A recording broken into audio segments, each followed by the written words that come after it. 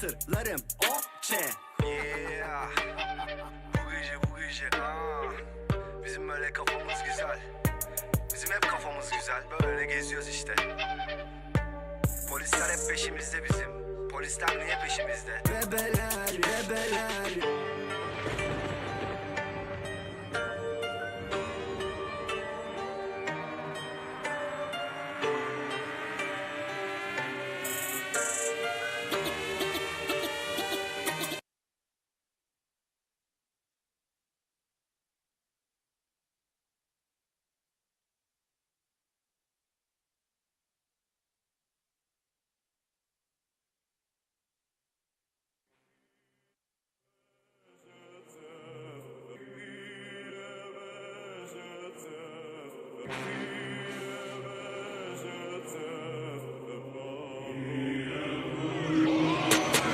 Montumun cebinde yok kuruş. Zıplıyor herkes kanguru sanki. Full depo tanusun. Bir de kafamıza bas vurur ama yine yok. Bu hayatın heyecanı yok. Bu hayatın heyecanı yok. Bu hayatın heyecanı yok. Yok. Kazan yok. Kaybedecek birimiz kaçarı yok. Çocuk çok yatarın yok. Oynayan açığı yok. Olmayan façası yok. Kurtaran paçayı yok. Gelecek için bir hedefin yok. Yarının yok. Temel güvenin yok. İllegal legal düzenin yok. Para kesesi yok. Bekleme rüzgarın sesi yok. Her şey boş yeri tasarı yok. Bak büyüdün sokakta masalın yok. Kollarından öte saranın yok. Dirisin ya da ölü arafı yok. Kafamın önünde polisler var. Elinde silahla komiser var. Üstümde başımda kan izi var. Önümde kocaman valizler var. Bana tepeler denizler dar. Bir de sırtımda keneler var. Yarım kalır o şarkılar. Burada panda yok develer var. Montumun cebinde yok kuruş. Zıplıyor herkes kanguru sanki. Full depo tanusun. Bir de kafamıza bas vurur ama yine yok. Evet değerli arkadaşlar, hepiniz hoş geldiniz. Gerçekten çok dolu geç saatlere kadar devam eden çok önemli bilimsel faaliyetlerimiz var. Bunun dışında tabii sosyal faaliyetler de buna eşlik ediyor. Yani kongreler bir taraftan bilimsel tecrübelerin paylaşıldığı, bir taraftan da böyle sosyal aktivitelerinde birlikte işte insanlarla tanışıp bir yerde beraber çay içip veya sohbet etme imkanı bulduğumuz yerler ve bütün bunlara rağmen vakti çok iyi değerlendiriyoruz. Her dakika bir şey var ve burada olduğunuz için çok teşekkür ediyorum. Herhalde en kapsamlı uydulardan birini yapıyoruz ki bu konuda Ufuk Bey'i ayrıcalığı hem ilk üçe girdiler hem de böyle kalabalık bir uydu toplantısı yapmayı başardılar. Ricordati firmasına da ayrıca teşekkür ediyorum. Şimdi arkadaşlar bu aslında bizim için çok önemli olan bir konu. Yani acil servise başvuruların belki de en sık nedeni ağrı. Ama şimdi tabii ki ağrı bizim için çok önemli bir konu. Ağrıyı yönetmek çok önemli bir süreç. Hani onu ağrısı olana soracaksın şeklinde bir ifade var. Bazen derler ki ya ağrı, en basit ağrı başkasının ağrısıdır. Ya bu yanlış, çok yanlış. Bu insanca bir şey değil mi? Öyle hisseden yoktur. Mesela düşünsene kendi çocuğunun veya sevdiğin birinin ağladı. Sen demez misin o ağrı benim olsun da onun olmasın? Yani onun için böyle kolaya kaçılan bir düşünce olmaması lazım ağrının. Benim sesim yankılanmıyor değil mi? Rahat duyuluyor. Duyumda problem yok yani değil mi? O yüzden ağrının benim hayatımda da ayrı bir önemi var.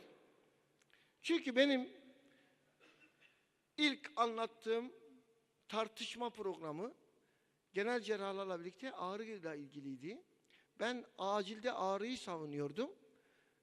Genel cerrahilerde özellikle akut batın tabii konusunda ağrı kesicilerin işte kullanılıp kullanılmamasını tartışıyorduk. Ben ağrı kesici kullanılmalıdır diyordum. Onlar yok diyordu. Sonra benim dediğime uzun süre içinde gelindi. Ağrı kesmek bizim için çok önemli bir konu arkadaşlar. Ağrı deyip geçmemek lazım. Ağrı bizim için aynı zamanda aslında iyi bir olay. Neden iyi bir olay? Mesela eğer ağrı varsa o doku canlıdır. Alarm veriyor. Ağrı vücudun bir dilidir. O dili bizim çözmemiz lazım. Birçok hastalıkta ağrının yönetimiyle tanıya gidiyoruz. O yüzden ağrı aslında bize sunulmuş bir veridir. Bu veriyi kullandıktan sonra onu susturmamız gerekiyor. Acilde susturmamız gerekiyor. Acilde ağrıyı kesmemiz çok önemli. Yani ağrı kesicileri göz ardı etmemek lazım. Bu yüzden de kongremiz boyunca ağrının önemini anlatmaya çalışıyoruz. Peki burada benimle fotoğraf çektirdiğiniz Konya ekibi, sizden başlayalım. Önder, ağrın ağrıyacak. Neresinin ağrımasını istersin? Evet, bir yer ağrıyacak yani. Efendim? Kas ağrısı. Evet, vücut bölge olarak. Yani hangi kasların tabii? Bacak kaslarım. Bu sorunun cevabı var mıdır? Mesela ben düşündüm, geceleyin bunu düşündüm. Ya neresinin ağrımasını ister insan, böyle bir soru. Kası anlatacağım ya. Çok bulamadım yani neresi ağrır. Mesela bacak kaslarının ağrıması herhalde hiç olmamıştır sende istediğine göre. Hiçbir şey yapamazsın. Yürüyemezsin, oturamazsın. Kol kalkamazsın, çöğünemezsin. Boyun ağrısı mesela. Boyun ağrısı berbat bir şey. Ya sağa dönemiyorsun, sola dönemiyorsun, etrafına bakamıyorsun. Basit değil mi boyun ağrısı? Onun dışında mesela diyelim ki bir diş ağrısı hayatını mahvediyor. Renal kolik böyle. Analjezi yani aslında modern tıbbın en başarılı olduğu alanlardan biri. Ya bakıyorsun dişin ağrıyor, tamam mı? Hayatın kararmış ya, yani o diş şeyi insanın sanki beynini oyuyor. Bir analjezi yapıyorsun, bütün dünya değişiyor. Modern tıbbın en güçlü olduğu yer analjezi şu anda. Ameliyatları nasıl yapıyoruz? Analjeziyle yapıyoruz. Analjezide çok iyiyiz. O yüzden acilciler olarak da analjeziyi çok iyi kullanabiliyor olmamız lazım. Ağrıyı kesmek gerçekten büyük bir nimet, aynı zamanda büyük bir görev. O yüzden sürekli nasıl yapalım, nasıl keselim, bunun üzerine duracağız. Tabii ben çok uzatmak istemediğim için bazı şeyleri hızlı geçmek durumundayım ama Covid-19 biliyorsunuz hayatımızı çok değiştirdi. Özellikle ilk bir yıl evde otur, 65 yaş üstü evde hapis, yürüyemeye. Sonra neler duydunuz? İşte bazı farklı ani ölümler, mesela ne düşündük? Pulmoner emboliler düşündük.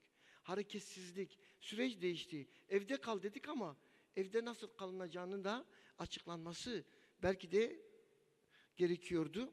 Çünkü evde kalmanın bize getirdiği farklı problemler oldu. Hareketsizlik geldi, stres oluştu.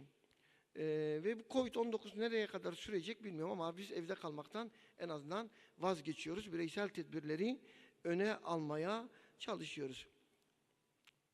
Bakın Covid-19 öncesi dünyada 15 yaş ve üzerindeki bireylerin %31'inin fiziksel olarak inaktif olduğu. Yılda yaklaşık 3 milyon insanın fiziksel inaktivite nedeniyle öldüğü tahmin edilmekte. Yani bunun çok önemli bir konu olduğunu vurgulamamız lazım. Tabii Covid-19 bunu katladı. Bu yüzden bu fiziksel hareketsizliğin bize daha sonra farklı maliyetleri olacağını anlamamız gerekiyor. Ağrılarımızın, iskelet sistemiyle ilgili ağrıların arttığını, hastalarımızın böyle şikayetlerle geldiğini görüyoruz. Bu nedenle de bunu dikkate almamız gerekiyor arkadaşlar. Hem stres hem de stresörler kas ağrısı semptomları için risk faktörleri. Yani sadece hareketsizlik değil, aynı zamanda stres de ve stres yapan faktörler de buna sebep oluyor. Bu fiziksel ve zihinsel stres özellikle omuz ve boyun ağrısı. Ben biraz baş ağrısı daha çok oluyor değil mi ya? Mesela stres oluyor, başım ağrıyor diyorsun. Bizde bir alışkanlık var. Çay çok içiyoruz ya, mesela Özlem Hanım, Zeynep Hanım böyle şeylerle içiyor. Çay içmeyince insan başı ağrıyor. Öyle bir deneyimimiz var değil mi? Bazı şeyler stresle ilgili. Bu yüzden de omuz, boyun ağrısı, bunların nedenlerini iyi analiz edebilmemiz gerekiyor. Yani düşünebiliyor musunuz? Adam boynu tutulmuş, neden stres var? Bir diğeri tabii özellikle Covid-19'da psikolojik rahatsızlıklar. Bir de o zaman haberlerde duymuşsunuzdur. Boşanmalar arttı. Covid-19'dan sonra değil mi? Öyle bir şey oldu. İnsanlar beraber yaşamaya daha alışık değillerdi o kadar vakit geçirmeye birbirleriyle. 24 saat beraber geçirince psikolojik rahatsızlıklar da birbirini gösterdi. Nörolojik komplikasyonlar, kas iskelet sistemi bozuklukları. Tabii en çok korktuğumuz immobil durum ve tromboz görülme riski. Bütün bunlar çok ilginç istatistikler var. Artan her bir saatlik oturma süresi ya sedanter davranışın erişkinlerde yılda $126 sağlık maliyetine artışına neden olduğu tespit edilmiş. Bu yüzden de daha fazla hareket edelim sonucu çıkarılmış. Yine bakın kas iskelet sistemi hepimizin deneyimi vardır. Özellikle yaş ilerledikçe bu deneyim daha çok artar. Sağın solunu ağrımaya başlar. Hani yaş 35'te de yaş 35 şiirinde şöyle bir şey vardı. Su insanı boğar, ateş yakarmış. Her geçen günün yeni bir dert olduğunu insan bu yaşa gelince anlarmış. Yaş ilerledikçe de iskelet ve kas sistemiyle ilgili ağrıların sizin peşinizi bırakmadığını göreceksiniz. Ama gençlerde de hep bunu görüyoruz. Özellikle çocuklarda, ergenlik döneminde lütfen dikkat ediyoruz. Bilgisayarın başında postür değişiklikleri görüyoruz. Daha 15-16 yaşındaki çocuklar. O uygun olmayan pozisyonda durmak, bütün bunlar ne yapıyor? Sistem gelişiminde probleme yol açıyor. Onlar da ağrıya bir zemin hazırlıyorlar. Bunun dışında uzun dönem hareketsizlikte sanayileşmiş ülkelerdeki sistem, mesela burada gördüğünüz gibi oturma sistemi, çalışma sistemi, bütün bunlar vücut sistemi üzerine etki edip ağrı konusunu daha çok gündemimize getiriyorlar.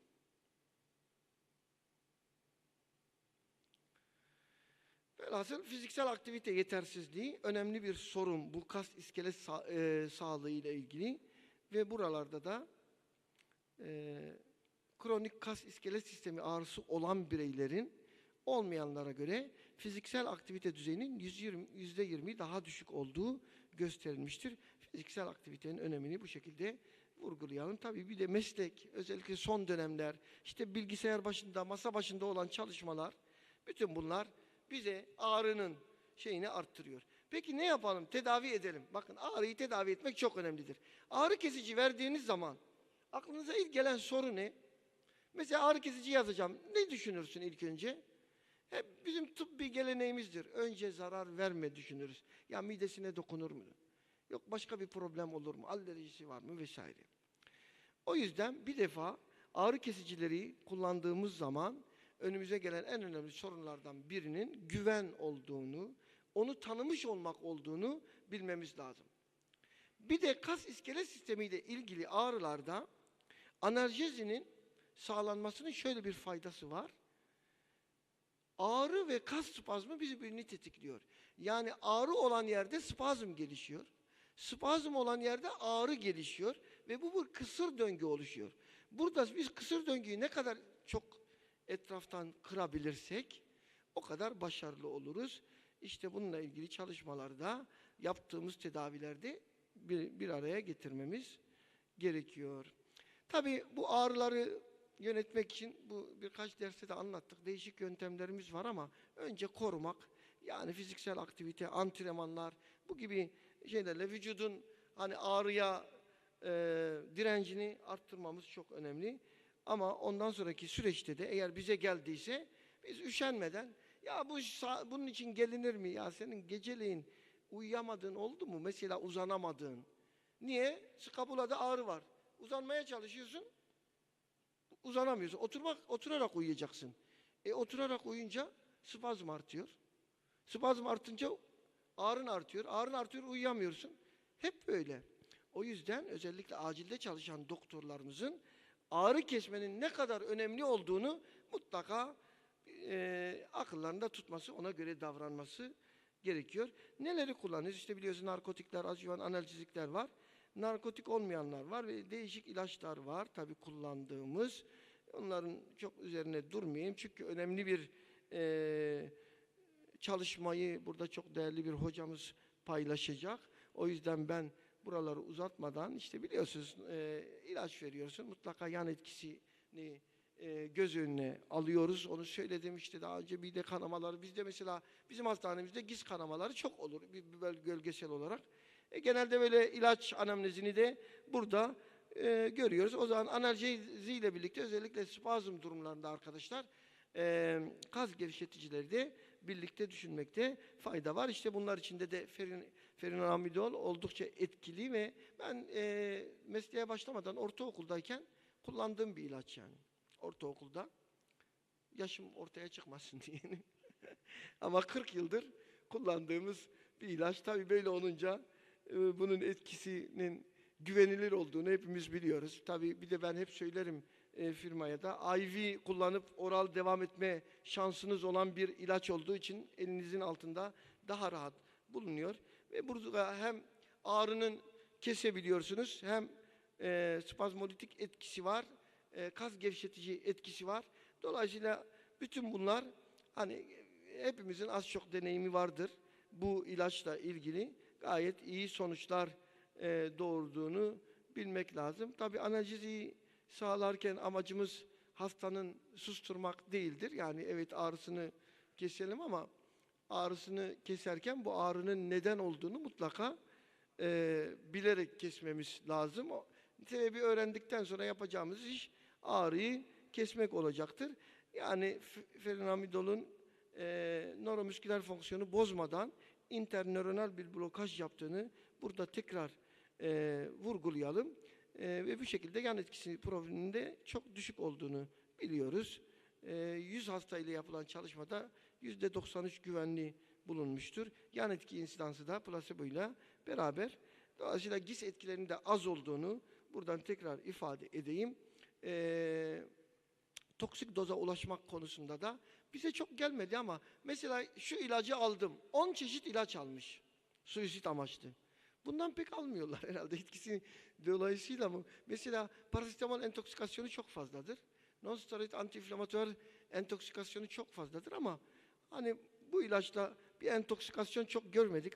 Toksik düzeye de baktığınızda aslında hemen hemen toksik düzeyinin çok yüksek olduğu için sonuç oluşturmadığını görüyoruz. Arkadaşlar bu ağrı konusunu hep vurguladık kongre boyunca ve vurgulamaya devam ediyoruz.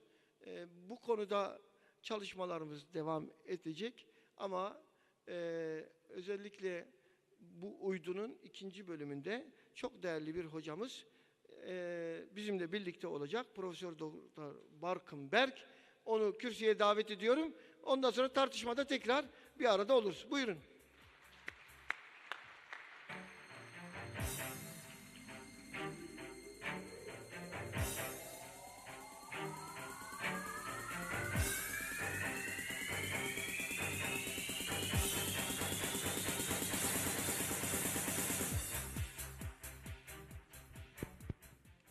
Evet, merhaba. Öncelikle hepinize teşekkür ediyorum. Birincisi yemek vaktinde bizi dinlediğiniz için. İkincisi hakikaten hava güzeldi dışarıda. 3 gündür sizinle beraberim. Ve görüyorum ki hiçbiriniz hakikaten hiç sektirmeden girdiniz toplantılara. O yüzden tebrik ediyorum. Bizim kendi kongrelerimizde bu kadar çok şey yapmazlar. Yani inatçı olmazlar. Çok teşekkür ediyorum. Rekordati firmasına teşekkür ediyorum. Başar Hocama teşekkür ediyorum. Yavaş yavaş da başlayalım isterseniz çok sıkıldıysanız. Şimdi ben kimim? Öncelikle ondan bahsedeyim. İsmim Barkınberg. İstanbul Medipol Üniversitesi Eczacılık Fakültesi öğretim üyesiyim. İlaç tasarımcısıyım. Yani normalde sizin bugün kullandığınız moleküllerin hepsi bizim elimizden geçiyor bir şekilde. Sıfırdan başlayarak ruhsat aşamasına kadar bunları getiriyoruz. Bunlarla çalışmalar yapıyoruz. Preklinik çalışmalar yapıyoruz. Klinik çalışmaları gözetliyoruz. Klinik çalışmaların içerisinde bulunuyoruz ve değişikliklerini yapıyoruz. O yüzden bizim için çok enteresan çalışmalardan bir tanesi bu. Hep beraber bugün size sunacağımız çalışma. Şimdi öncelikle basit bir soruyla başlayalım. Ateşte yürüyebilir misiniz? Şöyle bir elleri görelim. Ateşte yürüyen var mı aranızda? Mümkün. Peki Legoların üstünde yürüyen var mı? Muhtemelen vardır. Yani olmaması diye bir şey söz konusu değil. Ateşte yürümek mümkün çünkü biliyorsunuz aslında uyarıları limbik sistemimizle alıyoruz ve limbik sistemimiz sürekli bizim korteksimize soruyor. Diyor ki işte ben bunu yapabilir miyim, yapabilir miyim, yapabilir miyim diye bir süre sonra korteksimiz bunlara alışıyor ve yavaş yavaş bizi eğitmeye başlıyor. Dolayısıyla evet Lego'nun üstünde belli bir yaşın üstünde çocuğunuz varsa yürümeyi öğreniyorsunuz. Evet kendinizi eğitirseniz, kendinizi doğru şartlarsanız ateşin üstünde de yürümeniz mümkün. Çünkü aslında bütün olay ağrının iletimi ve algısıyla bağlantılı. Şimdi ağrının iletimi ve algısıyla bağlantılı dediğiniz zaman biraz ağrı reseptörlerinden bahsetmek lazım. Biliyorsunuz beyin ve karaciğer haricinde tüm dokularda bulunuyor ve de aslında böyle periferik aksonların uçlarında küçük düğme benzeri yapılar bunlar. İki tane grubu var bunların. Polimodel olanlar, unimodel olanlar. Polimodeller birazcık daha yavaş iletim sağlıyorlar ve bu hani işte 1 metre saniye gibi, özür dilerim, birazcık daha hızlı iletim sağlıyorlar 1 metre saniye gibi.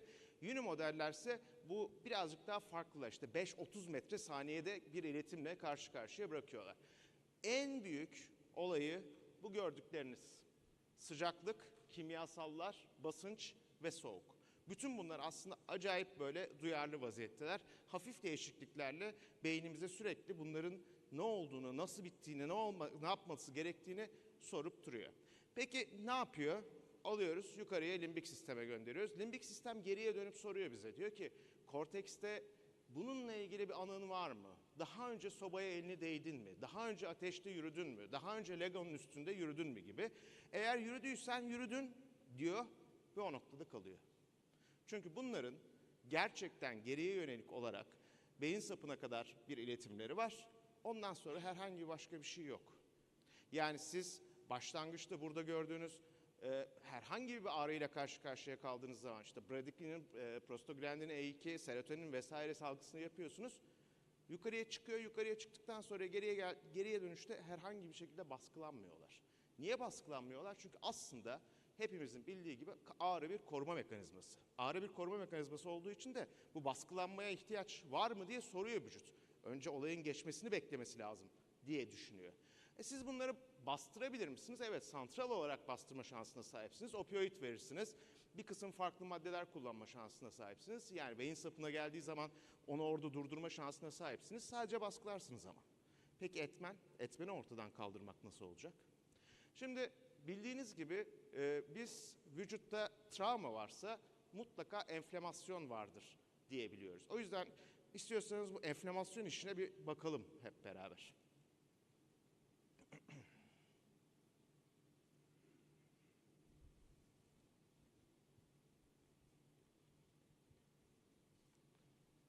Demek ki o kadar otomatik çalışmıyormuş.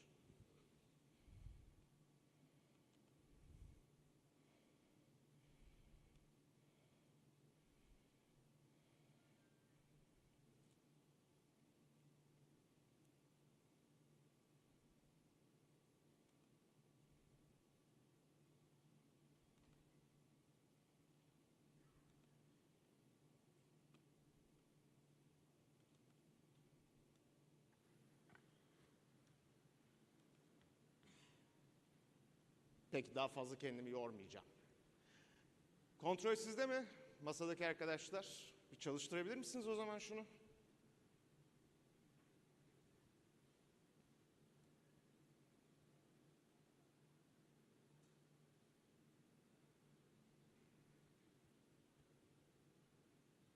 Yok, inat etti, çalışmayacak herhalde.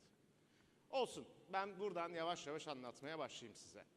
Ne oluyor elinize kıymık battığı zaman? Ne oluyor elimize kıymık battığı zaman?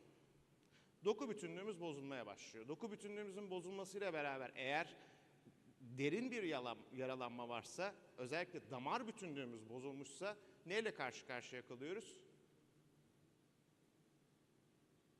Vazokonstrüksiyon. Çünkü kanamanın kapatılması lazım. Kanamanın kapatılması için ne olması gerekiyor teknik olarak? Platelletlerin orayı tutmaları gerekiyor. Platelletlerin tıkamayı sağlaması gerekiyor. Peki platelletler tıkamayı sağladığı zaman daha sonra neler başlıyor? Enflamasyon medyatörleri. Enflamasyon medyatörleri aslında dokunun koruması için gerekli olan bir materyal.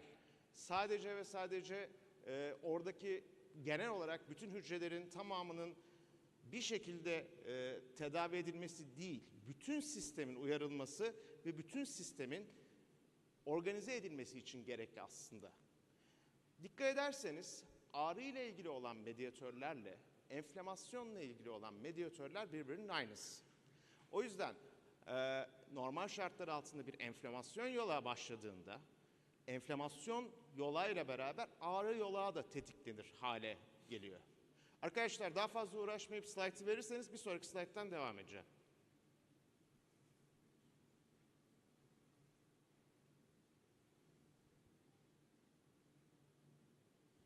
Herhalde baştan aldılar hocam. Birazdan olur. Biz bu Gerek arada yok. Direkt şey yapalım. Bir sonraki slayttan devam edelim. Sadece slaytları verseniz yeter yani. Günün sonunda enflamasyonla ağrı aslında birbirlerine paralel giden iki şey. Ve bu paralellik de çok ciddi bir şekilde nosiseptörler tarafından algılanıyor. Peki ağrıyı durdurmayı mı tercih ediyorsunuz? Ağrıyı serbest bırakmayı mı tercih ediyorsunuz? Şöyle bir elleri görebilir miyim? Ağrıyı durdurmak mı lazım? Ağrıyı serbest bırakmak mı lazım? Ağrıyı durdurmak lazım diyenler? Peki, ağrıyı serbest bırakmak lazım diyenler? Şimdi bu branştan branşa göre değişiyor. Ben değişik branşlarda değişik konuşmalar yaptım. Dolayısıyla bazı branşlarda çok net olarak şunu söylüyorlar. Diyorlar ki evet biz ağrıyı durdurmamız lazım. Ağrıyı kontrol altına almamız lazım. Bazı branşlarda diyor ki hayır ben ağrıyı kontrol altına almak zorunda değilim. Önce bir sebebini göreyim. Esas nokta nereden başlıyor bu iş? Ondan sonra bunun tedavisine yönelik bir şeyi düşünürüm. Yalnız tabii burada gözden kaçırılan bir şey var. Günün sonunda enflamasyonda, yaralanmada, ağrı etmenleri arasında temel olarak neden bahsediyoruz? Bir doku hasarından bahsediyoruz. Yani doku hasarıyla bağlantılı olarak aslında bir enflamasyon cevabı doğuyor. Endotel hasarı var, bağlantılı doku ödemi var. Doku ödeminden sonra tekrar bir dokunun bütünlüğünün bozulması durumu var. Günün sonunda ne var? Hipoksi ve tekrar aslında başa dönüyoruz, doku hasarına dönüyoruz.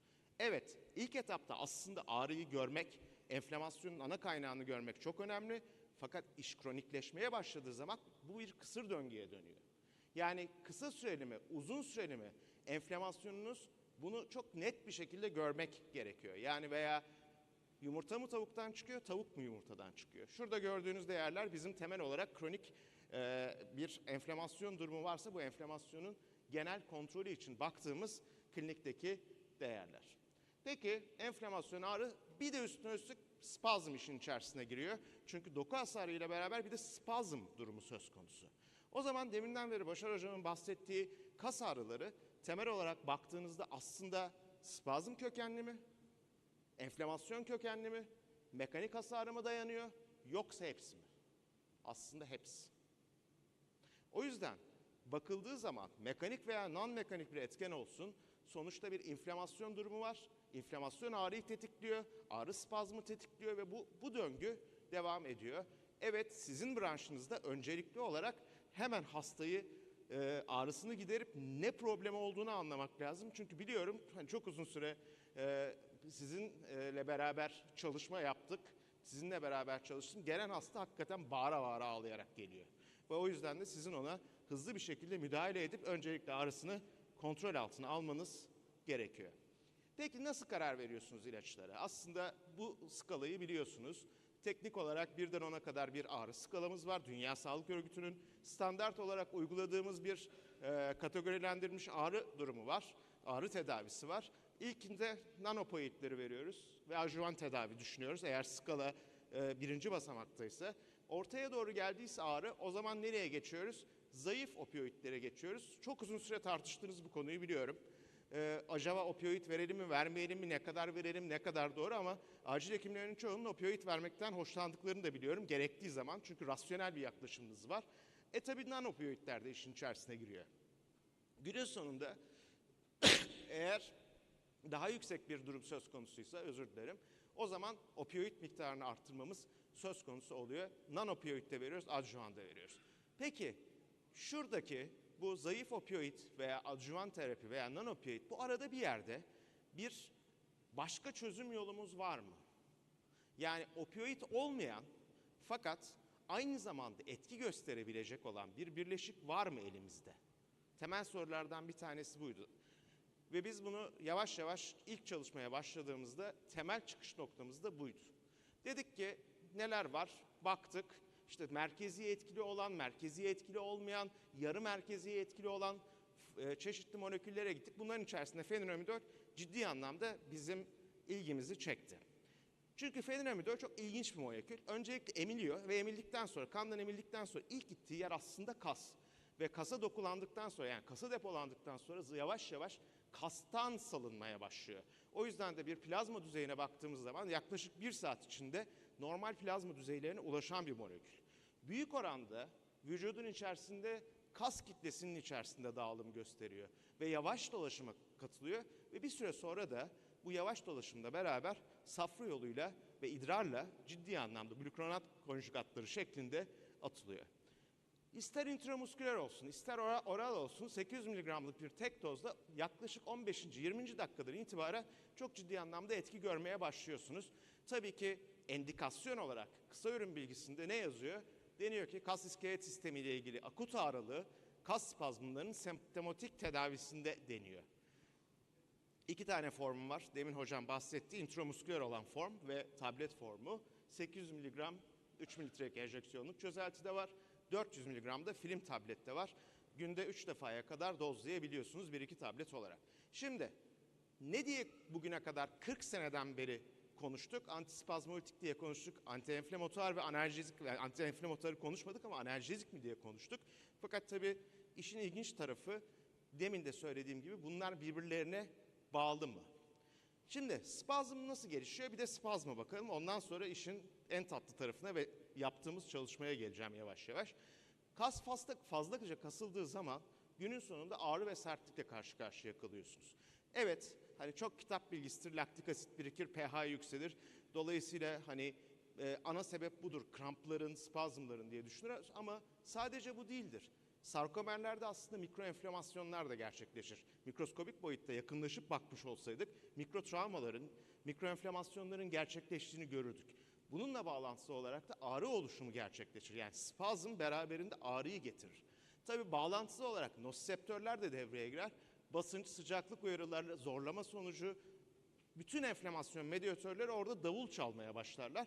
Günün sonunda da eğer siz kendinizi ateşte yürümeye endekslemişseniz endorfinler işin içerisine girer ve bu hissi bloke eder. Çok uzun süre maraton koşan atletlerde endorfin miktarları ile ilgili çalışmalara bakıldığında çok ciddi anlamda yüksek olduğunu görebiliyorsunuz. Dolayısıyla enflamasyon ve ağrı burada da mikroenflamasyon şeklinde spazma yol açıyor.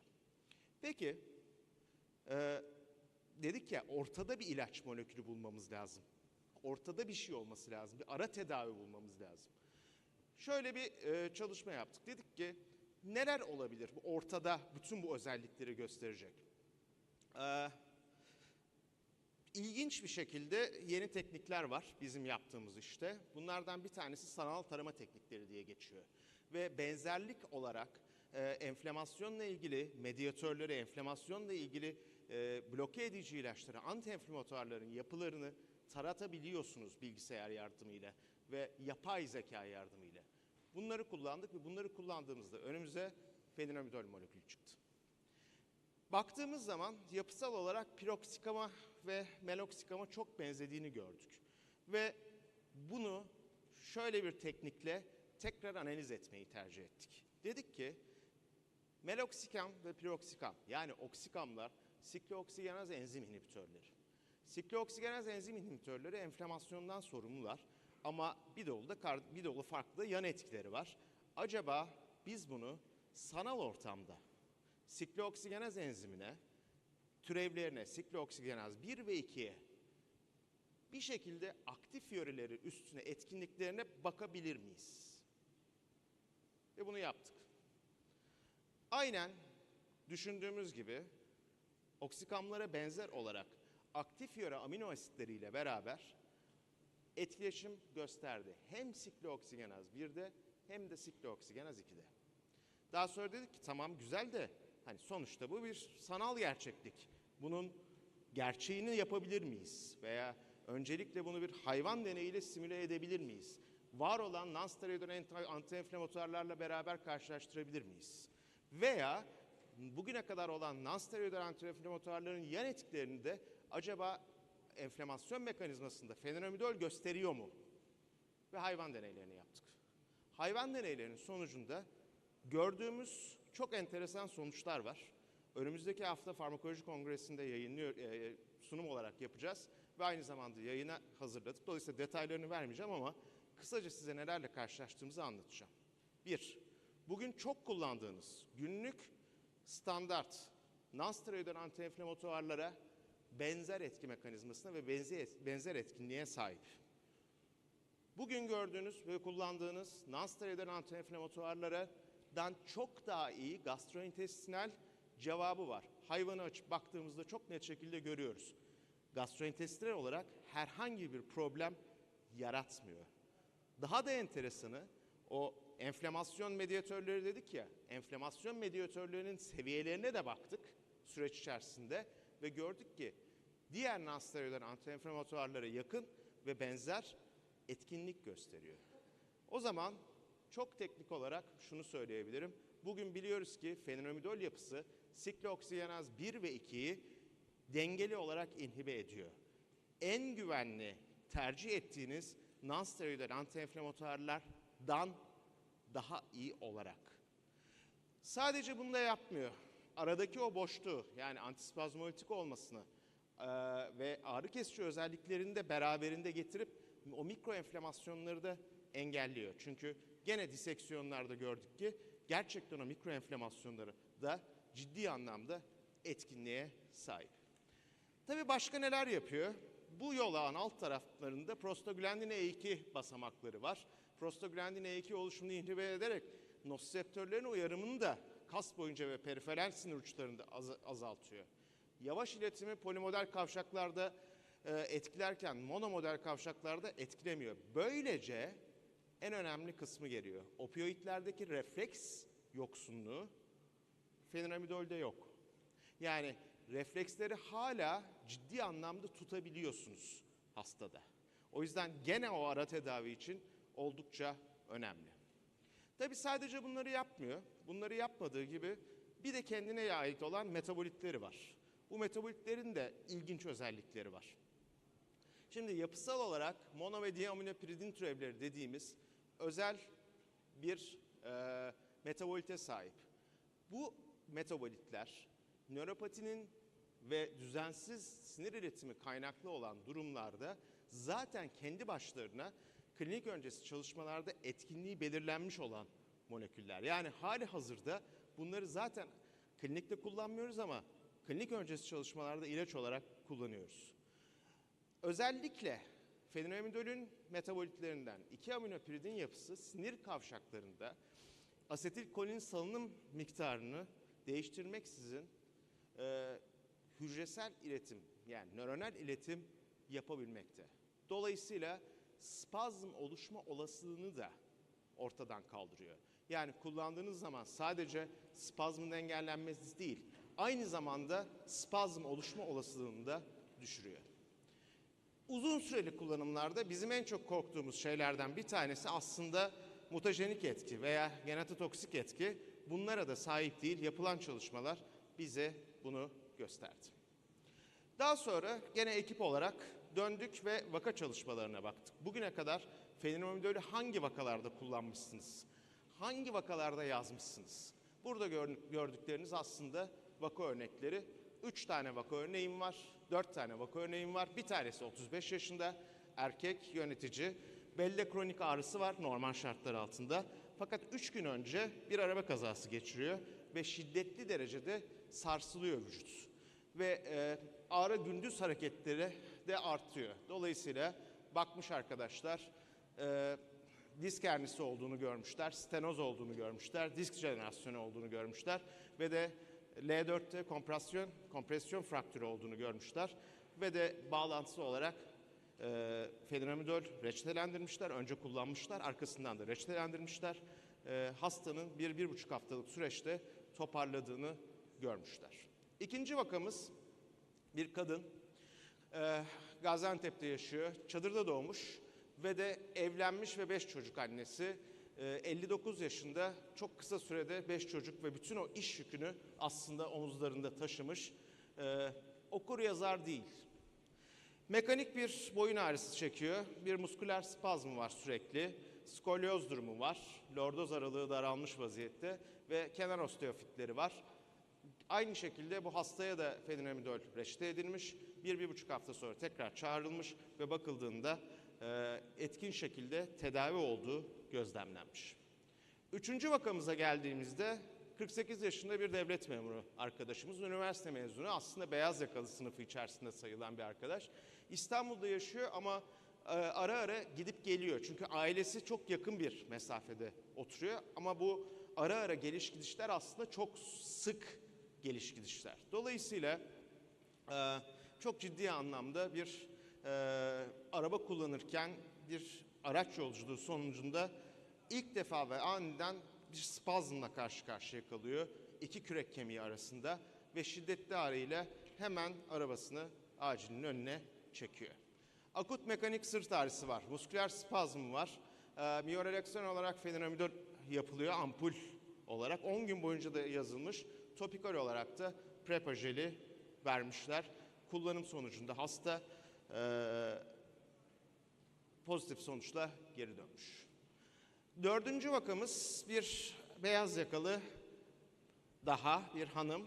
Çok ciddi anlamda enteresan şekilde kendisini sürekli diri ve iyi tutmaya çalışıyor. Sürekli pilates yapıyor. Boyunda ve kalçada ağrı şikayetleri olmuş. Ve de merdiven çıkarken kalçadaki ağrısı artmış. Boyun ağrısı da sağa sola dönüşte artıyormuş. Gene aynı şekilde fenomidol tedavisiyle toparlanmış hastamız. Ağrı hocamın da söylediği gibi çok enteresan bir şey. Çekmeyen bilmez, hepimiz çekiyoruz ama ağrı çekenler bize geliyorlar. O ağrı skalası çok enteresan bir skala, aslında her şeyi göstermiyor bize. Amerika'da bir sergiyle kapatmak istiyorum. Kronik ağrısı olanlarda demişler ki kendinizi ifade edin. Resim çizin ve bize kendi ağrı düzeyinizi ifade edin. painexhibit.org'da var, görebilirsiniz. Bu onlardan bir tanesi, aslında hastanın ne kadar ciddi anlamda ağrı çektiğinin kendi kendine ifadesi. Umarım bakarsınız, çok ilginç, çok enteresan resimler var ve umarım sizi çok fazla sıkmamışımdır. Çok teşekkür ediyorum beni dinlediğiniz için. Sorularınızı alabiliriz. Çok teşekkürler değerli hocam. Gayet güzel, aydınlatıcı bir sunum. Hiç de sıkılmadık. Bize böyle başka bir bakış açısı da verdiniz. Çalışmalar da çok değerli. Tabii öğle arası fazla meşgul de etmek istemiyorum. Gerçekten çok dolu dolu bir uydu geçirmiş olduk. Demek ki böyle uydu yapmamız gerekiyor. Onun için şimdi soru ve katkı varsa alabilirim. Soru ve katkı. Onun dışında ben şöyle toparlayayım. Hocamızın bahsettiği branşlarda biz ağrıyı keseriz. Bizim işimiz ağrıyı kesmek. Ama bu ağrıyı, hastayı susturmak için kesmiyoruz. Yani hastanın hastalık dilini alıyoruz ama ağrısını kesmek bizim için kutsal bir vazife gibi görüyoruz. O yüzden analjezide eksik bırakmayalım. İnsanları semptomatik tedavide eksik bırakmayalım. Özellikle bu dönem semptomatik tedaviler arkadaşlar ihmal edildi. Hem pratisyen arkadaşlarımız hem aile hekimleri hem acil çalışanları. Semptomatik tedavileri ihmal etmeyin. O vücudun direnci için semptomatik tedaviye ihtiyacımız var. Ben böyle bitireyim. Hepinize teşekkür ediyorum. Saat 2'de buradayız.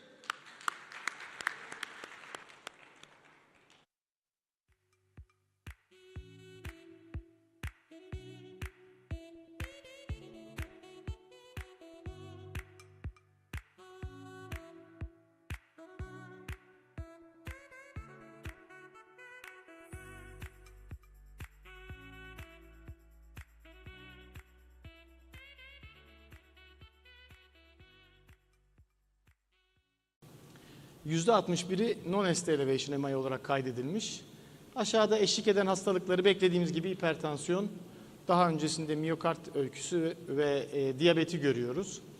Ve bir de daha önce bu başvuranların %17'sine daha önce de perkütan girişim yapıldığını görüyoruz. Bu hastaların %93'üne koroner anjiyografi yapılmış, anjiyografi sonrası da %73'üne perkütan koroner girişim yapılmış. Bu rakamları niye veriyorum? Birazdan Türkiye MA2'yi verdiğimizde COVID döneminde bunlarda bazı değişiklikler var. Bu yaşadığımız korkunç dönemi, hani bu arada da söyleyeyim, hepinize geçmiş olsun diyemiyorum, maalesef devam ediyor. İnşallah Allah bir daha böyle bir süreci bize yaşatmaz. Ellerinize sağlık, bu dönemde vatandaşlarımıza yaptığınız hizmetlerden dolayı onu da söylemeden geçmemek gerekiyor.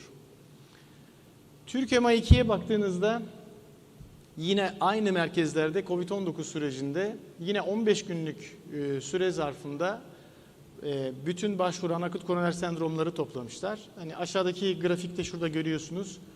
Bakın totalde yaklaşık 1872 başvurudan 991'e düşmüş. Ve bunları ST yükseklikli ve non-ST yükseklikli MI olarak ayırdığınızda özellikle non-ST elevation MI'larda %56'ya varan bir azalma var. ST elevation MI'larda bile %30 civarında bir azalma var. Hani bunu yorumlarken şunu düşünmek lazım. Bu hastalar yok olmuyor. Yani yapılan girişimler belki tarafsız tartışılabilir. Ama yok olmadıklarına göre bunların çok büyük bir kısmı hastaneye başvurmadıkları için daha sonra bunların ciddi komplikasyonlarıyla bize geliyorlar. Gelmeye de devam ediyorlar. Sanırım buradaki herkes de bugünlerde sahada bunların karşılığını görüyorlardır.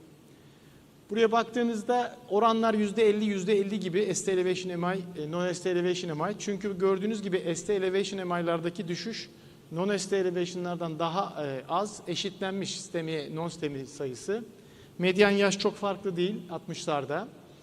Ambulansla gelen hasta sayısında artış olmuş. Bakın daha önce %11'miş, %20'ye. Çünkü büyük olasılıkla, bu da benim tabii biraz tahminim, daha önce daha erken dönemde ambulans çağırıp gelen hastalar hastaneye gitmek için biraz daha ertelemiş olabilirler. Erteleyince daha kötülemiş olabilirler ve daha kötü bir halde başvurmuş olabilirler. Böyle değerlendirilebilir diye düşünüyorum. Yine de farklı değerlenecek olanlar varsa ekleyebilirler. Hastaların semptomlarının başlamasıyla ambulans aramalarına kadar geçen süre burada görünüyor. 90 dakikadan daha önceki, daha doğrusu 90 dakika, daha önce 52 dakika bekliyorlar yani aramak için. Bu süre uzaması hastaların semptomlarının başlangıcından perkütan merkezlere ulaşma sürelerini değiştiriyor ve buna bağlı olarak bakın 270 dakikaya kadar çıkmış, normalde 215 dakikalardan hastaların perkütan girişime ulaşma süreleri.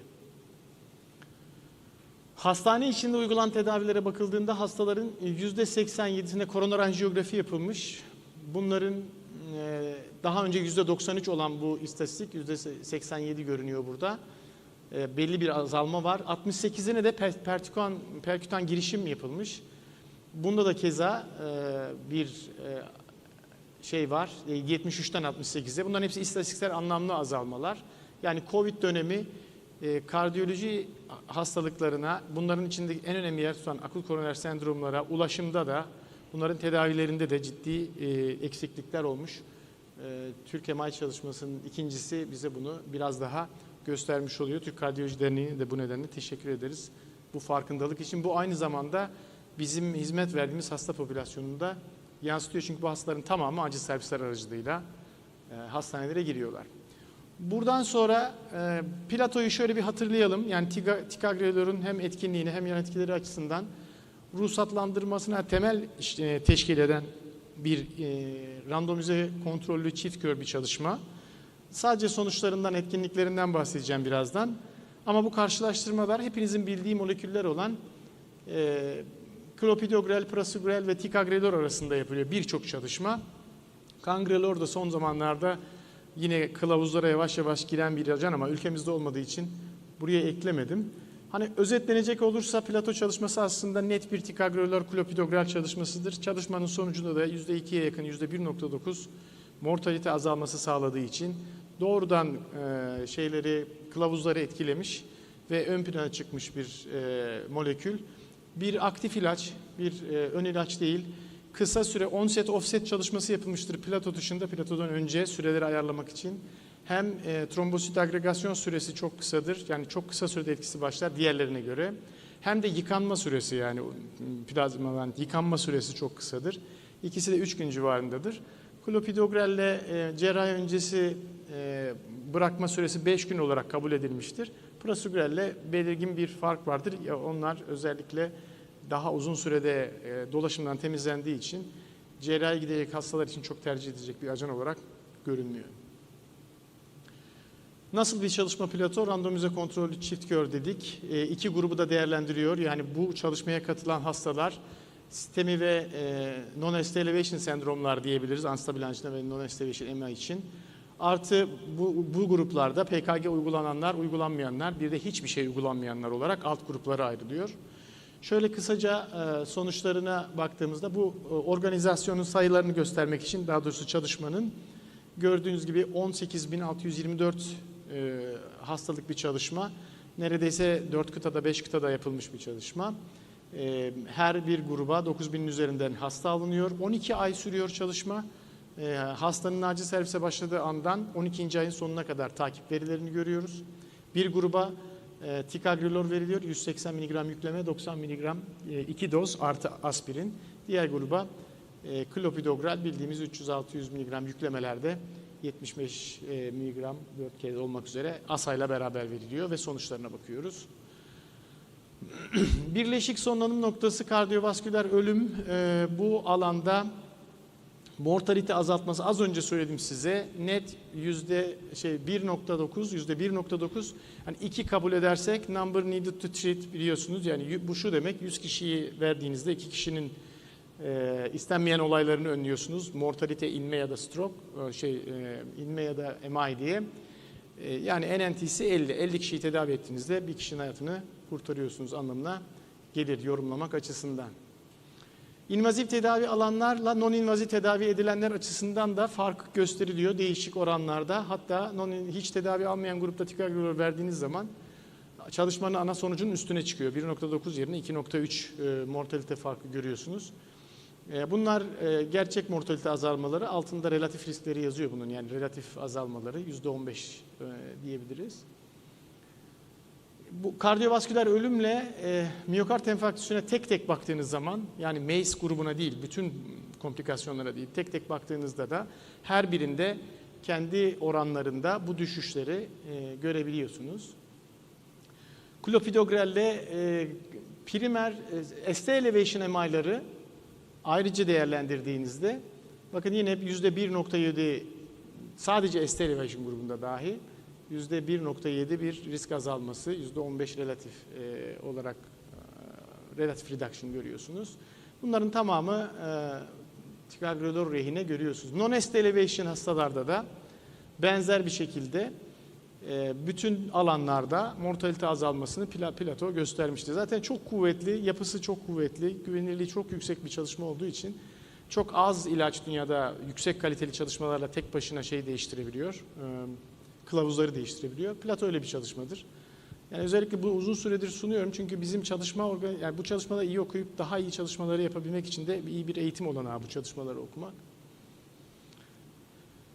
Peki bu etkiyi gösterirken neye mal oluyor? Onu hiçbir zaman hesaptan çıkarmamamız gerekiyor. Her etkiyi gördüğümüzde bu etki sonucu kaybettiklerimiz var mı diye bakıyoruz. Bu çalışmaların tamamında tabii ki ölüm ve kanama olaylarına bakılıyor. Yani primer takip noktası ölüm olduğu için burada daha çok kanamaya bakıyoruz. Hani özetle baktığınızda klopidogrel ve ticagrelor grubunda kanamalar arasında her tür yapılmış kanama klasifikasyonları karşılaştırıldığında belirgin bir istatistiksel fark görülmüş değil. Buraya baktığınızda plato çalışmasının bir özelliği de ticagrelor kolunda yer alan hastaların yaklaşık yarısına klopidogrel kullanılmış. Yani şöyle bir şey, bu çalışma yapılmadan önce switch çalışmaları yapılmış bunun. Yani trombosit agregasyonuna etkisi açısından ticagrelorla klopidogrel uygulanan hastaları switch etmişler ve trombosit fonksiyonlarına bakmışlar. Değişmelerinde bir sakınca var mı diye switch çalışmasında. O yüzden ilk önce bu çalışmayla bu çeviri dönülmelerin, yani klopidogrel verilen hastaya ticagrelor değiştirirsek bir şey olur mu diye yıkanma süreleriyle etki süreleri açısından bir fark olmadığı gösterildiği için Bu çalışma onay alırken başlangıçta hangi tedavi başlanmış olursa olsun ki o zaman klopidogreldi standart tedavi, bunları ticagrelor'a değiştirerek çalışmaya devam edebiliyorlar. Bu switch çalışması bu açıdan önemli. Birazdan kılavuzda da bunun etkisini göreceğiz zaten. Bu onu anlatıyor. Bu kanamalar arasında fark yok ama neredeyse ticagrelor grubunun yarısında daha önceden klopidogrel kullanan hastalara ticagrelor başlandığı halde dual antiplatelet tedavi altındayken bile kanamalar arasında fark gösterilememiş plato çalışmasında. Evet, plato deyince yani birkaç tane yan etkilerden bir tanesi dispne diye geçer. Genellikle bizim gördüğümüz bir etki değil. Yani bizim acil serviste gördüğümüz uzun dönem kullanımlarda bir miktar ürik asit yükseklikleri ve dispne olduğu, fakat hiçbir çalışmada bu nedenle hastaların ilaç bırakmasını gerektirecek herhangi bir problem olmadığı biliniyor. Hatta bununla ilgili çok değişik ölçüm ve karşılaştırmalar yapılmış eleştiriler nedeniyle. Kalıcı, ilacın tamamen ortadan kaldırılmasına sebep olacak herhangi bir şey yapılmış, yani bulunabilmiş değil. O yüzden de bununla ilgili bir uyarı içermiyor kılavuzlar. Özetle ticagrelor klopidogrel ile karşılaştırıldığında daha hızlı etkili, akut koroner sendromlarda da mortalite açısından klopidogrel'e göre çok daha iyi sonuçlar verdiğini plato aracılığıyla sisteme gösterdi. Bu çalışmanın alt grupları var. Yine biraz hızlı anlatmaya çalışacağım çok detaya girmeden. Sorular sorabilirsiniz diye inşallah. Plato'nun alt gruplarında non-invaziv tedavi diye bir grup var. Çünkü diğer çalışmalarda bunlar yok. Mesela prosedürel çalışması sadece perkutan koroner girişim yapılan hastalara verilmiş ve bu antiplateletin sadece o hastalardaki sonuçlarını değerlendirmiştir. Burada non-invaziv tedavi grubu var ki bizim ülkemizde çok fazla non-invaziv tedavi grubu hastası var. Onu da unutmamak lazım. Yani merkez sayısı çok olmasına rağmen invaziv tedaviye ulaşamayan çok fazla hasta var. Buradaki etkinliği çalışmanın ana sonuçlarının bile mortalite azaltması açısından daha yüksek. Hatırlatmakta fayda var bunu. Bu grupta da yine kanama açısından herhangi bir risk görülmeden bu etkiyi gösterebiliyor. 75 yaş üstü grubu önemli bir grup çünkü rakip olduğu moleküllerde kilo ve yaş sınırlamaları var biliyorsunuz. Gerçi biraz değiştirilmiş, konuşacağım birazdan. Ama 75 yaş üstü grupta da etkinliğini yeterince göstermiş, artı herhangi bir kanama problemine yol açmamış. Alt grup analizleri sonuçları olarak. Koroner arter bypass çok önemli bir grup. Bypass çünkü bu tedavi gruplarının içinde bypass kullanan bir grup da var. Ve bu grup da az değil, yaklaşık 1900 hasta bu çalışma grubunda bypass olmuş hasta. Bypass hastalarının sonuçlarına da baktığınız zaman %16 relatif risk, yani %2'ye yakın bir mortalite azalmasını çok net görebiliyorsunuz bypass grubunda dahi. O yüzden bypass'a gidebilecek hastalarda eğer acil bypass değilse, acil bypass'larda yıkanma süresini hepsi için bekliyorsunuz. Bunu unutmamak lazım. Yani böyle velenle gelmiş ana koroner riskli ya da ana koroneri gördüğünüz hastalarda bypass'ı her ikisinde de 5 günden önce yapmak biraz riskli görünüyor. Plato çalışmasının çok güzel bir yanı, belki gelecekte çalışmalar yaptığımızda bunu akılda tutmak lazım. İlk defa randomize kontrollü bir çift gör kıtalar arası bir çalışmanın validasyon çalışmasını yapmak mümkün oldu. Aslında bu bir ileriye dönük çalışma değil. Bunun adı Swedenborg çalışması. İsveç'ti değil mi, yanlış hatırlamıyorsam. İsveç'in kendi sağlık sisteminde bu yıllara sari grupta bu her iki dual antiplatelet yani tedaviyi alan klopidogrel grubuyla ticagrelor grubunu gerçek hayatta geriye dönük karşılaştırmışlar. Yani senelere baktığınızda 2010 ile 2013 arasındaki 71 hastanenin buraya gelip tedavi olan hastalarda klopidogrelle bir yıla tamamlananlarla ticagrelorla bir yıla tamamlayanların sağ kalımlarını, komplikasyonlarını karşılaştırmışlar. Neden ticagrelor grubu daha az? Çünkü bu yılların bu ortasına gelinceye kadar sadece klopidogrel ruhsatlı, ondan sonra ticagrelor giriyor. O yüzden %30'unu oluşturuyor çalışmanın sadece ticagrelor grubu. Bu bölgeye de baktığınızda daha önceki Plato sonucu 1.9'da hatırlıyorsunuz. Relatif risk azalması %15'ti. Gerçek hayattaki sonuçlarıyla da örtüştüğünü görüyoruz. Ciddi büyük bir çalışmanın hayatta ne olmuş diye baktığınızda da aynı sonucu burada görebiliyorsunuz. Ki hani orijini olarak İsveç değil, çalışmanın orijininin olduğu yer İsveç değil. Valide edilmiş bir çalışma olarak kabul etmek gerekiyor. Ve aynı çalışmanın yani Sweetheart'ın kanama sonuçları da yine plato sonuçlarından daha kötü kesinlikle değil. Gerçek hayatta da kanama sonuçları benzer olarak gözükmüş. Yani çalıştığımız molekül artık 11. yılını doldurmuş. 2010 yılından beri de bütün kılavuzlara girmiş bir molekül. Bu da tarihi gidişatını görmek mümkün. Çok kabaca hatırlayalım. Normalde nerede kullanıyoruz? Aslında yani hepimiz biliyoruz. Bugün ST elevation, non-ST elevation ya da unstable angina, yani non-ST elevation sendromlar diyoruz. Geldiklerinde dual antiplatelet tedaviyi başlıyoruz. Seçeneklerimizi de kılavuzlar belirliyor. Kılavuzlara baktığınızda ticagrelor kullandığımız 180 mg yükleme dozu 2x1 90 ile devam edeceğiz. Tedavi stratejisinden bağımsız olarak yani gelen hasta acaba perküten koroner girişime mi gider? Acaba hiçbir tedavi vermeden mi izleyecekler? Ya da erken PKG mi yapacaklar? Sonra mı PKG mi yapacaklar? Bunların hiçbirine bakmadan bir kullanma endikasyonu veriyor. Nereden alıyor bu endikasyonu? Plato çalışmasının organizasyon şemasından alıyor. Prasugrel kullanabilmeniz için prasugrel çalışmasında doğrudan acil servise geldiğinde verilmiyor bu ilaçlar. Hastaların anjiyografi ile koroner anatomileri görüldükten sonra yani hemen anjiyoya çıktığında orada koroner anatomiyi gördükten sonra bir de anjiyo anında verilmesi öneriliyor. O yüzden doğrudan anjiyoya gitmeyen hastalarda ticagrelor kullanmak mümkün değil. Aslına bakarsanız prasugrel'i bizim kullanmamız için kardiyoloğun gelip ben bunu anjiyoya alacağım kullanmayın demesi gereken bir ilaç bu. Çünkü alacak, götürecek, koroner anjiyoyu görecek, ondan sonra kullanacağı bir ilaç. Kendi çalışmasının yapısı bu çünkü onun. Ama her ikisi de klas 1. Yani sınıf 1 öneri. İkisi de çünkü o da randomize kontrollü, çok merkezli bir çalışma. İyi organize edilmiş bir çalışma. Diğeri de öyle bir çalışma. Bazı kısıtları var. Hani burada söylemedim. İşte yani daha önce 60 yaş altına 60 kilonun altına 75 yaş üstüne kullanılmıyordu prasugrel. Şimdi biraz gevşetilmiş, ondan bahsedeceğim kısaca. Bir de anjiyoyu görmeden kullanılmıyor, onu biliyoruz zaten. Bu da aynı şeylerden bahsediyor. Şimdi burada en önemli özelliği ticagrelor'un kendi benzerleriyle farklı olarak en önemli özelliği bütün hasta klopidogrel kullansa da kullanmasa da bu hastaya ticagrelor başlayabiliyorsunuz. Az önce çalışmanın dizaynında anlattığım gibi. Bu çalışmanın böyle ruhsat almasının sebebi de bunun önceden yapılmış bir switch çalışması olması. Sonra ruhsata platoya girmesi, sonuçlarında konfirme etmesi. Bu keza European Heart Journal'daki kılavuzların içinde olan bir görüntü. Bakın işte klopidogreli ticagrelor'u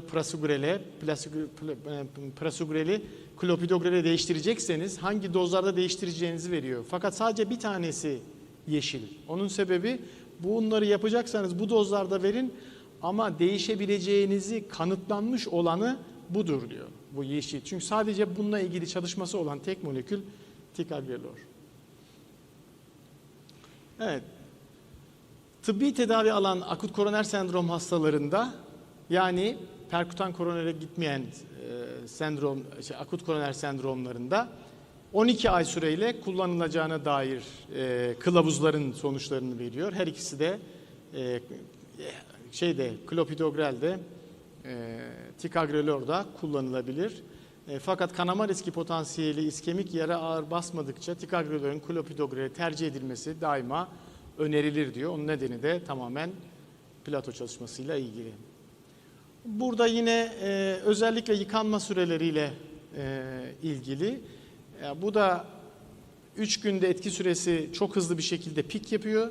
Bıraktığınız zaman da 3 günde aşağı iniyor. Bu da onset offset çalışmasının sonucu. Bunların içinde aslında etki başlaması ve etki bitme süreleri en kısa olan ticagrelor onun slaytlarından bir tanesi. Şimdi geldiğimizde bu kılavuzun ST elevasyonlu bölgesi. ST elevasyonlu bölgesinde potent bir P2-12 inhibitörü yüksek kanama riski gibi kontraindikasyonlar olmadığı sürece perkutan koroner girişim öncesi veya en geç perkutan koroner girişim anında aynı zamanda 12 ay boyunca önerilir. Hangileri? Prasugrel ve ticagrelor veya ticagrelor ikisi de öğrenilir. Ama eğer perkutan koroner ticagrelor'u her koşulda kullanabiliyorsunuz. Prasugrel'de ise mutlaka hastaya perkutan koroner girişim yapılıp, daha doğrusu anjiyosu yapılıp ondan sonra kullanmanız öneriliyor. Her ikisi de klas 1 sınıfta karşınıza çıkıyor. Aspirin tabii bunların hepsinde, bütün çalışmalar aspirin artı, onu unutmayın. Ya bazen sahada görüyorum yani bunu vermişler ama hastanın aspirini yok. Öyle bir şey söz konusu değil. Yani bugün eğer aspirin bugün icat edilmiş olsaydı herhalde kutusunu 1000 liraya falan alamazdık yani. Öyle bir durum var, onu da unutmayalım. Bütün çalışmalar hep aspirine ek olarak veriliyor çünkü. Bu 2020'de ESC kılavuzu yayınlandı. O kılavuzda önce hani elimizde neler var? Elimizde hala bunlar var. Klopidogrel, prasugrel, ticagrelor. Buna cangrelor eklendi ama henüz Türkiye'de galiba ruhsatlanmadı. Fakat bir değişiklik yaptı 2020 kılavuzu. Dedi ki eskiden hani 60 kilogramın altında kullanılmazdı. Şimdi 5 miligram kullanmanız gerekiyor. 75 yaş üstü hastalarda da dikkatli kullanmanız ve yine 5 miligram kullanmanız gerekiyor diyor. Fakat elinizdeki prasugrel tabletlerinin 10 miligram olduğunu, çentikli olmadığını, bunu da kolay kırmanın çok mümkün olmadığını hatırlatmak gerekecek herhalde burada. Yani bunu biraz gevşetmişler prasugrel için. Onu bilmenizde fayda var. Eskisi gibi değil. Ticagrelor'da herhangi bir değişme yok. Aynı dozda, aynı şekilde sistemdeki yerini koruyor. Bu da non-ST elevation MI'lardaki kılavuzun parçası. İşte burada bir değişiklik yapılmış. Buradaki değişiklik eskileri aynı. Yani tercihler aynı. Fakat perkutan koroner girişim planlanan non-ST elevation akut koroner sendrom hastalarında prasugrelin ticagrelor'a tercih edilmesi düşünülmelidir. Şimdi bu eklenmiş. Daha önce burada böyle bir uyarı yoktu. Bunu ekleyen şey aslında baktığınızda İSAR-REACT çalışması, İSAR-REACT 5 çalışması. Bu arada, bu ikisinin 17 ile 20 arasında sonuçlanan İSAR-REACT 5 çalışması. Buna istinaden ekleniyor. Altını çizmek lazım. Bunu klas 2, sınıf 2A olarak öneriliyor. Yani sınıf 1 mutlak kullanmalısınız, etkinliği kesin gösterilmiş değil. Sınıf 2 etkinliğini gösteren çalışmalar var ve iyi düzeyde çalışmalar var. Ama 1 olacak seviyede değil demek istiyor. Aslında bu çalışmaya baktığımızda gerçekten bunun 2A mı olması daha doğruydu, 2B mi olması daha doğruydu? Bunu bir kritik etmek lazım. Biz etmemişiz zaten, herkes etmiş ama çalışmaya baktığınızda bir sadece 2 merkezli, Almanya'da ve İtalya'da yapılmış. Ağırlık hasta grubu Almanya'da. Açık etiketli, yani randomize kontrollü kör bir çalışma değil. Open label, açık etiketli bir çalışma. Tek bir açık etiketli çalışmanın ilk defa ben kılavuza bu kadar net girebildiğini gördüm. Benzer bir şeyi Amiyadoron'da gördük 2000 yılında restorasyon kılavuzuna. O da buna yakın bir, hatta bundan bir tık iyiydi o çalışma. Kılavuza girdi ve lidokain kullanmamaya başladık. Sizin teveletünüz yetenler var, yetmeyenler var içinizde. Ama uzun yıllar biz Amiyadoron'u kullandık. Sonra ne oldu? 2015'te ne oldu? Lidokain de kullansanız aynı dediler Amiyadoron'la. Ama o arada dünyada lidokaini hatırlayan kimse kalmadı. Yani böyle çok kuvvetli olmayan çalışmaları bütün kılavuzun ortasına gömmek de her zaman biraz dikkat edilmesi gereken bir konu. İçine baktığınızda çünkü hastaların büyük bir %46'sı non-STEMI, %41'i STEMI, %12.7'si unstabil anjina.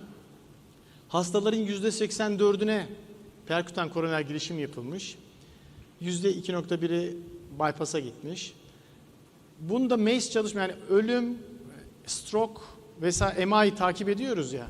Bu 12 ay çalışıyoruz, takip ediyoruz. Bunları monitörler tek tek chartlardan, başvurulardan hastayı takip ediyor. Bunlar telefonla bakmışlar. Yani açmış, siz öldünüz mü, stroke geçirdiniz mi, MI geçirdiniz mi diye hastaya sorarak yapılmış. Ne kadar hastaların? %83'ü neredeyse. Şimdi böyle olunca non-estelation hastalarda randomizasyondan sonra ilaç yüklemesine kadar geçen süre ticagrelor grubunda 6 dakika. Yani hastaları randomize ediyorlar. 6 dakika sonra ticagrelor'u bir gruba verebiliyorlar. Prasugrel grubunda 61 dakika. Neden? Yani bir kere zaten anjiyo yapmaları gerekiyor. Yani anjiyo yapmadan onu veremedikleri için bir 60 dakikalık süre hasta bu tedaviden mahrum kalıyor. Bir yıllık takipte ticagrelor kullananların %15.2'si, prasugrel kullananların ise %12.5'i ilaç kullanımını bıraktı. Yani özellikle ticagrelor grubunda ilaç kullanımını bırakan sayısı biraz daha yüksek. Birazdan başka bir veri daha vereceğiz. Bakın, ticagrelor grubuna dahil edilen 2000 hastanın %98.7'si yükleme dozunu aldı. Bu hastaların %81'i ticagrelor ile taburcu edildi. Ama prasugrel grubuna dahil edilen hastaların %86.1'i şeyi alıyor, yükleme dozunu alıyor. %80'i sadece ilaçlarına devam ediyorlar. Yani bir grup hasta prasugrelle çalışmaya katıldığı halde %6'sına şey verilmiyor hastaların. Prasugrel verilmiyor çıkarken. Böyle olmasının ne önemi var? Çalışma kör olsa bir önemi yok. Ama açık etiketli olunca, yani bunu başlayanlar bunun hangi grupta olduğunu görebildiği için burada bias riski taşıdığını söylemek gayet normal. Eğer kör çalışma olsaydı bunun bir önemi olmayabilirdi. Evet, etkinlik analizinde onun sonuçlarında herhangi bir sıkıntı yok. Etkinlik analizinde burada prasugrelin ticagrelor'a üstünlüğü var. Elbette ki kılavuza girmesi gereken bir çalışma. Fakat klas 2A mı girmeliydi, klas 2B mi girmeliydi? O tartışılabilir. Ticagrelor'un yerini koruduğu kesin. Bir de bizim için şöyle bir durum var. Biz hastaları sıfır noktasında gördüğümüzde bu ürünümüzü başlamak istiyoruz. Fakat normalde aslına bakarsanız yani prasugreli bir kardiyolog anjiyografi yapmadan başlamaması gereken bir ilaç. Aldığı ruhsatın şekli ondan kaynaklanıyor. Böyle olunca şöyle baktığımızda açık etiketli olması, hasta sayısı az olması, randomizasyon grubunda ticagrelor grubunda 1.3, prasugrel grubunda 13.9 hiç ilaç başlanmamış. Belki de hastalara ilaç başlamamışlar çünkü kötü oldukları için, bilemeyiz yani. Kör olmadığı için, bunların hepsi açık etiketli olmasından dolayı soru işaretli. Biz böyle bir çalışmaya yollasak bunu çok daha farklı değerlendirirler, öyle söyleyeyim. Evet, eleştiri yapılacak çok şey var ama bunları zaten yazmışlar. Yani literatüre de yazmışlar. Buradaki değerlendirmenin bir etki olduğu kesin. Bunun üzerine gidilmeli ama bu düzeyde bir etki midir? Klas 2A mıdır? Biraz abartılı bir etki midir diye yayınlarda çıkmış. Elbette bu bir ticagrelor çalışması. Bunun mutlaka karşılığındaki çalışmalar da bu sorulara cevap veriyordur. Bence onları da dinlemenizde fayda var. Ben bu ayağın bu tarafını anlatıyorum. Ama özetlersek hızlı etki başlaması, primer sonlanım noktasında %2'ye varan mortalite azalması ve klopidogrele karşı mortalite azalması. Bakın az önce Türkemal çalışmasında mı gördüm hatırlamıyorum ama onda gördüm. Türkiye'deki başvurularda %50 civarında şu anda hala klopidogrel kullanılıyor. %41 civarında yanlış hatırlamıyorsam ticagrelor kullanılıyor. %7-8 civarında prasugrel kullanılıyor. Bunun tek bir sebebi var aslında. Bu ilacı siz başladığınız için. Yani siz değil de kardiyologlar başlasa, yani bekleyin anjiyo yapalım öyle başlayalım deseler bu oranlar yüksek olur. Bu etki için kardiyologlar beraber mutlaka çok hızlı karar verecek bir sistem kurulması lazım. Artık bunu kendi iradenizle yorumlamak da size kalan bir şey. Benim anlatmak istediklerim bu kadar. Sormak istediğiniz sorular varsa ya elimden geldiğince yanıtlamaya çalışabilirim.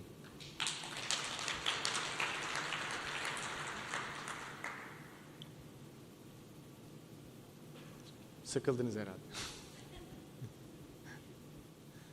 Peki, çok teşekkür ediyorum katılımınız için. Sağ olun. So, good afternoon. We are starting now.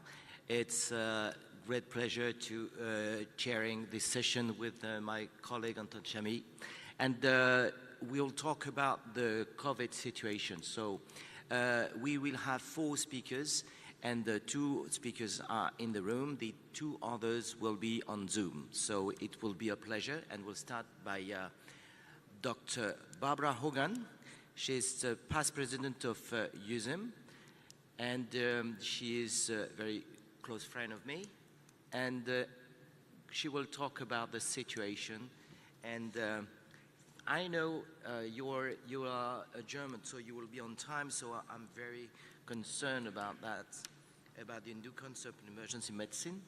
So please, Barbara.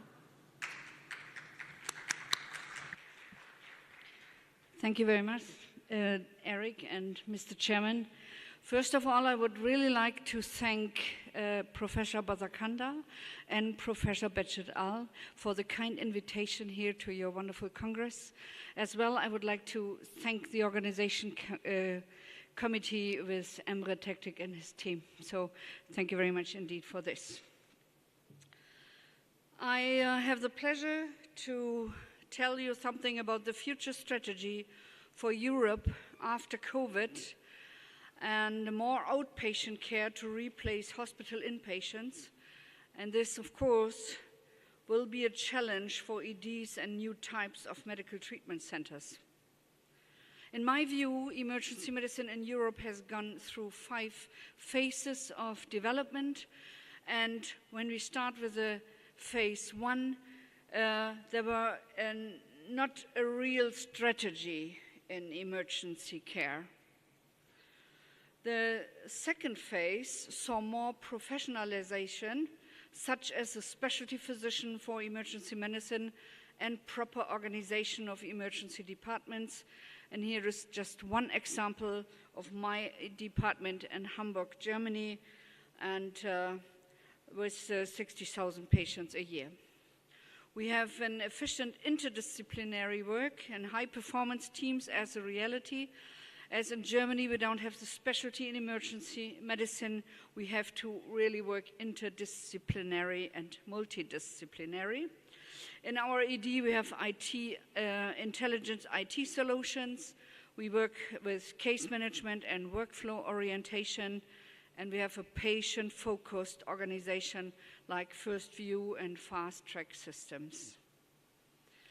So the emergency care phase 3 is, and now you will see I have now the CEO position in a hospital, so we are coming that the ED is no longer a cost center, coming to a profit center emergency department, to the interdisciplinary emergency department, to a division ED, hub ED in a big hospital group, for example, to corporate center of excellence emergency department.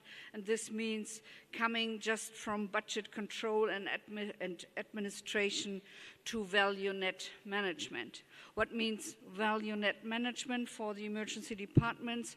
If you are the head of the department in a hospital group, for example, there you are the head of probably 4 or more emergency departments, then every emergency department has to fill in the patients to the competence centers of the hospital group. And this means provision of coordinated hospital group network healthcare. And then the emergency departments as corporate center of excellence, really coming from cost center and profit center to competence center inside the networked healthcare holding. The international problem is ever more patients in emergency departments. And here we have a study from Jan Storwans in Belgium, 2017, about the growth of inappropriate use of the ED. And you can see with the blue thing that the non-ED patients are rising up. What is this here? We had another study in Hamburg, Germany, in 10 emergency departments, so that we have 20% of patients in the emergency departments were not in need of emergency care. The situation before COVID was huge numbers of ED patients, many of them misusing the EDs. COVID made big changes. In many countries, there were a very big fall in ED patient numbers, some up to 50%. And I have just some examples in Turkey, for example. In Turkey, the number of patients in some EDs fell by about 50% during Corona. And the question is, did this mean only serious emergency cases came during the lockdown? Or does this mean that in normal times, a lot of emergency patients are not emergencies? In Germany, we have the same picture. Germany has 40% less patients in emergency departments in 2020. And in England, for example, in April 2020, the first full month of lockdown, the number of ED visits was down more than 50% compared to the same month in 2019. Before COVID, we had a lot of studies focused on the core problem: how can we reduce the massive numbers of patients misusing the emergency departments? Were we wrong to think that it is not possible to stop the rising number of emergency patients? Are about 50% of the ED patients at normal times are not emergencies? Do we need a new emergency care concept to deal with this? A new emergency care concept must also be created considering the challenge of the big trend in healthcare reducing numbers of hospitals and hospital beds. And here you see a huge difference in the number of hospital beds in major countries. Germany, for example, has 8.3 hospital beds per 1,000 inhabitants. The hospital beds per capita have fallen in all the OECD countries, except Korea and Turkey, because Turkey seems to have a positive case increasing beds linked to a lower hospitalization rate. And the average length of stay in hospital has also fallen in most OECD countries, potentially indicating efficiency gains. So here you see the number of lengths of stay in days by the OECD. So the question is, if people in a country stay longer in hospital, does it mean they live longer? Life expectancy in a country is not correlated to the number of hospital beds or length of stay in the hospital bed. So the challenge for the emergency care concept phase 4 is not get the patient out of the hospital bed, but do not get a patient in a hospital bed. So using the emergency department as a strategic control instrument to increase or reduce the number of in-hospital patients, use the ED as an out-of-a-bed tool, or use the ED as a get-in-a-bed tool. And I will give you 2 examples, what we did in our hospital. We could use the ED as a strategic control instrument for get-in-a-bed. If a hospital needs patients, the ED can provide them. You all know about these that you cannot find the beds in the hospitals, but they are some. The line in the middle, you see, is the goal of the hospital in patient bed occupancy. The ED on the left massively overachieved. Most other departments underachieved. But they could have achieved if they accepted the ED patients. Here you can see that we have 150 sick in the ED for 1 month, and the others are a little better because they accepted the ED patients. The ED as a strategic control instrument for not in a hospital bed is much easier because we have this exit block everywhere. These graphics show a rising number of ED patients, and we have 38,000 in 2009 and currently about 60,000 emergency patients per year, and, but reduced the number transferred as inpatient to the hospital. So now we come to the emergency care phase 5, using new care centers with cross-sector boundaries. And I'm talking about the sector outpatient care and the sector inpatient care. But crossing sector boundaries need a transformation away from the silo hospital hierarchy, with their orientation on function plus their hierarchy working like operational islands, and we leave the silo mentality behind towards a process-oriented and patient-centered expert organizations. And what I mean is that outpatient clinic, treatment clinic, EDs, and hospital and aftercare are working together in an integrated healthcare to be a high-performance healthcare organization. And for this, we need some kind of hybrid outpatient clinics for treatment and diagnostics. And this could be like this. We have the treatment clinic, some kind of diagnostic center, where all the basis emergency care for all outpatients are coming. We have specialists there, using by these treatment clinic and using by the hospital. And we have a joint clinical decision unit award for daytime observation of patients, and this could be used by the hospital, by the emergency department. And if patients from the clinical decision unit necessarily have to go to hospital, then they can immediately go there. So at my new clinic in Hamburg, I'm just building such a hybrid thing with general practitioner and specialist physician care, and we're starting this new hybrid emergency care, and we started already in 2019, and just with 6,000 emergency and acute patients, and only 7% transferred to the hospital. As well, we make consultation with telemedicine, live stream for homes for the elderly, that they are not coming for everything and anything to the emergency department. And this means big time savings for ambulances and doctors. This is a new photo of our Elbe Medical Care Center as a regional care campus, and of course it's already published.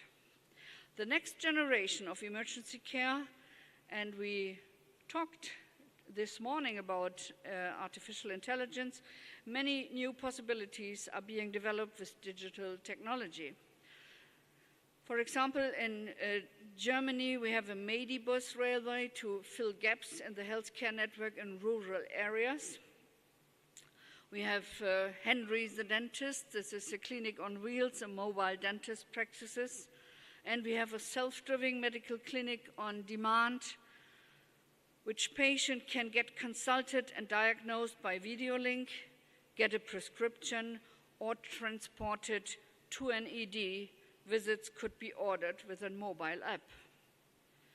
And in China already, we have the artificial intelligence-powered unstaffed one-minute clinics in public areas, provide a range of smart medical examination devices, and provide users with one-stop medical and healthcare services, including consultation and medicine.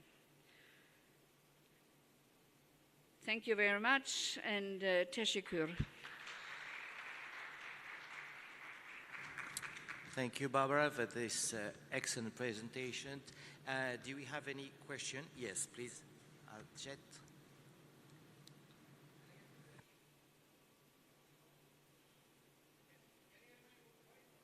Yes.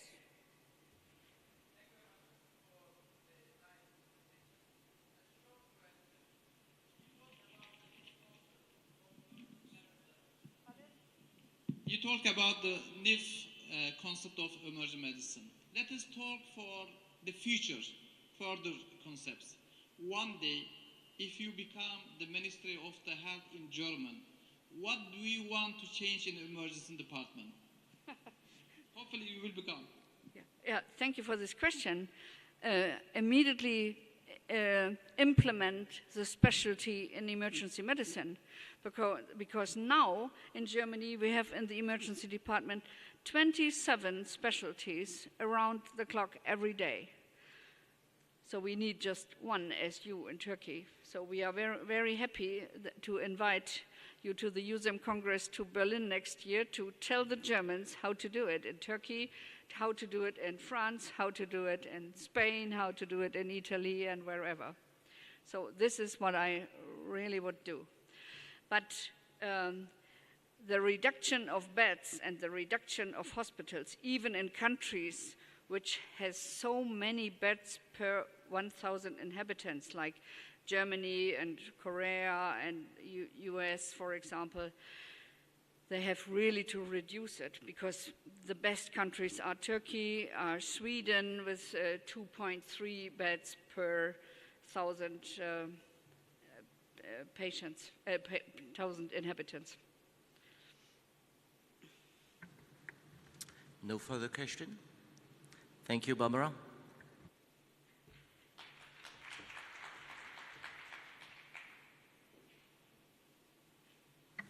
Okay, so we move on to our next presentation. For this one, I have the honor of presenting my colleague and senior in the profession, Dr. Eric Revue. He is head of the emergency department of Hôpital de la Riboisière à Paris, and he's co-chair of pre-hospital at USM. Hello, it's always an honor, a pleasure to be with you. And we talk a long time, we have a lot of papers about the COVID. So I won't put anyone, no papers, no statistic about the COVID. But just talk about the problem we had with that. I don't have any conflicts to declare. Imagine the COVID-19. But not this one. COVID 1999.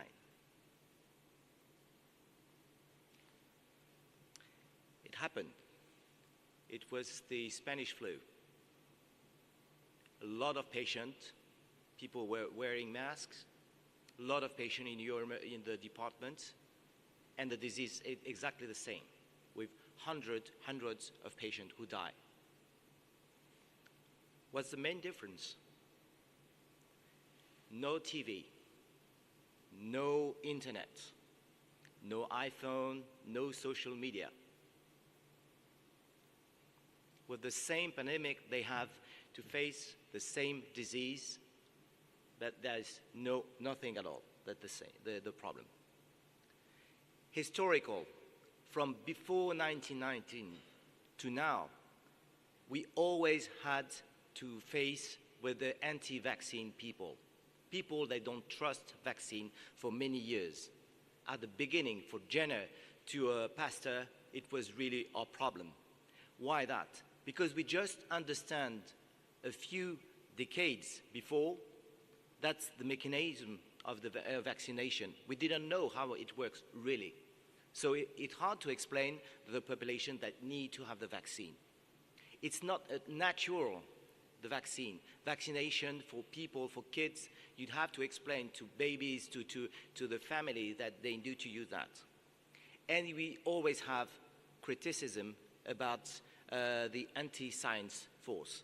A lot of people everywhere, since the beginning of the vaccination, were against the government, it was politics, against doctors.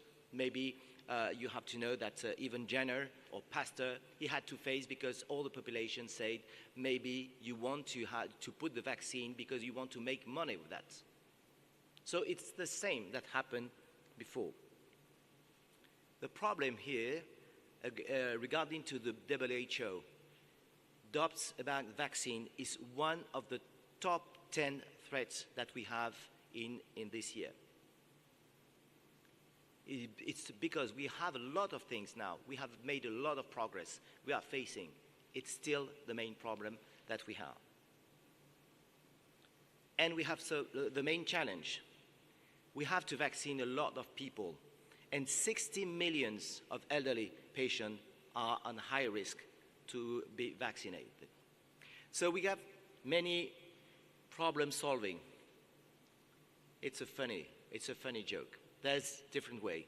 You've got a problem, you have a German, he will fix the problem. No problem. You find a solution very quickly. I don't make a comment about the US. They put in a bomb, they can put in a jail. They solve the problem. In Russia, you have seen how they can fix the problem. I think the worst could be the French. You have a problem, you are fighting, we are always on strike. The problem is we have more problems later. So it's really hard to have that. So tell to a French, you know what, you need to wear a mask. And he says, I don't want a mask, I don't want a mask, I don't want to. It's my freedom, I don't want to. Okay. Maybe we can tell him, you know what, the Germans, the Turkish, the English, they have masks, but you, the French, you don't deserve it. And the French will come and say, okay, that's not normal. I want a mask, me too. I want to wear a mask now. So that's very, very complex to explain to the people that it could be demographic, structural, social, or behavior problem to vaccinate people. There's another thing we are facing.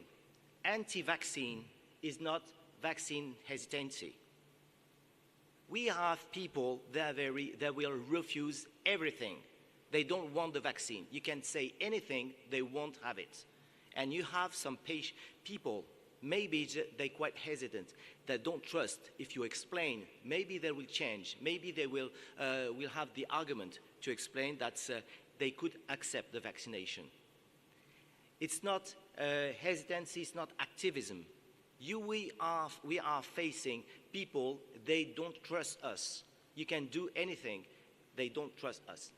Our role is to explain to people who trust us that we need to have a vaccine, and vaccination is good to prevent this disease. There are so many determinants for acceptance or refusal of a vaccine. Social, risk perception of disease. I'm safe, I'm healthy. A young guy say, I'm healthy. I don't have any comorbidities. Why do I have to get the vaccine? I don't need to. So mainly the thing we have to explain. It's unsafe. Is it safe? No. We have people that are looking on the media, and even doctors, they say, no, vaccine is not safe. So they need to trust that, and we have to understand here are the main problem we're facing. Politics, yes, it's a big problem, because it's very close when you have a campaign with politics. Politicians have a very big role. We don't have any comments about Trump, but we know how he fixed the problem. He didn't, anyway. And it's really a problem that had in their country. They have still the wave in their country, because it's more a criticism about the way of Trump managed the disease. The anti-vaccine movement, that's the terrible threat we are facing. This guy on the right on the slide, you know, here are the experts on this really anti-vaccine movement. We have a humorist, singer, psychiatrist, lawyer, senator, candidate, and a blogger.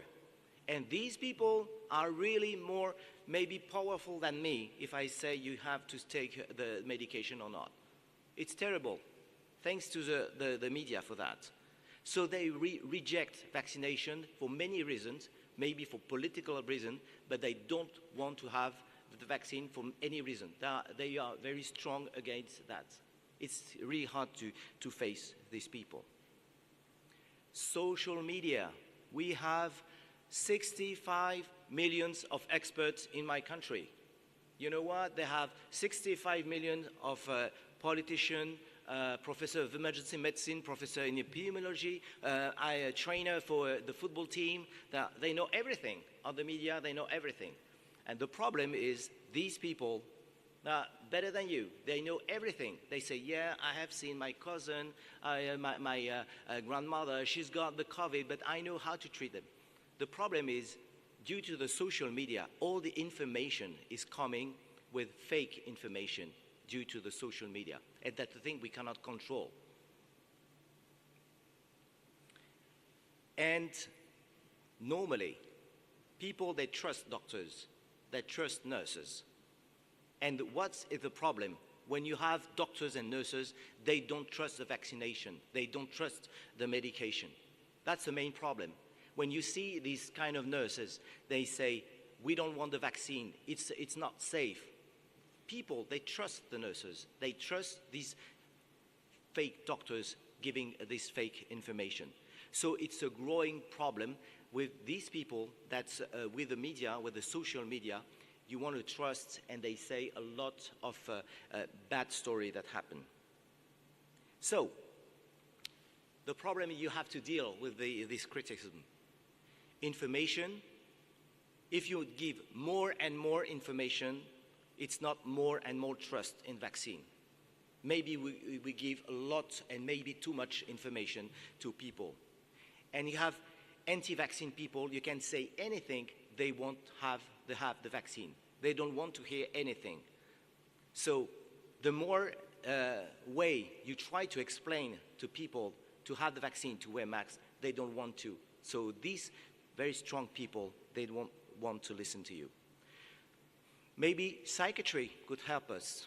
Maybe that's a Dunning-Kruger effect. It's the perception of people. They have the feeling that they are experts. The more stupid they are, maybe the more expert they should be. So they know, I know everything. These people are on the TV and they explain that I am an expert. You know, remember, I have the vaccine, so I can put a spoon here on my arm. Look, I told you, there's a magnet inside the vaccine. These people just show off on the TV because they have a spoon on the arm. So we have a strategy with 3 steps. Identify the technique, identify the topic, and maybe use a key message. Identify the technique. We have a famous video and movie that's it's all the combination of anti-vaccine arguments with all anti-vaccine experts, nurses, doctors, the conspiracy theory, and these people are against that. And that's the way it was really, really bad that happened in France. But they have also other film about the conspiracy theory. They are fake experts, and this kind you can fight any fray. They will trust about this kind of information. Identify the topic, mistrust of and distrust of health authority and healthcare provider. That's a problem. They don't trust us. We have a low threat of disease. That's a problem. They say, I'm not sick. I'm healthy, so maybe I don't need to have the vaccine. And we have to explain that. They have to use, we try to explain that all the patients are in ICU are not vaccinated. We try to explain and say that's fake, it's not true. But we try to explain, we have this patient in our emergency department, in our ICU. So we have to deal with that. Use a very simple key message. If you get vaccinated, you won't have to go to the ICU. That's the only way to explain.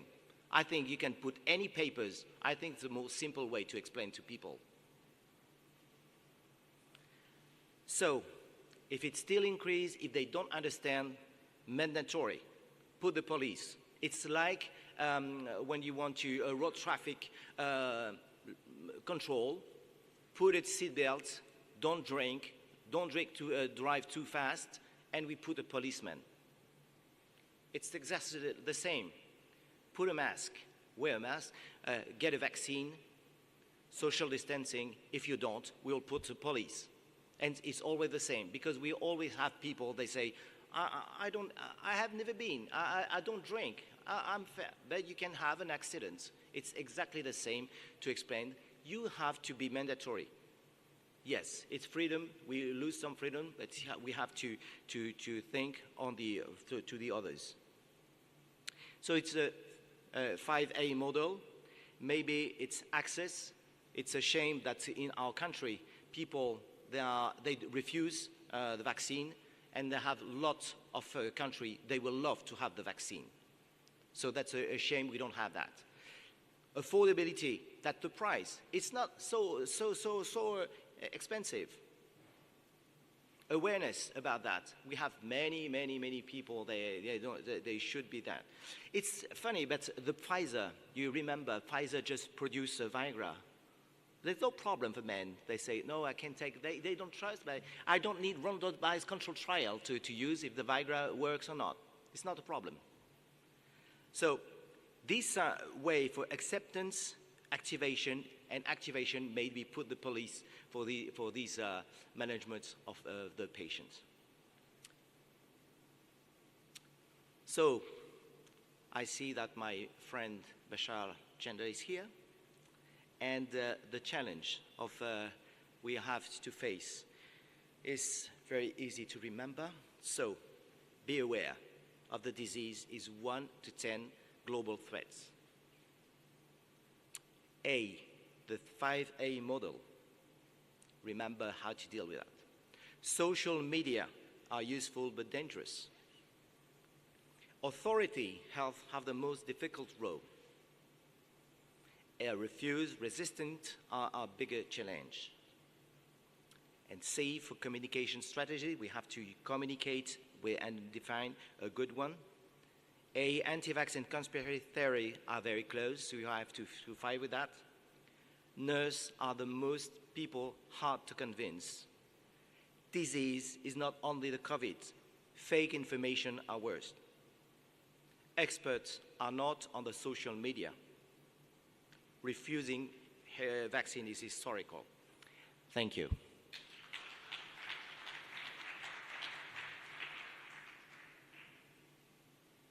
Thank you, Eric, for this presentation. I really like your slide on the Facebook and Twitter experts. Does anyone have any question to? Please go ahead.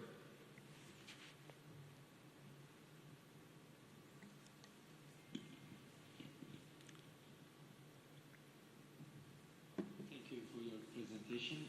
I am Dr. Emre from Karabük University.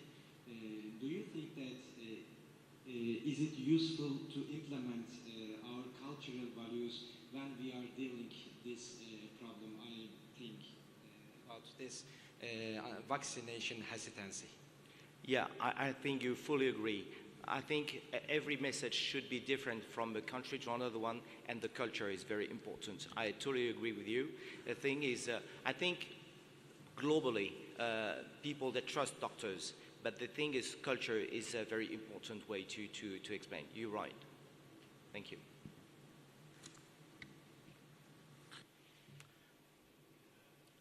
Sorry, do we have any other question? Thank you.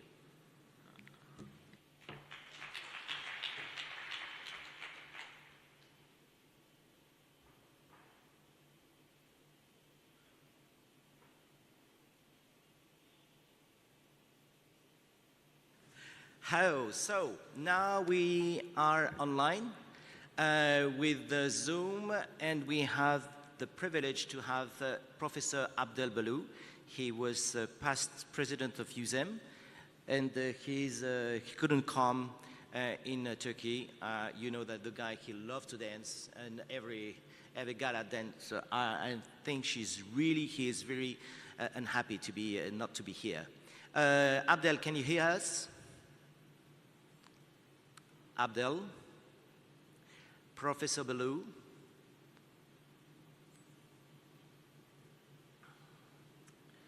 Is Abdel Balou ready? Hello? Okay. We can hear you. Hello? We have I'm the ready. slides. Thank you. Thank you, Eric. Thank you very much, Mr. Chairman, and thank you for the kind words. And yes, I'm very sad not to be with the group, and I would like to thank my friend, brother, Bashar, and also Al-Bisset, and all the team. Very nice team. Assalamu alaikum. You give me a very, very important task to share with you the recent information about the treatment of COVID-19. And you know that it's important to go to scientific evidence when we decide to approve different drugs. I don't have any conflict of interest for this Congress. And the question is, do we have any drug that improve COVID-19 outcome? You know very well that we need a scientific approach about pharmacology and to decide which treatment would be the best.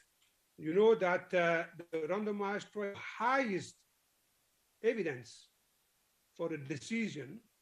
And you know also that the RCTs are on the top on the clinical studies, but in the top of the top is systematic reviews with meta-analysis. I will show you all data according to the result coming from systematic review and meta-analysis. You know very well the story of this pandemic it's an enormous impact on all domains of activity in the world, and the world is involved in this extraordinary scientific production to control this pandemic. Is a fantastic race, and the scientific did a good job to get the treatment. I know I will not go, but you know that some people will not have symptoms, but they can transmit the infection to another one. And globally, you can see that the critical patient in the world represent 0.4 of the global active cases. Hopefully, the mortality is close to 2%.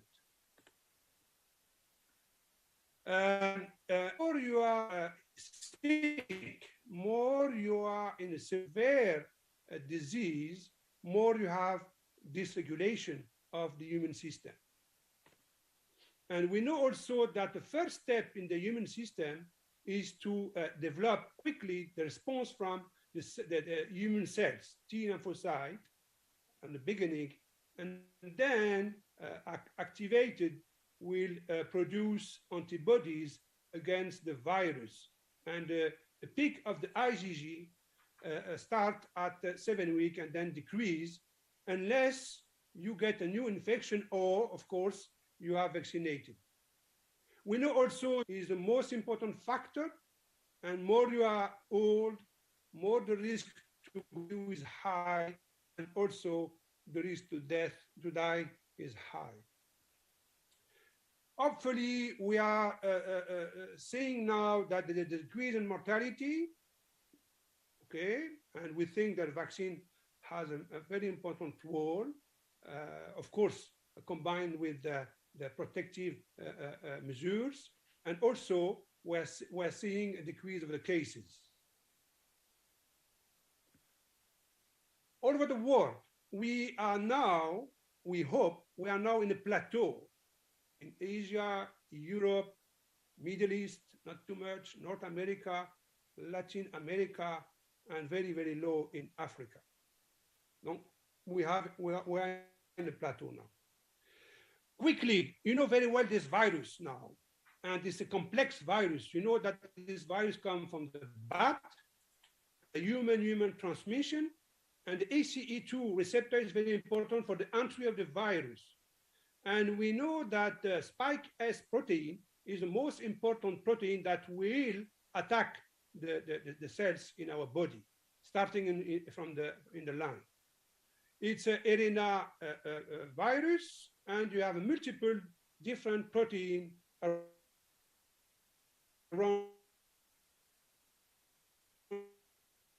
the membrane. E2 is very high expressed in the intestine, in the kidney, and the testes, and we have also in the heart, and of course in the lung.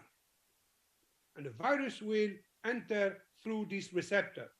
It is a very nice picture here. You can see the entry of the virus here, endosome here, and then piece of the viral RNA, and then translation, then traduction, and then all the protein of the virus, and then you get a new virus here that will affect other cells.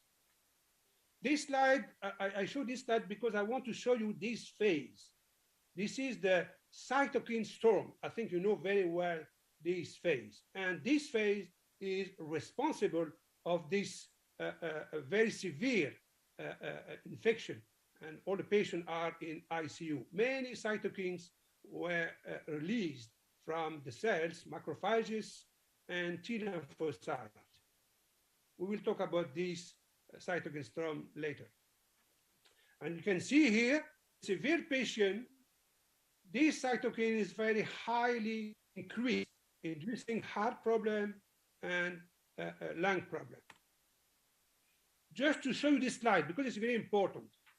This virus, not only this one, but this COVID-19, block the production of interferon family cytokine, this one here. You can see here, this is very important, this cytokine, because this cytokine interferon will block the action of the virus by blocking the replication. Keep it in mind, because we know that there is a deficiency in toll-like receptor 3, and we found mutation on this production of this cytokine, which explains that patient will be in ICU and unfortunately die.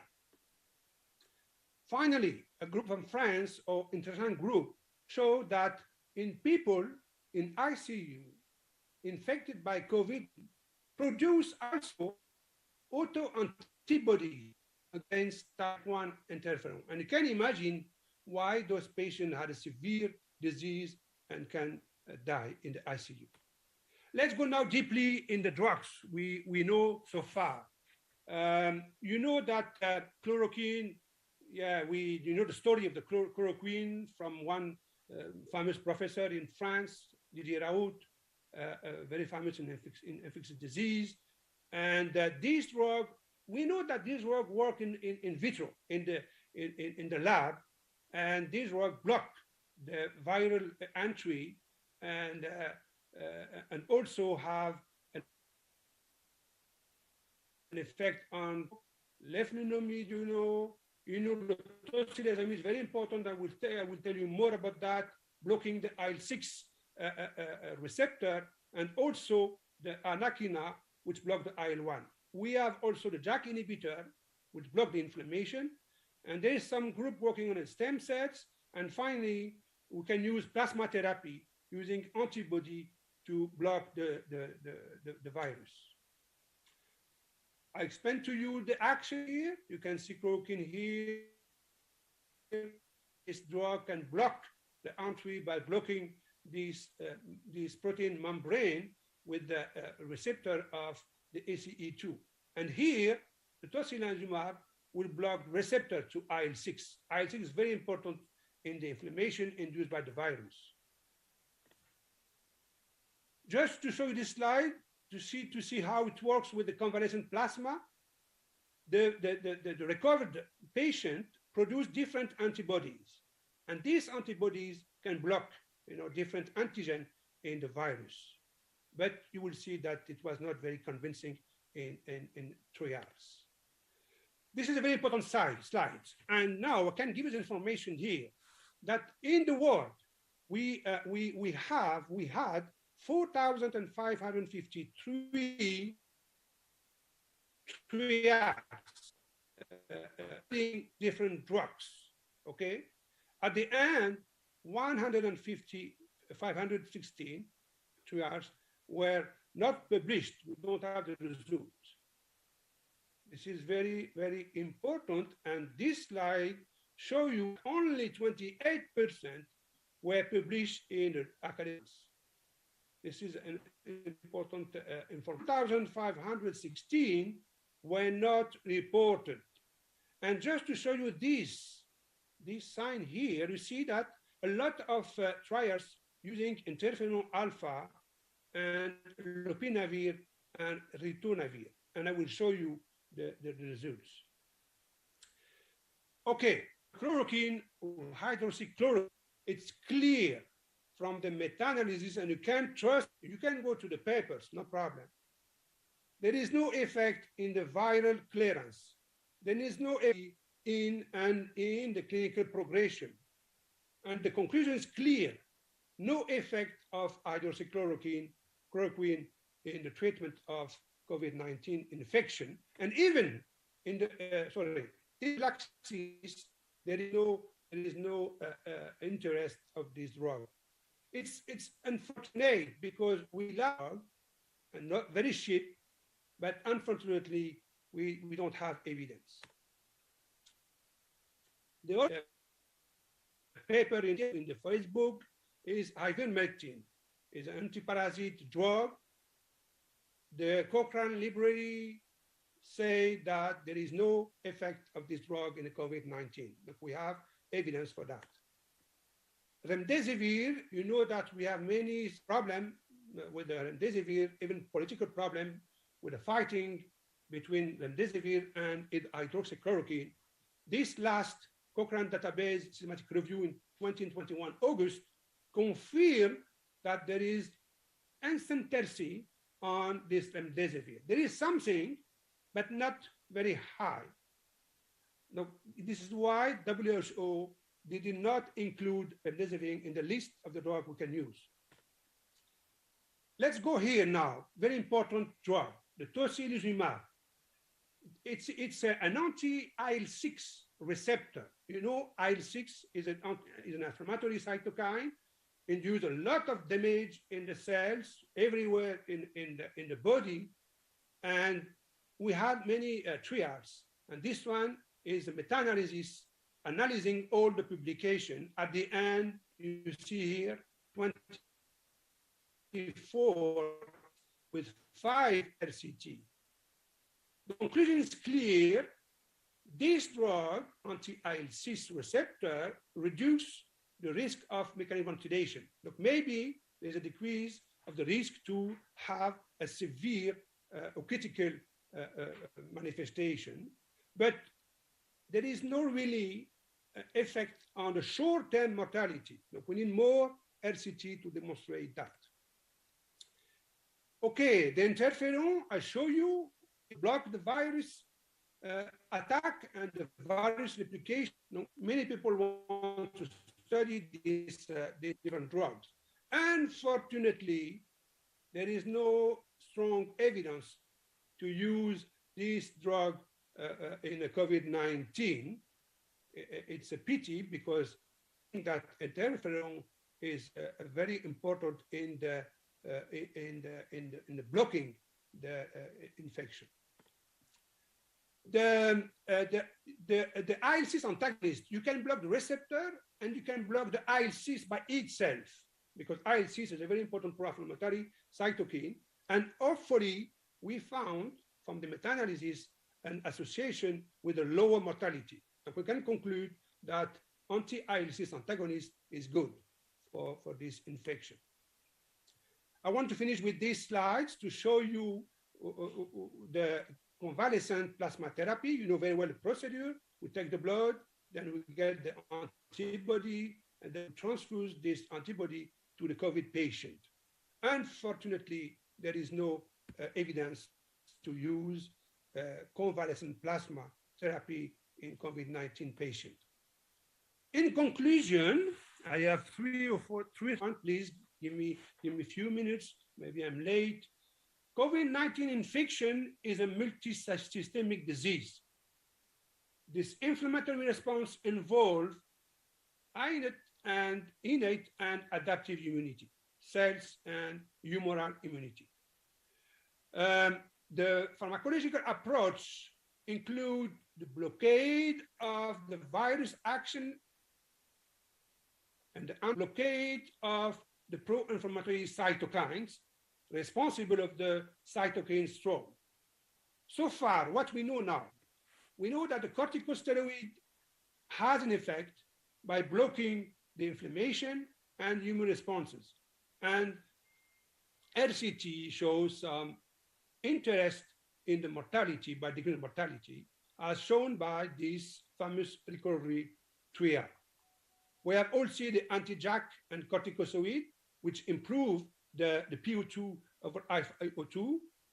The IL-6 antagonist seems to reduce mortality, and the anti-IL-6 receptor decrease the risk of mechanical ventilation.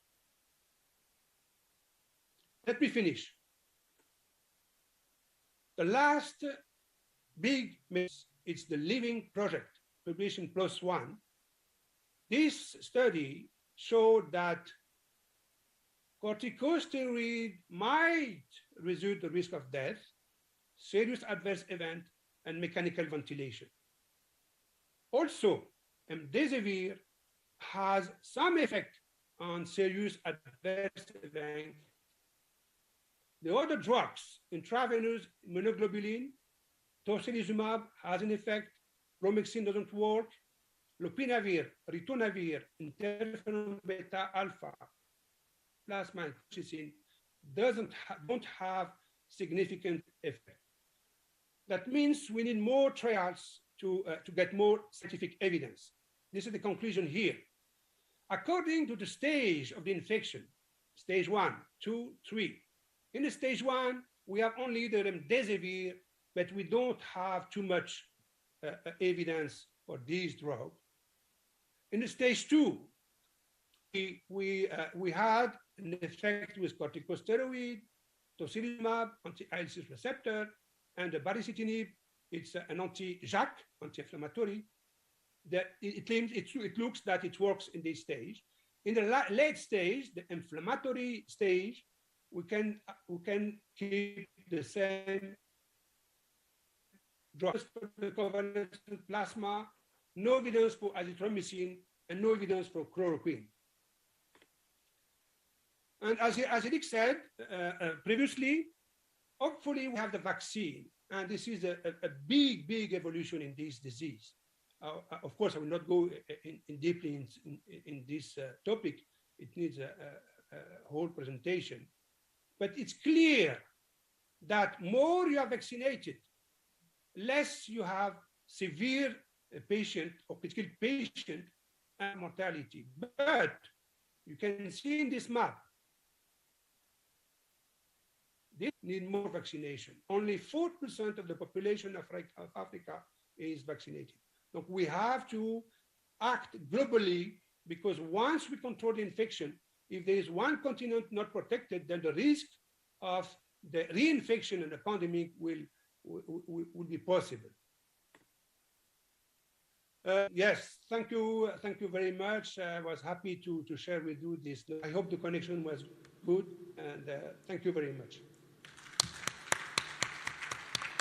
Thank you, Professor Balou. Do we have any question in the audience? A question about... No? I've got a question for you, Abdel. Can you hear me? Yeah. With you show us that all the evolution of the management of and the treatment of this virus, the COVID. What do you think about the progress we have made very quickly to find a cure, but you find a vaccine? What do you think about the next variant that we have, maybe we'll have in the next weeks or month about that? We think we are prepared to manage this kind of disease if we have a variant? Yeah, Eric, is a good question, and I can tell you that what the scientists did in few months, let's say in 1 year, one year and a half, to produce this vaccine. We have different types. But now in the Western, but everywhere in the world, we have this Pfizer vaccine, which is RNA technology. What we know now, and this is the last paper, I didn't talk because it's not my topic here in this presentation. What we know now, and we had a publication, I think in the New England or Lancet, they show that even we have variant, the vaccine still have action, efficiency. Okay, now we had 95% for the previous variant, and now for this one is maybe 65, 70. But in the meantime, they are working to produce vaccine that will be efficient on the variant. Look, I'm very optimistic for the next couple of months or maybe next year. I'm not worried about that, but we need to vaccinate everybody. This is very important. And you tell us that there is a small part of the population in the world that doesn't want the vaccine because of fake news and so and so. But clearly, the vaccine is the only way to prevent the infection and to prevent the critical care patient. No, I am optimistic. Thank you. We're optimists too. Dr. Eric, can you say something for Dr. Bellu? Yeah. Dr. Bellu, thank you very much for your joining us. Waiting you next time to face. Thank you for your support. Get well soon, inshallah, soon. But we waiting for you. Inshallah. but it isn't possible. All Turkish people say hello to you. Thank you very much. Thank you very much. I appreciate it. Yeah. Thank you very much. Yeah. Okay, so for the last session, I'm going to introduce Carlos Garcia Roses, which is the head of the Mexican Society of Emergency Medicine. He's going to talk to us about the current situation in Mexico. Carlos, can you hear us? Hello, Carlos. You are online. Yeah. Hello. We see you. We put on your microphone. We can hear you.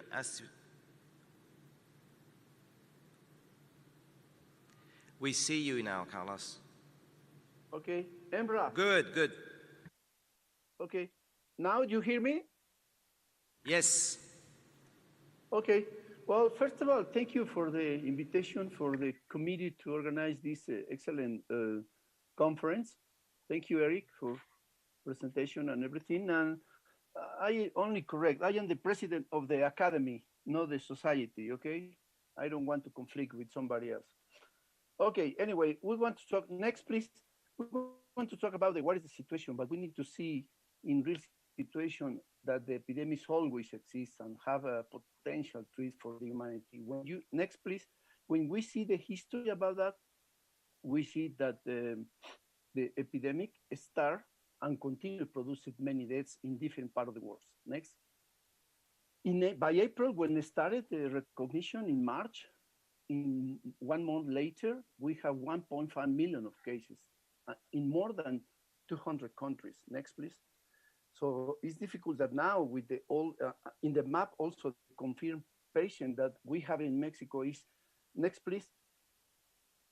In June, we have 20,000 deaths and we have 200,000 confirmed cases for the pandemic.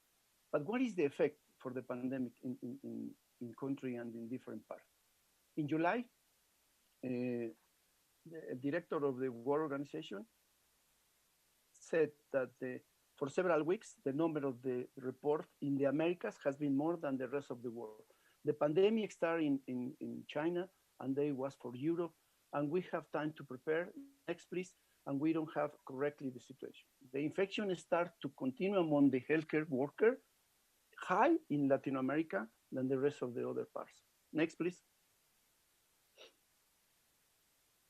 In Mexico, in 1 day, only report almost 2,000 single days cases for the contagious. Next, please.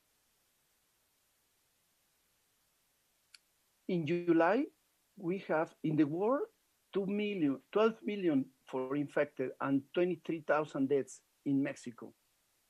Next. According with the Mexican Association of Doctors and Nurses, in August, we have 3 times more infected doctors of medical personnel for healthcare than the rest of the world. Next. In September, Mexico alone account for the 45% of all deaths among healthcare workers for 17 countries. Next. So Mexico was one of the worst situation for the health workers. The infection and mortality in the official situation was nurses 40% was infected, physician 26%. Other type of the health worker is 30%. And the health worker infected 2 develop severe disease, according with this author. Next. In February, we have, according with the World Health Organization, 37 million cases of COVID among healthcare workers. But when you see in 183 countries, and represent 36% of the total and the global. And in Mexico, we have 23% of the total healthcare workers was affected. We also suffer the impact of the economy. Next, please, next. We also suffer the effect for the cancellation of the flights We suffered for the essential activities suspended, and we suffered the consequence. United States and Europe faced to the crisis and announced tax package for stimulate income and prevent companies going to the bankrupt. Mexico don't. So this is why we lose almost 1 million of jobs, according with the Social Security. Next. In March, the impact of some states is bigger than the other one. For example, in Quintana Roo, because in Quintana Roo we have Cancun, and we lose a lot of tourists, and this affects the economy. Also in Baja, because we have the Cabos and all these tourist places was affected, and the economy suffered the consequence. Next, please. And this is why we lose the gross domestic product between 8.5 to 12% according with the results. But this is the situation. The health budget decreased more than 20% during this period of time. In the last 3 years, with these 6-year terms, we decreased the money. In this slide, you can see, according with the gross domestic invest in healthcare, you see here, the United States, they have 70%. Mexico is the second last one. We have only 2.8%. So in this situation, this is why more than 16 million of Mexicans, they have financial health protection. They don't have it, and this is why they suffer the consequence to go into the healthcare. Next. This is why Mexico is one of the high letalities that we suffer in Latin America. Next, please. In the slide that my colleagues, they show it that the numbers is 2%. In Mexico, we have the lethality between 8% to 9%. This is why in September, Mexico was this is the country with most death for COVID in health professional, more than the United States, Brazil, and United Kingdom. Next. If you are Mexican at that time, the risk of death of health personnel is 4 times more than the United States and 8 times more than the Brazilian guy. Next. In September, because after the holidays, we have the independent days and holidays, one death every 3 minutes. But the next please. But the other 70% occur in men, and the age of group was between 15 and 40%. More states suffer the consequence, Mexico City, Puebla, and other ones. But the authorities' priority was that the hospitals are not saturated. Also, the cemetery is full, and the funeral can be gave. But who is responsible for the deaths from the pandemic? Somebody needs to be responsible for that. The government all the time say different numbers. The deaths for the COVID will be higher, according with the economists, because sometimes the people outside, they need to come to tell you what's going on, because the government and the politicians, they don't say the truth, they say fake news.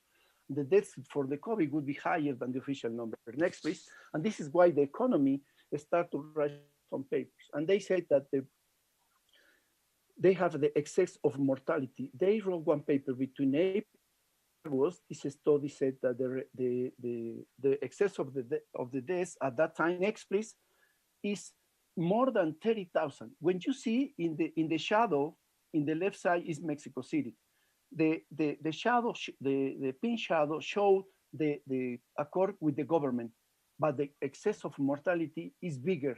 But not only in Mexico, also in Ecuador, Rio de Janeiro, and Peru, and other countries. Next one. Because sometimes it's the information for the government, and other times this. In this situation, when the Mexico City participate in the study, the COVID deaths, according with the government, deaths is 9,000, but the excess of mortality is 30,000 more than this. Next. And also the impact of the pandemic in the poverty affect the situation for the care.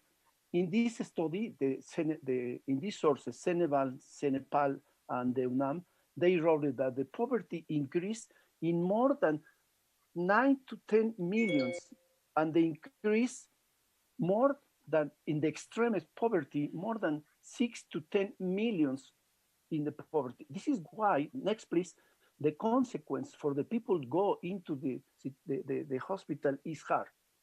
In the other hand, the politician and the government, the National Electoral Institute, approved 38% increase in financial political party. Why? Because they want to be election year. And you know, in the election, next please, in the election, they want to invest a lot of money to produce this. But according with the papers, in the 2020 is the year with the worst contraction since 1930 in Mexico. But what you see in January in 2021, you see the new cases. In 1 month, we have 33,000 deaths. Every day we lose 1,000. When you compare the holidays for the September 16, 19 and 16, and you compare for the Christmas and New Year in January, in September, excuse me, what's going on? In September, we have 1 death every 3 minutes, but in January, we have 1 death every 1.3 minutes. So we increase the number of deaths. Next, please. Next. The COVID deaths in the world in October, the last week, so we can see the first one. Mexico is in the fourth place. But when you put into the real numbers and excess of mortality, probably will be in the third or in the second place. Next one. Confirmed cases in Mexico is lower. Why? Because we low testing and high COVID positive according with this graphic. Next one. The real numbers confirmed for the COVID according with the Institute of the Statistics said that the COVID is almost 50% higher than the report of the daily report for the government. Next. So with this situation, COVID is the second cause of death, only behind of the heart disease. Next.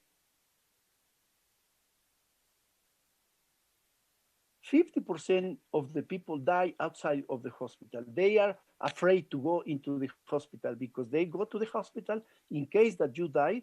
They don't give you the body because they give you only chance to go into this. This paper is interesting. The BBC wrote one paper for the excess of mortality reported by the government. Finally, next one, the government recognized that they have excess of mortality. We just see in the first line, the number for the government notified is 200,000.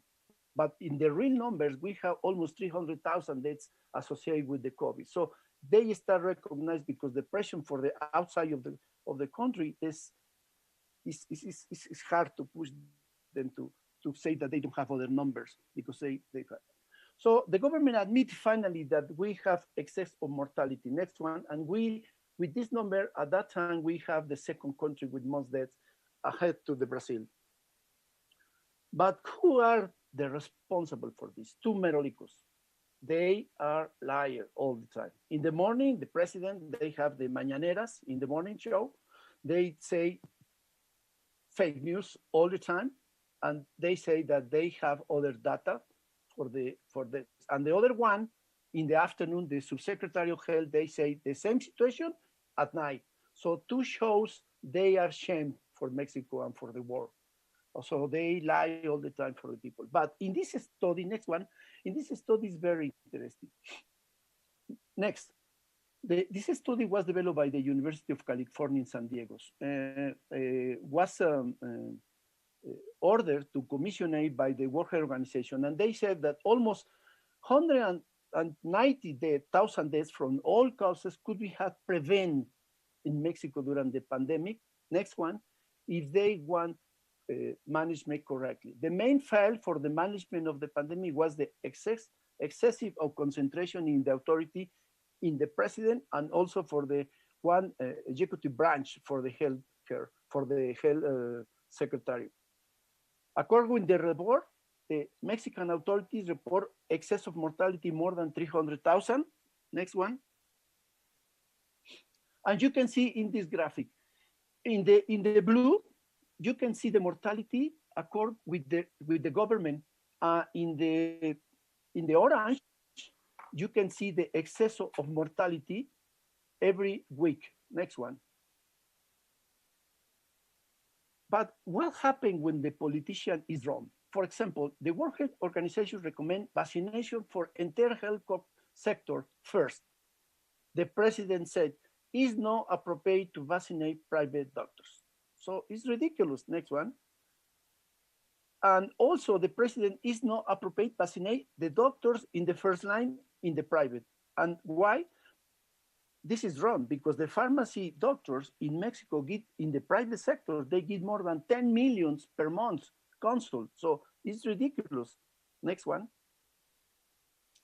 When in October, you see the situation, vaccinated countries, China, 70%, United States, 50%, Germany, 60%, France, 70%, 74%, and blah, blah, blah.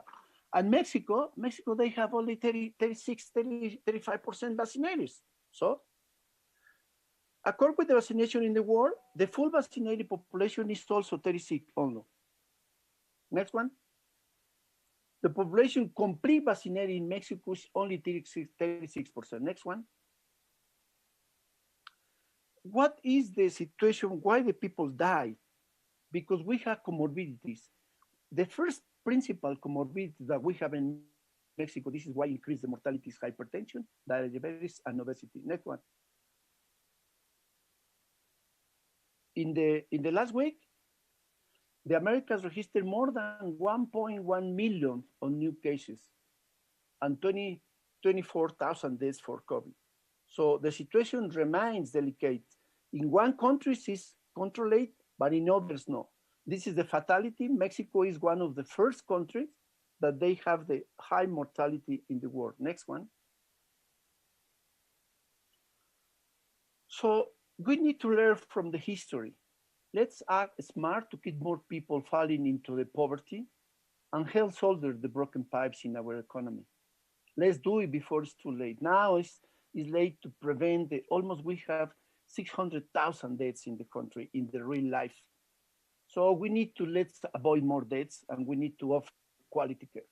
The Mexican Academy, we write the paper to send it for the government and we propose to better training for the medical personnel, nurses, better protection for the personnel and quality equipment, more invest in health, more quality material and equipment, and try to increase this. We are not heroes, we are doctors, and we need the self-respect for the people and for the authorities because they use us when they want to use us. The doctors no are martyrs. The doctors is responsible for the care of the people and the countries. And now in this pandemic, Mexico, the emergency medicine showed that the important situation that they played the role in any system around the world. The emergency medicine showed the big role that we play in for the care in any country, in any situation, and any society. Thank you for the invitation, and this is time for invite you to join us in the next World Congress in Mexico.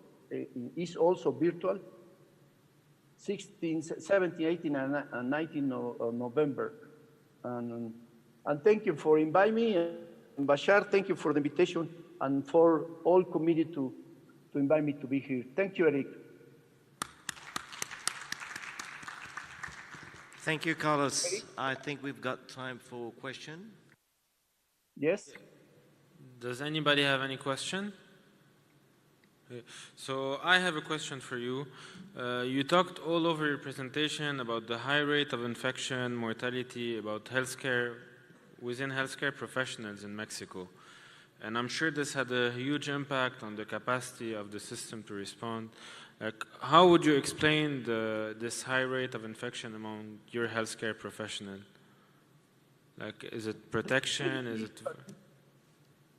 The situation is that many hospitals that they was reconvected to the COVID hospital. So they are general hospital, and they was reconvected to the COVID hospital. And many of these personnel working in the emergency room, some of them they have risk factor to be there, and they go out to the emergency room, and they contract younger people, younger doctors to be there, and so they don't give material and equipment to protect for the infection, and they don't have correct information about that. And this is why the situation for the doctors, because they don't have the protection, they don't know too much about the disease, they don't know too much about the information to wearing the mask and all this everything. And this is why, and also they was protected sometimes in the hospital, and they don't worry about and they go outside and they take a metro, they take a buses, and they have possibilities to contact with the people with infection, and this is why the number of the doctors was infected. Thank you. Oh yeah, we have another question. Please give the microphone.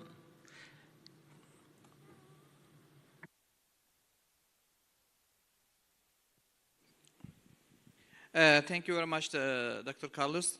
This is Dr. Behçet. My question is about your deaths. You said about 58% of your deaths have been done out of the hospital. Why? My question is about your deaths. You said, I will repeat it again, about 58% of your deaths, or Mexico deaths, happen out of the hospital. Do you think it happened due to lack of diagnosis, or lack of the treatment, or they afraid to come to hospital, or lack of the staff?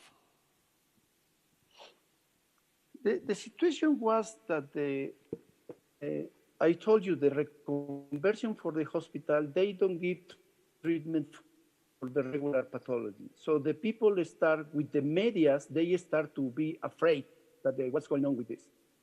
And the people in Mexico, they don't want to go into the emergency room, because when they go into the emergency room or into the hospital, they don't have contact with the family. So this is cultural things. When you go to the hospital, the family is close to you, next to you in the hospital. So when they go into the hospital, you don't see anymore your family, only by cellular or iPad or whatever, to have contact with them. So if the people die, so they call you and say you, well, your family is dead, so you need to come for the body. And they got into the black package and give you the body, and you don't have contact again with your relative or with your family. In our culture, part of the situation in the Mexico is big contact with the dead. So when the people, they don't close the cycle for the dead, they suffer too much the consequence, and they don't give you chance to go into the cemetery, because they don't want to they want to the crematory, but you need to wait 4 or 5 days waiting because the crematory is full. So in our culture, they don't want to be in this situation. This is why they are afraid. And they say, I don't want to be in this situation. I don't go to the hospital. I wait in the last minute to be into the hospital. But they let the disease increase. And when they arrive to the hospital, it's too late. And some people die at home, and also die for the pathology, for comorbidities, heart attack, diabetes, ketoacidosis, and other ones, because the hospital was reconverted for the COVID hospital. And the regular pathology, diabetes, hypertension, and all these things, they don't care about that in 1 year. If you have one situation for regular consult, they don't give you situation for accept your patient. So this is why the excess of mortality is not for COVID, it's for the comorbidities plus COVID affected the situation for the healthcare in Mexico. Thank you. So we are getting close now. I would like to thank the speakers for the lecture, and we hope we'll see you for real, physically, face-to-face, and not with the Zoom. So I hope you enjoy. Thank you for coming, and thank you for being in the room. Thank you. Bye. Thank you, Carlos. Thank you. I can see you. Be waiting for next time. Thank you very much for your support. Thank you. Okay, thank you. Bye-bye.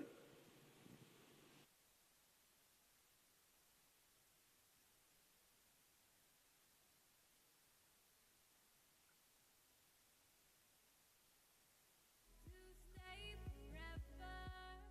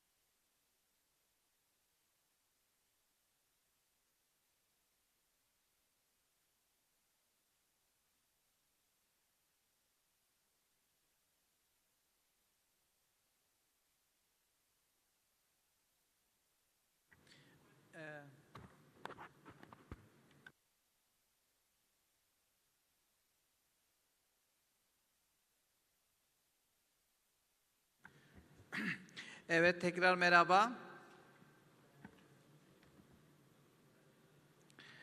Nasılsınız? Hediyelerimiz var bak.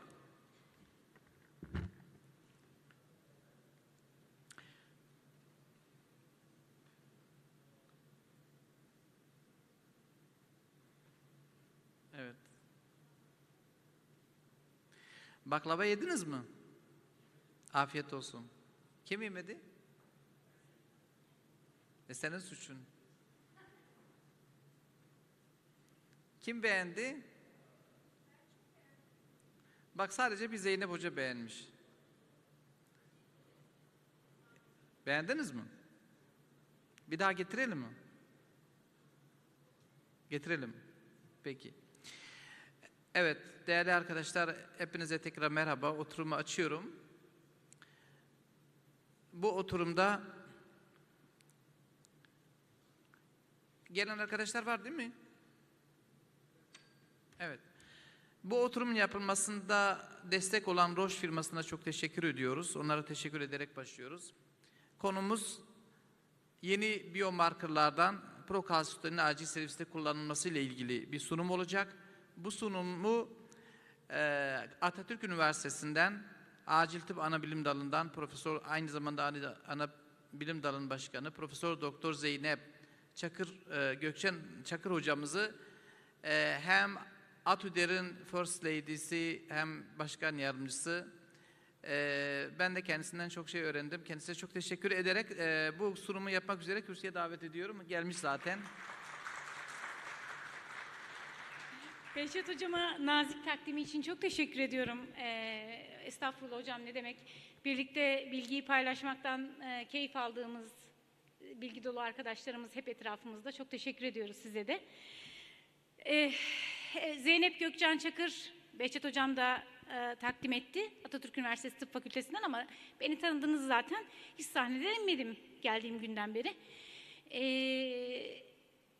Ben bugün size Roche Diagnostik'in katkılarıyla son zamanda özellikle de COVID-19 pandemisinin patlamasıyla hayatımızda daha belirleyici bir rol alan ve daha çok konuşulan, hatta televizyonlardaki tartışma programlarına kadar inen bir konudan bahsetmek istiyorum. İnen derken burada bir irtifa azalmasından söz etmiyorum. Yani oraları bile kapladığı anlamında söylemek istiyorum. Bu güncel biyomarkerımız prokalsitonin acaba acil servislerde nasıl kullanım alanı buldu? Nasıl kullanılacak? Bugün sizlerle onu konuşacağız. Öncelikle bir biyomarker nedir? Kabaca hepimizin kafasında biyomarkerla ilgili bir tanım var. Normal biyolojik süreçlerin, patolojik süreçlerin, hastalıkların gidişatının veya terapötik bir girişimin sonucunun test edildiği, denendiği, farmakolojik yanıtın bir göstergesi olabilecek ya da hastalığın bir göstergesi olabilecek, objektif olarak test edilebilen, ölçülebilen, değerlendirilebilen herhangi bir protein ya da makromoleküle biyobelirteç diyebiliriz. Dediğim gibi bu herhangi bir protein ya da makromolekül olabilir. Asıl önemlisi burada tanı koydurucu değerinin olması, objektif olarak ölçülebilmesi ve tanı koydurucu ya da bir şeyi ölçümlemede bizim için bir kriter olmasıdır. Biz acilciler olarak çok isteriz böyle çok iyi biyomarkerlar olsun, böyle anında hastalıklara tanı koysun. Çünkü insanların saç telinden ayak parmak ucuna kadar bütün dertlerine bakan insanlarız, bakan doktorlarız burada hepimiz, değil mi? Dolayısıyla da çok isteriz nerede ne var bize söyleyen markerlar, hızlı ve doğru bir şekilde bunları tespit eden markerlar olsun. En çok da bunların hayat tehdit eden kardiyak olaylarda olmasını isteriz. Yine hayat tehdit eden göğüs hastalıkları ile ilgili olayların tanısında, bunların birbirinden ayrılmasında, çünkü biliyorsunuz bir kalbin yarısını bölüşemezler, sağ kalp mi sol kalp mi bir karar veremezler. Keşke ben sağ kalbim diye bağıran bir marker olsa filan diye hep böyle hayal kurarız. Prokalsitonin böyle geniş, aslında biraz sonra tarihçe nasıl bulunduğuna değinirken ne kadar geniş ve farklı alanlarda da aslında bize yol gösterdiğine değineceğim.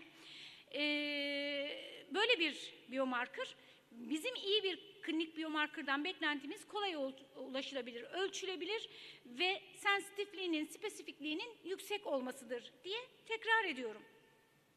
Ve prokastonin öyküsüne başlıyorum. Bir grup araştırmacı Fransa'da kanser markerları üzerine çalışırken prokastonini buldular aslında. Tiroid medüller kanseri üzerine çalışıyorlardı ve onun için mükemmel bir belirteç olan kalsitonin üzerine deneyler yapıyorlardı. Ve bunu yaparken kalsitoninin prekürsörü olan prokalsitonin için monoklonal antikorlar ürettiler. Ve daha sonra da bunun sadece tiroid medüller SEA'da değil, akciğer kanserlerinde de, küçük hücreli özellikle akciğer kanserlerinde de yükselebildiğini gösterdiler. Ve akciğer nöroendokrin hücrelerinden salgılanabiliyor olacağını fikrinden yola çıkarak bunun bir takım şeylerin belirteci olabileceğiyle ilgili ilk hipotezleri ortaya atmaya başladılar. İlk tespit ettikleri de aslında bu noktada biraz sekteye uğradı prokalsitoninle ilgili gelişmeler. O arada Körfez Savaşı çıktı ve Körfez Savaşı esnasında inhalasyon yanı, savaşların bize öğrettiği çok şey vardır. Acil tıbbın kendisi de aslında İkinci Dünya Savaşı'nın kıyımı üzerinden yükselmiş dinamiklerden bir tanesidir. Bu da prokalsitonin de böyle bir öyküsü var. Körfez Savaşı'na uzanan bir öyküsü var. Burada Fransızlar çalışmaya devam ediyorlar ve inhalasyon yanığı olsun ya da olmasın yanık hastalarında, kanser hastalarında görülenden çok daha yüksek bir prokalsitonin düzeyi olduğunu görüyorlar. Ve ağır sepsis ya da septik şok, kardiyojenik şok ile ilişkilerini yavaş yavaş oturtmaya, kurmaya başlıyorlar.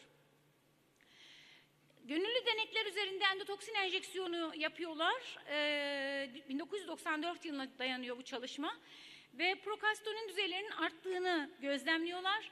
Biyolojik bir belirteç olabileceğini o zamandan öngörüp bir süreci tetiklemiş oluyorlar. Geldiğimiz noktada bugün prokalsitonin 114 amino asitten oluşan bir polipeptittir. Başta saydığımız mükemmel biyobelirteç kriterlerine uyup uymadığını isterseniz sunumun devamından sonra birlikte yine karar verelim. Sistemik enfeksiyonlarda kalsitonin genleri parenkim hücrelerinde aynı anda ekspresi olur ve esas itibariyle tüm vücut bir endokrin organa dönüşür. Ve bu da prokalsitonin üretimini sinerjik olarak uyaran bir medyatör yanıtı oluşturur.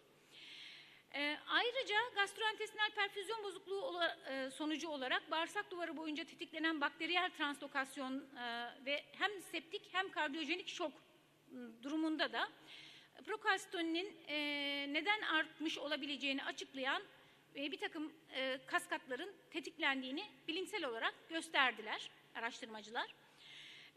Ve bunun bir hormonkin medyatör olarak tanımladılar.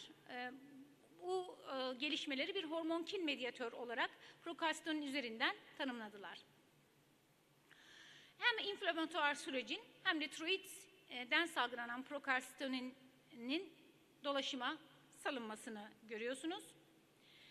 Evet, bugün geldiğimiz noktada akut enflamasyonda ve eksojen enfeksiyonlarda invazı olan mikroorganizmalarla savaşta metabolizma ve vasküler tonus adaptasyonu için prokalsitonine ihtiyaç duyulduğu, bunun bir immün reaktif kalsitonin olarak tanımlanacak kadar immün olaylarla alakalı olduğu gösterilmiştir.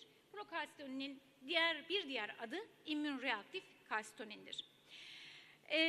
Pankreatit ve septik şokta olan kritik hastalarda, yanıklarda, akciğer zedelenmelerinde hani inhalasyon yanığı olsun olmasın dedik çıkış noktalarını söylerken Fransız bilim adamlarının. Çocuklarda menenjitte, yeni doğan enfeksiyonlarında, erişkin yoğun bakım ünitelerinde buralarda sepsis takip edilirken özellikle de hem diagnostik hem de prognostik değerinin olduğu yavaş yavaş gösterilmeye ve oturmaya başladı. İşte uzun bir liste halinde bazı kullanım alanlarını görüyorsunuz. Bunların içerisinde koa, konjestif kalp yetmezliği gibi hastalıklar da var. Biz her ne kadar bugün ağırlıklı olarak bir enfeksiyon durumunun gösterilmesi ve antibiyotik tedavisini nasıl etkilediği üzerinde duracaksak da böyle uzun bir listenin belirteci olabilecek kadar geniş kullanım alanına sahip bir belirteç diyebiliriz. Enfeksiyonla ilgisine gelince nasıl salgılandığını enfeksiyonda söyledik. Enfeksiyonun 6 ve 12. saatleri içerisinde seri bir yükselme gösterir ve enfeksiyon kontrol altına alındığında prokastonun her gün yarısına iner. Bir önceki dozun yarısına iner. Ben bunu biraz bu gebelik hormonlarının yükselişine benzetiyorum. Böyle bir logaritmik yükselişi vardır. Ve riskli hastalarda elimizdeki mevcut delillere ek prognostik bize faydalar sunar. Bir hasta antibiyotik tedavisi altında olmasına rağmen prokastoninde bir artış varsa bu muhtemel bir ölümün erken bir belirteci olabilir diye aklımızda bulunmalı. Evet, enteresan bir bulgu Nakamura, bir Japon bilim adamının çalışmasıyla ortaya çıktı 2013'te. Akut bakteriyel enfeksiyonlar ve sepsiste en yüksek değerlerdedir prokastonin, evet, ama otoimmün aracılı enflamasyonda veya lokalize enfeksiyonlarda, mesela apse gibi, ampiyem gibi yükselmemektedir. Kıymetli bir oranda, yol gösterici bir oranda yükselmemektedir. Çinli bilim adamları bu sefer de yine 2013 yılında sadece bakteriyel enfeksiyonlarda değil, fungal enfeksiyonlarda da değerli olabileceğine vurgu yapmışlardır. Yine bir çalışma C reaktif proteinle, SRP ile kıyaslıyor enflamasyon durumunda. Biliyorsunuz bu C reaktif proteinin hastaları var. Yani C reaktif protein olmadan hasta değerlendiremem diyen hekim arkadaşlarımız var. O kadar seviyorlar. Siz düşünün ki C reaktif proteinle kıyaslanmış ve geniş bir meta analiz sonucunda C reaktif proteinden daha neredeyse yüksek bir tanı koydurucu değeri olduğu tespit edilmiş.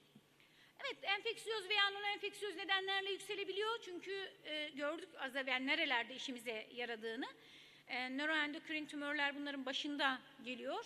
Non-enfeksiyöz bazı sistemik enflamasyonlarda, bakın lokal enflamasyonlarda yükselmediğine vurgu yaptık ama sistemik enfeksiyonlarda enflamasyonlarda, non-enfeksiyöz enflamasyonlarda yükselebiliyor.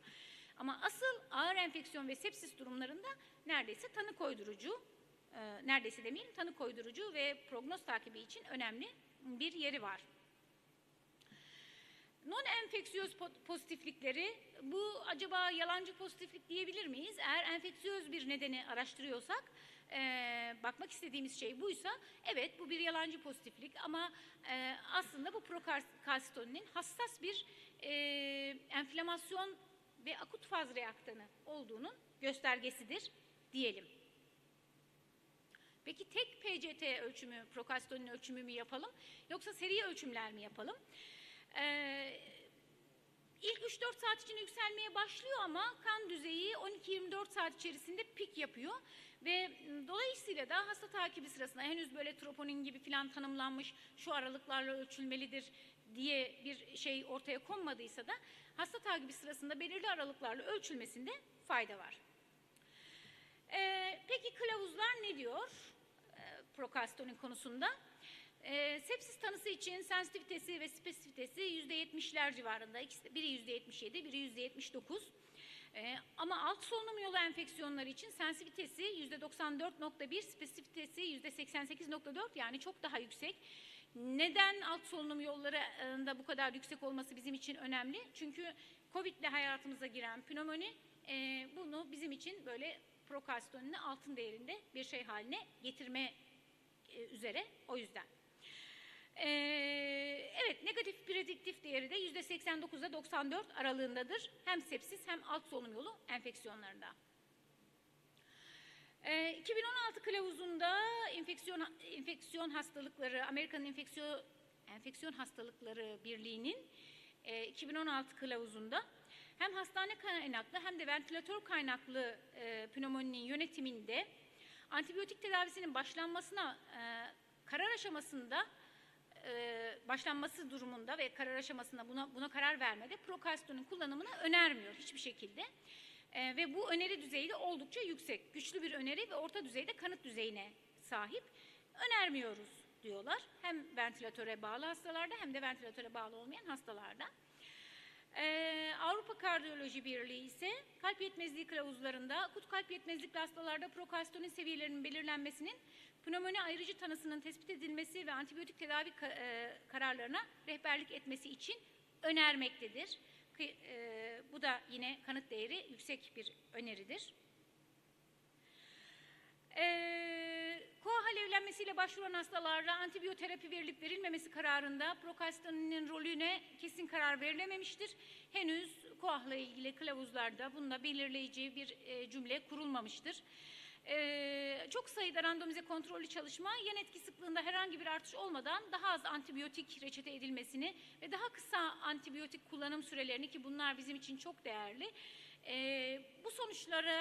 bu iyi sonuçlara yol açabileceğine vurgu yapmıştır. Randomize kontrollü klinik çalışmalarda elimizdeki değerli kanıt düzeyleridir aslında. Henüz kılavuzlarla da yer almamakla birlikte. Evet, doğru tanılara katkıda bulunmanın yanı sıra prokastonin için mikrobiyal invazyonun şiddetini, yayılımını bunlarla koreli olarak gösterdiğine dair de elimizde kanıtlar var. Ve yüksek prokastonin seviyeleri daha kötü prognoz ile ilişkili olduğunun da altı çizilmiş durumda. Mesela prokastonin düzeyi 0,25 nanogram mililitrenin altında olan alt solunum yolu enfeksiyonu olan hastalarda antibiyoterapinin artık kesilebileceğini söyleriz. Ama sepsis hastaları için bu değeri 0,50 nanogram mililitrenin altı olarak kabul ederiz. Bu da 2011 yılında yapılmış kıymetli bir çalışmanın sonucu olarak yer aldı. PAS çalışması bir grup çalışması prokastoninle ilgili. Prokastonin değerlerindeki değişmeleri gözeterek antibiyotik ekleme, biz buna escalate diyoruz, veya antibiyotiği çıkarma, descalate yönünde kararların alınabileceğine vurgu yapan bir çalışmadır. Akılcı antibiyotik kullanımı, antibiyotiklerin toplum halk sağlığını kötü etkileyici antibiyotik kullanımının halk sağlığını derinden kötü etkilediğini biliyoruz. Bunların önüne geçmesi açısından. Ama sepsis yalnızca tam tanımlanmamış heterojen bir klinik sendrom. Yani farklı nedenlere bağlı olabilir, tanısını koymak çok zor olabilir. Biliyorsunuz sepsisi tanıyabilmek için, klinik olarak sepsistir diyebilmek için bir sürü farklı algoritmalar geliştiriyoruz. Dolayısıyla buradaki bir tanı kriteri bizim için değerli olacaktır. Gördüğünüz gibi böyle bir gözlemsel ve müdahale içeren çalışmalar, yani kontrollü randomize çalışmalarla gözlemsel çalışmaların kıyaslandığı bir meta-analiz var ve mevcut kanıtlar gözlemsel ve randomize kontrollü çalışmalar incelenerek derleniyor ve prokastonin kullanımının yararlarıyla zararlarını detaylı olarak incelemiş oluyor. Burada görmüş olduğunuz soru işaretleri yeteri kadar aydınlatılmamış durumları. Çift pozitiflikler iyi çalıştığı, prokastoninle ilgili göstergelerin iyi çalıştığı yerleri gösteriyor. 3 pozitiflikte daha ciddi çalıştığı yerleri gösteriyor diye özetleyebiliriz bu çalışmayı. Evet, bu çalışmada da yine artık COVID'e de değinmeden, birkaç slaytta da COVID'den bahsetmeden prokastonin sunumunu sonuçlandıramayız diye düşünüyorum. Bu kadar alt solunum yolu enfeksiyonları için belirleyiciyken. Tabii ki 2019 yılında tanıştığımız COVID'in 2020 yılında menşeini aldığı, çıktığı topraklarda Çin'de yapılmış bir çalışması prokastonin değerinin yoğun bakım alınan hastalarda anlamlı derecede yüksek olduğunu buldu. Ve bu da COVID-19 olduğu onaylanan hastalarda yapılan 4 çalışmadan derlenen bir meta-analiz. Bu meta-analizin sonuçları ve COVID-19 şiddetinin artması riskiyle ilişkilendirildi. Bu meta-analizin sonuçları prokastonin yüksekliğinin COVID-19 şiddetinin artmasıyla bağlantılı olduğunu gösterdi. Ve bakteriyel bir koenfeksiyona da işaret edebileceğine vurgu yaptı. Evet, sonuç olarak biz istiyoruz ki, gönül istiyor ki işte acil yoğunluğu içinde konuşmamın en başında da söylediğim gibi çok fazla bizi yormayacak, böyle çok fazla bizi klinik değerlendirmeler içerisinde tekrar muayene edeyim, tekrar anemnez alayım, hangi görüntülemeyi isteyeyim şeyine sokmayacak, böyle tıkır tıkır biyobelirteçler olsun ama henüz hiçbir biyobelirteç bu özelliğe sahip değil. Ama buraya kadar anlattıklarımdan herhalde prokastonin burada önemli bir yer alabilecek bir biyobelirteç olarak kendini göstermeye başladığına vurgu yapmıştır diye düşünüyorum. Ve acil servislerde, ilk basamak sağlık hizmetlerinde, yoğun bakım ünitelerinde hekim kararlarını yönlendirmede etkin olarak kullanılabileceğine vurgu yapmak istiyorum tekrar. Çok teşekkür ediyorum ben sabrınız, dikkatiniz, burada olduğunuz için. Çok teşekkür ediyorum Zeynep Hocam. Hem erken dönemde bitirdiniz hem de güzel bir şekilde özetlediniz. Ben de bir cümleyle özetlemiş olayım. Bu yeni biyobelirteçlerden olan prokalsitinin acil servislerde bir hastalığın enflamasyonu ve enfeksiyonun birisi ciddiyetini anlamakta, ikincisi prognozunu anlatmakta, üçüncüsü de verdiğimiz tedaviye olan yanıtını anlamak açısından kullanabiliriz. Öneriliyor. Biz de hem kullanıyoruz hem de öneriyoruz. Bu üç nedenden dolayı bu biyobelirtecin acil servislerde kullanılmasını tavsiye ediyoruz. Böyle faydaları var. Çok teşekkür ediyorum. Ben soru veya katkı varsa ışıkları açabilir misiniz?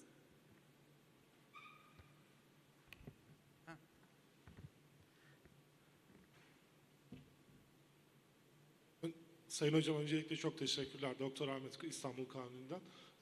Benim ufak bir katkım, nacizane haddim olmadan ufak bir sorum olacak.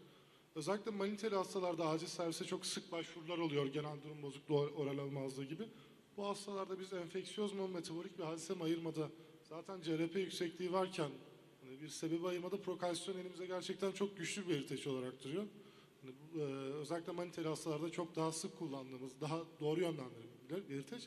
İkinci olarak da romatoid artrit gibi romatizmal hastalıklarda inflamasyon baskılayıcı, tocilizumab veyahut da diğer monoklonal ajanlardan sonra baskılanan CRP düzeyleri bir enfeksiyöz süreci bizde düşünülmezken bu hastalarda yine prokalsisyonu etkilemediği için biz yine enfeksiyöz süreçleri, septik süreçlere daha yönlendiriyor. Daha iyi takip edebiliyoruz, evet. Bu katkımı sormak istediğim soru ise şu hocam. Prokalsiyon düzeyi sizin de belirttiğiniz üzere bizde sepsisin ciddiyetini de belirtiyor. Yani enfeksiyöz sürecinin ciddiyetini de belirtiyor. Klinik olarak, klinik tecrübenizde sizin bir cut-off değeriniz var mıdır? Prokalsiyon düzeyi 2 iken ben ceftriaxon başlayayım misal veyahut 15, 18 meropeneme geçeyim gibi bir cut-off değeriniz var mıdır sizin bu durumda kullandığınız? Ben bu sorun için bu yoğun bakımda bunu yoğun olarak kullanan ve çok geniş bir hasta popülasyonunda denemiş olan Başar Hocam'dan fikir almak istiyorum. Hocam böyle bir cut-off değeri sizde oluştu mu? Biz henüz o kadar çok, hele de COVID-19 döneminde o kadar çok sepsis hastasında henüz denemedik. Bununla ilgili bir şey oluşacak kadar kafamızda. Ama Başar Hocam'ın bu konuda çok ciddi bir deneyimi olduğunu hepimiz biliyoruz. Çok teşekkürler. Şimdi tabii biz özellikle bu prokalsitonini sanıyorum 7-8 yıldan beri aslında kullandığımız ve hasta yönetiminde, takibinde kullandığımız parametreyken özellikle son 2-3 yılda daha çok hani yaygın kullanıma geçti. Yani biz daha 7-8 yıl öncesinden aslında prokalsitonin ile takip edelim hastaları diyorduk. Ama o zaman birçok branş hatta enfeksiyon hastalıkları yanaşmıyordu. Ama süreç içinde prokalsitonun ne kadar önemli olduğunu özellikle COVID salgınlarında antibiyotik başlayacak mıyız, başlamayacak mıyız? Ona prokalsitonle karar verdik. Şimdi bu prokalsitonun 2 ile 5 arasındaki değerlerini tabii şeylere göre değişmekle birlikte eğer ek patolojiler yoksa bakteriyel enfeksiyon değine kullanabiliriz ama bunun prognostik değerini komple birlikte hasta kliniği, CRP, albumin ve enfeksiyon akut faz reaktanlarıyla birlikte hep aşıdan akut faz reaktanlarıyla birlikte değerlendirmek mantıklı. Şöyle bir şey yok yalnız Ahmet, o konu yok. Yani bu prokalsisyonu çok yüksek, o halde hasta çok ağır. Öyle bir şey yok. Bir bakıyorsun hastanın prokalsiyon değeri çok fazla ama daha düşük olan kişi daha ağır olabiliyor. Demek ki vücudun cevabını tek bir şeyle algılayamıyoruz. Oradan çıkıyor bu sonuç. Nitekim BNP'de de böyle bir şey yaşamıştık.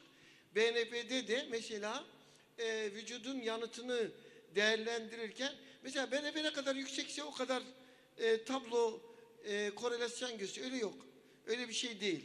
Dolayısıyla yani burada yine hep size söylediğim tabii derslerden 2 kere 2 4 olmadığı için insan vücudu aynı rakam cevabını vermez. Rakam o yüzden ne oluşturuyoruz? Cutoff değeri oluşturuyoruz. Yani bizim için 2-5'in aralığının üzerinde olan yoğun bakım grubu hastalarda bunun artık daha ciddi bir enfeksiyon olduğunu kabul ediyoruz. Ama yükseldikçe de prognostik değerinin de buna göre değiştiğini kabul edebiliriz. Korelasyon olmadığını tekrarlayayım. Yani ne kadar yüksekse o kadar kötü. Öyle değil. Sadece cutoff'umuz var. Çok teşekkür ederim Başar Hocam değerli katkılarınızdan dolayı. Başka katkı soru var mı sınıftan? Bugün bu saate kadar bizleri böyle dinlediğiniz için ben de içimden gelerek size bir hediye sunmak istiyorum. Ama soru soracağım. Bugün acil tıp uzmanlığına 16 Ekim biliyorsunuz. Bugün itibariyle yani bugün asistan olan var mı 16 Ekim'de? Acil tıp için asistanlığa başlayan var mı? Tarih olarak uzman olan var mı? 16 Ekim mi? Peki bugün doğan var mı? Doğum günü bugün olan var mı? Evlilik kimdir? Bir ayağa kalkabilir misiniz rica ederim? Mikrofon Hocam verebilir evlilik misiniz? yıl dönümünü bilen bir erkeğe rastladık. Bence hemen ödül verelim. Daha fazla bir şey sormaya gerek yok. Hocam yani bayanlar da olsaydı. Bakalım belki bir şey isteyeceğim hocam. Kendinizi tanıtır mısınız? Doktor İbrahim Aydın, Kartal Lütfi Kırdar Şehir Hastanesi Acil Tıp Kliniğinde asistanım. Evet, bugün evlendiniz. Maşallah. Evlilik cüzdanınız var mı yanınızda? Yanımda yok hocam. Yok. 7 sene oldu ama. Ama net bize bir şekilde. ibraz edeceksiniz değil mi? Tabii ki hocam. Daha evlisiniz yani ayrılmadınız. Çok şükür. İnşallah. Uzun evlilikler diliyorum inşallah Amin. Ömrü sonuna kadar. Ben de burada başkanımız burada, başkan yardımcımız da burada. Onlara sığınarak şunu demek istiyorum. İbrahim Hocam, ATÜDER'in 2022 yılında yurt dışında yapacağı ilk aktiviteyi sizi sponsor olarak götürecektir. Çok teşekkür ederim hocam. Çok sağ olun. Evet. Hayırlı olsun. Bize ulaşabilirsiniz. Çok güzel bir ödül ve dediğim gibi İbrahim bu ödülü fazlasıyla hak ediyor. Çok sağ olun hocam. Evlilik Başar Hocam. dönümünü hatırlayan bir erkek olarak. Evet, Başar Hocam da hak ediyor. Bir tane de çekeyim. Yok. Evet. Yoruldunuz biliyorum. Şimdi Sayın Başkanım ben sahneden ineyim mi? yok sahne sizi seviyor, siz de sahneye yakışıyorsunuz hocam. Teşekkür ediyorum. Evet, ben tabii ki hocam lütfen. Değerli arkadaşlar, Zeynep hocama çok teşekkür ediyoruz. Bu sunumu yapan Zeynep hocama çok teşekkür ediyoruz. Bu oturumun yapılmasında katkı sunan Roche firmasına kendilerine teşekkür ediyoruz. Buradalar mı bilmiyorum. Burada olsalardı onlara da bir hediye verdirecektik ama burada mısınız? Bir ayağa kalkabilir misiniz? Tamam. Çok güzel. Evet. Bak ben şimdi hediyeden bahsedeceğim de korktular yani. Yok bir şey yok. Siz de bizleri dinlediğiniz için size de çok teşekkür ediyoruz. Hediyenizi başka bir zamana çekeceğiz. Oturumu kapatıyoruz. Çok teşekkür ederim. Teşekkür ederiz. To improve recognition of early sepsis at the ED and develop novel therapy for patients with sepsis. In this presentation, I will share you some results of preclinical research. Still closer? Yeah, okay, thanks. So I will share you results from our preclinical research. It's very fundamental, so in contrast to some of the other talks we saw, in which we identified the molecular mechanisms that we think that lead to organ failure in sepsis. So why sepsis? Well, sepsis is a very common disease. The Global Burden of Disease study estimated that it's the most common cause of death worldwide. And annually, around 50 million people per year are affected by sepsis. And these estimates are from 2017, meaning that it's even before the COVID-19 pandemic. So numbers are even higher. Approximately 1 in 4 to 1 in 5 cases is fatal, which means that every 4 seconds someone dies of sepsis somewhere in the world. 2% of all hospital admissions are because of sepsis. So it's something that we see very commonly, and is unfortunately all around the world still has a high mortality rate. However, the exact mechanisms that lead to organ failure remain not precisely known, although we do appreciate that sepsis is caused by an infection, which might be a bacteria, a virus, or another pathogen. We do not understand why some people develop organ failure and other people do not. So that's the main question, and here in this talk I will focus on the role of the mitochondrion. So our cellular powerhouses responsible for maintaining cellular homeostasis by producing our energy in the form of ATP, and at the same moment these mitochondria always produce a bit of some small amount of free radicals that are toxic to the cells. The reason that I'm interested in mitochondria and sepsis is based on this paper and also other papers demonstrating that there is an association between biomarkers for mitochondrial failure and outcome in sepsis. And in this study, they measured the mitochondrial membrane potential in platelets in patients admitted to the ICU because of sepsis. And as you can see, upon admission in patients with sepsis, both survivors and non-survivors, the mitochondrial membrane potential was lower as compared to patients without sepsis, the control. And in patients who survived sepsis, during follow-up, the mitochondrial membrane potential was restored. Well, similar data is available from muscle biopsies from patients with sepsis at the ICU, demonstrating that there is an association between mitochondrial failure and outcome in sepsis. If you look into preclinical studies in mice, we found this data published in 2015 by another group, not me. They demonstrated that if you induce sepsis in mice and you investigate mitochondrial damage by looking at the mitochondrial DNA in muscles, that there was persisting mitochondrial DNA damage in sepsis. And you can see it here in the graph, and what they did is they performed this gel electrophoresis. They amplified part of the mitochondrial DNA. Under normal circumstances, it should give one band, as you can see in the control groups, but in the septic mice, you see this smear, which means that the mitochondrial DNA is damaged, it's fragmented. And we were wondering whether this also occurs in humans or whether this is something specific to animals. So what we did is that we took renal biopsies from patients with sepsis, and because it's ethically unacceptable to do it at the ED, we had to use biopsies from patients who died of sepsis, and we took these biopsies within 30 minutes post-mortem. And as control tissue, we had a piece of healthy tissue that was removed during a nephrectomy from patients with a renal cell carcinoma. If you look at these biopsies, you can see that there are increased signs of oxidation of mitochondrial DNA. And the oxidation is shown in panel D, where you can see the brown staining, and this brown is oxidized DNA. You can see the same if you look in panel M, the 8-oxo-G, which is also oxidation of DNA. And this oxidation is the first step, damage due to free radicals that could lead to damage to the DNA. So it might be that free radicals derived from mitochondrial failure lead to oxidation of DNA. In the same biopsies, we also investigated DNA damage. And if you look at the right-hand corner, you can see that in the control we have nice bands, but these upper bands disappear in patients with sepsis, which is a clear sign of mitochondrial DNA damage. We investigated several markers associated with mitochondrial DNA repair, that are termed together the mitochondrial quality control. And we found that these were actually reduced in expression. So even though patients with sepsis have increased signs of mitochondrial DNA damage in the kidney, there's no or even downregulation of repair programs in the kidney. And ultimately, we demonstrated that it leads to a reduced mitochondrial mass that we measured using the mitochondrial DNA copy number in the kidney. So the next question was, now that we know that on the one hand, sepsis is associated with increased biomarkers for mitochondrial dysfunction is associated with poor survival, and we have direct evidence for mitochondrial damage in the kidney, what causes this mitochondrial dysfunction? So we moved to preclinical models, and here we used endothelial cells.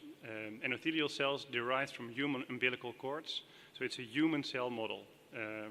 What we did is that we used LPS to stimulate the cells and to mimic sepsis. And the first question was, does it lead to mitochondrial dysfunction? And if so, does it depend on uptake of this endotoxin? And as you can see in the fluorescent images, you see that the green, the LPS, is taken up in the cells, and it's co-localized with TOM20, which are mitochondria. So it seems that this LPS is taken up and transported to mitochondria. If we block endocytosis using dinosaur or SSO, which is a fatty acid transporter, the lower one, the lower two rows, there you see a reduced uptake of LPS. In the right-hand corner, you can see the mitochondrial membrane potential that decreases as soon as we give the cells LPS, and LPS is in the red bar, the blue bars are control, and you see a massive rise in reactive oxygen species as soon as you stimulate cells with LPS. Both of these effects could be prevented if we blocked endocytosis by dinosaur. The next question was, are mitochondria relevant for the induction of cellular stress? So what we did is that we depleted endothelial cells from mitochondria. So we had endothelial cells without mitochondria, and we gave them endotoxin again. And here you can see the mitochondrial membrane potential, JC1. It remained stable. It was unaffected by LPS in these cells. But also we did not see a rise in reactive oxygen species. So it seems that indeed mitochondria are relevant for the induction of stress. And if you look at endothelial leakage, which is shown by albumin leakage over an endothelial barrier, you can see that if you give LPS to the cells, that it leaks over the endothelial cell barrier. But if you have endothelial cells without mitochondria, then these endothelial cells are resistant against injury induced by LPS because there's no albumin leakage over this endothelial cell barrier. So then we dive further into this matter. For those who might not use their biochemical knowledge on a daily basis, I've shown here the electron transport chain in the mitochondria. And what we did here is that we identified the position, the place in the electron transport chain where LPS leads to damage. And you can see that using the substrates for complex 1, 2, and 3, we have a reduced oxygen consumption that's shown in the graph. But if we bypass cytochrome C, complex 3 and cytochrome C, then we don't see any effects of LPS, meaning that the injury induced by LPS is around complex 3 or cytochrome C. It's between complex 2 and complex 4. And that's what you can see in the graphs here. Using isolated cytochrome C, we demonstrated that LPS actually binds cytochrome C, and we also demonstrated that LPS oxidizes cytochrome C after this direct binding. And now we come to the next question, which is this relevant and does it lead to mitochondrial dysfunction and can we prevent it? So we demonstrated that LPS is taken up in cells. It's transported towards mitochondria. Within mitochondria, it oxidizes cytochrome C. So the next question is, can we prevent it? Which means, can we reduce cytochrome C and thereby prevent the injury induced by LPS? Hydrogen sulfide, well known for its toxicity if you are exposed to it in increased levels. We also produce it endogenously in our body in very low levels. And hydrogen sulfide is a very important molecule in our body. It has anti-inflammatory properties, antioxidant properties, and in very low levels you also use it to produce ATP. So it's an alternative electron donor in contrast to, for example, glutamate and malate that are derived from glucose. That donates their electrons in the electron transport chain and ultimately stimulates ATP production. For this experiment, it's relevant that hydrogen sulfide is also a reductor of cytochrome C. And in the line graph on the right upper hand corner, you can see that if we incubate cytochrome C with LPS, you see this peak arising, which means that there is oxidation of cytochrome C. And if we give hydrogen sulfide using the GYY compound, we can prevent oxidation of cytochrome C. Okay, so this is very molecular. What does it mean for a whole organism and might it mean for humans? If we induce sepsis in mice, we can also see in the kidney that there's localization of LPS in the kidney that you can see here in the microscopy images. In the kidney, it co-localizes with mitochondria, so also in the mouse, after induction of sepsis by ligating and puncturing the cecum, you have translocation of LPS from the gut into the kidney and uptake in mitochondria. Of course, this leads to an increased level of IL-6, a reduction in membrane potential as measured by JC1, and an increase in urea, indicative of acute kidney injury. If you pre-treat these animals with hydrogen sulfide, DON or GYY, you can see that there was no increases in IL-6, it maintained mitochondrial membrane potential, and it also prevented acute kidney injury. So, if we then conclude and we go from mechanisms that induce organ failure to potential strategies to improve outcome, I demonstrated that, of course, it's important to improve early recognition, as all kinds of pathogens could lead to organ failure in an infection and thereby induce sepsis. It's important to, of course, rationally use antibiotics and thereby prevent resistance. What I demonstrated here is one of the key mechanisms that lead to organ failure in sepsis, namely that endocytosis of bacterial endotoxins, as we demonstrated in mice, to occur and in cells, leads to mitochondrial dysfunction. So these endotoxins are taken up by the cells, are translocated to mitochondria, and there directly interact with cytochrome C. I demonstrated that hydrogen sulfide, but also other antioxidants, can prevent oxidation of cytochrome C, and thereby also prevent mitochondrial damage and organ failure in sepsis. And ultimately, oxidation of mitochondrial DNA damage that leads to damage, also damage to the mitochondrial DNA, might be an explanation for the poor long-term outcome of patients who had sepsis. And with that, I would like to end. I would like to thank you for your attention and welcome to answer any questions. Thank you, Dr. Bauma. Is there any questions for Dr. Bauma? I want to talk a little, if you allow me.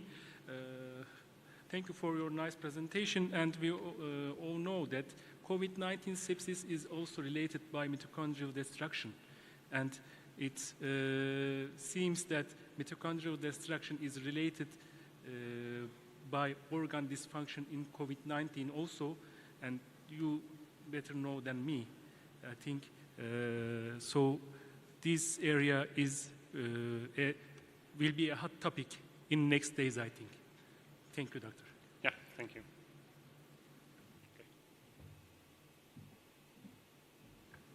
Now, for the second lecture, Dr. Umut Ocak from Bursa, Turkey.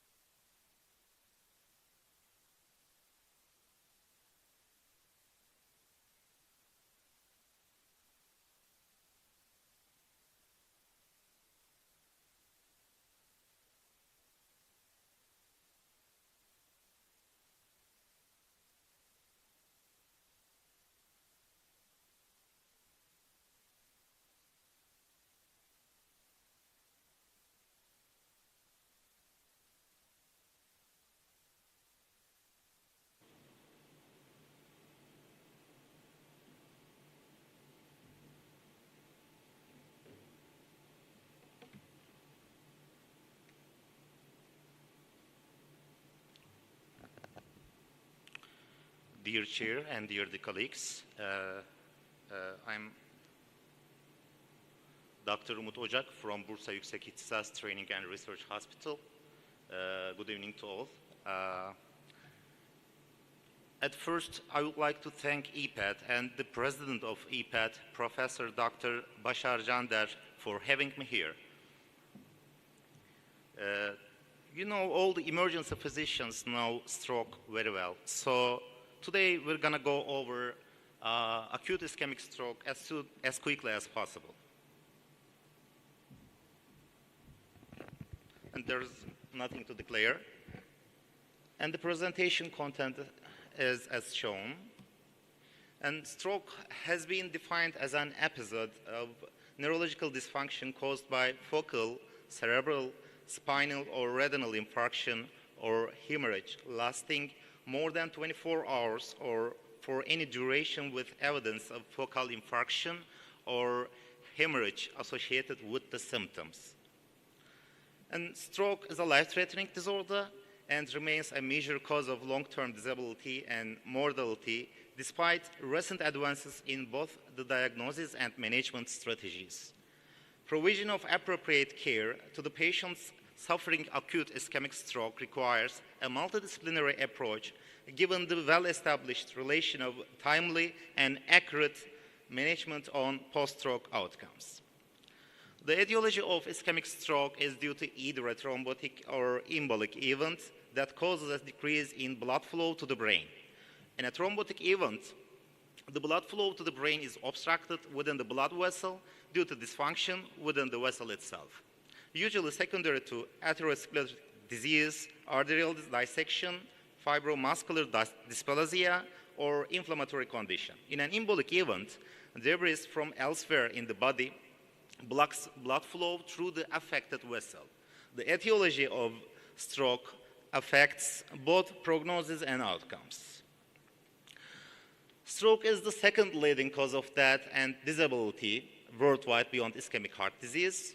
And unfortunately, stroke is responsible for 10% of all deaths worldwide. And age, sex, geography, ethnicity, and socioeconomic status have considerable influence on stroke incidence and prevalence.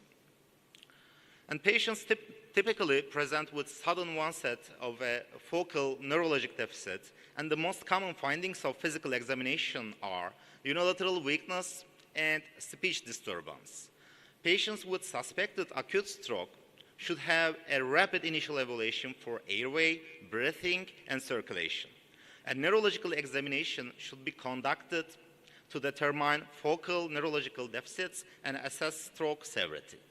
A standardized stroke scale should be used, such as the National Institutes of Health Stroke Scale, and assessment in the acute phase should include heart rate and rhythm, blood pressure, temperature, oxygen saturation, hydration status, and presence of seizure activity.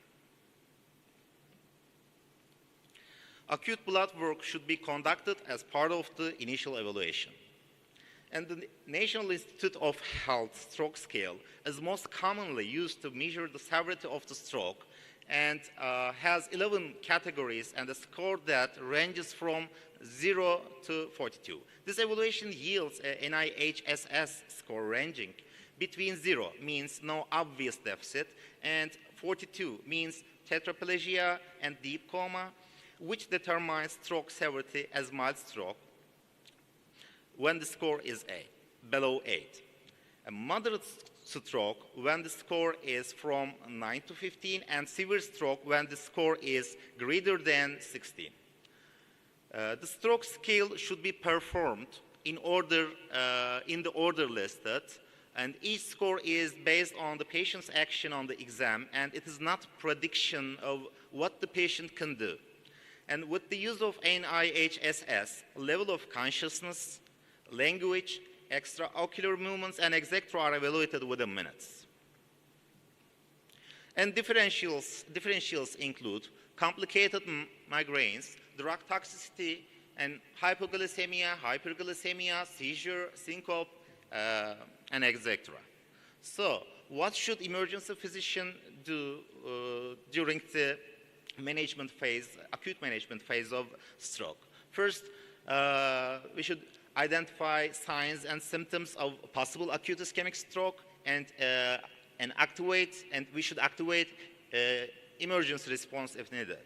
So critical emergency medicine assessments and actions are: first, 1, support ABC, 2, perform pre-hospital stroke assessment. 3, establish time of symptom onset. 4, triage to stroke center. 5, alert hospital. 6, check glucose if possible. And immediate general assessment and stabilizations are 1, assess ABCs again, and vital signs also, and provide oxygen if hypoxemia, if the patient is hypoxemic, and obtain IV access and perform laboratory assessments, and check glucose rate if indicated, and perform neurological screening assessment, and activate stroke team and order emergent CT scan or MRI of brain, and obtain 12-lead EKG. An immediate neurological assessment by stroke team or designee first review patient history, establish time of symptom onset or last known normal, and 3, perform neurologic examination NIH stroke score. In patients who probably have acute ischemic stroke, imaging is a crucial part of both the diagnosis and management, and CT has excellent sensitivity to recent hemorrhage and is generally adequate as initial imaging, whereas its sensitivity to recent ischemia is poor, and particularly if the ischemia is small and restricted to the posterior fossa. And all patients with suspected acute stroke should undergo brain imaging with non-contrast CT or MR. And all patients with suspected acute ischemic stroke who arrive within 4.5 hours and are potentially eligible for intravenous thrombolysis should undergo immediate brain imaging with CT without delay to determine eligibility for thrombolysis. And all patients with suspected acute ischemic stroke who arrive within 6 hours and are potentially eligible for endovascular thrombectomy should undergo immediate brain imaging with CT and CTA without delay. Resultantly, all patients with suspected acute ischemic stroke should receive a CAT scan in order to exclude intracranial hemorrhage. So given the benefit of intravenous alteplase as time-dependent, patients are recommended to undergo a CT within 20 minutes upon arrival in order to determine potential indications for IV thrombolysis. Of note, although signs of early ischemic changes, such as hypoattenuation of damaged brain parenchyma, insular ribbon sign, hyperdense MCA sign are well accepted. Early ischemic changes on CT can be graded using the aspects, a quantitative scoring system that gives points for 10 different MCA territories as shown. The total aspect score ranges between 10, indicating normal CT, and 0, indicating complete MCA infarction, as it is calculated by subtracting 1.4 every ischemic region. And aspects of 7 points and below has been indicated as a predictor of poor clinical outcome. And generally, it has been used as an inclusion criterion in acute ischemic stroke and the vascular trials, which included patients with relatively small core infarct in aspect of 6 to 10. CT alone is therefore insufficient in some patients to make a decision on treatment strategy. Specifically, the 2019 guidelines for the early management of acute ischemic stroke recommend CTA with CTP or MRA with diffusion MRI, with or without MR perfusion for certain patients. Next step after CT should be CTA for detecting large vessel occlusion, as poor recanalization rates with IV thrombolytic therapy alone has been reported in the presence of large vessel occlusion, and CTA is useful in detecting eligible patients for mechanical thrombectomy. Importantly, recent evidence suggests that imaging with CTA is not associated with increased risk of acute kidney injury in patients with stroke, and even in those who are known to have chronic nephropathies. Therefore, treatment should not be delayed to obtain creatinine levels prior to CTA due to concerns regarding contrast-induced nephropathy in patients with acute ischemic stroke. In patients who present within the first 6 hours of the onset of symptoms, particularly the gradient echo sequences of MRI can be as exact as CT in identifying hyperacute intracerebral hemorrhage. Moreover, based on the evidence showing that patients with abnormal diffusion MRI and normal flare imagings are likely within the first 3 to 4 hours of stroke onset, and MRI can be used to estimate the onset of ischemic incident. Now, the case time, our patient, a 72-year-old female who was admitted to our hospital within the first 2 hours of left-sided hemiparesia, and the CAT scan was unremarkable and ruled out the presence of intracerebral hemorrhage, figure A, and figure B, there's a diffusion MRI and hyperintensity is shown, and low signal intensity on ADC and normal flare, and the thrombus and the right side, right MCA was visible on CTA. The DAWN and DIFFUSE trials have pointed to the benefit of mechanical thrombectomy in stroke patients who present beyond the accepted time limits and who are selected based on specific criteria on CT or MRP studies. Accordingly, CTA with CTP or MRA with diffusion MRI with or without MRP are recommended for selecting patients with large vessel occlusion for mechanical thrombectomy within 6 to 24 hours of last known well. Now the reperfusion therapies. Since the first publication of guidelines for acute ischemic stroke, many changes in the evidence-based treatment recommendations have been made and included into the American Heart Association and American Stroke Association based updates. For many years, the administration of tissue plasminogen activator alteplase has been the gold standard treatment. And since the benefit of therapy is time-dependent, treatment should not delay for additional neuroimaging and should be initiated urgently. And a recent meta-analysis evaluating the association of cerebral microbleeds and the risk of ICH after IV alteplase treatment showed that ICH is more common in patients with baseline cerebral microbleeds. Now, contraindications for medical thrombolysis with IV alteplases are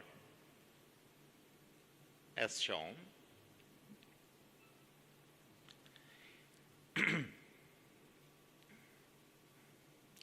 And other intravenous fibrinolytics, and tenecteplase, a genetically modified variant of alteplase with greater fibrin specificity, demonstrated lower hemorrhagic complications in previous trials of acute myocardial infarction, but better functional outcomes were achieved with IV tenecteplase. Although there are studies regarding IV streptokinase or desmoteplase usage, no difference in functional outcomes was observed after the administration of IV streptokinase within 6 hours or desmoteplase within 3 to 9 hours after acute ischemic stroke compared to placebo-treated patients. For years, IV alteplase has been the treatment of choice in acute ischemic stroke patients. However, it has limitations such as narrow therapeutics, time window, and contraindications. So, mechanical thrombectomy was initially proposed as an adjunctive therapy for IVT. However, randomized controlled trials have proven the superiority of mechanical thrombectomy over standard medical management alone after acute ischemic stroke due to large vessel occlusion. The aim of mechanical thrombectomy is to achieve recanalization and reperfusion. Therefore, door-to-grain puncture time is highly important. Since trials have revealed that disability outcomes are directly associated with the time from symptom onset to arterial puncture, any cause for delay to mechanical thrombectomy, like observing for a clinical response after IVT, should therefore be avoided. Importantly, in 2019 guideline, pretreatment with IV alteplase recommendation has been removed. And the advances in device technology have significantly improved the speed and efficacy of recanalization. Here we see some of the randomized controlled trials on mechanical thrombectomy and general standard of care. So, blood pressure management. Low blood pressure levels may cause loss of penumbra, and high blood pressure levels may increase the risk of intracranial hemorrhage. So, what should optimal blood pressure range be? Guideline has recommended the maintenance of blood pressure levels below 185/110 in patients who will receive reperfusion therapies either with IVT or mechanical thrombectomy. On the other side, in patients with blood pressure over 220/120 who will not undergo IV alteplase or mechanical thrombectomy and have no comorbid conditions requiring acute antihypertensive treatment. Lowering blood pressure by 15% during the first 24 hours after the onset of acute ischemic stroke is recommended. And recommended first-line antihypertensive drugs are labetalol, nicardipine, and clevidipine, and alternatively nitroprusside and hydrolazine and enalaprolate can be considered for selected patients. Including decreased reperfusion rates, infarct expansion, poor neurological recovery, and death, hyperglycemia is commonly targeted during the management of acute ischemic stroke. So, hypo or hyperglycemia should be avoided and treated accordingly in patients with acute ischemic stroke. And for body temperature management, avoidance from both hypo and hyperthermia, maintaining normothermia are recommended. And hypoxia is an important cause of injury during acute ischemic stroke, and although oxygen supplement seems a reasonable approach to prevent hypoxia and supply penumbra oxygenation, and excessive oxygen may cause respiratory compromise and vasoconstriction, therefore leading to worse outcome. On the other hand, hyperoxygenation was not associated with either increased complication rates or better neurological outcomes after acute ischemic stroke. And current guidelines recommend close monitoring of acute ischemic stroke patients to keep oxygen saturation above 94%, and routine oxygen supplementation is therefore not recommended in cases with oxygen saturation above or equal to 94% spontaneously. Hyperbaric oxygen therapy is only recommended exclusively for strokes due to air emboli. Seizures after stroke occur in a wide range, and currently there are no evidence-based guidelines available regarding the prophylaxis or medical management of post-stroke early seizures, late seizures, and post-stroke epilepsy. And besides, treating all recurrent seizures with an anti-epileptic drug, regardless of the etiology, is recommended. And current guideline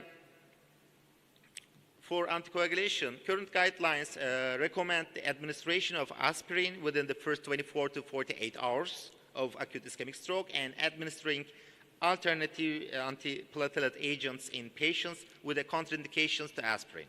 In addition, administration of dual antiplatelet therapy with aspirin and clopidogrel started within 24 hours after acute ischemic stroke. Onset is recommended for patients who present with a non-cardioembolic acute ischemic stroke with NIHSS score below equal 3 and who did not receive IVT. So how about management of cerebral edema and increased intracranial pressure? And brain swelling and edema formation after cerebral ischemia remains the major cause of death in patients with large infarctions, despite the advances in overall management of acute ischemic stroke.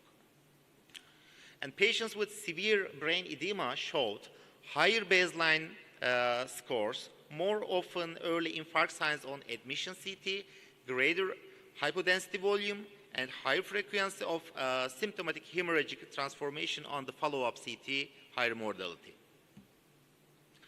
As expected, particularly younger patients are more prone to neurological worsening due to fatal brain edema than older patients who have cerebral atrophy.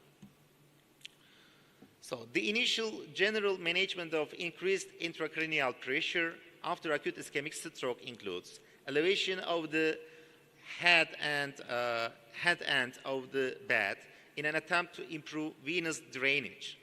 Additionally, factors that increase intracranial pressure such as hypoxia, hypercapnia, hyperthermia, hyperglycemia, and antihypertensive drugs, particularly those that can cause cerebral vasodilatation, should be avoided. And current guidelines aiming at reducing cerebral edema and intracranial pressure in stroke patients recommend the use of osmotic therapy with mannitol or hypertonic saline for patients with clinical deterioration from brain swelling associated with cerebral infarction. Today, hyperventilation is not recommended as well, and except for brief periods of moderate hyperventilation for patients with acute neurological deterioration due to brain swelling prior to a more definitive therapy. So, how about emerging new treatment strategies? For stem cell, more research is needed, and for transcranial MRI-guided high-intensity focused ultrasound, thrombolysis is a new technology that is still evolving, and the larger scale of patient-based clinical studies is needed. So, conclusion, ischemic stroke is a life-threatening disorder requiring accurate and rapid diagnosis followed by proper management, and both the management and prevention strategies have undergone considerable modifications during recent years, and utilization of endovascular techniques and extension of therapeutic time window are probably the most exciting advances in acute ischemic stroke.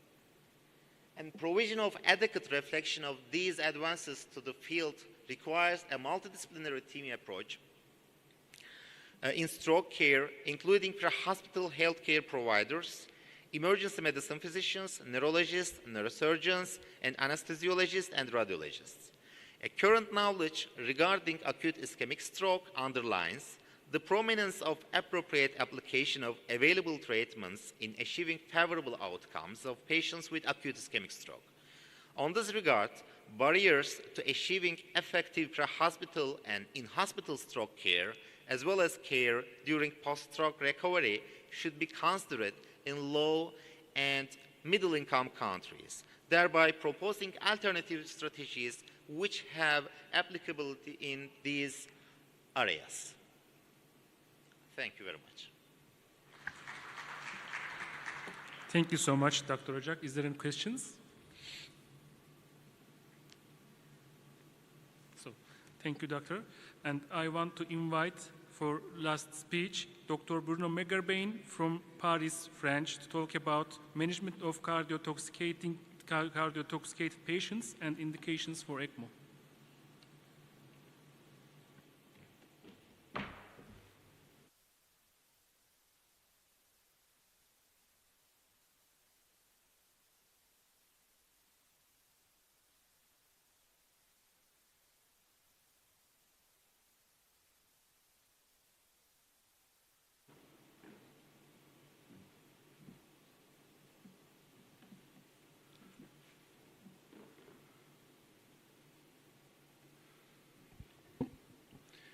Okay.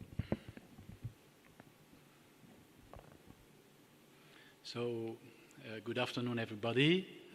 I would like first to thank the organizers for having invited me to talk about poisonings. I'm very pleased to be with you, and we'll discuss the management of cardiotoxicant poisonings and see what are the indications of ECMO.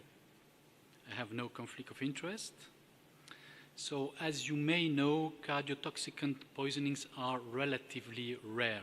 They represent, based on the data from the American Poison Control Centers, the 7th cause of exposures, but unfortunately the 2nd cause of deaths. Of course, by cardiotoxicant, we do not only mean cardiovascular pharmaceutical drugs, but also different compounds able to intoxicate the heart. One important issue with cardiotoxicant is the ingested dose. You see here there is a quite good parallelism between the ingested dose of ajmalin and the resulting toxicity with the onset of cardiac arrest. So the inter-individual variability with cardiotoxicant is very limited, in contrast, of course, to psychotropic drugs. So what is the strategy to manage cardiovascular failure related to drugs? First of all, you have to establish the shock. This is not so obvious because all these drugs are able to reduce the blood pressure, which is their function, but that does not mean that the patient is in shock. Then you have to determine the mechanism of the shock, to define the optimal treatment, and in some very selected cases, to discuss if the shock is refractory to conventional therapies, some exceptional treatments. So, how to establish that the patient is in shock? You have to use the same definitions as in the septic shock, for instance. So you have to rely on the reduction in blood pressure, but also you have to identify some impairment at the microcirculation, meaning that you have to use clinical and physical examination, but also ask for some biomarkers, including lactate. You have to be aware that blood lactate concentration is not a good indicator of organ failure with beta blocker poisoning. You see here on that slide that almost half of our beta blocker poison patients who died effectively have normal lactate concentrations at any time of their management, despite the severity of poisoning. Because, of course, beta blockers will block the production of lactate. Once you establish the shock, you have, of course, to determine its mechanism. Is it a cardiogenic shock, a vasoplegic shock? So you have to measure the cardiac index, and you have to use the devices that you are used to. Of course, echocardiography should be one major device. When you normalize the preload parameters, then you can measure the cardiac index and differentiate peripheral versus cardiogenic failure. Then once you have determined the mechanism, you have to go to conventional supportive therapy.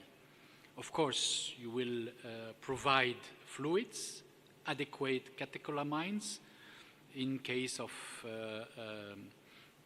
ventricular tachycardia or fibrillation. You have, of course, to defibrillate.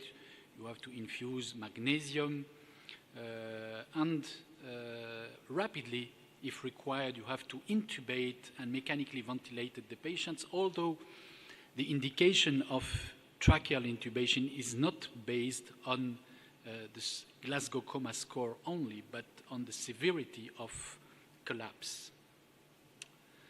Of course, as in any poisoning, you have to discuss GI decontamination.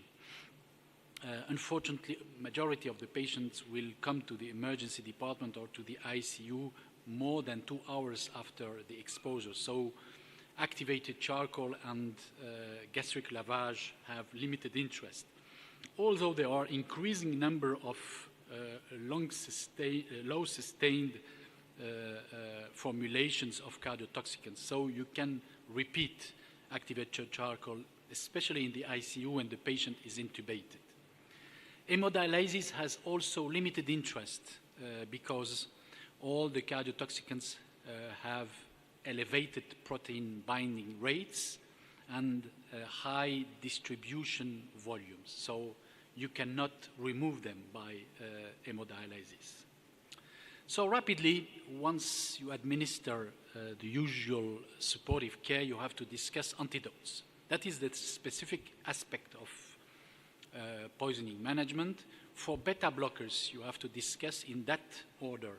First, dobutamine or isoprenaline. Then, if failing, you go to glucagon or high-dose insulin. And then you go to epinephrine and discuss ECMO if required. For calcium channel blocker, you have first to discuss calcium chloride or any calcium salts by intravenous route. Then rapidly go to high-dose insulin. You see that the doses of insulin are very elevated, 1 unit per kilo IV bolus, followed by 1 to 10 unit per kilo per hour infusion.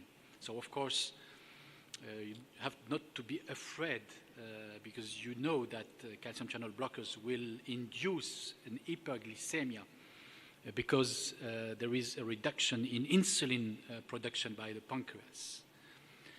Then you go to vasopressors, epinephrine or norepinephrine, and you may try methylene blue in the most severe cases of vasoplasia. For sodium channel blocker poisonings, first infuse sodium bicarbonate in case of enlargement of QRS, and then go to epinephrine. For cardioglycoside, which is now only represented by digoxin, try first atropine in case of bradycardia, and then move rapidly to anti-digoxin FAB fragments. So these are the conventional treatments. Of course, as you may see, you require sometimes some advices from a clinical toxicologist. But in some cases, the patient situation will be refractory to all these therapies. And you have to discuss exceptional treatments, and I enumerated 3 kinds of treatment: lipid emulsion, veno-arterial ECMO, and albumin dialysis. So first, let's discuss about lipid emulsion. By analogy to the management of anesthetic, of local anesthetic overdose in the operating room, you can infuse lipid emulsion that will, as a lipid sink, alterate the tissue distribution of the toxicant. But this is only hypothetical.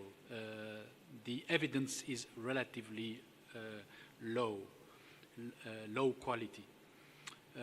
Anyway, the advantage of this treatment is its easiness, and you have just to infuse intralipid with the dose regimen written on the slide.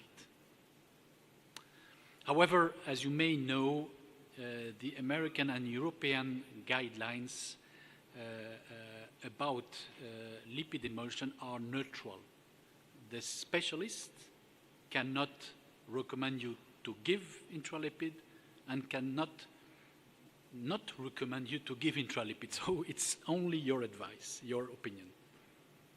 Anyway, do not administer intralipid rapidly, just in patients who fail to respond to conventional therapies, because you may decrease the exact effect of the usual treatments if you administer the lipid emulsion too early. So only give it when immediate threat to life exists, when other therapies have proven ineffective, or maybe while waiting for ECMO implementation. Because probably the good alternative for this refractoriness situation is ECMO. So what is ECMO? I mean, of course, veno-arterial ECMO is a device that may take over heart function until recovery can occur by minimizing myocardial work, improving organ oxygenation and vascularization, and of course maintaining the liver metabolism and the renal and biliary elimination of the toxicant. So of course there are several mistakes or risks. The first one is to implement ECMO too late while the patient presents already multi-organ failure or anoxic brain injury. The other risk is to implement ECMO too early, while probably if you have taken an advice from a clinical toxicologist, you may have used antidotes with adequate dose regimens, and that could have allowed you not to implement the ECMO. So there are in practical two possibilities, either to transfer immediately the patient to the surgery department or to call for an ECMO team and to implement the ECMO on site. In our ICU, which is specialized in toxicology, but in our hospital devoid of cardiac surgery, we developed ECMO by ourselves. We are able to implement ECMO either by short surgery or even percutaneously more frequently now. And of course, once the patient is cannulated, as you see on this slide, he can recover a better cardiac flow and oxygenation. You have to implement a superficial femoral shunt to infuse the cannulated limb. Of course, sometimes the patients are transferred to our ICU under cardiac massage, so all these techniques should be available and performed very rapidly. Rapidly, as you see, the patient will improve and his spontaneous cardiac rhythm will be better, and we will change an inefficient, an ineffective blood pressure, spontaneous blood pressure, to a continuous non-pulsatile cardiac flow with a continuous mean blood pressure without pulsatility. Of course, the patient will be managed as any other one in the ICU with adapted protective mechanical ventilation, temperature control, monitoring of the cannulated lower limb, EEG to evaluate the neurological consequences, efficient anticoagulation, and catecholamines to maintain a blood pressure of 65 millimeter of mercury, and dobutamine to facilitate left ventricular discharge. Unfortunately, the technique could have some complications. That's why you have to indicate it in very selected patients only. Unfortunately, today there are no definitive evaluation, only studies showing benefits on some clinical parameters, but there's no really demonstration of its effectiveness to improve a survival rate. The third technique is albumin dialysis. This could be proposed as shown on this slide in refractory vasoplegic shocks, mainly with calcium channel blockers. But even these few clinical cases suggest a benefit from this technique to enhance the toxicant elimination. There are no definitive proof about this effectiveness. So here also only perform this technique in case of and with a good evaluation. So in conclusion, shock and arrhythmias following poisonings with cardiotoxicants may lead to life-threatening symptoms and death. adequate monitoring of severity and assessment of prognosticators are mandatory to improve patient management. Treatment is mainly supportive. Of course, administration of antidotes may be life-saving despite the absence of high level of evidence. And in some refractory situations, please consider either lipid emulsion, ECMO, or albumin dialysis. Also, to date, the definitive benefit is still not evaluated, but is probably suggested by the reported clinical cases. Thank you very much. Thank you, Dr. Megerbein. Is there any questions? Thank you so much, Doctor, for sharing your experiences with us. Thank you very much. Thank you. And I want to close the session, and I want to invite you tonight at 9 p.m. we will have a gala night. Günaydın.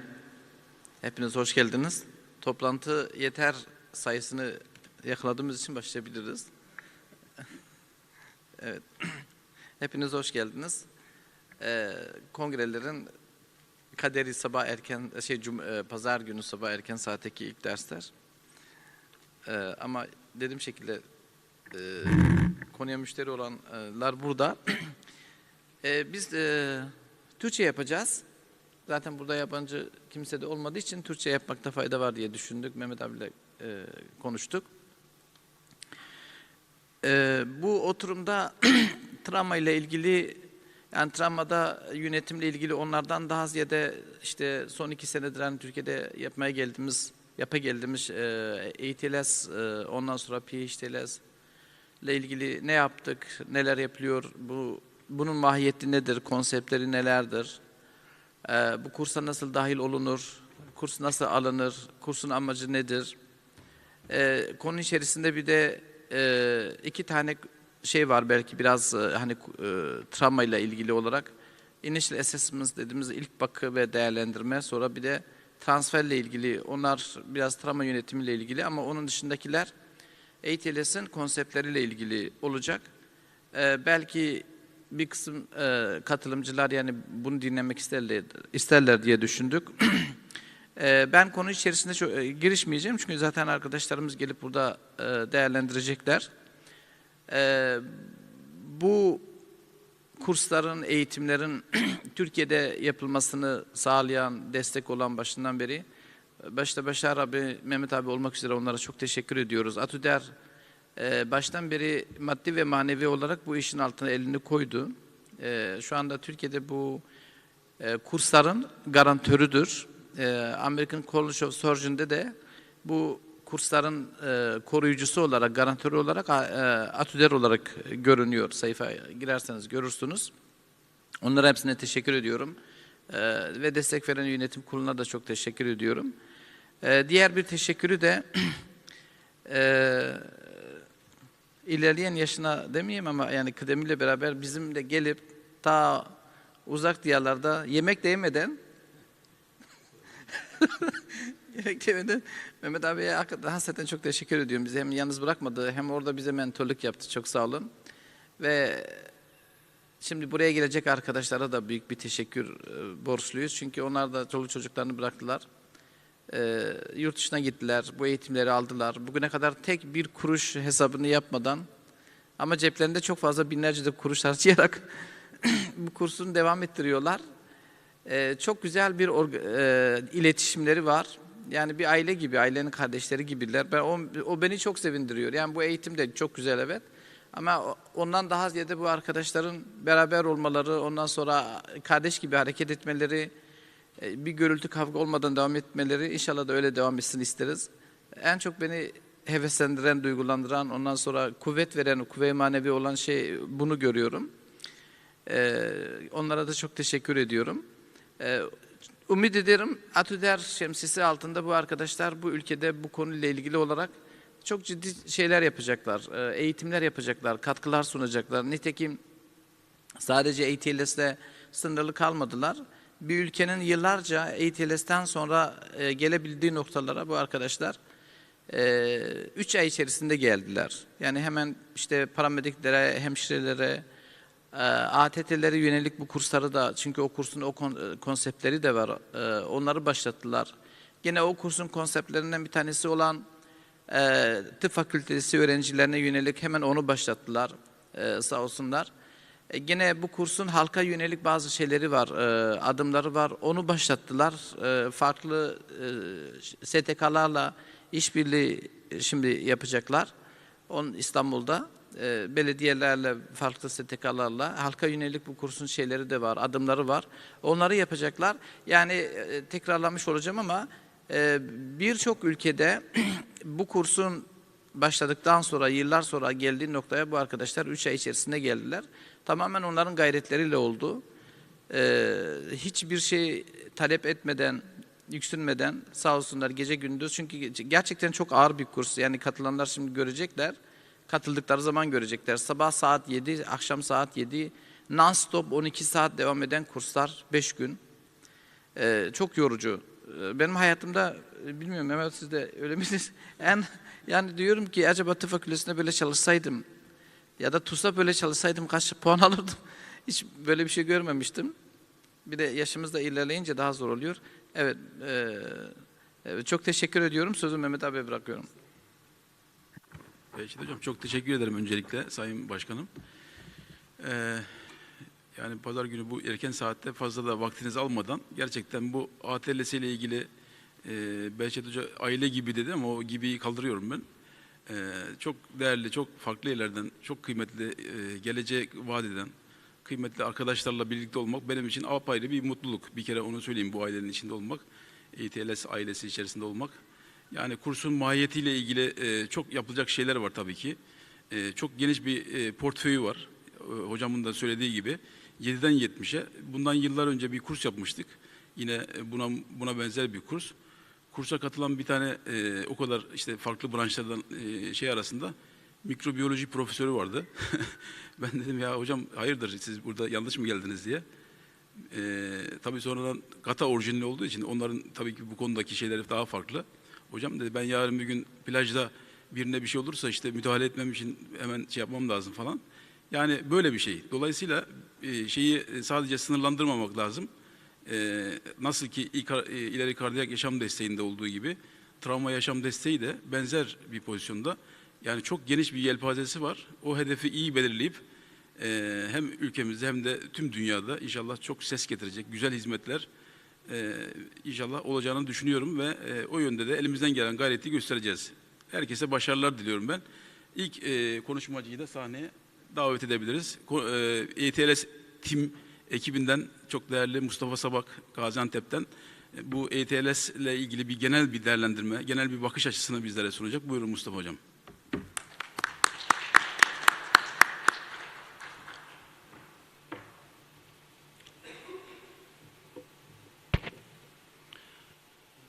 Herkese günaydın değerli hocalarım.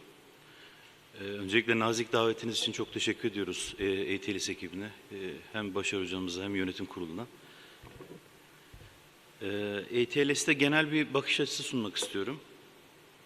Ben kendim Gaziantep Üniversitesi Tıp Fakültesi'nin acil bölümünde öğretim üyesi olarak çalışıyorum. Mustafa Sabak ismim. Kurs genel olarak başlangıçta herkesin ayrı bir görevi var. İşte kurs direktörümüz var. Kursu yöneten bir fakülte var. Çünkü fakülte tamamen kursiyerlerin sadece teorik değil, pratik, aynı zamanda da kurs içerisindeki tutumlarını değerlendirip ona göre bir değerlendirme yapıp yeterlilik ya da yetersizlik veriyorlar. Çünkü sadece teorik bilgi ya da beceri gerekmiyor. ATLS prensiplerine de uyulması gerekiyor. Çünkü global bir eğitim. Bugün hepinizin de takdir edeceği üzere hem Amerika Birleşik Devletleri hem Kanada hem İngiltere gibi çok sayıda gelişmiş ülkede olmazsa olmaz standartlar olan eğitim ve bunu almayan hem asistanlığa başlayamıyor hem de uzmanlık sürecini devam ettiremiyor. Dolayısıyla fakültenin böyle çok önemli bir rolü var. Kurs koordinatörümüzle konuşması olacak Erdal Hocam tamamen bu işin en başında ve altyapısını düzenleyen, en ufak bir aksaklıkta kursun ilerlemesini engelleyen problemleri çözüyor tamamen. Yani koordinatör olmazsa olmazlardan hakikaten. Kurs aldığımızda da en çok bunu vurgu yapılıyor. Kendisine buradan teşekkür ediyorum. Şimdi kurs başladığı zaman öncelikle katılımcılarla tanışıyoruz bir nevi. Sadece isimle falan değil. Çünkü içinde cerrah var, anestezyolog var, acilciler var, göğüs cerrahları var vesaire. Bir sürü multidisipliner yaklaşım olan bir branş olduğu için farklı branşlar oluyor. Dolayısıyla bunların profesyonel zeminleri farklı. Travma ile ilgili tecrübeleri çok farklı. Kimisi travma ile çok ilintili olurken kimisi öyle değil. Dolayısıyla her birinin ayrı ayrı seviyeleri var. En son bu kurstan beklentilerini soruyoruz. Çünkü kursa gelme amacı var.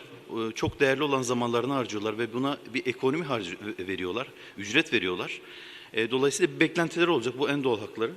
Daha sonra kursun en önemli özelliği güvenli bir öğrenme ortamımız var. Yani güvenlik sadece şey açısından değil, fiziksel böyle saldırı falan açısından değil güvenlik. Güvenlik yani öyle bir sistem oluşturulmuş ki en çok sevdiğimiz şey, bir kere benim burada direkt anlattığım gibi bir derste interaktif discussion dediğimiz dersler var.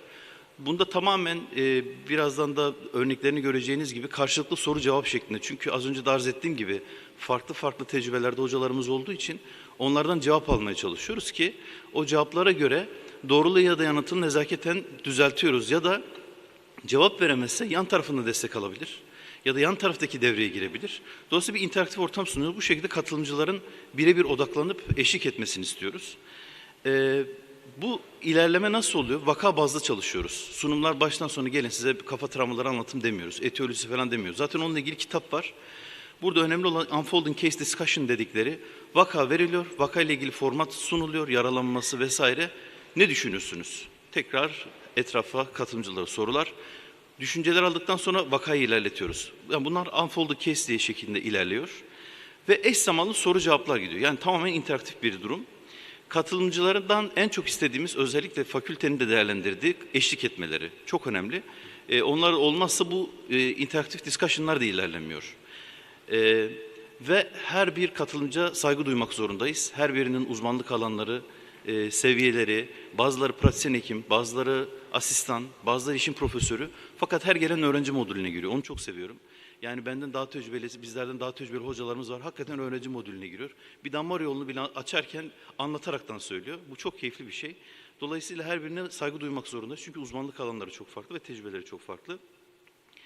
Mümkün olduğu kadar soruları yanıtlamaya çalışıyoruz ama hata olursa da düzeltiyoruz ya da hatayı biz düzeltme yerine yine farklı bir katılımcıya yöneltip onun cevaplamasını istiyoruz. Bu şekilde hem tecrübelerinden yine istifade ediyoruz hem de onların da eşlik etmesini sağlıyoruz. Şimdi örnek verirsek unfolded cases dediğimiz o discussion kısmında MIS diye kısıtlamamız var. MIS'te örnek veriyorum işte 43 yaşında Emine gelince mekanizmi anlatıyor burada yaralanmanın.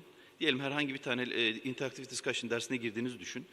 Mekanizm işte 43 yaşında erkek hasta sürücü trafik kazası geçiriyor. Traktörün kamyonetin tırın işte kafa kafaya çarpışıyor. Injury ifade ediyor. Sağ tarafında sıyrıkları var, abrazyonlar var göğüs tarafından ve sağ bacağında deformite var. S de sign and symptoms, İngilizce kısaltması. Hasta cevap vermiyor. Vital bulguları. T de treatment, sağda neler yapıldı. Şimdi buradan sonra biz diyoruz ki bu hastayla ilgili düşünceniz nedir? Yine katılımcılara yöneltiyor soruyor. Vakalar bu şekilde simultane ilerliyor. Bütün standart şeylerimiz bu. Şimdi neden önemli? Birçok travma kursları var. Sadece LTLS değil. Yani Almanya'ya gitseniz farklı bir travma kursu var belki. İngiltere'ye gitseniz farklı travma kursu var ama bunun özelliği şu, güvenli ve travma hastasına hemen acil müdahalesini sağlayan kabul edilir bir metotlardan bir tanesi. Yani 40-50 bir tecrübesi olan bir eğitim sistemi olduğu için ortak bir dili var ve ortak yönetim sistemi var. O yüzden çok değerli. Diğer bütün travma kurslarına da saygı duyuyoruz. Çünkü onların da ayrı bir konsepti var. Fakat ETLS'in kendine göre konsepti var. Şimdi gerçekçi ve güvenilir bir metot. Neden? Çünkü önemli olan hastayı birinci basamağa geldiği zaman hızlı ve kesin olarak değerlendirmemiz gerekiyor. Gelir gelmez. Durumunu bilmemiz gerekiyor. Diyelim ki tansiyon pneumotoraks. Çok hızlı değerlendirmemiz gerekiyor. Ve hemen müdahale etmemiz gerekiyor. Aksi halde hasta kaybederiz. Ve buradaki en önemli şey öncelik sırasına göre hastayı tedavi etmek. Bazen bakıyorum, hani tenzih ediyorum. Özellikle ilçede böyle pratisyen arkadaşlar veya başka branştaki uzmanlarla çalışırken hasta ayağı ampute ise diyelim ki elinde ultrason alan da var. Ya da işte hasta orada solunumu 70'lerde hava yolunu koruyamamış ama hala damar yolu açmayla uğraşan bir meslektaşlarımız oluyor. Veya onu order etmeyle uğraşan oluyor. Dolayısıyla buradaki en önemli şey hastayı stabilize etmek için önceliklerine çok ağırlık veriyoruz. İleride de bahsedecekler ABCD sıralaması çok önemli. Her zaman vurgulanacak. Artık soruyoruz. Babanızın adı nedir? ABCD. Bu noktaya geliyoruz yani. Ve sonra hasta yönetilirken acaba bu benim kapasitemi ve kaynaklarımın kapasitesini aşıyor mu, aşmıyor mu? Bunu tespit etmemiz lazım. Çünkü hastayı resüt ettiniz. Primer, sekonderi baktı yaptınız. Bu hasta travmaymış. Kafa travması var. Bende beyin cerrahı yok ya da tomografi yok. Bunu hadi nakledelim. Hayır, öyle değil. Geldiği andan itibaren değerlendirme sırasında nakil ihtiyacı olup olmadığını hemen tespit etmek gerekiyor. Çünkü zamanla yarışıyorsunuz. Bunu vurguluyor ve bunun üzerine değiliyor. Ve endike ise transferi bir an evvel aktive ediyor. Diyelim ki kraniyal travma, sizin beyin cerrahınız yok veya görüntülemeniniz bozuk. Hastayı ABCD'sini değerlendirirken hemen transfer işlemlerinizi hazırlıyorsunuz ki hasta bir an evvel stabilize edip gönderilsin. Ki pratik hayatta çoğu zaman bunlarda gecikmeler neden oluyor. Hepiniz bunun farkındasınız. Şimdi bu kurslarda neler öğrenilecek? Öncelikle primer ve sekonder bakıda ETLS'in konsepti ve prensiplerinin uyaraktan bunların değerlendirilmesini gösteriliyor.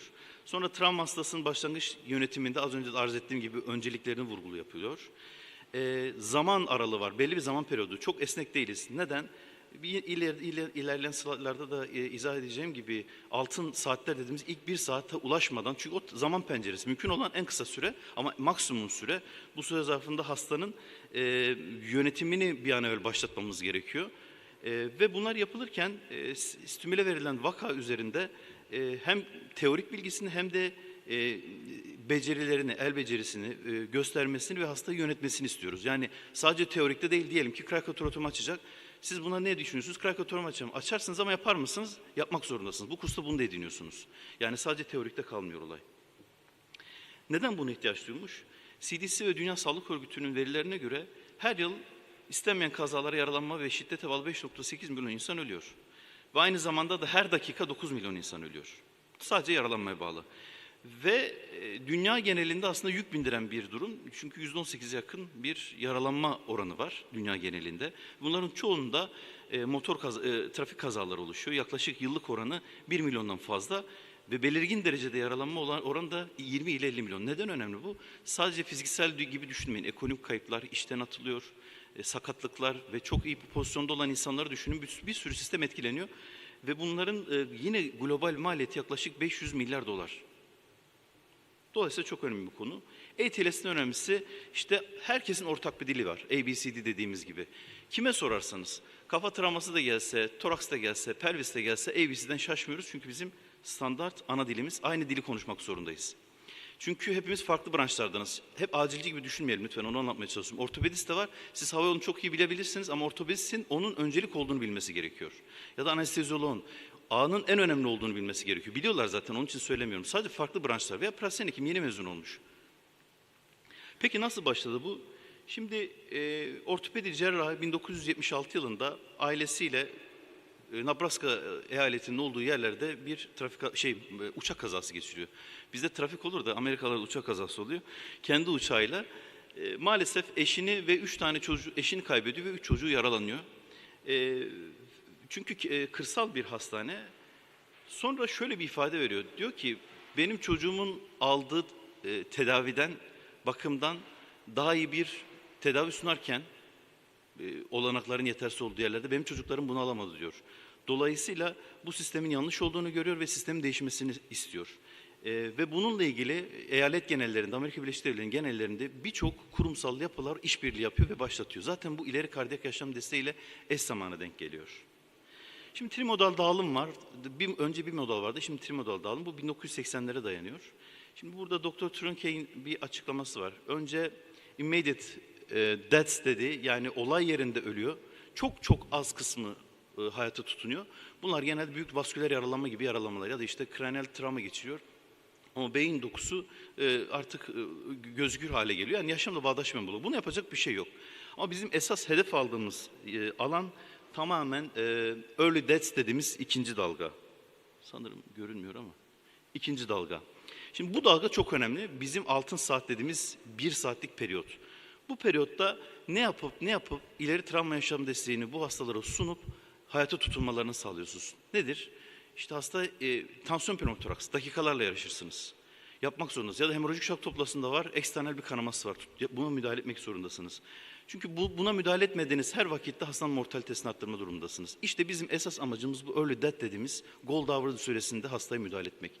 En son devrede late death dedikleri daha çok hasta yattıktan sonra sepsis gibi multi organ yetmezliğine bağlı durumlara bağlı ölümlerin olduğu şeylerde buna takdir edersiniz yapacağımız çok bir şey yok. Şimdi konseptine gelince şimdi ABCD yaklaşımını hem değerlendirmede hem tedavide takip ediyoruz. Hiç olmazsa olmaz kurallardan bir tanesi.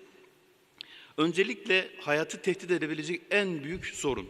Şimdi neden ABC'den başlıyoruz? Çünkü A'da problem olunca hasta daha erken ölüyor C'ye göre. O yüzden A önde.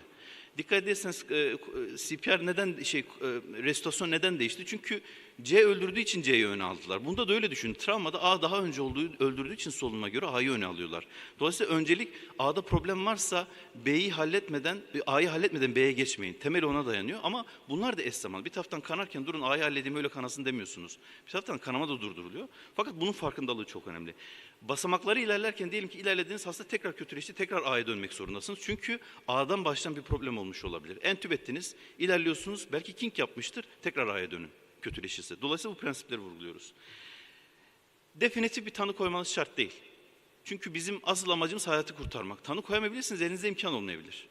Yabancı isim de tıkamış olabilir, hematom da tıkamış olabilir. Definitif tanısı budur diyemezsiniz. Hava yol açmanız çok önemli. Dolayısıyla önceliğimiz burada net tanı değil, tanıya yönelik tedavi uygulamamız gerekiyor.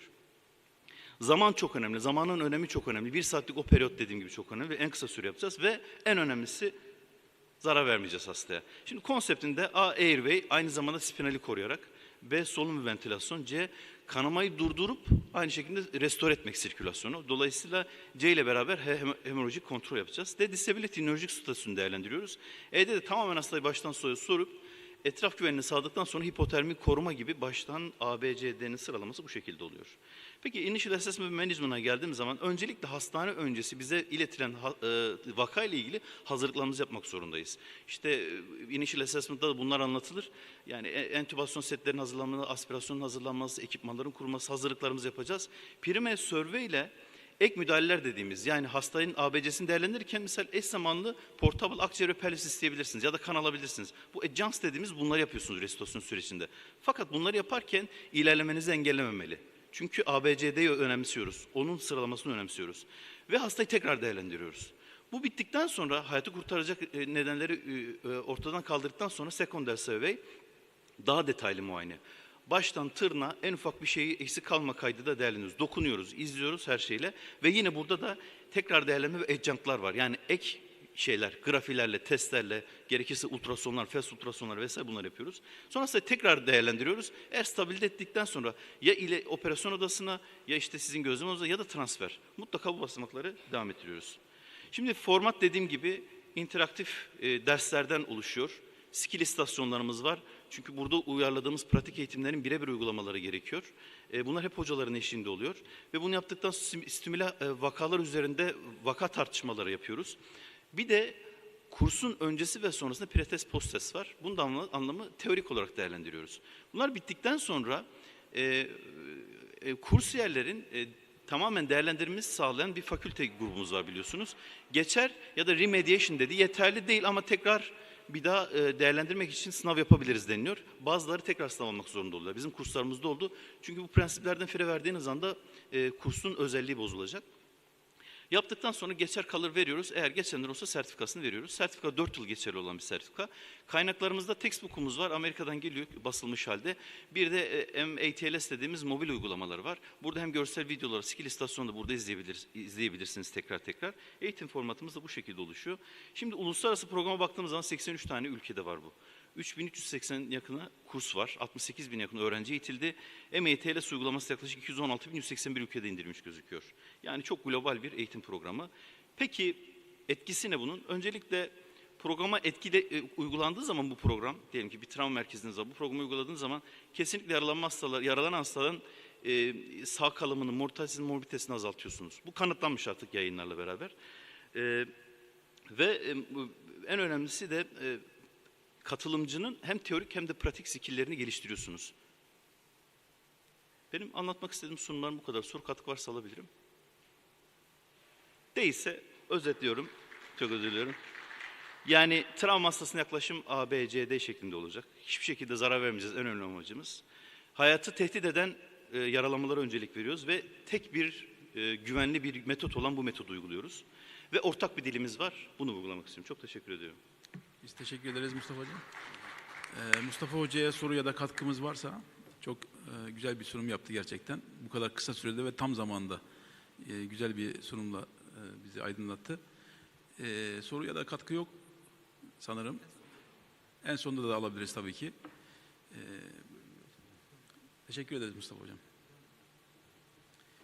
İkinci sunumu yapmak üzere ben bir saniye hocam. ETS koordinasyonu ile ilgili. Bu kursun tabii önemli bir koordinasyon sistemi var. Bu konuda da görevli arkadaşımız Erdal Demirtaş hocamız 9 Eylül Üniversitesi'nden. Buyurun Erdal hocam.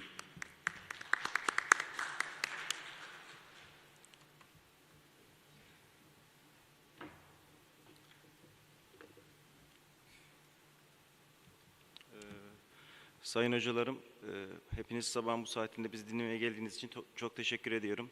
Doktor Erdal Demirtaş, 9 Eylül Acil Tıp Ana Bilim Dalı öğretim üyesiyim. Behçet hocamız kursla ilgili süreçleri anlattı. Bizim bir aile olduğumuzu, çok şeyler başardığımızı anlattı. Ama tabii ki bunun arkasında bizi bir arada tutan bir bağlayıcı güç var. Bize rehberlik eden bir insan var. O da Behçet hocam çok mütevazıdır söylemez. Behçet hocamdır. Ben buradan hepinizin huzurunda ona teşekkür ediyorum. Gerçekten bizi çok kötü zamanlarda, çok bunaldığımız zamanlarda moral ve motive ederek bir arada tuttu. Tekrardan teşekkür ediyorum. Ayrıca Başar hocamın desteği tabii ki bizim için çok önemli. Biz bu yola çıktığımız zaman hiçbir şey bilmeden yola çıkmıştık. Büyük bir gücün desteğini aldığımız için şu anda ilerleyebiliyoruz. ATLS koordinatörlüğü, Ürdün'e gittik biz bu işin ilk aşamasında. Hiçbir şey bilmiyoruz. Behçet Hoca ATLS'yi Türkiye'ye getireceğiz, Ürdün'e gidiyoruz dedi. Tamam, yola çıktık, Ürdün'e gittik. Şimdi oradaki 17. bölge direktörü çıkıyor, sunum yapıyor. Ondan sonra diyor ki bu kursun en önemli şeyi koordinatör. Koordinatör de Muhammed isminde bir koordinatörümüz var. Teşekkür ediyor. Bölge şeyi çıkıyor. Ürdün'ün genel direktörü çıkıyor. Bu işin en önemli şeyi koordinatörü Muhammed Bey diyor. Muhammed tabii ki arkada asık suratlı. Böyle bir teşekkürler deyip geçiyor. Behçet Hoca da bana Erdal sen de bizim koordinatörümüz olacaksın dedi. Tamam hocam dedim. Gittik böyle bekliyorum. Ya çok önemli bir şey bu. Koordinatörlük acaba ne falan diyorum. Tabii ilk gün bilmiyoruz bir şey. Koordinatörlük dünya standartlarında bir kursun bu standartizasyondan çıkmasını engelleyen ve standart bir şekilde ilerlemesini sağlayan kişiymiş. Onu daha sonra anladım. Ayrıca sadece o kurs günü oradaki istasyonları düzenlemiyormuş. Bu kursun bir öncesi varmış. Öncesi gerçekten daha zorlu bir süreçmiş, daha yoğunmuş. Onu şimdi anlıyorum. Biz koordinatörlük eğitimlerimizi aldık. Türkiye'ye geldik, kurs açacağız. İşte kurs merkezlerinin akreditasyonu lazım. Onun için bütün merkezleri gezip merkezler bizim için yeterli mi değil mi bunun kararını vermemiz gerekiyor. O kararları verdik. Kurs yapacağız artık Türkiye'de. İşte yurt dışından ekip geldi bizim kurs merkezlerimizi onayladı. Eğitimlerimiz var. Tamam. Başladık. Kurs ilanına çıktık.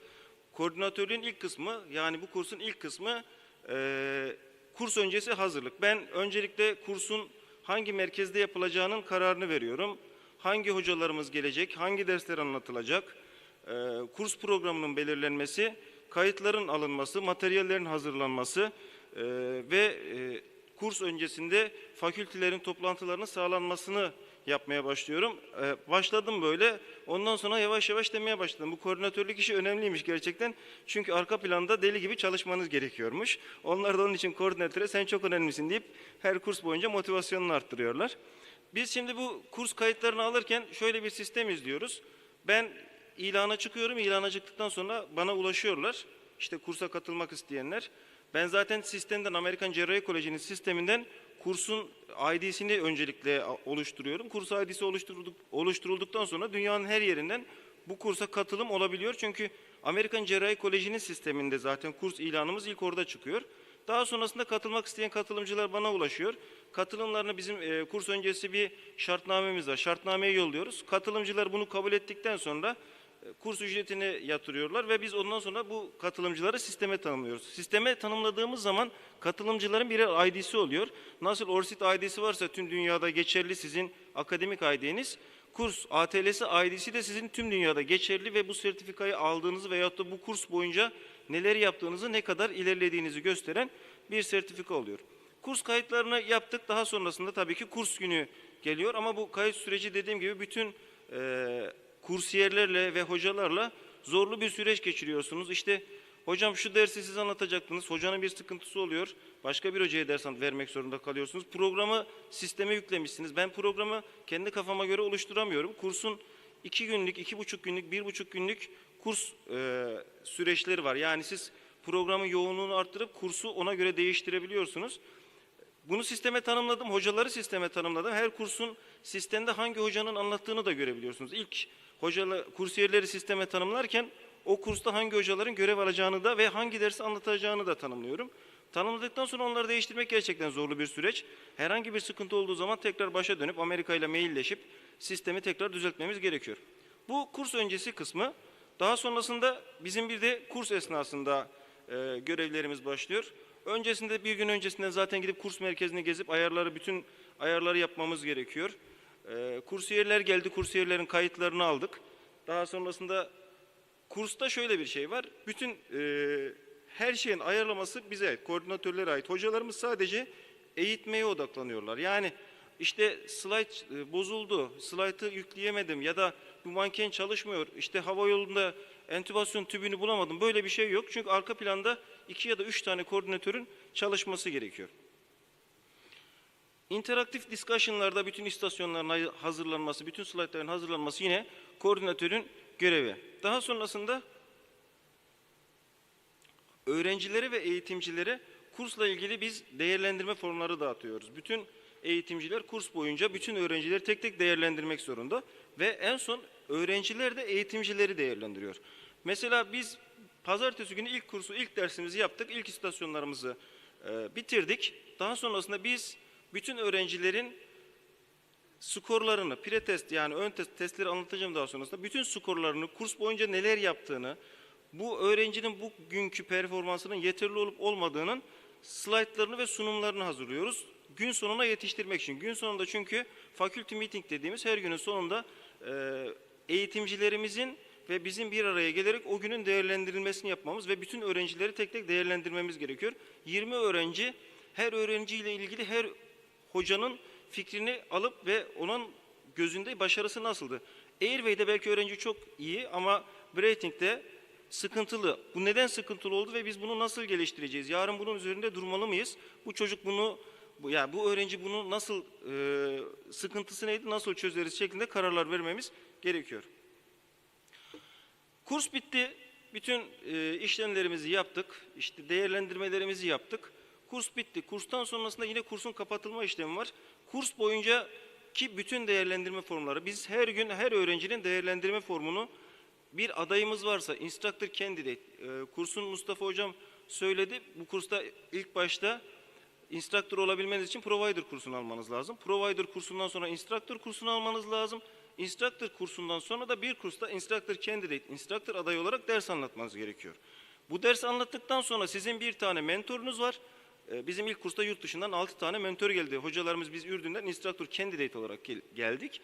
Yurt dışındaki mentörümüz gelip burada onu denetliyor. Bu kursu yeterli şekilde anlatabildi mi, standartlarına uyabildi mi? Eğer instructor candidate'imiz varsa onun değerlendirme formu da, koordinatör candidate'imiz varsa onun değerlendirme formu da, hepsinin değerlendirme formunu sisteme yüklememiz gerekiyor. Çünkü sistem hiçbir şekilde standardının dışında bir şeyi kabul etmiyor. Dediğim gibi kursta çok ciddi bir form yükümüz, bir standartizasyon için doldurmamız gereken formlar, değerlendirme formları mevcut. Bunlar da yine koordinatörün görevleri arasında. Dediğim gibi kurs boyunca eğitimcilerin tek görevi var. O da eğitimleri dört dörtlük öğrenciye aktarabilmek. Standartizasyonun dışına çıkmamak. Geri kalan bütün arka mutfak işlerini koordinatörler olarak bizler yürütüyoruz.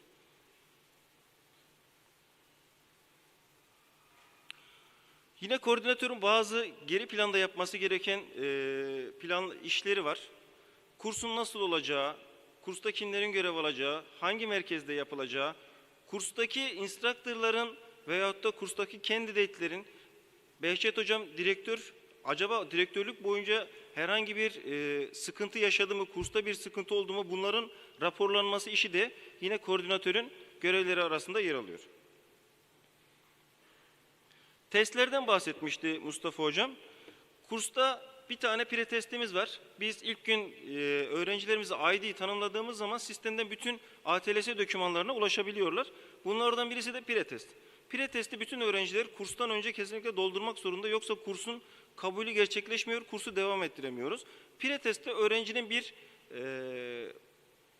standart, yani şunun üzerinde alması gibi bir şartımız yok. Pretest sadece öğrencinin temel bilgisi ne kadar, neleri nasıl biliyorun değerlendirildiği bir test. Daha sonrasında kurs bitiminde bir tane post testiniz var, yazılı bir test. Bunun için yine sorular standart yurt dışından geliyor, değerlendirmeyi yapıyoruz. Post testin başarılı olabilme sınırı 70. %70, yani 70 puanı almanız gerekiyor. 70 puanın altında aldı diyelim ki remedial test dediğimiz tekrar testimiz var. Bu kursun benim bir akademisyen olarak en beğendiğim yönü, siz bu kursa girdiniz, bu kurstan başarıyla tamamladıysanız tüm dünyada bu kursu eksiksiz tamamladığınızı ve her şeyi öğrendiğinizi bir sertifika haline getirmiş oluyorsunuz. Remedial test dediğimiz bu remedial test artı her istasyonun sonunda da breathing'de bir öğrencinin çok ya da entübasyonda bir öğrencinin çok ciddi sorunu var. Siz bu çocuk başarısız, bunu yapamadı deme lüksünüz yok aslında. Çünkü kurs diyor ki sen bu çocuğu aldın, bu çocuk hava yolunda sıkıntı yaşıyorsa gün bitti, ders bitti, kurs bitti, bu çocuğu o günün sonunda o skill station'da tekrardan öğret. Yani bunu öğretmeden bu çocuğu geçirme. Remedial test dediğimiz şey de öğrenci sınava girdi, post test 65 aldı diyelim ki sınavdan. 65 aldı, 2 tane sorusu ya da 10 tane sorusu yanlış. Koordinatör ve direktör çocuğu çağırıyor. Hocam bir gelin sizin sorularınıza bir daha bakalım isterseniz. Çocuğa o soruyu belki bir kelimeyi yanlış anladı veyahut da soruyu yanlış anladı. Sence bu soruda doğru mu cevap verdin? Bu soruda başka bir cevap olabilir miydi? Tekrar düşünür, tekrar değerlendirebilir misin bu soruyu? Öğrenci ya da kursiyerimiz soruyu tekrar değerlendiriyor. Kendi yaptığı yanlışı da kendisine bulduruyoruz ve sorunun doğru cevabını da tekrardan kendisi buluyor. Remedial test dediğimiz şey aslında öğrencinin kendi yanlışlarını görüp yanlışlarını düzeltmesi. Dediğim gibi bu kursun en büyük amacı bir puanlandırma veyahut da bir skor vermek değil, öğretmek. Böyle olunca da her şeyi tekrar öğrenene kadar öğrencilere uygulatmak zorunda kalıyoruz. Initial Assessment dediğimiz testimiz var. Uygulama pratik testimiz. Pratik testimizde biz 4 tane istasyon ayarlıyoruz. 4 tane istasyonda canlı mankenlerimiz var. Bunların mülajları yapılmış. Tabii ki bu 4 mankenin senaryosu da bize sistemden tanımlı. Yaklaşık 30-35 tane senaryo var. Ben bunların içinden 4 tanesini seçiyorum. Initial Assessment için hazırlıyorum. Mülajda ne yapacağıma kadar sistemde tanımlı. Hangi bulguları olacak? İşte rinoresi olacak, oteresi olacak, battle sign'ı olacak şeklinde mülaj yapmamızı öneriyorlar. Mülaj kursun yine değişmez bir parçası. Biz bunu hazırlıyoruz ve öğrencileri teste alıyoruz. 4 tane istasyon var. Her istasyona öğrenciler giriyorlar. Birinci istasyonda sadece uygulama yapıyor. Sınav değil. Yani diyoruz ki sen bu istasyona gir. Bir sonraki istasyonda vakan farklı olacak ama yine initial assessment yapacaksın. Bunlar eğitimcilerimiz tabii ki. Her öğrencinin başında her istasyonda bir tane eğitimcimiz var. Öğrenci ilk istasyona giriyor. Orada sadece uygulamayı yapıyor. Sınav öncesi son tekrar gibi düşünün. Bir sonrakine diğer öğrenci uygulama yapıyor ve daha sonrasında öğrencilerin birbirine geri bildirimleri oluyor. Neyi doğru yaptı, neyi geliştirebilir. En sonunda ise öğrencinin testi var. Yani artık o vakada öğrenci initial assessment'ı kusursuz bir şekilde yapmak zorunda. Bunun değerlendirmesini yapıyoruz. Eğer initial assessment'ta da yine öğrencinin sıkıntısı varsa biz bu öğrenciyi tekrardan alıp görmediği 4. vaka. Biz 3 tane istasyona gezdiriyoruz ama 4. istasyondaki vakayı o çocuk görmemiş. Bir tekrar değerlendirir misin? Sence bu initial assessment'ta bir önceki testte yapmıştın ama biz bunu da tekrar değerlendirmeni istiyoruz şeklinde öğrencinin tekrar değerlendirmesini ve kendi yaptığı yanlışları kendinin bularak doğruyu tekrardan yapmasını sağlıyoruz.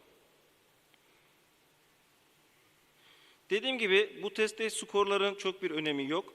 Ama eğer bir öğrencide instructor adayı potansiyeli varsa her öğrenci değerlendirildiği zaman gün sonunda skorlarını dediğim gibi biz her gün her öğrencinin slaytını hazırlıyoruz. 20 öğrencinin slaytı, pre testi, post testi, o gün içindeki değerlendirmesi hepsi hazırlanıyor ve her günün sonunda değerlendiriliyor. En son gün kurs bittikten sonra sertifikasyondan önce bizim bir faculty meetingimiz yani toplantımız daha oluyor. Burada artık şu kararı vermek zorundayız. Bu öğrencilerin içinde instructor olabilecek öğrencilerimiz var mı?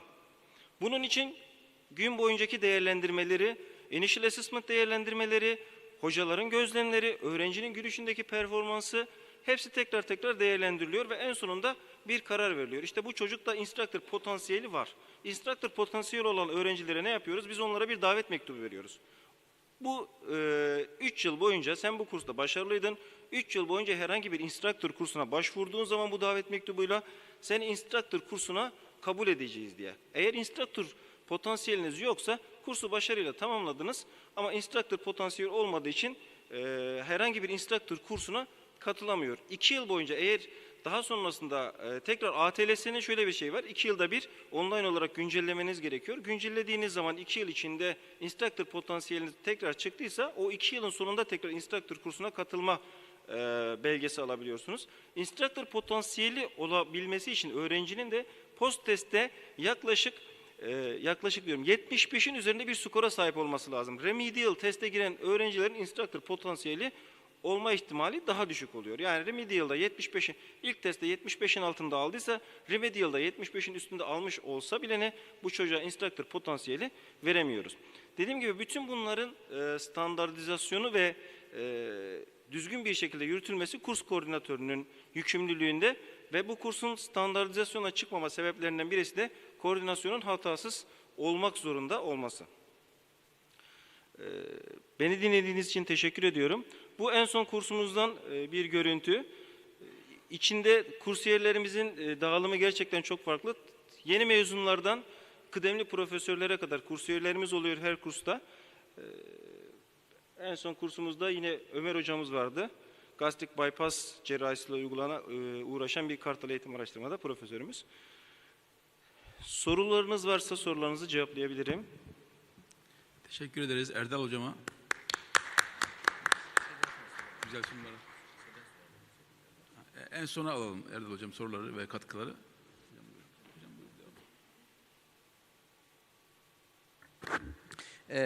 Çok teşekkür ediyoruz Sayın Koordinatörümüze. O her şeydir yani. Medulla spinalis. Aman ha Mustafa gibi olma. Mustafa yakın zamanda vertebral disk sevknesi cerrahisi oldu. Sırtı ATLS'e dayanamadı yani. Allah. Teşekkür ediyorum. Bir sonraki konumuz Kartal Eğitim Araştırma Hastanesi'nden Doktor Nihat Ökenek bize ATLS, PHTLS ve TİM'in Türkiye'deki şeylerini bugüne kadar yapıla gelen şeylerden bahsedecek. Buyurun Nihat Hocam.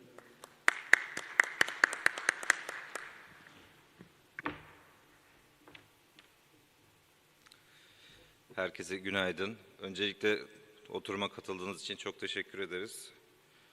Hocalarıma, değerli derneğimize, yöneticilerimize de keza çok teşekkür ederim. Ben size aslında bizim bu yolculuğumuzdan bahsedeceğim. Teknik kısım değil de biraz öyküsünden bahsedeceğim. Nasıl bu yola çıktık, neler yaşadık ondan bahsetmek istiyorum. Çok fazla yazı metin kullanmayacağım, fotoğraf kullanacağım daha çok. ATLS Türkiye ekibi kuruluyor diye yola çıktık. Bir gün bir WhatsApp grubu, Behçet Hoca'dan gelen bir haber, Atuder'den gelen bir haber, Türkiye'nin farklı şehirlerinden 7 tane acil tıp uzmanı, bir tane göğüs cerrahisi uzmanı, içinde 2 profesör olan bir grup hep beraber bir yere gideceğiz dediler. Tamam dedim ben de, beni de aradılar. Daha öncesinde tanımıyordum ekipten kimseyi. Sonra biz yola çıktık. Kendimi Ankara'da buldum. Ankara'da havalimanında nereye gidiyoruz? Ürdün, Amman'a gidiyoruz dediler. İyi dedim gidelim. Biz gittik gördüğünüz gibi şu bizim ilk bizi Amman'da karşılayan VIP aracımız. Bu araçla birlikte yola çıktık. Ürdün'de ATLS'de şimdi şöyle bir şey var arkadaşlar da anlattı.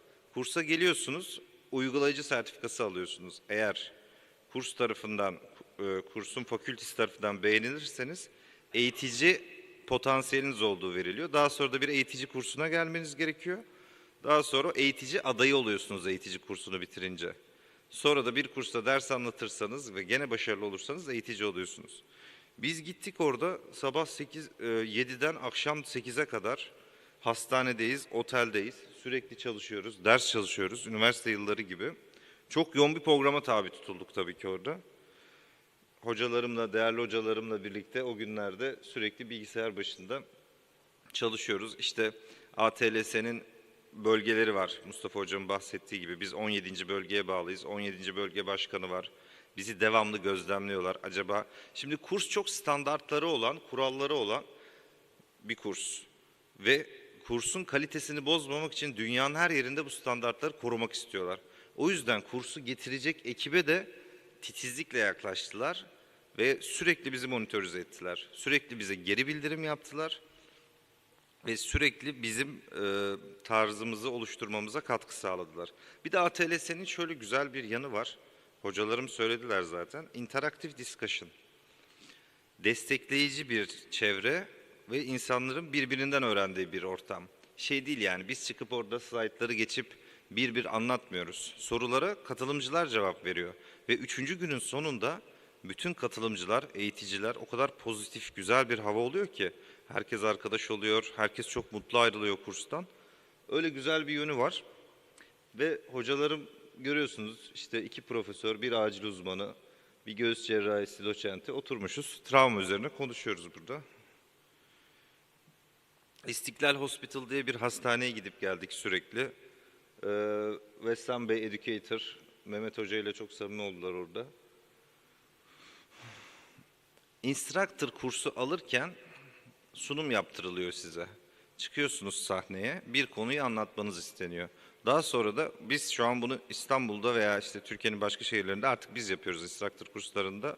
Eğitici geliyor yurt dışından ama biz de fakülte olarak oturuyoruz. Geri bildirim yapıyoruz. Instructor kursunun 1. gününde bir sunum yapıyorsunuz, 8 dakika. 2. gün bir daha yapıyorsunuz. 1. günün sonunda biz size bildirim yapıyoruz.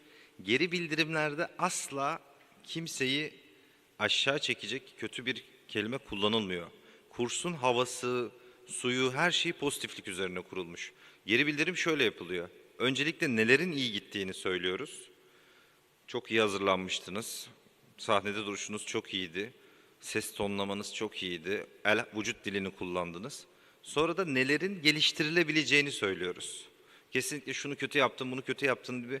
Yani kimseyi işaretleyen, kimseyi ötekileştiren, kimseyi korkutan, yani kurs sırasında interaktif diyorum ama standart bir interaktif ders gibi düşünmeyin.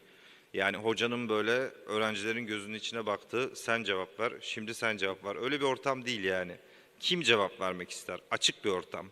İsteyen cevap verir. Eğer cevap gelmezse 2. soru bir pas sorusu olacaktır. Daha basit bir soru. Cevabı söyletene kadar. Öyle mükemmel bir tarzı var yani farklı. Burada Ürdün'deki ATLS merkezindeyiz. Orada bir hastanenin içinde bir katı tamamen bu iş için ayırmışlardı. Salonları vardı. Bizim ekibimiz, Ürdün'e giden ekibimiz, hocalarım görüyorsunuz koordinatörümüz bütün karizmasıyla. Daha sonra biz Mayıs ayında tabii araya biz Ocak ayının sonunda gittik. 2020 yılının Ocak ayının sonunda gittik. Sonra araya pandemi girdi.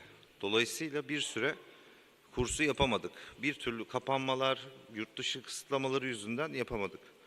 Mayıs 2021 yılında ilk kursumuzu yapmak nasip oldu. Sonra Temmuz ayında 2. kursu yaptık, Eylül'de 3. kursu yaptık. Şimdi 4. kursu yapacağız. Yani ATLS gitgide büyüyor, tecrübemiz artıyor.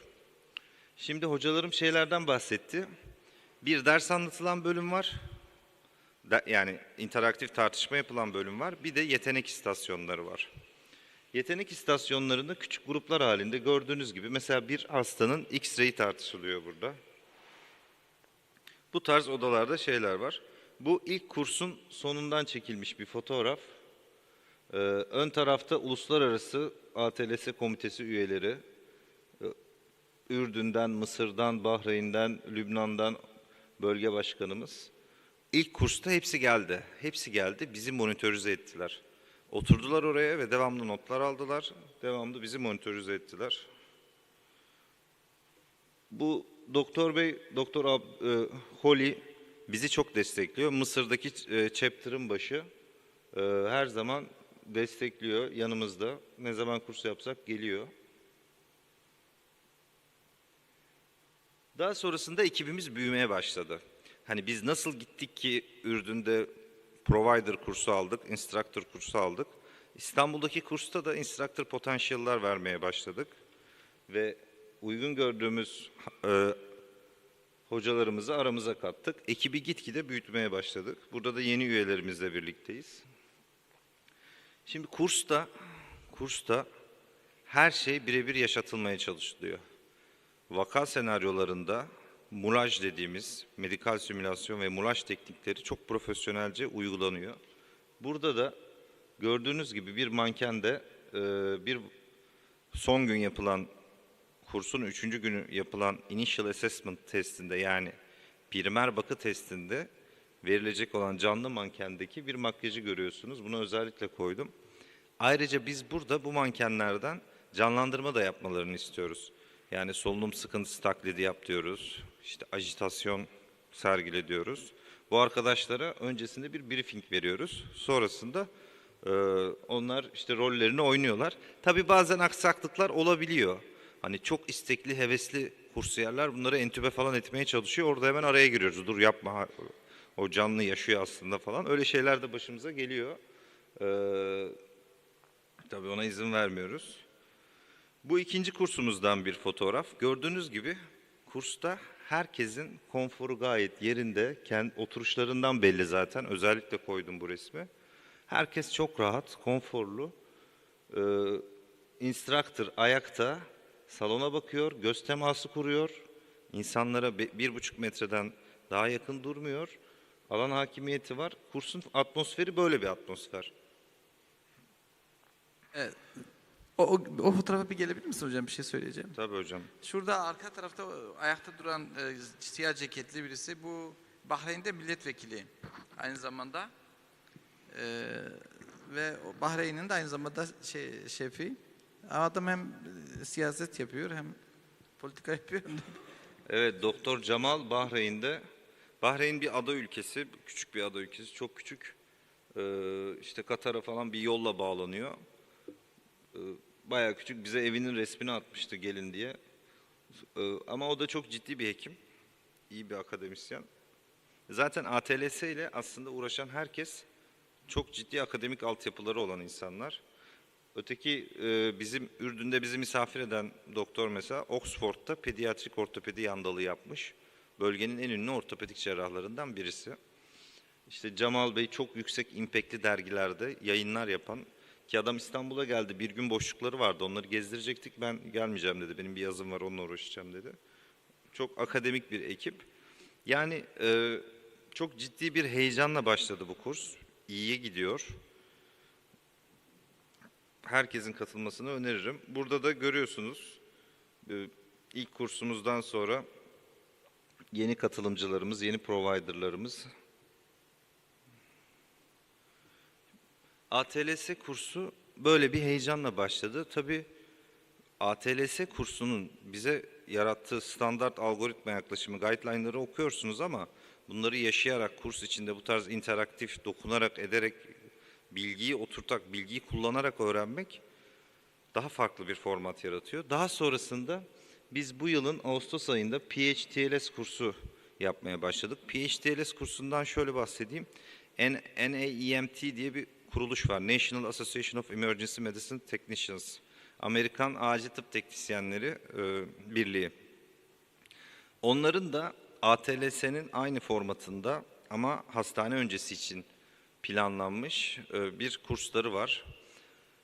Behçet hocamın çabalarıyla o kuruluşun da uluslararası sorumlularıyla, yöneticileriyle iletişime geçilip bu kursun ilk adımları için Türkiye'de adım atıldı.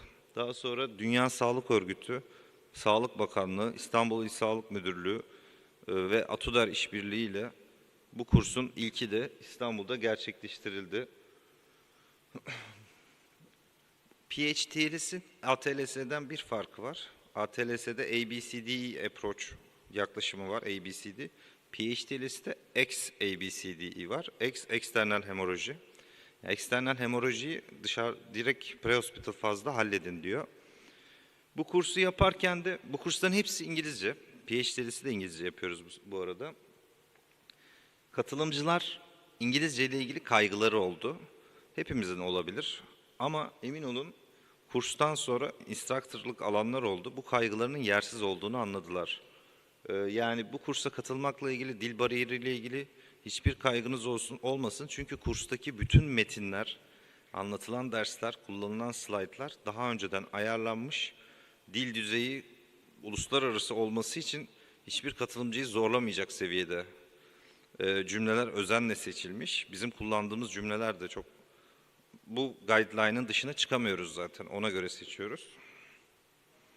PhD'lis kursunda da hastane öncesine dair yaklaşımlar aynı şekilde interaktif discussion, soru cevap ve sonrasında da skill station'lar, yetenek istasyonları şeklinde ilerledi. Bu kursta tabii PhD'lis kursundaki yetenek istasyonları ATLS'den bazıları farklıydı. Bizim için de çok öğretici oldu. Aslında acil tıp uzmanlarının da PhD'lis kursuna katılmasını ben faydalı görürüm. Çünkü mesela araçtan yaralı çıkarmak gibi hastane dışındaki uygulamaların pratiklerini yapabiliyorsunuz. Burada Doktor İrşad Bey'i görüyorsunuz. Dünya Sağlık Örgütü İstanbul Bölge Direktörü. Arkada Doktor Ken Bey var. O da bize online olarak bağlandı. Bir laptop vasıtasıyla sürekli kursu monitörize etti online. Bu şekilde İstanbul Anadolu Yakası 112 İl Ambulans Servisi'nin eğitim salonunda yaptık bu kursu. Tabii bu kursların bazı masrafları var. Bütün bu yabancılar, konuşmacılar, katılımcılar, sertifikasyonların ücretleri var. Gerek Atudar olsun, gerek Behçet Hoca kendi bütçesinden olsun. Yani bir şey beklemeden uzun süredir bunları karşılıyorlar. Kursun geliri de var. Hani bu gelirler kurs bazılarına pahalı gelebilir ama bu gelirler buralara gidiyor. Aslında pahalı bir kurs değil. Nitekim bu kurs yurt dışında almak isterseniz araştırabilirsiniz. Göreceksiniz ki Türkiye'deki fiyatın en az 1,5 katı İngiltere'de, Amerika'da.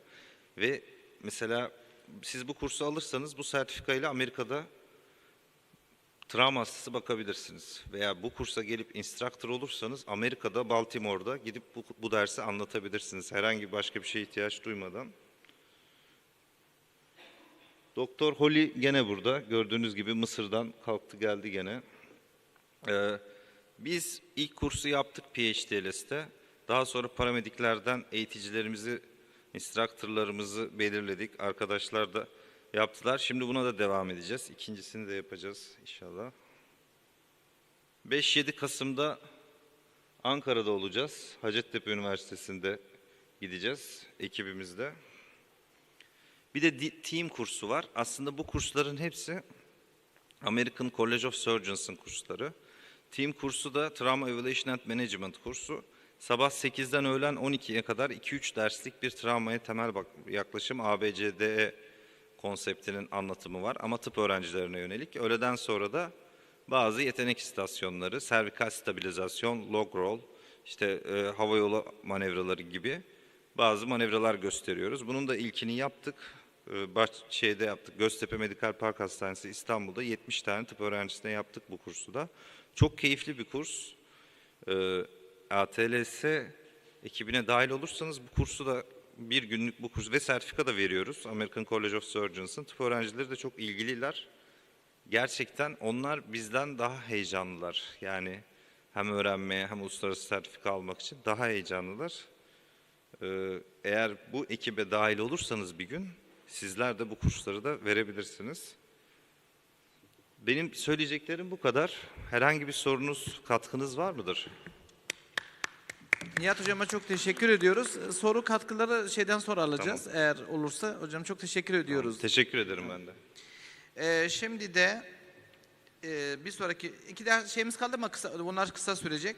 Initial Assessment ve Management'ı anlatmak üzere Gaziantep'ten uzman doktor Tutku Tek davet ediyoruz. Hoş geldiniz. Herkese merhaba. ATLS'in bir üyesi olmaktan çok mutluyum. Bu kadar büyüyebileceğini biz bile hayal edemiyorduk. Ben size normalde interaktif fotoğraflarda da gördüğünüz gibi küçük bir sınıfta interaktif olan sorulara katılımcıların cevap verdiği bir dersin demosunu göstereceğim. Burada çok efektif yapamayacağız onu. Sanki sizler cevap veriyormuşsunuz gibi ilerleyeceğim. Biraz da kısalttım süreyi koruyabilmemiz adına. Initial Assessment ve Management hastanın ilk değerlendirmesi ATLS'in aslında travma yönetiminin en çekirdek kısmını söylüyor. Normalde bunun gibi 13 tane dersimiz var interaktif ama Initial Assessment'ın mantığını anlayan biri pediatrik travmayı, geriatrik travmayı, gebe travmasını her şeyi yönetebiliyor. Şimdi böyle case senaryolarımız var.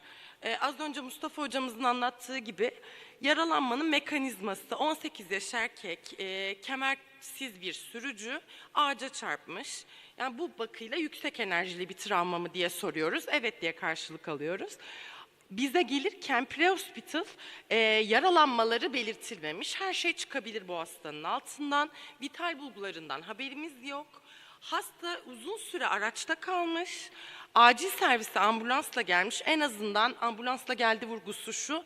Servikal kolar takılmış olabilir. İşte omurga tahtasıyla gelmiş olabilir. En azından biraz pre-hospital bir müdahale yapılmış.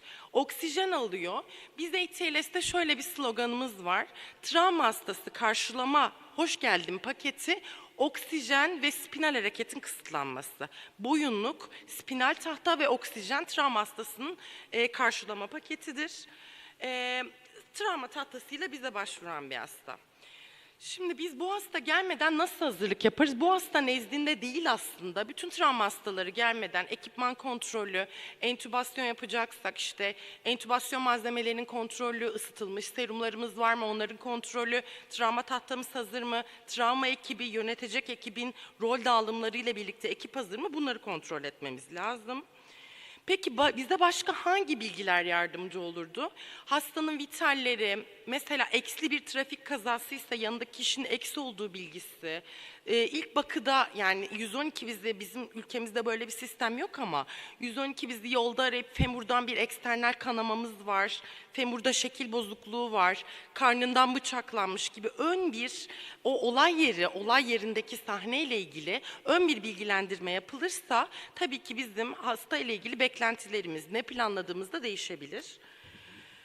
Peki biz bu hastada kemersiz bir trafik kazası ne bekleyebiliriz? Tepeden tırnağa her sistemle ilgili yaralanma olabilir. Servikal, batın, toraks, genital, uzun kemik kırıkları, yüzeyel yaralanmalar, her türlü travmayı bekleyebiliyoruz bu hastada. Şimdi bize acil sağlık hizmetleri hastanın letarjik ve homurdanarak anlamsızca konuştuğunu raporlamış. Yüz yaralanması var ve vitalleri bu şekilde taşikardik, hipotansif, belki minimal takipneik, desatüre, vücut ısısı 36. Şimdi hastaneye getirildi hastamız. Birazcık daha hipotansifleşmeye başladı, daha desatüre oldu. İlk bakıda yani ilk şu vitallere baktığımızda hipotansif olması bir şok tablosunda olduğunu gösteriyor ama şokun türünü anlayabilecek bilgiye sahip değiliz şu an. Desatüre muhtemelen ya hava yolunda ya toraksta bir yaralanması var. Yüz yaralanması da var. Hava yoluyla ilgili bir sıkıntı yaşıyor olabilir hasta. Biz nelerden endişeleniyoruz? Hipotansif taşikardik olması, belki bir kanama odağı, belki bir spinal şok, herhangi bir yerde şokla ilgili ve genelde de travma hastalarının büyük bir olasılıkla hemorajik şokta olması sebebiyle bir kanama olabileceğinden şüpheleniyoruz. Toraks travması, airway, hava yolu kötüleşmesiyle ilgili bir patolojisi olduğundan şüpheleniyoruz. Peki bizim hasta yönetiminde nasıl önceliklerimiz var? Ne travması olursa olsun, bize bir tek yanıklarda yanık sürecini durdurmak haricinde ne travması olursa olsun sadece ve sadece önceliğimiz A, B, C, D, E. Bu gebe de olsa, bu yaşlı da olsa, bu ne olursa olsun bizim hiçbir şekilde önceliklerimiz değişmiyor. Airway kontrolüyle başlayıp A, B, C, D değerlendirmesi yapıyoruz. Şimdi primer bakıda neleri değerlendirdik? A'de yüz travması var. Ama saçmalıyor, saçmaladığına göre ses çıkarabiliyor. En azından airway'i acil durumda müdahale edebilecek bir tıkanıklığı yok. Göğüs sesleri azalmış sol tarafta. Boyun venlerinde dolgunluk yok. Hayatı tehdit edecek bir toraks travması yok gibi duruyor, acil müdahale edilecek. Hasta şok tablosunda gibiydi, hipotansif taşikardik. Hafif bir kanaması var, açık femur kırığı var. Abrazyonları var sol tarafta. Bunların hepsi kanama odağı olabilecek yerler. C'de değerlendiriyoruz bunları. Ve belki en azından hassasiyet muayenesiyle pelvik kırığı olabilir. Pelvik kırık da kanama, circulation partında. D'de de ağrıyı lokalize edebiliyor. Ağrılı uyarana ses çıkarabiliyor. Gözlerini açamıyor. Glasgow'u 8 bu hastanın. Şimdi yine söylüyorum, durum ne olursa olsun, hasta en azından havayolu açık olması sebebiyle ama Glasgow'u da 8 olması sebebiyle havayolu açıklığını sürdürebilir bir bilinç durumunda değil. A, B, C, D, E'nin bütün partlarını değerlendirdik. Şimdi hangisine müdahale etmeliyiz ona bakmamız gerekiyor. Hastayı entübe ettik çünkü atıyorum airway kullandık, suction yaptık. Bir şekilde hasta mevcut bilinç durumuyla havayolu açıklığını sürdürebilir durumda değil. Femur fraktürünü redükte ettik, immobilize hale getirdik, kanamayı durdurmanın ilk önemli adımlarından biri. Pelvik stabilizasyon aparatı, pelvik kemer uyguladık. Isıtılmış salin, ısıtılmış SF uyguladık ve cross ihmal S hazırlığı yaptık. Travma hastalarında gelir gelmez ABCC partında değerlendiriyoruz ama kan örnekleri işte kadın hasta ise BTCG toksik parametreler, alkol, bir sürü kan örneklerini de alıp kan hazırlığı yapmamız gerekiyor. Eğer ki hastamız 1 litre yolculuk sırasında da onu sorgulamak lazım. Hastaneye getirilirken de mayi verilmiş olabilir. Eğer ki mayi kontenjanını doldurmuşsa herhangi bir problem yaşamamak adına cross ihmal ya da cross hazırlıklı kan ürünlerine başlamamız gerekiyor. Sizlerin de bildiği gibi. Hastanın vitalleri geldiğine göre göreceli düzeldi. Biz initial assessment'ta da skill station'larda da şöyle bir yaklaşımımız var. Eğer ki size eğitim veren kişiye, sizi yönlendiren kişiye vitallerini sormazsanız sabaha kadar size vitalleri söylemez ve aslında hastanız ölmüş olabilir. Dinamik süreçle sürekli vital bulguları sorguluyoruz. Yaptığımız müdahalelerle taşikardisi düzeldi, hipotansiyon göreceli normotansif oldu hasta. Solunum sayısı hep aynı stabillikte, oksijen satürasyonu yükseldi. Biz hastayı entübe ettik, oksijeni de düzeldi. Sözel uyarana yanıtı var, gözlerini açabiliyor ve karşı koyabiliyor. Glasgow'u da göreceli toparladı. Şimdi biz A, B, C, D, E'yi belli bir sırayla yaptık. Glasgow'un da iyileştiğini gördük. Peki ne yapacağız? A, B, C, D'de 3 aşağı 5 yukarı bir hastanın akıbetinin belirli olması lazım. ATLS'te bahsettiğimiz kritik tedavi kararları var. Bundan birazdan bahsedecek size İlker Hocam. Kritik zamanlarda hastanın transferi mi, yatışı mı, ameliyatı mı, cerrahla mı görüşülecek? Bunları aslında bu lineer süreçte airway'i, breathing'i değerlendirirken karar vermemiz gerekiyor. Şimdi neler yapabiliriz? Pelvik kırığı vardı, yatak başı pelvik X-ray isteyebiliriz, test yapabiliriz hastaya. Akciğerle ilgili röntgen çektirebiliriz. Primer bakının adjunctları yani ek tetkikleri sadece yatak başı yapılır. Hastayı alıp BT'ye gönderemeyiz. Çünkü primer bakıda hala hastayı tüm sistemler açısından stabilize etmeye çalışıyoruz. Peki ne testleri alabiliriz transfer kararından önce? Evet, kan testleri alabiliriz. Yatak başı USG yapabiliriz. Yatak başı X-ray çekebiliriz. Ama hastayı mobilize etmeye kararımız varsa ve bu hasta eğer ki hastanemizin kapasitesi müsait değilse hastanın transferini geciktirecek hiçbir ek tetkik yapmamalıyız. Hastanın bilinç durumu bizim yaptıklarımızla düzeldi. Gözlerini açabiliyor, normal fleksiyon yanıtı var. Hala göreceli hipotansif, taşikardik. Her iki tarafta eşit akciğer sesleri alınıyor. Şimdi baktığımızda A, B, C, D göreceli stabil gibi duruyor. Biz bu sefer primer bakı tamamlandıktan sonra tepeden tırnağa olan sekonder bakıya geçiyoruz. Bilateral ışık refleksi var mı? Nasıl? Dışarıdan bakıldığında bir ekimozlu var mı? Laserasyonu var mı? Yumuşak doku yaralanması var mı? Ki sizlerin de çok iyi bildiği gibi skalpte bir laserasyon ağır kafa travmasının sadece bir bulgusu, yani tek bulgusu da olabilir. İşte kulak muayenesi, vücudun herhangi bir yerinde yaygın abrasyon var mı? Bakmışız. Hemotimponimu var, ekimozlu var. Batın rahat, distendü değil. Şimdi kritik karar şu, bu hastanın durumu da göreceli stabilize oldu. Bu hastayı stabilize ettikten sonra sekonder bakıya da başladım. Ama ben 2. basamak bir devlet hastanesinde çalışıyorum ve beyin cerrahım yok. Bu hastayı en kısa sürede, onun sekonder beyin hasarı gelişmeden en kısa sürede en güvenli şekilde en yakın travma hastanesine, cerrahın da olduğu bir travma hastanesine sevk etmem lazım. Peki ailesi, ki bunu Türkiye'de çok yaşıyoruz, ailesi bana dedi ki hayır, biz bu hastanın neyi olduğunu merak ediyoruz, bize tomografi çekin. Hastaya zarar verecek, transferimi geciktirecek, çektiğimde hastaya ilerletebileceğim herhangi bir imkanım olmadığı hiçbir tetkiki yapmıyorum.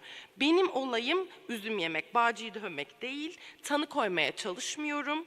Hastanın potansiyel yaralanmalarını, potansiyel risklerini tespit edip hastayı en ideal, en güvenli şekilde transfer etmeye çalışıyorum. Aileye de bunun doğru olmadığını anlatıyorum.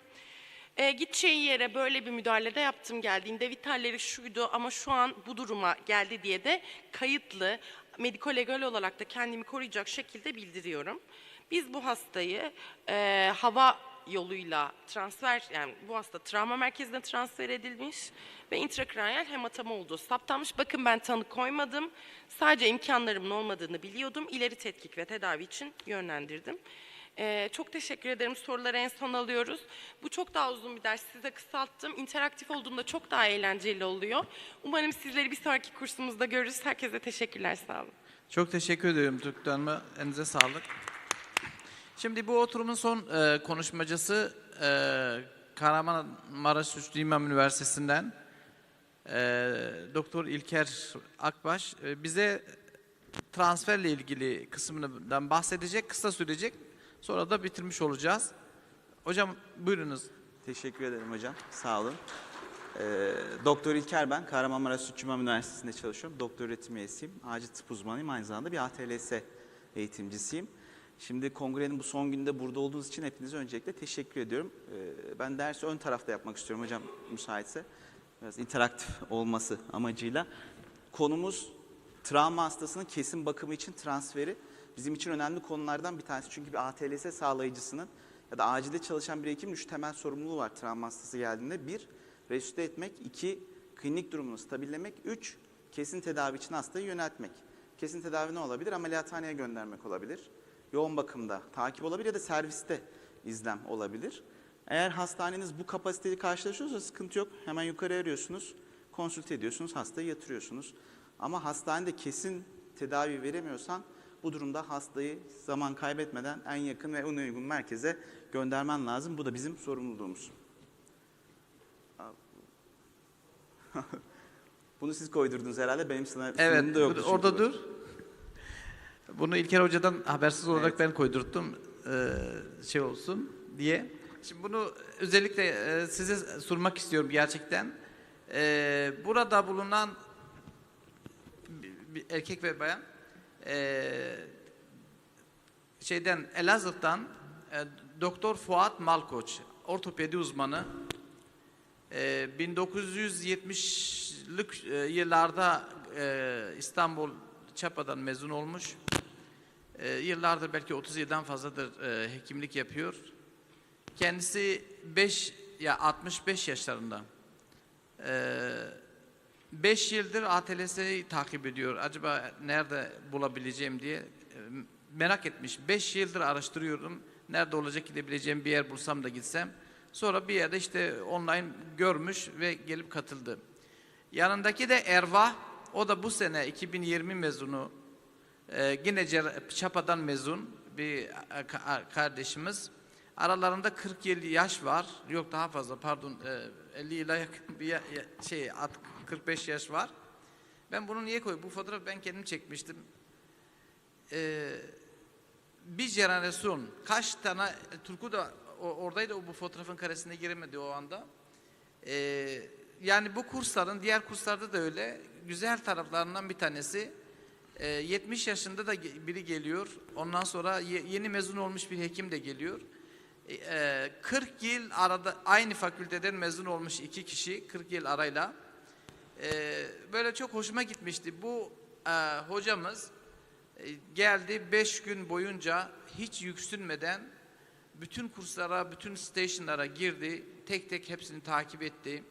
Ondan sonra çok güzel de bir başarı gösterdi. O kadar mutluydu ki yani hayatımda gördüğüm en güzel kurs diye kendisi niteledi. 5 yıldır da bekliyormuş yani bu ifadelerini söyledi. Bu Ervah da İngiltere'ye gitmek için bu kursu alması gerekiyor. Bu İngiltere'ye gidecek arkadaşlar varsa onlara söyleyeyim. Bu kurs mecburidir.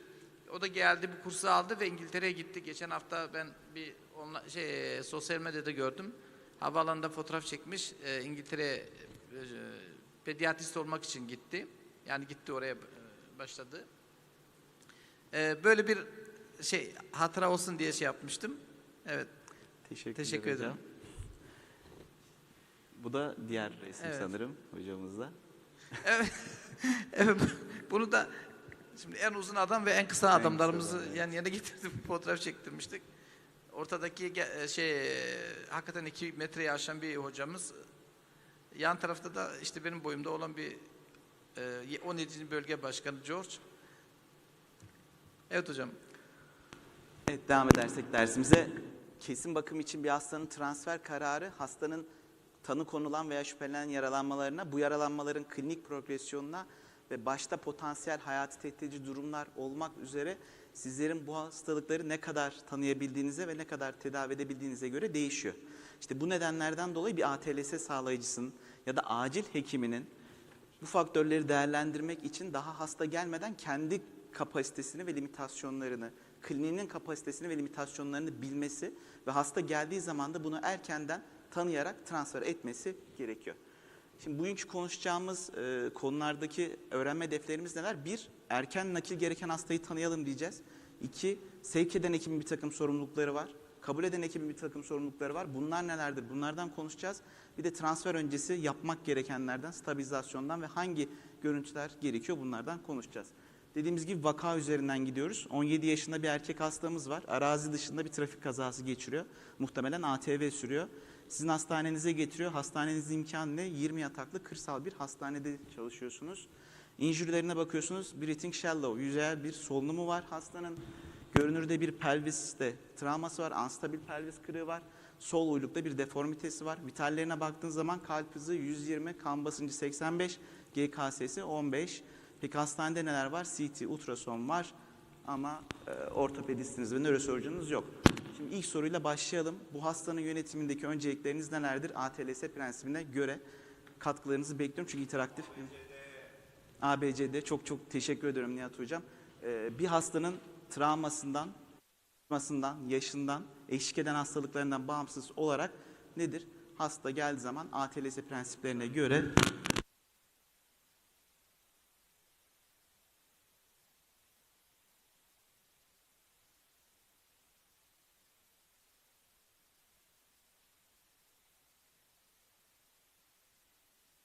ATLS prensiplerine göre yönetiyoruz arkadaşlar. İlk önce primer bakıyı hallediyoruz. Ondan sonra sekonder bakıya geçiyoruz.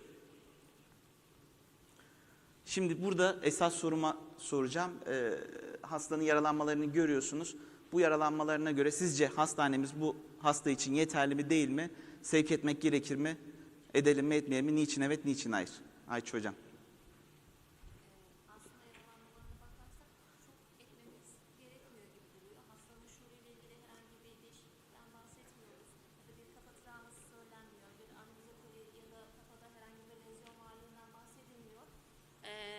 Ayrıca elimizde ultrasonumuz var. FEST yapabiliriz, batına bakabiliriz. Tomografimiz Evet, var. çok güzel. Batını, toraksı tomografiyle inceleyebiliriz. Pelvisinde izole bir hassasiyetten bahsediyoruz. Muhtemelen pelvik bir fraktürü var. Çok güzel. Hemorajik şoka doğru gidiyor. Hipotansiyonu Evet. var. Hastanın taşikardisi var. Muhtemelen ortopedi bizim işimizi görecek gibi duruyor. Ortopedistimiz yok değil mi? Burada çok güzel bir yere vurgu yaptın. Ortopedistimiz yok, pardon, ortopedistimiz Kesinlikle. yokmuş, orayı göremedim, ben nörosörceriye takıldım orada. Ortopedistimiz yok, ortopediste ihtiyacımız var, bir de genel cerrah ihtiyacımız var gibi duruyor sanki. Evet, kesinlikle çok doğru. Bu hastanın yaralanmalarını şu aşamada bilmek mümkün değil ama bildiğimiz bir şey var. Bu hastanın pelvisi anstabil ve en azından bir tane ortopediste ihtiyacım var ya da girişimsel radyoloğa ihtiyacım olabilir. Yani bu hasta için aslında uygun değil hastanemiz. Uzun süre bu hastayı burada tutmamızın imkanı yok. Bu hastayı bir an önce sevk etmek, elimizden çıkartmak gerekiyor. Çok teşekkür ediyorum katkınız için. Şimdi senaryomuz ilerliyor. Hastayı entübe ettik. ABC'ye göre değerlendirdik. Güzel bir solunumu olduğu için entübe ettik. Pelvisini stabilledik. Damar yollarını açtık. 2 tane geniş damar yolu açmak gerekiyor. Kristalloidleri başladık. Chest grafisini çektik. Tüp güzel bir pozisyonda, herhangi bir sıkıntısı yok. Kan basıncı yükseldi. Kalp hızı düştü hastanın. Pelvik grafisine baktık. Bilateral, inferior ve superior ramus pubis'lerde kırı olduğunu gördük. Primer bakıyı sonlandırdık. İkinci bakıya geçtik. Sol bacakta bir deformitesi var. Uzun bacak ateli yaptık. Pulslar intakt. Hastaya kan istedik ve level 1 travma merkeziyle iletişime geçtik. Onlardaki level 1, bizdeki level 3'e tekabül ediyor. Şimdi diğer soruma devam ediyorum. Şimdi bu hastaya zaten göğüs grafisi çektik, pelvis çektik. Ek olarak herhangi bir görüntüleme ister misiniz? Ek görüntüleme ister misiniz? Hocam? Ne isteriz hocam? Yok, genel olarak konuşalım. Bu hasta için tabii retroperitoneal bir bölgeye bir kanaması var mı yok mu? Ve retroperitoneal bölgeye bir kanamayı gösterebilecek bence en önemli şey bir tomografiye doğru gitmemiz gerektiği konusunda. Hocam tomografi diyor. Tomografiden önce isteyen olur mu başka?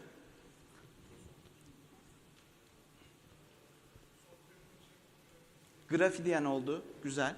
Zaten konuşacağız bunda. Başka? Ayça hocam face diyor. Çok teşekkür ederim Ayça hocam. Hocam sizin görüşünüzü bir sonraki slaytta tartışmaya açacağım. Şimdi tomografi kalsın. Bu hastaya FAST'i istemek lazım. FAST hem primer bir bakının komponenti olduğu için hem de hastamız hipotansif taşikardik olduğu için mutlaka istemek gerekiyor arkadaşlar. Hastaya ne yaptık? 1 litre sıvı verdik. Bu sırada 2 ünitede kan hazırladık. FAST'te de minimal bir sıvısı çıktı. Pelviste hemodinamisi toparladı. Şimdi bu hastayı sevk kararını vermiştik.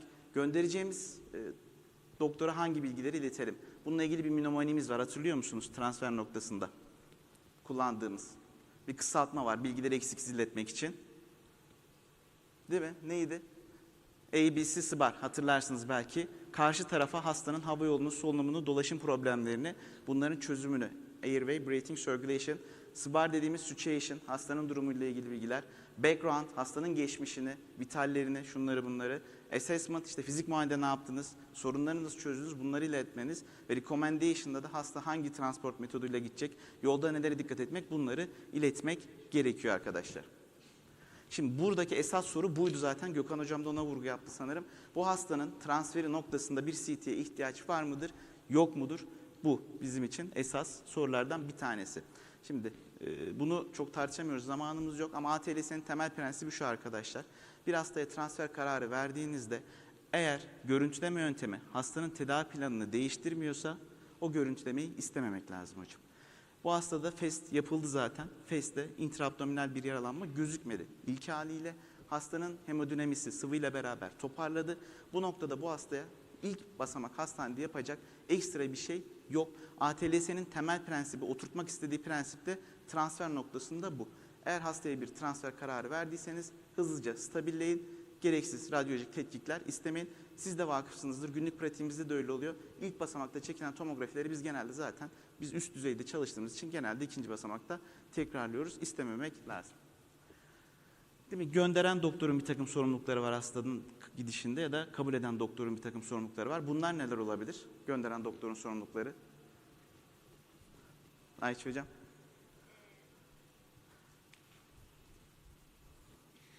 Hastanın gelişini, bu arada neleri yaptığımızı, hangi tedavileri Kesinlikle. verdiğimizi, Tüm bilgileri iletmemiz lazım karşı tarafa. medikasyonları, Evet. yaptığımız medikasyonları Aynen. yaptıysak kan transfüzyonu ya da kan ürünlerini mutlaka belirtmemiz lazım.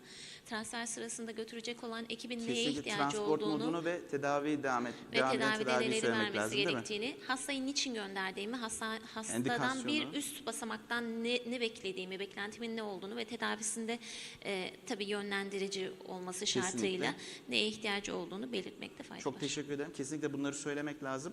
Bununla beraber ne yapacağız? Gelir gelmez hemen sevk etmiyoruz. Hastayı ilk önce stabillememiz lazım değil mi? Karşı tarafla iletişime geçmek ve 112'de haber vermek lazım. Alıcı doktorun da bir takım sorumlulukları var. Hastayı değerlendirecek. Hastanemin kapasitesi buna uygun mu değil mi? Buna yardımcı olacak.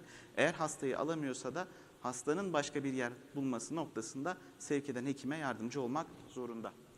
Hasta birinci basamağa gitti. Level 1 travma merkezinde. Burada yeniden değerlendirildi. A'sı B'si normal ama C'sinde kalp hızı yükseliyor. Kan basıncı düşüyor. CT çektik. Orta düzeyde bir splenik yaralanması var. Aynı zamanda pelviste kompleks bir kırığı var.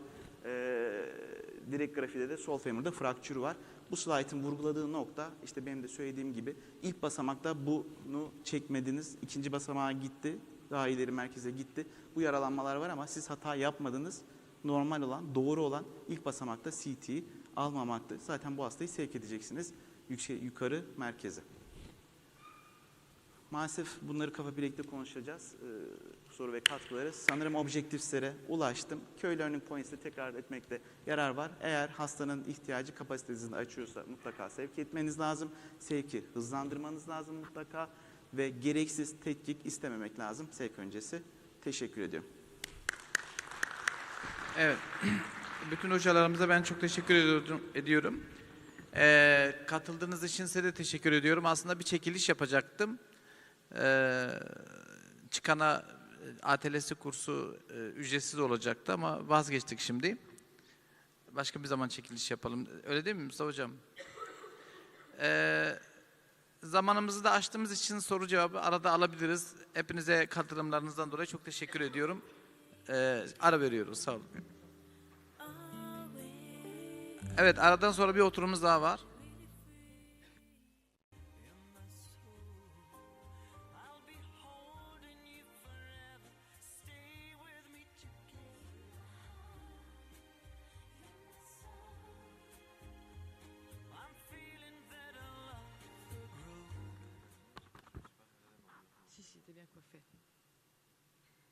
Test, test. Ok, ça marche. Emre.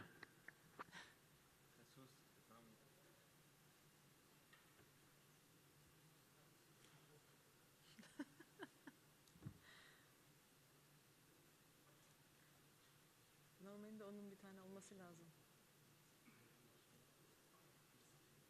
Attılar mı?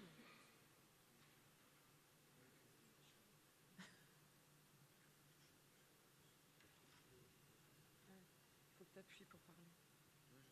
Ouais, mais moi, tu vois, il est... Test. Ok.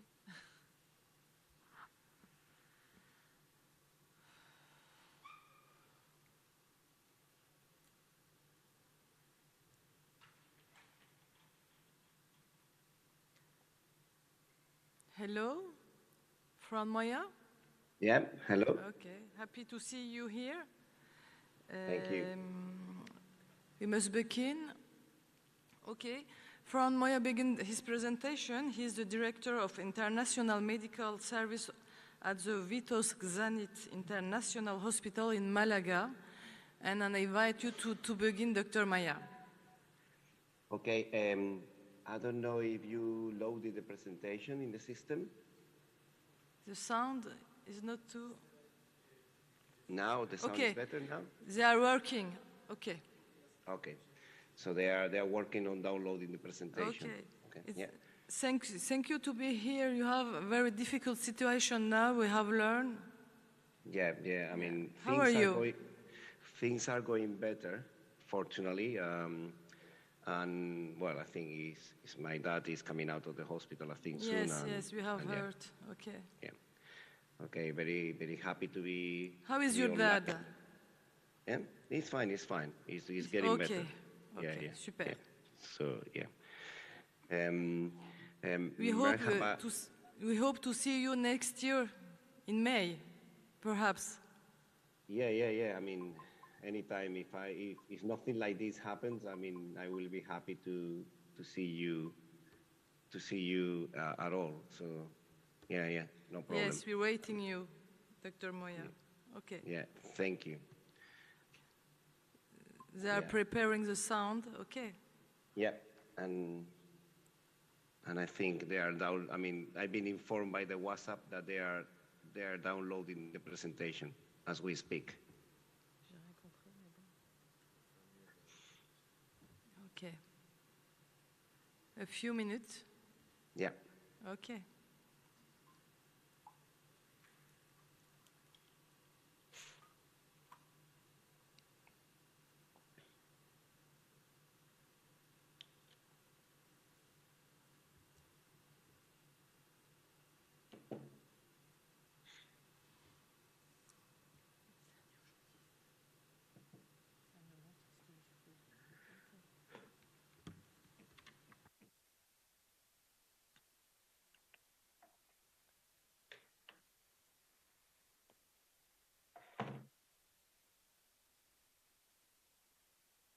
Dr. Maya, how many years are you working in emergency medicine? Well, I mean, our hospital is a private hospital. We see about 80,000 patients per year. I mean, that's the pre-pandemic, obviously. And we are usually, all our doctors are senior doctors. We don't have residents being a private hospital. So obviously, it's different from a public health hospital in which you have residents and so on. So we are about four doctors in the morning, 4 doctors in the evening, and 2 doctors in the night, 24 hours, 365.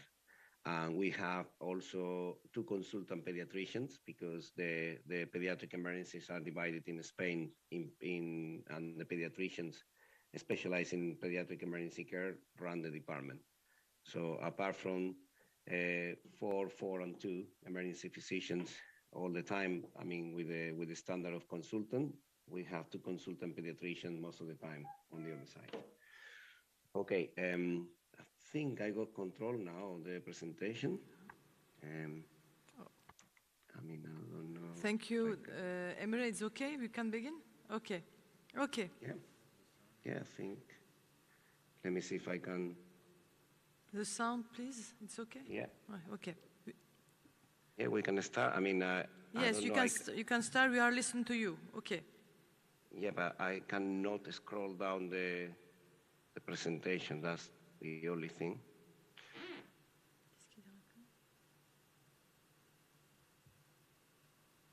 Yeah, now. I think we can now. Yeah, definitely. So we'll start. I mean, merhaba everyone, and thank you, IPAD, for inviting me to participate even online, and always to invite me to a lot of projects and congresses and conferences. So thanks to everyone, especially to Professor Kander and all of you guys. I would like before to think for everyone involved in emergency medicine to think about what we do now in emergency medicine and how busy our emergency medicine departments are and whatever. I'm going to present a project called Smart Art that we develop. I mean, it's been developed mainly in the UK by a colleague of mine called Dr. Anjin Mohammed, that he runs the emergency department in Doncaster. And that's where this project is been proven and it's been tried for the last 4 years. So I would like all the audience to have an open mind. I got a lot of slides, but I know that we are restricted in time, so I'll try to make it as fast as possible. I only want to share the concept because this is something that probably we will need a conference in itself. If you have any questions or you are interested more in this project, you can always contact me or Dr. Mohammed in the UK. And then if you want more info, we will be happy to share it with you. So obviously emergency medicine now is a global problem, not only in the developed world, also in the low middle income countries, because we are increasing the demands every year. We have limited resources, and there are a lot of implications, health, financial, and political. Um, the concept of the Smart ER project is we have to understand what the downtime is in the emergency department and elsewhere, that we want a smart ER. I mean, we had the idea that the patient has to be the center of the process. This smart ER works better when we have an increase of activity. That is, a bit strange when we are talking about emergency medicine, because it seems like increasing activity is always worse. We think that increasing activity for us is better because the machine engineers everything better, that the patients are part of the solution, that we not only look at the in-reach care, which is where when the patient is in the emergency department, also the system looks at the outreach care. We try to bring order versus the chaos that usually is and usually happens in the emergency departments. And we believe in the major emergence of emergency medicine. Things have to change. Obviously, we need a change. We need to innovate. We need to be modern. We have to embrace technology. Obviously, if we center the process into a patient, that will lead us to have a patient-centered care. We have to rethink the relationships between the patients and us. The pressure is not only because of the blockage of the emergency departments in the exit. Also, when people come to emergency department with low acuity attendances, and I think that happens in every emergency department in the world. The challenge, I mean, I think there is a format problem with the slide, but anyway, I don't know, you can see that. I will tell you that the emergency departments are the most utilized services in the acute, the most utilized department in acute services. Just to give you a figure, that usually nearly half of the population, between 35 and 50% of the population of every nation, attend the emergency department in 1 year. So in a country like ours in Spain, that we have a population of approximately 42 million people, nearly half of that people, so we're talking about 20 million people come to the emergency department nationwide in our country. There is a variable demand, and we know that. We don't have a lot of technology to support us. I mean, it's very variable, the technology that we use in the emergency departments. We have electronic health records, we don't. So we need and require solutions that perform well under high demands. No, we think that the care doesn't have to stop when the patient leaves. It's got to be a continuity of care, when the patient goes. We have to have a measurable follow-up. Obviously, I think with the technology and with all the things that we have at our disposal, we need digital health solution. We provide InReach, with which we want the patient to engage while he is in the department, and the outreach, which is we need to follow up this patient where they live. So obviously we are talking about innovation, development, and improvement. We try to think ahead for all these things. Obviously, we develop this depending on where we are now and we are going to be in a few years. So we know that it's going to be an increase of demands, increased morbidity. The patients are changing. The patients are more pluripathological. The patients, keep living longer. And obviously they got more expectations. There is a problem with the staffing. I mean, you asked me how many staff we have. It's a problem worldwide. We haven't got enough doctors, enough nurses to attend the population at the moment.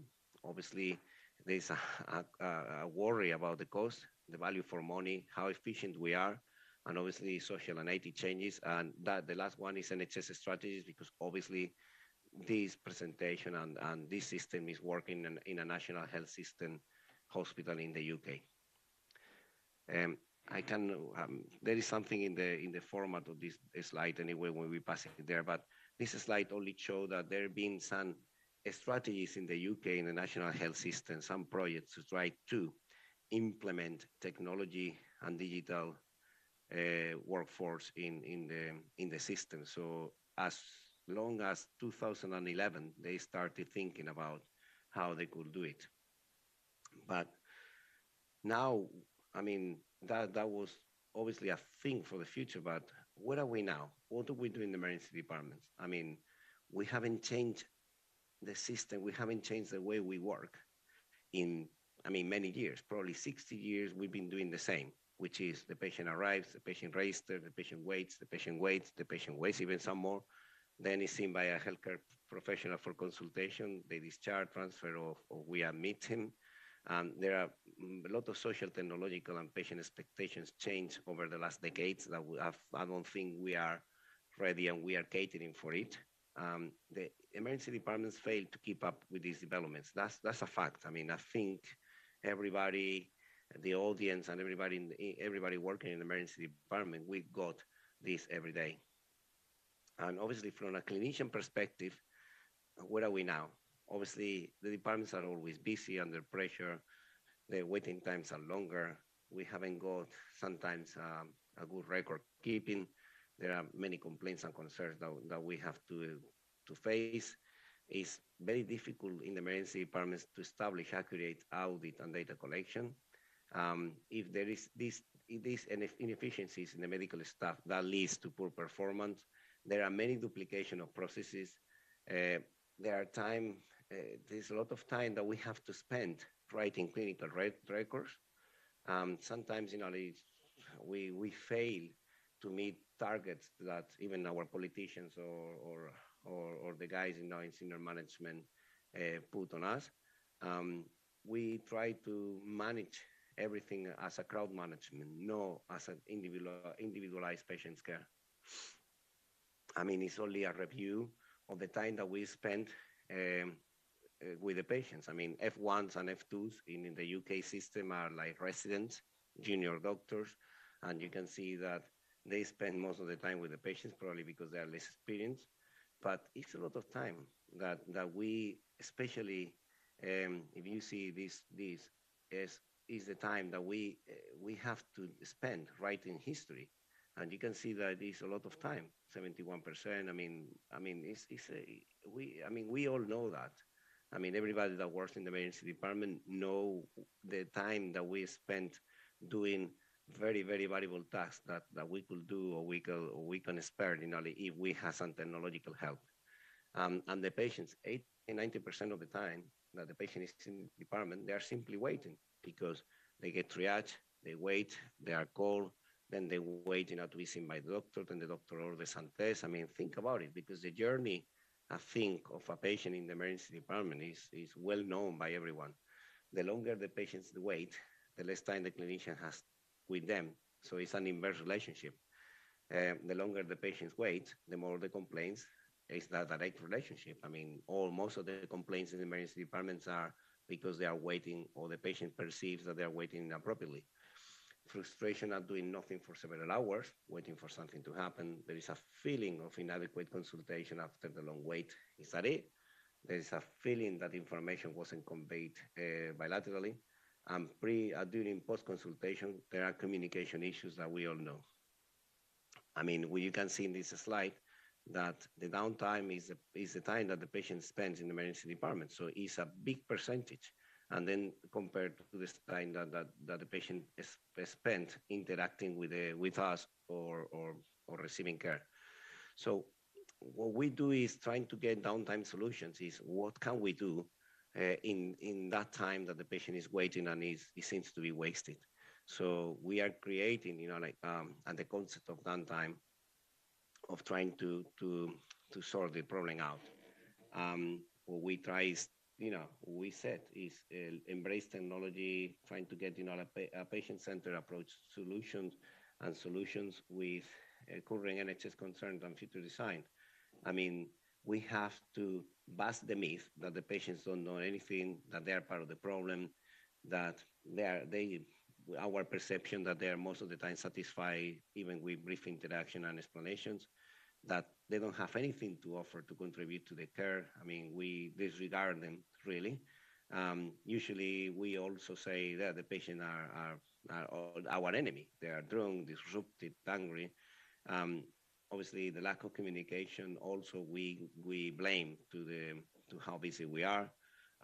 We think there are no better ways of doing things, and basically most of the time we think that we need to build walls and to try to separate them from us. As we said before, we are offering more crowd management and not personalized care. So the downtime solution, that's why we started with this project called Smart ER. So we want to use downtime more efficiently. If the patients are waiting, can they help?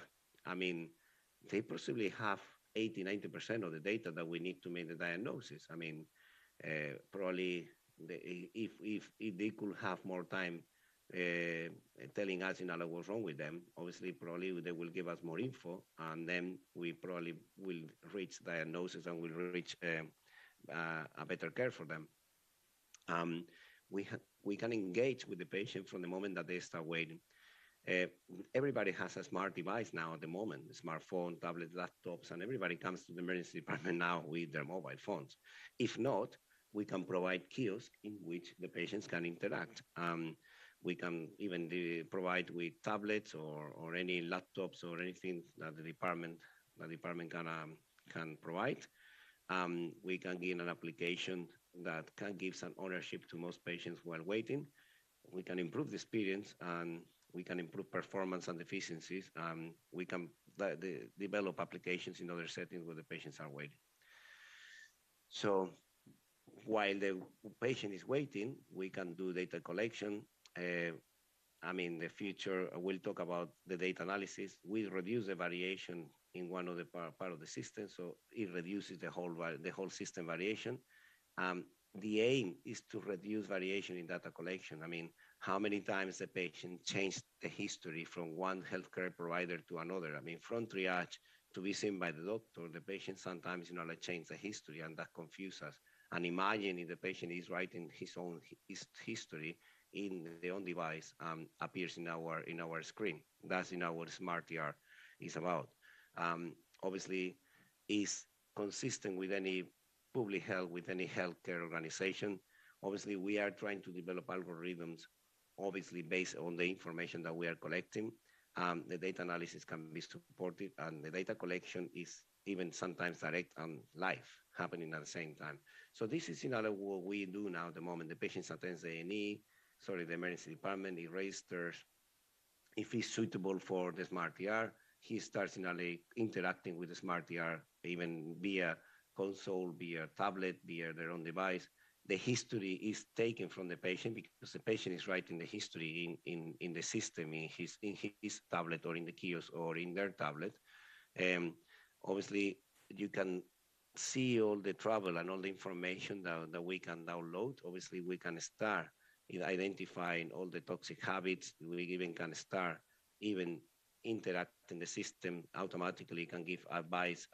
They can be waiting down and then interacting with the system at the same time. And we can identify allergies. We can even interact with friends and families. We can do, we do a summary to confirm accuracy. Obviously, the portal and the system, when we see the patient, is open, and then everything is uploaded, we submit, and we can print it on a scanner or a file. So who is suitable for a Smart ER? Usually are patients that can interact with the system.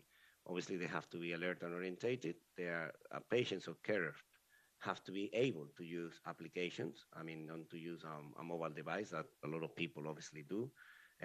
Obviously, no contraindications to use, because this is not to stop the flow of being triaged and be identified as a critical intervention needed. And obviously, depending on the ability of the application.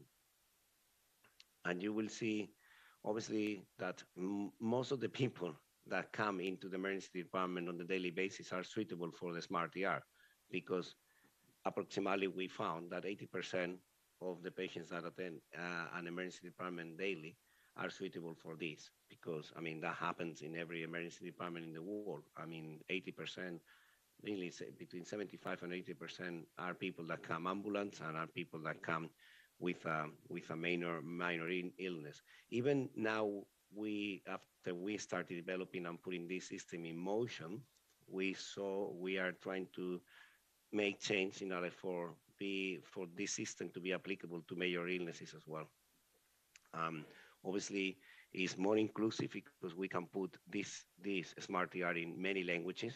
Obviously, the UK is a multi-ethnic country with people speaking lots of languages, and then we can put the system, and and we've been using the system in, I think it's been translated already to 17 languages. This is how the architecture overview on how the smart ER works computer-wise. I mean, I will, and sorry, this slide is very, very, very thick, but mainly you can see, I mean, and as I said, I'll be happy to share this presentation and to have more information, because a waiting patient can produce a lot of information for all these 1, 2, 3, 4, 5, 6, 7. So it can give us information, obviously the history from the patient. It can help us to research. It can help us to advertising, to advice, to education, to even pediatric care for the kids, friends. So the implications of a patient waiting and downloading information to us and to the system are massive, and we are seeing that. And Smart ER obviously communicate. Smart ER has been developed to address the in-reach problem. It allows a patient to enter clinical data regarding their condition, optimize questions of help, and determined by the condition of the patient. Obviously, using Smart ER, we can coordinate the in-reach and the outreach care. Post-visit digital care models they are developed at this moment based on conditions determined in the department. We can auto-generate information more efficiently, and allows a secure, personalized patient record to be created by the patient for the patient in the health space. And obviously, the outreach beyond the emergency department is the digital health allows care models to extend beyond the emergency department, because the patient is going to be going home with the application downloaded, and we still can communicate and the technology at our disposal. I mean, everybody now has a smart device, and we know how we interact now with the digital technology. And even we can send personal health information and outcome of the data through the patient health. Obviously, it will allow, and is allowing, some interaction with other care providers, GPs, nurse practitioners, social workers, etc., etc. Obviously, we are seeing that provides an insight in the models, to determine how effective, how efficient, and how satisfied the patients are. And this is again, a total healthcare platform, which we want to do with the Smart ER, in which the patients are the components of the solution, and through the Smart ER, we interact and we can create a lot of data to help the patient and to personalize their care as much as possible. Obviously, we are seeing that Smart ER is providing at the moment key operational and clinical benefits to the department and the patient. A Smart Communicate allows patients' health space to be created and populated with personalized conditional information, and the outreach digital care models can be developed for patients, which obviously put the patients at the center of the care process, allow care to be seamlessly delivered across the care spectrum.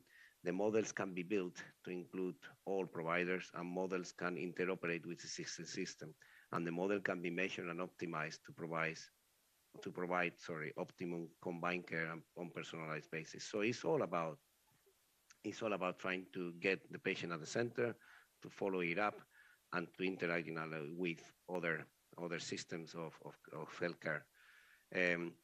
We can do a screening of patients. We can obviously know about their toxic habits or anything that we can identify and we can help with. For example, if they are not doing enough exercise, we can provide information about how can we do exercise promotion. is all about how to send information to the patient health space. The platform can be used to connect the patient to community-based services like Aspire, or that's in the UK, or social workers or whatever. Obviously, it's an opportunity to educate, inform the risks, and try to change health behaviors. That is one of the problems that concerns us more in the public health system, that we are not being very effective overall to change habits in our population. Obviously, we can increase consistency, reduce the variation, intra-hospital, inter-hospital, inter-primary, secondary care. We have to have central control. We have a central updating. We have bespoke elements, research and updating. And obviously, this is down to the education medical information system, that we can do all this with the Smart ER, because we can advise, do all the information and improve how we can interact with the patient overall.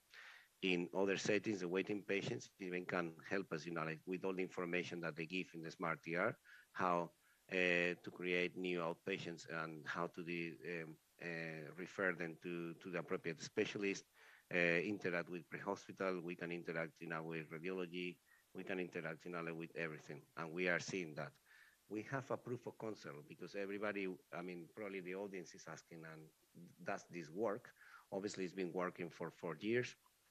And this is the first trial that we did in a minor injury unit. We did a trial for 3 months, and we did 6 weeks refine, which is in our training and setting everything in motion. And we did a 6 weeks testing. We tested this with 70, 80 patients per day, 12 hours a day, and it was put into the EMIS integration into Symphony. And obviously, we target the patient satisfaction, the clinical satisfaction and productivity. Sorry that we cannot see the results, but everything, because of problems with the slide. But if you see what we tested, patient satisfaction, clinical satisfaction and productivity, everything was positive. Patient satisfaction increased. The clinician satisfaction obviously increased, because think about that while the patient is waiting, he's interacting with the system, and you got all the information in your computer when you see the patient. And obviously the productivity increased, because it reduced the time that we have to be writing notes and doing times, especially the healthcare practitioner. That was see if I can pass. Yeah. Obviously, one thing that we are seeing after we implemented the Smart ER is data is power. And this is another way we are now. We have been acquiring 4 years now since the system was put in motion of data. And obviously, there are some questions about how we can comply with the data law protection, but we have all these, what we saw at the beginning, is now we have it, because we have a lot of data. Now is where artificial intelligence will have to help us to try to work out what we're going to do with this data. Sorry about this slide. This is what I wanted to show from before. That is about this is all the results that we are seeing after applying the Smart ER. The patient gets more personalized care. They communicate bilaterally with us. Obviously, the waiting times are decreased, and the process are improved. There is more satisfaction. There are better consultations. There is better post-consultation communication, and is less likely to return. That is one of the quality indicators of the emergency departments, and we can use it in different languages and modalities. For the healthcare practitioner, obviously, we have more accurate history. They are already written. We don't have to write it down. A better communication. We'll have more time with the patients, interacting with them. We have less time with the computers, because the patient is already writing the history to us in their device and appears into our screen. We are more efficient. Obviously, the language difficulties are overcome, because the patient is writing in their own language. Even disability difficulties overcome, because we can optimize another time with them. In terms of the department, obviously it's a cost. It will reduce the cost.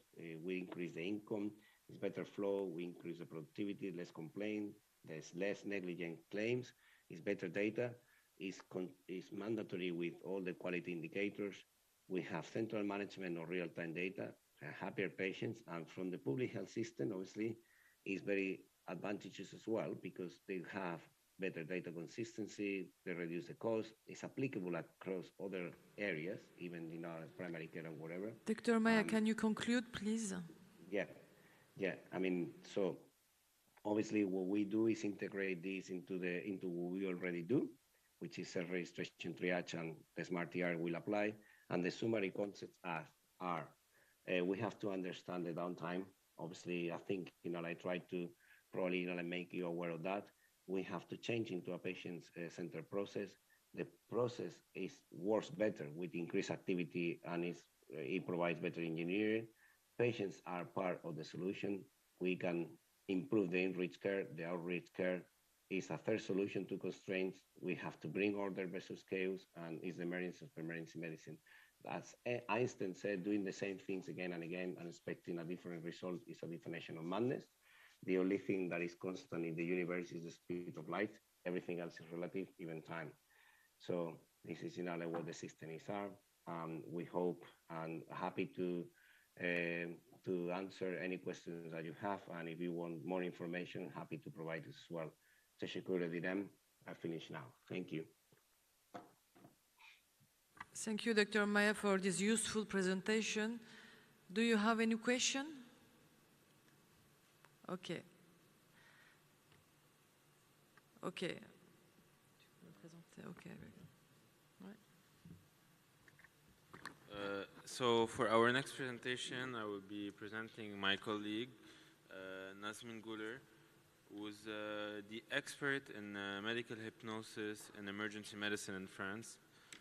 She will be talking about the uses of hypnosis in emergency medicine.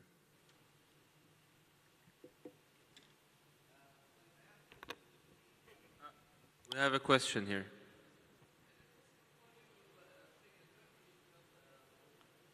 Yes. Okay, Türkçe konuşayım mı? Okay, if you want, I can speak in Turkish. It's not a problem for me. Okay. It's better for me.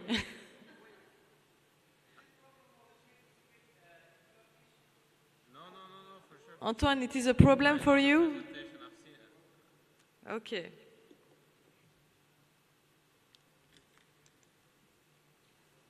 Test. Beni duyuyor musunuz? Okay, süper. Çok güzel. Şansıma Türkçe sunuyorum. Daha hızlı sunabileceğim ve daha çok bilgi verebileceğim size. Çok mutluyum bu sebepten dolayı. Antoine, tu comprends tout? Yes? Okay. I understand everything. Bildiğiniz gibi acil uzmanıyım. 2005 senesinde mezun oldum. 2012'den beri acilde hipnoz uyguluyorum ve uzun yıllardır tecrübem var ve bu konuda inşallah sizi ikna edebilirim acilde hipnoz uygulamanız için. Bu konuda zaten Başar Hoca ve Mehmet Gül Hoca ile düşüncelerimiz var. Belki yakın zamanlarda size bir atölye çatısı altında bir eğitim teklif edebiliriz. Bunu hatırlarsınız. Tenten dizisindeki fakir. Deli olduğumu düşünüyor musunuz? Yok. Sizce benim gözlerime bakarak beyninizin kontrolünü alabilir miyim? Alabilir miyim Behçet Hoca? Okay. Okay. O zaman bakalım alabiliyor muyuz, alamıyor muyuz? Keşke alabilseydim. Gerçekten hastanedeki yönetimdeki insanların beynini çalardım. Benim gayet işime yarardı. Öyle bir gücüm, kuvvetim olsaydı. Bildiğiniz gibi acilin ortamı çok stres, çok büyük bir anksiyete yaratan bir ortam. Özellikle korku, ağrı, stres, öfke, özellikle öfke patlamaların çok olduğu yerler. Ve gerçekten bu ortamda çalışmak ve yaşamak çok çok zor. Çünkü bizim de kendi ayna nöronlarımız var ve ayna nöronlarımız olduğundan dolayı bizde de çok kaldıramayacağımız duygular uyandırabiliyor ve sonuç olarak öfke patlamaları çok yoğun olan bir yer. Sizce tabii ki doğru bilinen yanlışlar var. Ki zaten bu sebeplerden dolayı yıllardan beri acilde zaten hipnoz uygulanmıyor. Yıllardır böyle. Çünkü işte psikiyatride yapılabilir, işte anestezide yapılabilir ama acil kesinlikle yeri değil. Ve ön yargılardan birisi işte bir zaman kaybı. Çok fazla ses var, hastaların direnci çok yüksek. Hele hazırlıksız kesinlikle olmaz diye ön yargılar var. Bakalım bunları bir bir yıkabileceğiz mi? Başlangıç olarak vaktimiz var. Son sunum olduğum için biraz 5 dakika fazla sunum ekledim. Size 2 tane video gösterebilmek için ilk videoyu gösteriyorum. Belki aranızda bazıları görmüş olabilir bu videoları. Tekrar gösteriyorum görmeyenler için. Omuz çıkığı redüksiyonu. Bu hastamız diyaliz hastası. Daha önce omuzu çıktı ve acile ağlayarak geldi ve dedi ki ben ilaç istemiyorum. Lütfen bana ilaçsız müdahale edebilir misin? Ben evime bir an evvel dönmek istiyorum. Haftada 3 sefer acile gidiyorum artık hastaneye geliyorum ve ben artık hastane görmek istemiyorum. Gördüğünüz gibi röntgene gerek yok, omuz çıkık. Hepinizin bu konuda zaten tecrübesi var biliyorsunuz. İlaç, serum takmamız gerekiyor, monitoraj, midazolam, süfentanil, değişik ilaçlar kullanmak zorunda kalıyoruz. Hipnoz seansı genelde anestezi gibidir. Endüksiyon vardır, derinleştirme vardır, çalıştığımız an vardır ve ondan sonra hastayı uyarma vardır. Tabii bunların hepsini ilaçsız yapıyoruz. Serum takmadık hastamıza, dikkatinizi çekerim. Şu an endüksiyondayız. Yavaş yavaş derinleştirmeye geçeceğim. Özellikle nefes odaklı, nefesinizi takip edin şu an diye hastaya telkinliyorum. Gördüğünüz gibi aşırı gencim. Yıllar önce yaptığım ve hemen eğitimden çıkar çıkmaz yaptığım bir hipnoz tedavisi. Arkadaşlar videoları çekiyorsanız da sosyal medyaya koymayın. Çünkü gerçekten arkadaşlarıma, bu hastalara söz verdim sosyal medyaya sızmayacağını videoları. Çekebilirsiniz ama kendiniz için.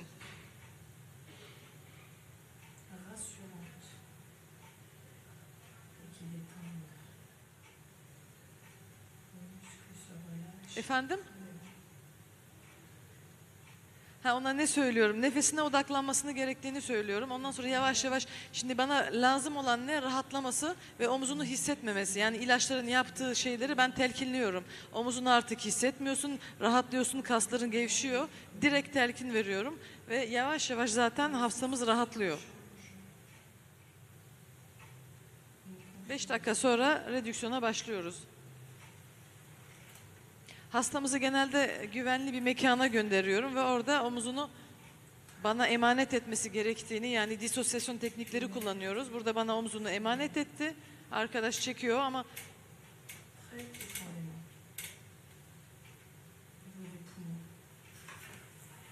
biliyorsunuz normalde bu prosedürler çok bazen hızlı güç kuvvet isteyen prosedürler. Hastamız biliyorsunuz hiç bağırmadı. Bazen 2 kişi tutuyoruz biz acilde gerektiğinde.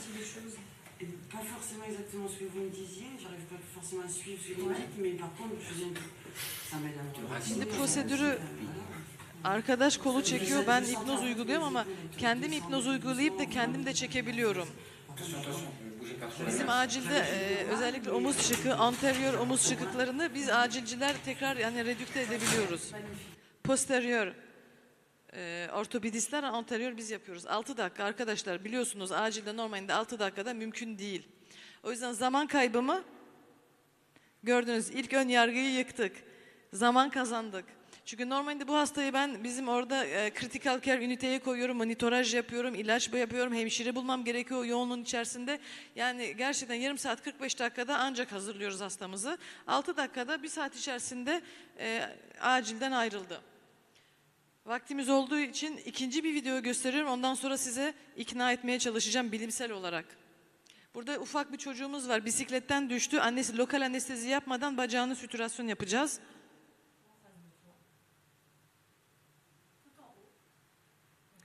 Bu benim tabii ki ilk başladığım zamanlarda ve o zamanlar biraz tedirgin hipnoz uyguluyordum ve böyle sesimi kısa kısa konuşuyordum. Çünkü biraz utanıyordum. Çünkü herkes garip garip bakıyordu. İşte bu ne yapıyor, işte deli midir nedir diye.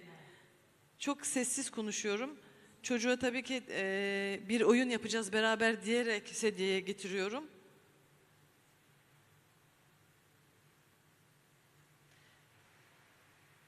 istediği, sevdiği bir oyunu yapacağını telkinliyorum. Ve tabii ki vizüel fokalizasyon kullanıyorum. Yani karşındaki bir noktaya bakar mısın? Onların tabii ki tekniği çok derin. Hani onu büyük bir eğitim gerekiyor ama noktaya bakabilir misin diyorum. Çocuk bakıyor tabii. Ondan sonra da istediği oyunu oynaması gerektiğini telkinliyorum. Tabii telkinlerken de aynı anda bacağına tabii ki direkt telkin veriyorum. Bacağı rahatlıyor. İşte bir yavaş yavaş bacağı uyumaya başlıyor. Bir daha artık hiçbir şey hissetmeyeceğini, bacağından hafif bir rüzgar geçtiğini ve hiçbir şey artık hissetmeyeceğini direkt telkin olarak söylüyorum bunu. Genelde çocuklara hipnoz uyguladığımız zaman gözleri genel olarak açık kalıyor. Yani ön yargı biliyorsunuz, gözleri kapalı, ondan sonra kendisini teslim ediyor ama burada çocuk gördüğünüz gibi hareket ediyor ve gözleri açık. Ellerini gördünüz mü? Sizce ne yapıyor? Oyun oynuyor. PlayStation oynuyordur muhtemelen. Git bir oyun oyna diyorum. Bizim biliyorsunuz gençlerimiz artık virtüel dünyada devamlı oyun oynuyorlar. Muhtemelen orada bir oyun oynuyor.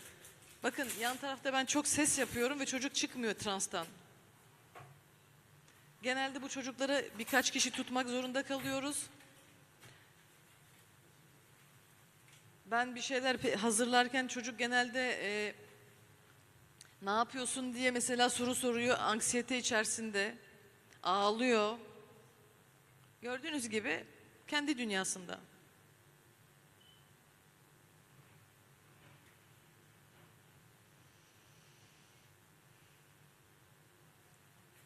Yarasını temizliyorum ve sütürasyona başlıyorum.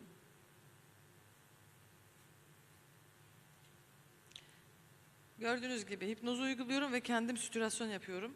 Yani tabii ki iki arkadaş olduğumuz zaman ben hipnozu uygulayıp sütürasyonu da başka birisi yapabilir. Genelde şu an artık hasta acilde hemşirelere ve hasta bakıcılara da eğitim veriyoruz ki doktorlara destek olsun diye.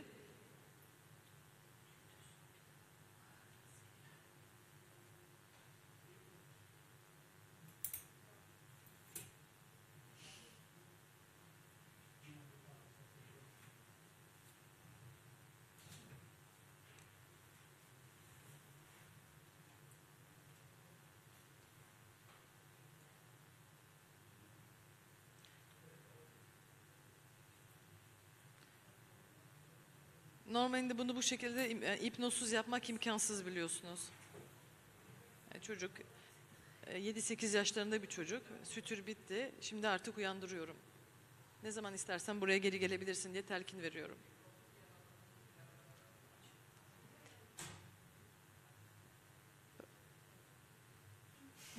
Uyandı çocuk gördüğünüz gibi. Transtan çıkması çok enteresan oldu.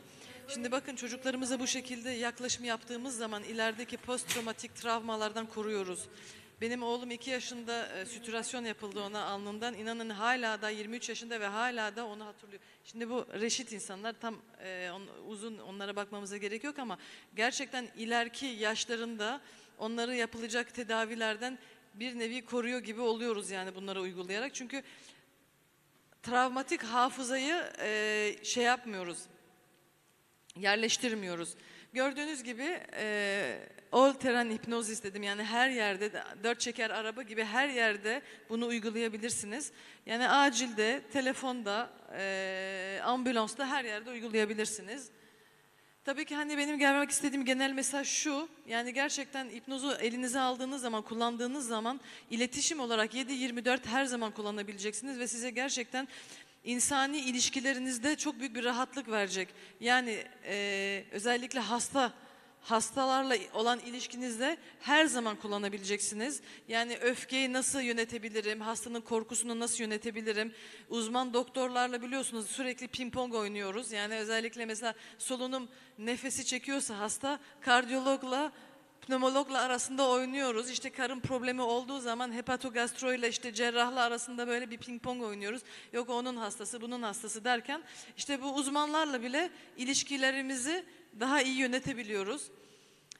Self hipnoziz de çok önemli. Benim için gerçekten hipnozun en büyük katkıları iletişim ve self hipnozuz.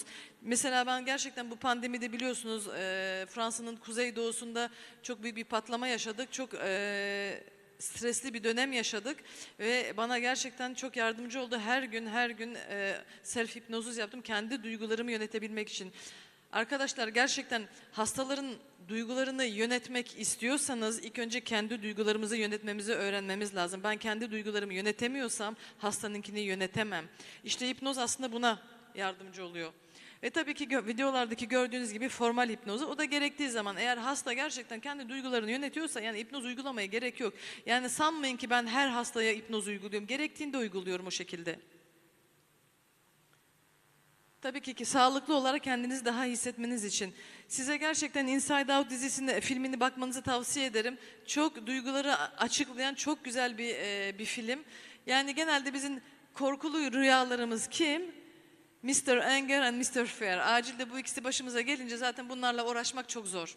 Ama artık ben bunlardan korkmuyorum. Bunları çok güzel yönetebiliyorum. Özellikle öfkeli hastalar hiç problem değil benim için gerçekten. Yani benim aslında genel vermek istediğim insani ilişkilerin de gerçekten bunu bir İsviçre bıçağı gibi düşünebilirsiniz hipnozu. Özellikle tabii ki normal ilaçların yerini tutmaz ama insani ilişkilerde yönetmekte bana göre bu İsviçre bıçağı gibi bir şey. Acilde olmazsa olmazlar, kesinlikle her acilcinin cebinde bulunması gereken, zor anları yönetebilmek için gereken bir uti, bir tools diyeyim, Türkçesini şimdi aklıma getiremedim.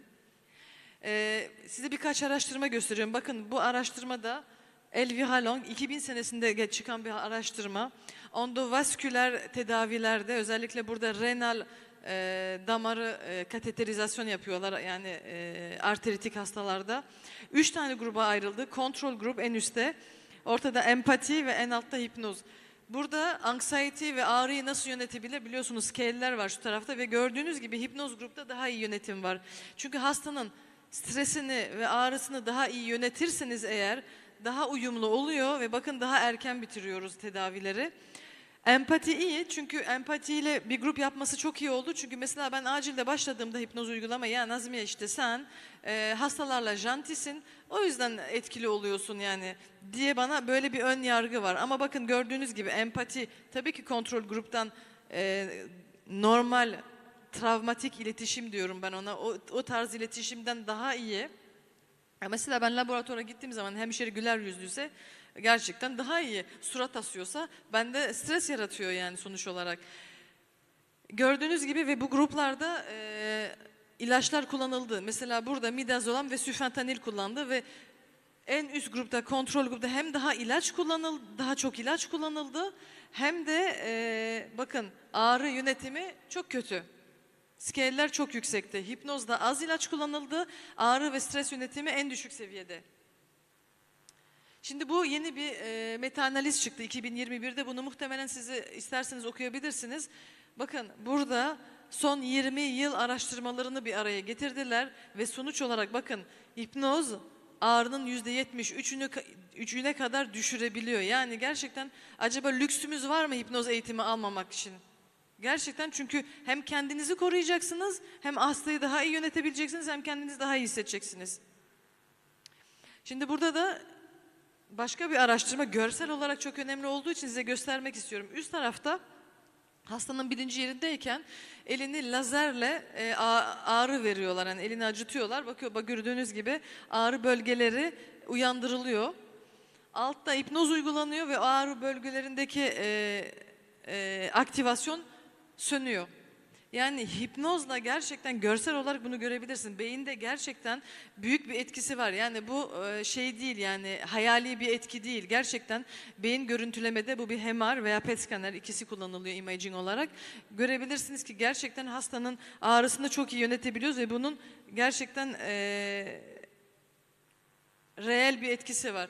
Burada başka bir anestezist ameliyattan sonra hastalara nötr bir fluid enjekte ettiği halde, bakın yanan bir fluid enjekte ediyorum diye hastayı telkinliyor. Gördüğünüz gibi hepimizin ağrı hafızası olduğu için ağrı bölgeleri uyanıyor.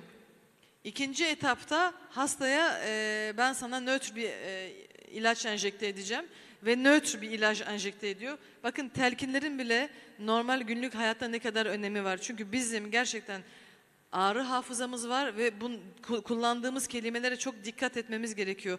Bunu zaten tomografide çok yoğun yaşıyoruz. Hatırlarsanız hastayı tomografiye getirdiğimiz zaman aman dikkat yanacak, yod enjekte ediyoruz diyoruz. Ben mesela bizim röntgen bölümündeki arkadaşlara lütfen diyorum ne olur artık dikkat yanacak, yod enjekte ediyorum demeyin lütfen diyorum. Diyorum ki gerçekten şu an sakin olun. İşte size bir ilaç enjekte edeceğiz. Bir şeyler hissedeceksiniz. Bir sıcaklık. Bakın yanmak başka, sıcaklık hissedeceksin ve gerçekten sizin için çok hoş olacak diye provokatif bir şekilde telkinliyoruz ve inanın hastanın o anki yaşadığı daha pozitif oluyor. Aynen böyle biliyorsunuz beynimiz negasyonları duymuyor, keywordleri duyuyor. O yüzden hastanıza yaklaştığınız zaman stres yapma yerine sakin olun, rahatla. Yani pozitif terimler kullanacağınız bütün keywordler pozitif olsun. Yani canın yanmayacak yerine ne söyleyebiliriz arkadaşlar? Mesela bir çocuğa tedavi uyguladığınız zaman işte stres yapma, canın yanmayacak. Sakin ol, seninle iyi ilgileneceğiz, göreceksin her şey iyi geçecek gibi. İşte kendi kreativitenize bırakıyorum. Gerçekten pozitif kelimeleri kullan. Burada maksat pozitif olmak değil, yani hayata pozitif bakmak değil. İletişiminizi pozitif kelimelere, yani negatif kelimeleri pozitif kelimeye çevirmek. Yani önerim şu, tabii ki hastaya bütün prosedürleri A'dan Z'ye anlatmak zorundayız. Yani gerçekten ağrıyı anons etmeyin, prosedürü anons edin ama ağrıyı anons etmeyin. İşte sonuna geldik, sunumun vaktim var biraz herhalde. Son olarak bakın araştırmalarda EEG'de kesinlikle herhangi bir karakteristik bir tracing yok. Sadece sakin bir uyanık hal olduğunu görebiliyoruz. Ve burada bu da çok yeni bir sistematik review 2017'den 2017'de publikasyona geçti. Bakın şu an artık bütün araştırmalar aynı fikirde. Yani ben hipnoza girdiğim zaman 3 tane network uyandırıyorum. Salience Network, Executive Network ve Default Network.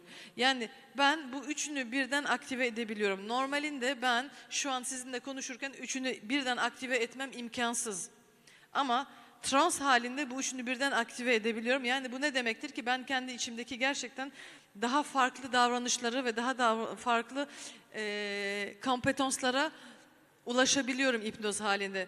Biliyorsunuz ben çocuğa normal halinde şu bacağını uyut demiş olsam veya bir hastaya şu kolunu rahatlat demiş olsam bu kız deli diyecek bana. Ama ben hipnoz halinde direkt telkin verdiğim zaman uyguluyor. Tabii ki hipnozu plasebo olmakla suçlandı ama plasebo değil. Hipnozun içinde plasebo var ama sadece plasebo yok. Tabii bunları anlatmak uzun sürer, vaktimiz yok. Yani sonuç olarak hipnozu her alanda, ağrı ve stresin olduğu her alanda prosedür olsun olmasın. Mesela bir migren için, bir karın ağrısı için bile kullanabilirsiniz. Ben ayrıyeten part-time terapi uyguluyorum. İnanın çok şeyler mesela posttraumatik tabii bunlar terapi, bunlar daha uzun işler de. Ama acilde kriz yönetiyorsunuz. Yani terapi yapmıyorsunuz. Kriz yönetiminde gerçekten medikal hipnozu her alanda kullanabilirsiniz. Özellikle mesela anksiyete krizine girmiş insanlarda çok etkili. İlaç vereceğinize ben 2-3 dakikada gerçekten onları hemen sakinletebiliyorum. Sonuç olarak for every stress and pain okay. Tabii ki ön yargını hastamın direnci yüksek ama bu doğru bilinen bir yanlış. Hastam gerçekten çok büyük bir stres içinde olduğu için siz onun kurtarıcısınız. Ve genelde siz ona bir hasta size derse ki eğer lütfen doktor beni kurtarın, bu ağrıdan beni kurtarın dediği an zaten sizin etkiniz altındadır ve hipnozu uygulamaya hazır, hipnozu kabul etmeye hazırdır. İnanın ben kronik hastalarla ilgileniyorum. En kolay uygulanan yer acildir. Acilde o kadar kolay ki ve o kadar hızlı hipnoz yapabilirsiniz ki çok basit ve çok rapid. Çok kolay, çok yani hızlı teknikler var, çok kolay. Tabii ki ilişkilerinizi düzeltiyor ve kendi ruh sağlığınıza da iyi geliyor. Yani sonuç olarak time saving and less medication. Yani bu gerçekten benim atasözüm oldu hipnozda. Gerçekten zaman kazandırıyor ve ilaç da kazandırıyor. Herhalde vaktimiz bitti ama isterseniz prehospital olarak bir video gösterebilirim. Bakmak ister misiniz? El kaldırın. Okey. Tamam. O zaman bir call center'dan da bir ses kaydı dinleyeceğim stres yönetimi için. Vaktiniz var madem. Buyurun. STEMI hastasını ben şu an anjiyoya getiriyorum. Donc là, je vous montre simplement, on va commencer la séance, tu peux t'exprimer, simplement de suivre votre respiration, d'accord? En remarquant l'air qui entre dans votre narine droite profondément.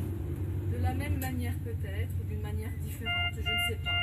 Vous allez remarquer qu'il y a plein de bruit autour de vous, à travers vos oreilles. Bakın ses var, monitör çalışıyor, alarmlar var, hiç problem değil. Ne kadar çok ses, o kadar hipnoza sokabiliyorsunuz hastanızı.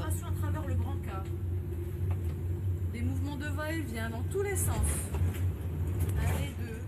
Monitorajı gördünüz değil mi? STEMI'yi görebildiniz yani. STEMI var resmen hastada.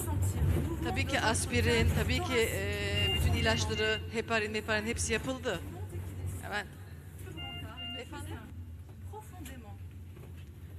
Şu an bana gerçekten bakın eliyle soruyorum hangi bölge vücudundaki hangi bölge acı çekiyor şu an bana kalbini gösteriyor. Şimdi şu an katalepsi teknikleri kullanıyorum. Birazdan bana neresi ağrıyor diye sorduğumda bakın bana kalbini gösteriyor. Direkt iletişime girebilirsiniz yani hipnozda hastayla. Çok konfüzyon teknikleri kullanıyoruz. Ve şu an ben ona hani vücudunun başka bir yeri işte kalbine yardımcı olacağını söylüyorum. Bacağını gösteriyor. Tabii burada rasyonelite aramayın. Hipnozda rasyonelite yoktur. Yani zaten konfüzyon teknikleri kullanıyoruz. Şu an şimdi bir çapa yapıyorum. Çünkü ben anjiyoda olmayacağım onunla. Yani bir renk çapası yapıyorum ve telkinliyorum. Kateterizasyon room'da olduğun zaman bu rengi hatırlayarak tekrar aynı şekilde self hipnozis yapabileceksin diye. Bakın ağrısı düştü. Altının üstünde morfin uyguluyoruz. Morfin uygulamama gerek yok. Özellikle kardiyologlar mümkün mertebe yapmayın diyorlar. Çünkü gerçekten hasta o zaman daha çok midesi bulanıyor. Daha az uyum sağlıyor anjiyoda. Ben bu hastaya özellikle hipnozdan çıkmak zorunda kalmadığını ve tedavinin sonuna kadar hipnoz altında istediği gibi girip çıkıp kalabileceğini telkinliyorum. Çünkü ona şu an lazım ama sonra da lazım. Ağrısı düşüyor, 7'den 4'e düşüyor. O yüzden sadece parasetamol koydum. Anjiyodan sonra hastaya soru soruyorum nasıl geçti sizin için diye. İnancı, tabii kısaca şey yapıyorum, inancı olmadığını ve herkese tavsiye ettiğini, ağrısını ve stresini kateterizasyon odasında çok daha iyi yönetebildiğini söyledi, paylaştı bizimle. Yani bakın insanın hayati tehlikesi en dorukta olduğu halde biz değil mi? Yani sonuçta bir kalp krizi orada bile stresini çok gayet normal bir şekilde yönetebildi ve ben o hipnoz uygulayabildim. Çünkü ön yargı ne? İşte bu durumda hastanın hiçbir yeteneği yok, yapamaz. Gördüğünüz ses kısa sürede ses olduğu halde hastaların direnci düşük. Bütün ön yargıları herhalde kırabildik.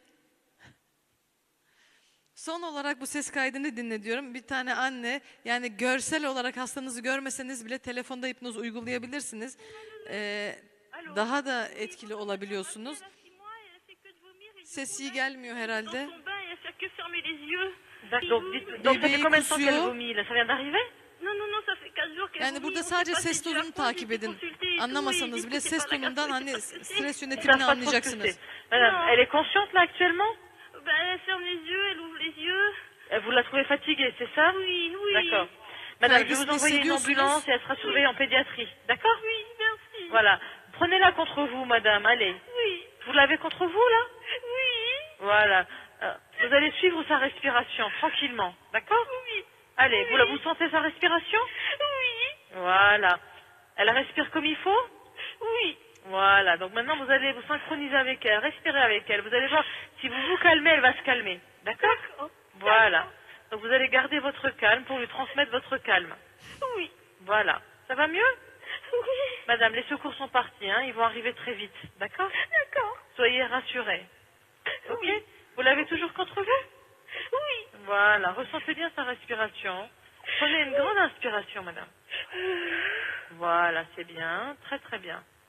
Et vous allez ressentir votre bébé contre votre peau. Voilà. Vous voyez bien, regardez. Tabii bir acil elle est uzmanı plus olarak sereine, benim elle pleure, görevim, c'est çünkü bien. biz triyaj yapıyoruz Voilà, madame, 112 c'est très, très santralde. bien. Çocuğun iyi olduğunu Continuez de tabii bien la garder contre vous, de bien anlamak. la ressentir contre Çocuk vous. iyi, rahatlıyoruz. Voilà. Ça va Anneyi mieux? sakinleştiriyoruz gitgide. Voilà, très bien, madame. Gördüğünüz C'est gibi très bien bakın ce que vous faites. dediğim Prenez-la contre telkinleri direkt vous, dinliyor. Ne kadar ressentez derin bien le nefes contact de alıyor. vos bras sur elle. Derin nefes al diyorum, dibine kadar nefes alıyor. Très bien. Burada Voilà. Et sadece vous prenez solunum une inspiration telkinleri profonde, veriyorum. de plus en plus profonde. Voilà, c'est très bien. Très très bien.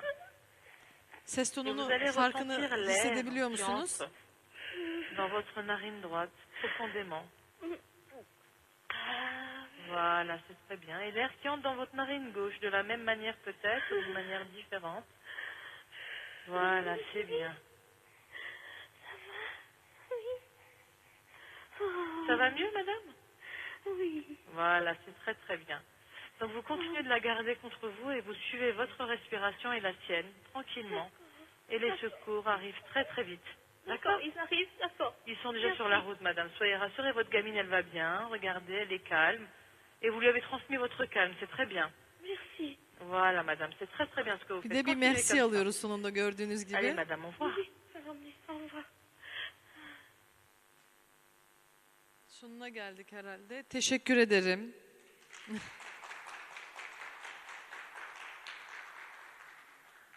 Soruları olan var mı? Zeynep hocam? Behçet hocam her zaman sorusu var. Buyurun. Sor sor.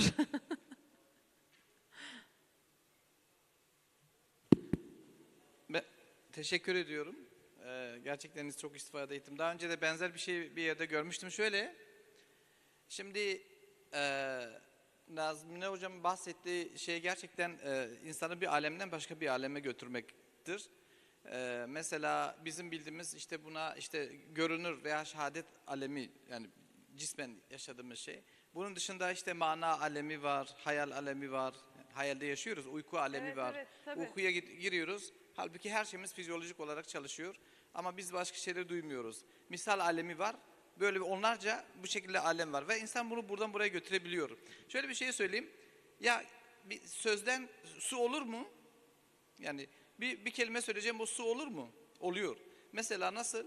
Mesela örnek olarak hani Zeynep hocam bana kırılmayacağını bildiğim için onu ben şimdi kötü bir kelime söylesem hemen su olup gözyaşı akıtır su olur. Evet. Kelimeden öfke oluyor mu? Evet, olabiliyor. Özlem hocama bir şey söylesem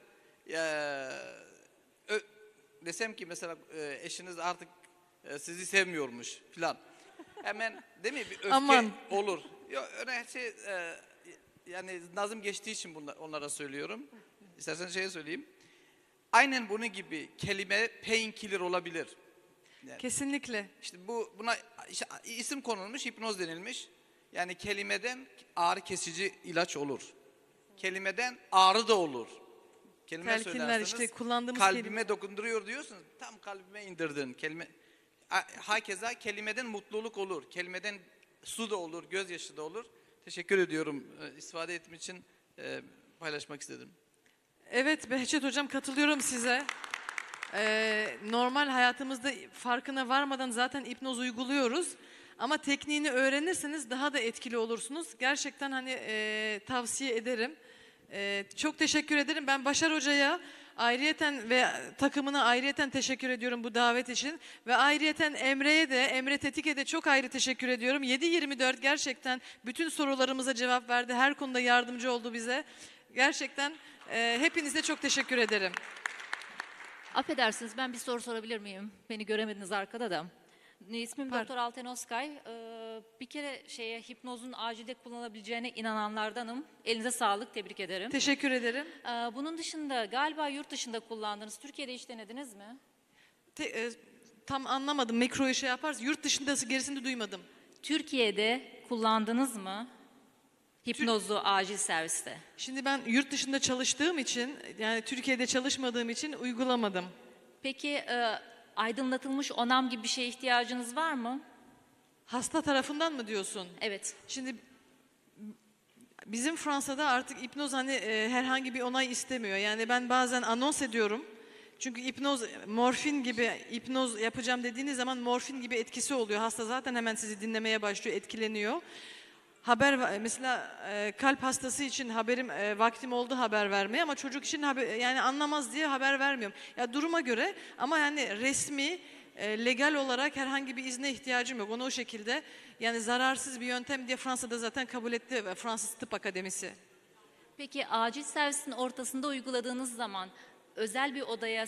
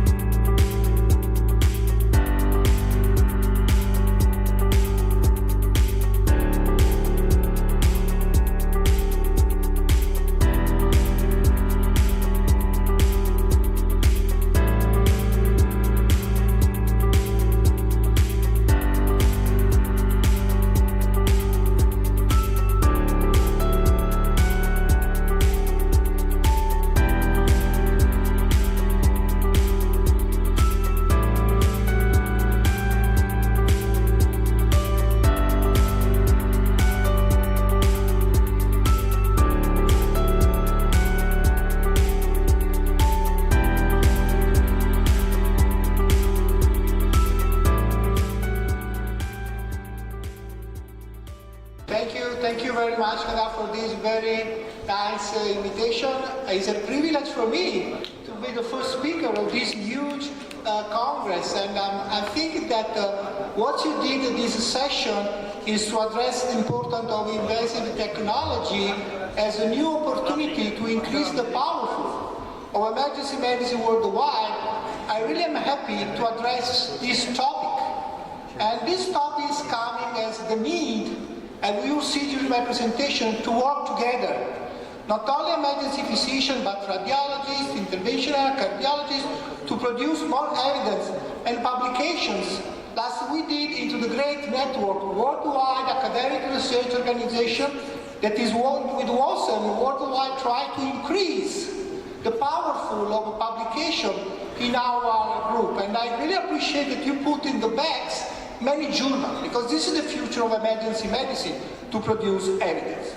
So let's go now and see, after my disclosure, what are really the need for technology support after clinical evaluation. Before starting my talk, let me tell you that no technology can support a bad emergency physician, because the best technology emergency physician has is his holistic opportunity to visit the patients and make clinical decisions. By the way, in the last 25 years, we saw an important increase in quality of laboratory testing, especially biomarkers in acute disease and point-of-care biomarkers, but also technology of imaging. So laboratory testing and imaging are going to be the big revolutions in our job to increase the quality of our medical effort and, most importantly, increase patients' outcome. When you talk about imaging, for sure you know that ultrasound have totally changed our ability. Every emergency physician now are able to perform ultrasound, and I'm very proud that we were the people that teach cardiology on how to use chest ultrasound to detect many diseases they were not able to do. But nevertheless, besides the ultrasound that are growing impact, there are other technologies such as point of care, looking at the computer-assisted imaging, but last but not least, the angiography. Angiography is really important, and I think it's something that can really improve our knowledge and also quality of health delivery system. But of course, the issue here that angiography need a cath lab, or let's say radiology interventional box that should be as much as possible close to the emergency room. So this is the first example. 250 years ago, in my regional city, Naples, these researchers put some substance into the vessels of humans. And these skeletons are still there in Naples, one man and one woman. And you see, he put these injections, but unfortunately, patients died. But luckily now, we have many different radio contrast possibilities that are able, thanks to invasive medical imaging technology, to use this iodinated contrast material to visualize the lumen of blood vessels. And this is very important because thanks to the angiography, now we can have very clear opportunity to see the brain, the neck, the aorta, the chest, the gastrointestinal tract, and so on. But what is important? Not to abuse the technology, but to make the right decision. First of all, now blood vessels should be evaluated also with non-invasive technologies such as ultrasound, echo Doppler, TC scan, and magnetic resonance imaging. Nevertheless, although these new non-invasive technologies are going to be every day much more precise, we still need angiography, catheter-based, in the cases you need immediately decision-making to transfer the patient to surgeon, or last but not least, to have access to intervention radiology procedures that can impact the length of stay of our patients in the emergency room, and also to reduce the length of stay in the hospital and the costs related. So this is the way you have to think about how angiography can really increase our emergency department job every day. So I have one question for all of you. How many of you today have an angiography service available 24 hours, 7 days in your emergency department? Please raise your hand.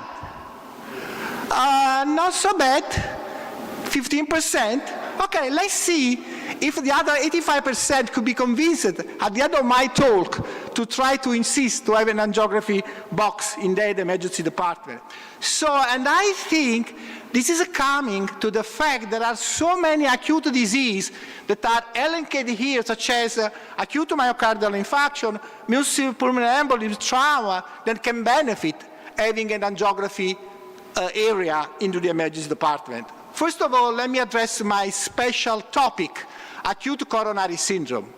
We know that time is myocardium, so you really need to want to start as soon as possible in the emergency department to reopening the vessels in the case of MI.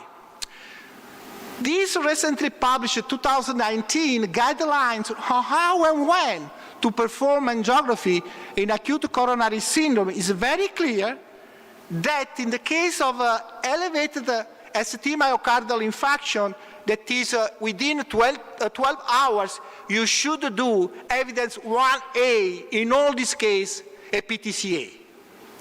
And then, that is a delay opportunity, still evidence 1A, if you have no cath lab available, that you can do fibrinolysis. So in any way, you are going to perform in many patients as soon as possible angiography, coronary angiography, and then opening the vessels. This is a cartoon that I would like to take in mind, but I'm sure everyone in the audience is aware. In the case that you are able to make EKG in 10 minutes, and you are going to refer an hospital where the cath lab is not available, you have two choices. If you are the STEMI, in between 120 minutes, in that case, you can refer for 90 minutes, transfer the patients. Alternatively, if you have 2 hours that the STEMI is started, you can start fibrinolysis there, and then you can reperform in 10 minutes, transferring the patients. But if you have the cath lab, angiography, and the coronary PTCA available, you should do this in less than 60 minutes. I think it's very important to save as much as possible lives in acute coronary syndrome in our patients. What about if I have a patient with not ST myocardial infarction elevation? In this case, there is the opportunity, if the patient is very high risk, also to go for invasive procedures if the patient is hemodynamic instability if there is life-threatening arrhythmias and also acute heart failure.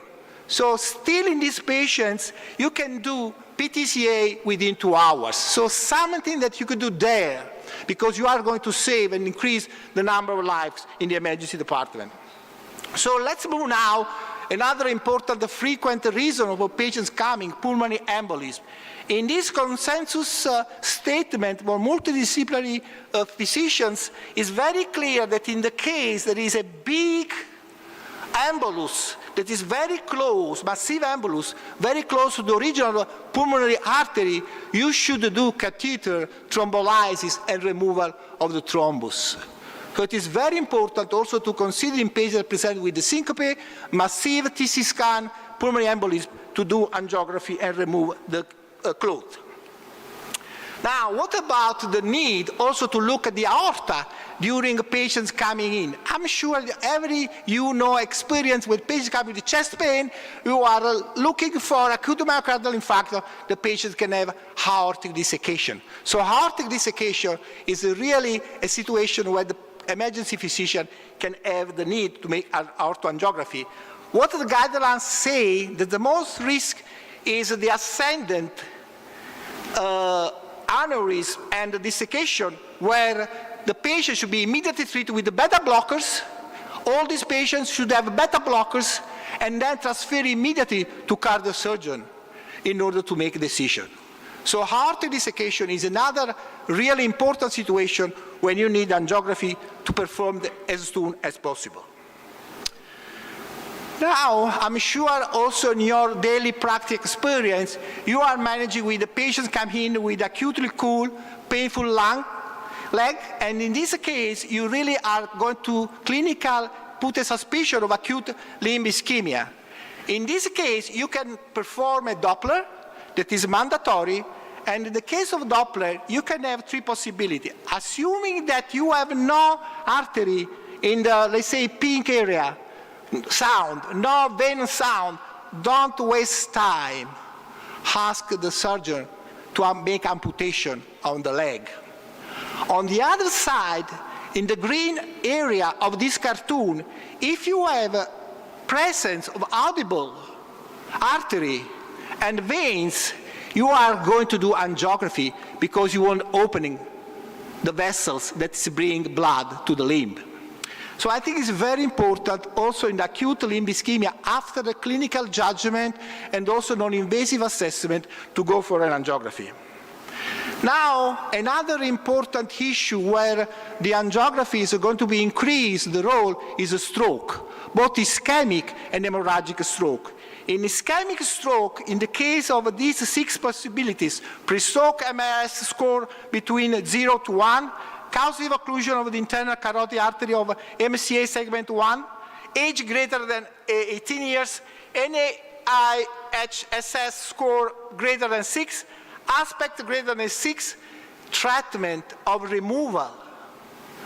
The occlusion of the artery should be done after angiography, but in the case of the symptoms are greater than 6 hours, and you cannot do thrombolysis. But what is important, this leads to the need, like the recommendation, guidelines 2018 are going to put out the importance of a multidisciplinary team that is my auspicious in this conference. Opening the ceremony, I think is a very good opportunity for me to tell that we have to work all together in order to improve our skills and patients' treatment. And also it is important that angiography should be there in the case of ischemic stroke. And also it is important that you want to monitoring. So our job is not only to start appropriate treatment, but to monitoring patients' outcome and publications on the results. What about hemorrhagic stroke? There is no doubt there are a lot of situations where you can use clipping or calling of the hemorrhagic site after brain angiography, and then you can save the patients, especially if he has hemorrhage due on cerebral aneurysm. So it is very evident that so far we addressed the important possibility to check in the case of acute coronary syndrome, acute aortic disease, and acute stroke, the possibility to use angiography.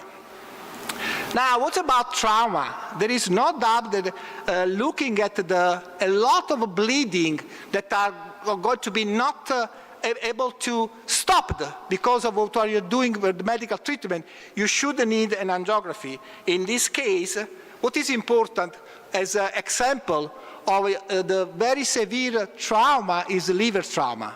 In the liver trauma, you should consider two classifications. AAST, liver trauma classification, but also when you put together, let's say, the injury type, the grade, and injury description, you should also put one important, very, very important evaluation, the hemodynamic instability.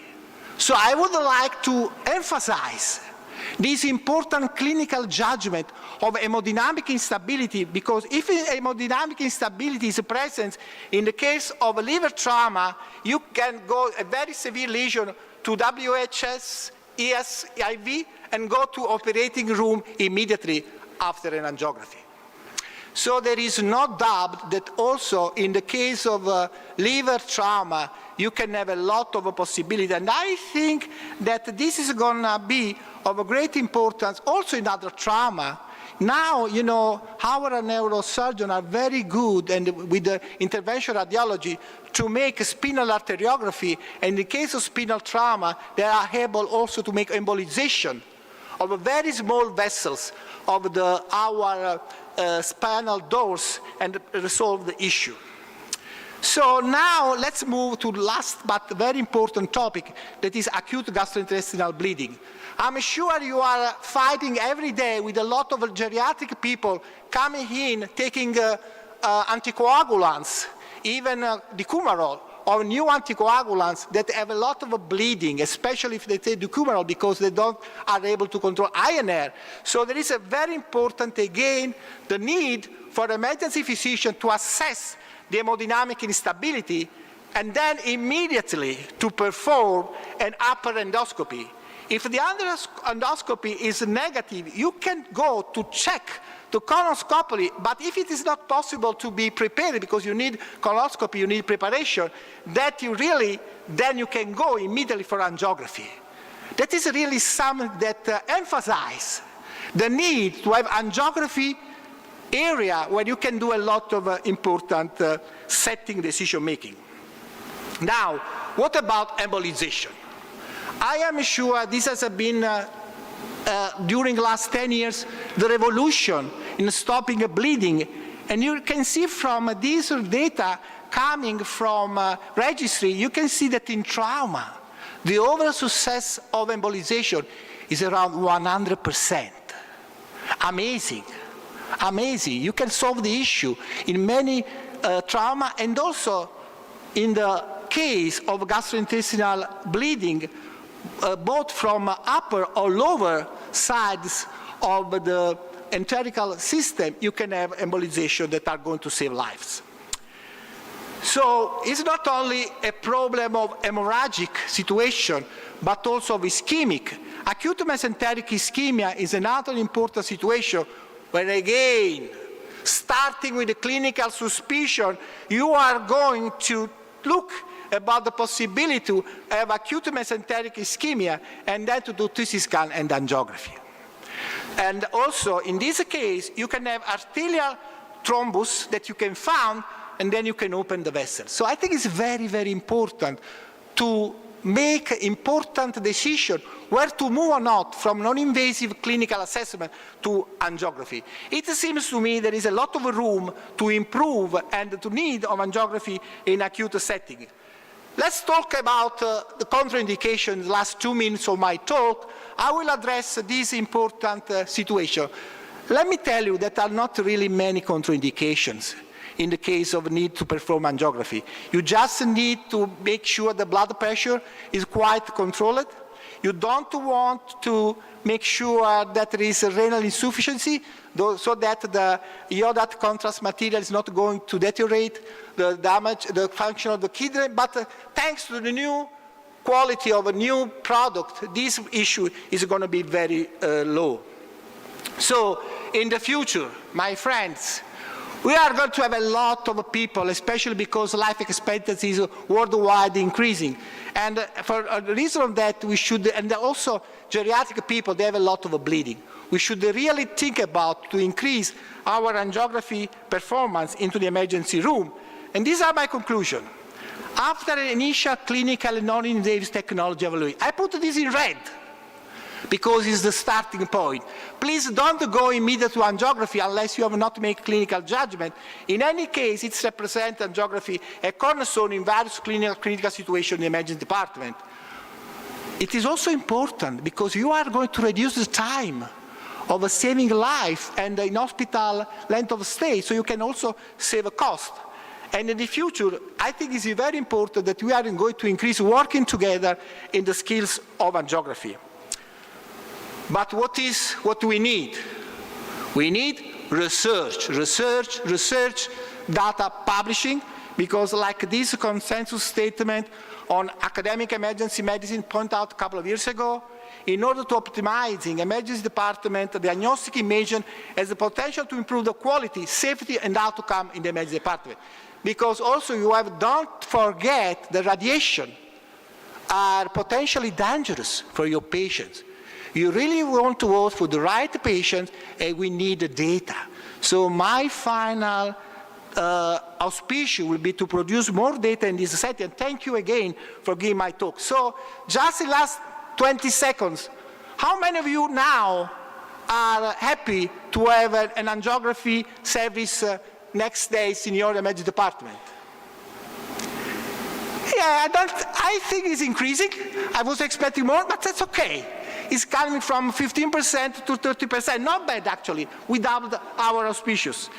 So in any way, if you want really to contribute to our research, please come to Edinburgh or this biomarker, but last but not least, in San Diego, where we are working in implementing the geriatric emergency medicine, where I think angiography should be a big value. Thank you very much for your attention.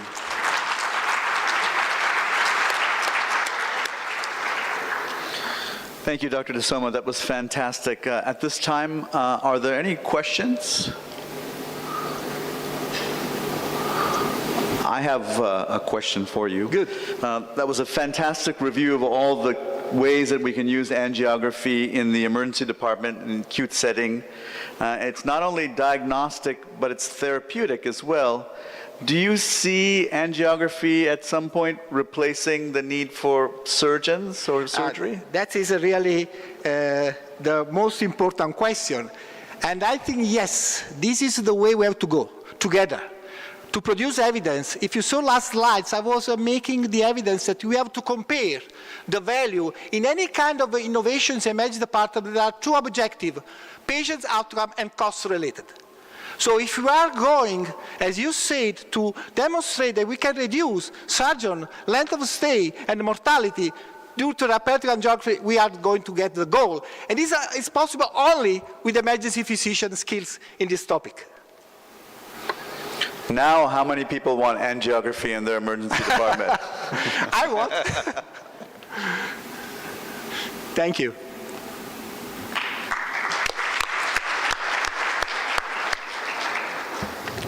Okay, I want to invite with my pleasure. He is chairman of from Stanford University, chairman of Emergency Medicine Department, and he's very popular in Turkey, if you remember from last Congress.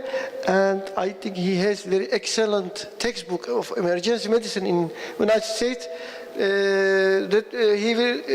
will talk about retrograde intubation. Mr. Mahadevan, with my pleasure.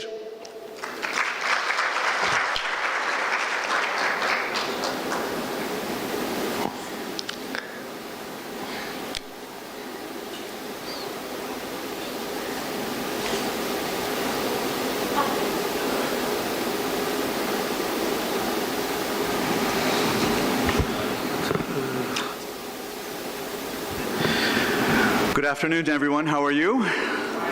Good, good. It's great to be here. Instead of retrograde intubation, I spoke with Dr. Chander about talking about video laryngoscopy, so I'm going to focus on that today. And first, Oops. Getting up.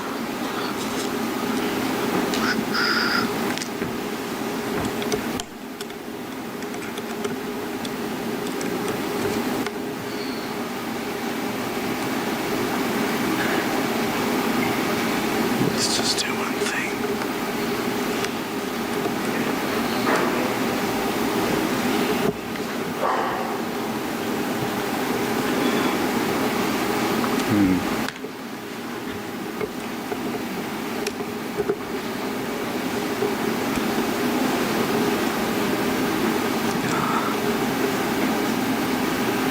Okay, good. Let's try again now.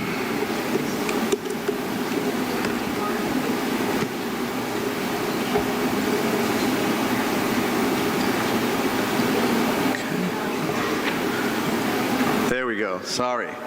Okay. Just want to show you where I'm from. I'm from Stanford University, which is in the United States, in California. So yesterday, approximately yesterday, 24 hours ago, my wife and I were there at that star right here. And now we're obviously in beautiful Antalya. And I just want to say this is my 5th visit to Turkey, and love it here. I've been to Istanbul, Kayseri, Izmir, Konya, Çatalhöyük, and now this is my 2nd visit to Antalya, and I had the pleasure of attending a prior Congress, also getting to sing on stage. Hopefully I don't do that today and scare everyone away, and spend time with Bashar, which is always fantastic. In my talk today on video laryngoscopy, I'm going to define what it is. I'm going to talk about the different classes, the different kinds of video laryngoscopes, the advantages and disadvantages of this new device, and then most importantly, the current literature about video laryngoscopy and how it's maybe taking over how we approach airways. Very quickly, show of hands, how many of you are using video laryngoscopes in your department? Okay, fantastic. So quickly, with regards to the definition, video laryngoscopy is indirect laryngoscopy, which means you're not looking directly at the cords, that you're using a digital device, a digital laryngoscope, to show you the vocal cords in the glottis instead of line of sight. And generally, for what we need them for, acute intubations, we're inserting these devices intraorally. And why would we need to do this? Well, our goal is to see the glottis, and that hopefully will help us improve our success with intubation. And ultimately, we want fewer failed intubations. Obviously, we want to reduce our failure rate. So there are 3 big classes of video laryngoscopes. The first is the channeled video laryngoscope, where the endotracheal tube is part of the device or is inserted into the device, and this matches the anatomic curve of your pharynx and allows you to direct it towards the larynx. But unlike the other approaches where you are manipulating the endotracheal tube separately, this is all one device. So if you want to adjust where the endotracheal tube is, you have to adjust the device. And so the other issue with this, as you can see, is it's bulkier. It's larger than some of the other devices. And so if you have someone with a small mouth, it may be difficult to insert it. The next device I want to describe is something called a Macintosh-style video laryngoscope, where the technique is similar to what we're doing with direct laryngoscopy. And in fact, you could either use the video or do direct laryngoscopy. And for this reason, since everyone in the room can see what's going on and you can give advice, it's great for teaching and training institutions. And then finally, the glide scope or glide scope-like devices are acute angle blade video laryngoscopes, where they're really good at showing you the very anterior structures, but if it fails for whatever reason, you cannot convert to direct laryngoscopy where you can see the cord. So let's take a look at this. A glide scope-like device inserted into the pharynx, and then you're looking at the monitor, you're looking at the screen when you're inserting the endotracheal tube, and so you're looking at the monitor, but performing the function in the patient's pharynx. So what are the advantages of this approach, video laryngoscopy? Well, first of all, we always struggle when we're doing direct laryngoscopy to line these three axes. There's the oral axis, the pharyngeal axis, and the laryngeal axis. And if you look at this diagram, what you can see is that it's impossible for us to see like this. We have that line of sight. And so what we do is we try and get the patient into the sniffing position, as you can see here, and then by using the direct laryngoscopy and just raising their soft tissues, we achieve line of sight. And sometimes it can be very difficult, as you know, to see the glottis. And especially in patients like this. This is a trauma victim where you're not allowed to get the patient into the sniffing position because you're keeping them in the neutral position. And that makes it very difficult to align these axes. And in this particular case, the patient couldn't be intubated with the video or with the direct laryngoscopy. The other advantage in trauma patients specifically is the video laryngoscope can be inserted and manipulated in a way where you don't have to move the patient's head and potentially cause injury. Here's an example of a patient with an inferior anterior C2 fracture, but if we look at their cervical alignment, it's normal. So the spinal cord at this point is doing just fine. But what happens when you try to intubate the patient and you put them in the sniffing position? As you can see, this patient has a complete disruption of the ligaments holding the vertebral column together, and now the bones have moved and impacted potentially the area where the spinal cord is. So the last thing that we want to do is move the patient's vertebral column and potentially cause injury, which could happen in theory with direct laryngoscopy. And then finally, we're looking at a very narrow, small area and trying to insert an endotracheal tube through that area. Well, what if we were able to enlarge it, make it easier to see? And also, more importantly, as a teaching physician, that not only I could see what was going on, but everybody in the room could have confidence that this was being done properly or that we could assist. So those are the advantages of video laryngoscopy. What are some disadvantages? Well, if there's secretions or blood and it gets on the end of the scope, potentially you wouldn't be able to see. Or if the device fails for some reason and that's the only way, that might be an issue. There are a lot of different kinds of devices, so you have to be familiar with all of them, and we're not sure which ones really are the best. And there's no real evidence to tell us this is the best one at this time. And the technique for insertion is different than what we're used to. And it may be more challenging, just in the same way that if I play video games with my son, he's going to beat me every time because I'm not used to playing video games. Learning how to do a new approach may be challenging because you're not doing it under direct visualization. You're holding the device and then trying to look at a screen and perform the technique. And a number of studies have shown that when you're doing it indirectly, it can be more challenging. So now let's go over 5 important studies that might change the way that you think about video laryngoscopy as part of emergency medicine. And the first one to bring a lot of sort of attention to this was this systematic review, Cochrane review, that was done in 2016. This Cochrane review wasn't specifically focused on emergency physicians or critical care physicians, but looking in general at comparing direct laryngoscopy to video laryngoscopy. So they looked at a lot of studies, 64, 7,000 plus adult patients, but again, mostly in the operating theater and not in emergency settings. They compared different kinds of video laryngoscopy to direct laryngoscopy using a Mac blade. And here are the primary findings of the study.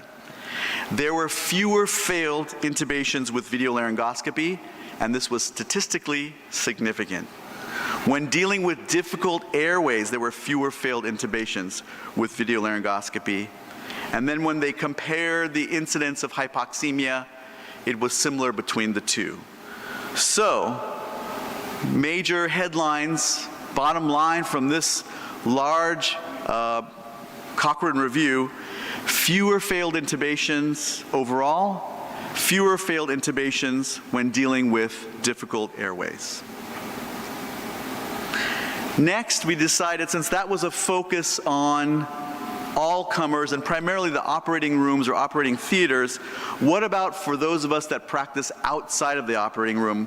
Well, this systematic review and meta-analysis looked just at those places. So this was 32 studies with over 15,000 intubations. And you can see that there were about 6,300 video intubations and 8,700 direct laryngoscopic intubations. And these studies were outside of the operating theater, outside of the operating room. So they were in the pre-hospital setting. They were in the ICU. They were in the emergency department, places that we practice. And again, they use different kinds of video laryngoscopes as opposed to just one kind, and multiple kinds of providers. So there were beginners, there were experts, there were paramedics, there were emergency physicians, there were ICU doctors. So a whole mix of different kinds of providers. And what they were interested in is how often do you succeed intubating the patient the first time that you try. So let's take a look and see what they found. With regards to first pass intubation, there was no overall difference in this study between video laryngoscopy and direct laryngoscopy. However, if you were in the ICU, video laryngoscopes were better, but if you were in the emergency department or pre-hospital area, they were similar. What about the glide scope, which is one kind of video laryngoscope, and direct laryngoscopy? Well, they were similar.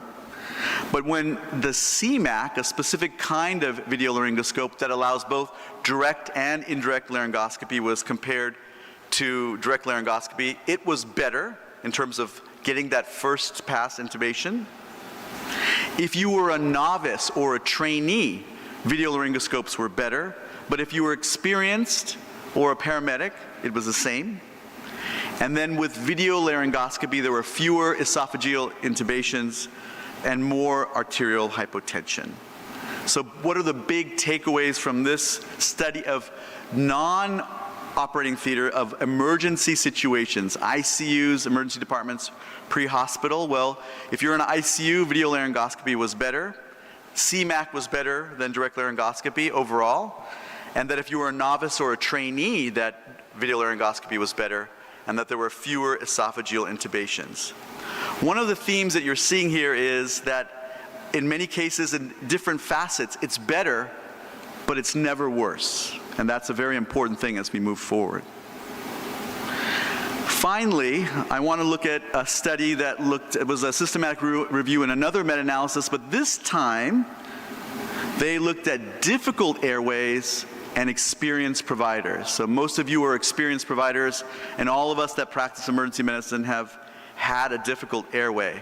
And one of the things I think we can all tell you is, though we try and figure out who might have a difficult airway, sometimes it's very difficult to predict. And in this study, published in Anesthesia in 2015, of patients going to the operating room, the anesthetist could not predict a difficult intubation 93% of the time.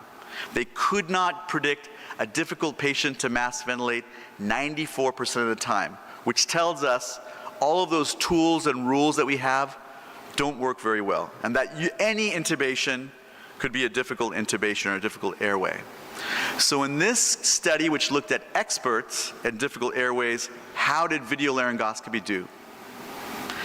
Well, it was better for first attempt at success, and you can see on average, when using a video laryngoscope, 95% of the time you were successful the first time versus 86% with direct laryngoscopy. And you got better views of the glottis and less trauma to the airway overall.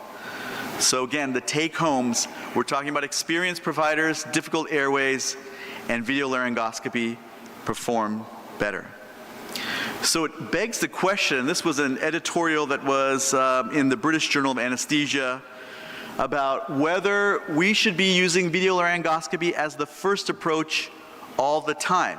And here's the analogy that they used. They basically said, how many of you still have a huge bulky cell phone like you did in 1995? None of us, right? We're all using some kind of iPhone or new phone equivalent, and none of us are using dial-up phones either. So as technology progresses, why are we relying on old technology when new technology is potentially superior? And they went one step further. They said it should be used on every intubation, and that we should record the video and put it in the medical record so that if the patient ever came back, they could review the video and determine if there was an airway problem or not. 2 more studies to review before I finish. This is a group of anesthesiologists that decided to replace all of their direct laryngoscopy with video laryngoscopy. So I'm going to show you what happened.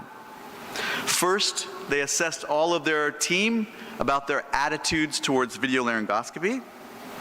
And then for 2 months, they removed all the MAC blades from their operating room and from the places where they worked, and they only had CMACs there, okay? Which CMACs where you can do video laryngoscopy and direct laryngoscopy if you needed to. And then they did serial assessments over a course of time to see what attitudes were by the anesthesiologists towards video laryngoscopy. So here's what they found. When they started, about a third, and a third either said we fully support only video laryngoscopes, or we have some reservations, or some people said they don't support it.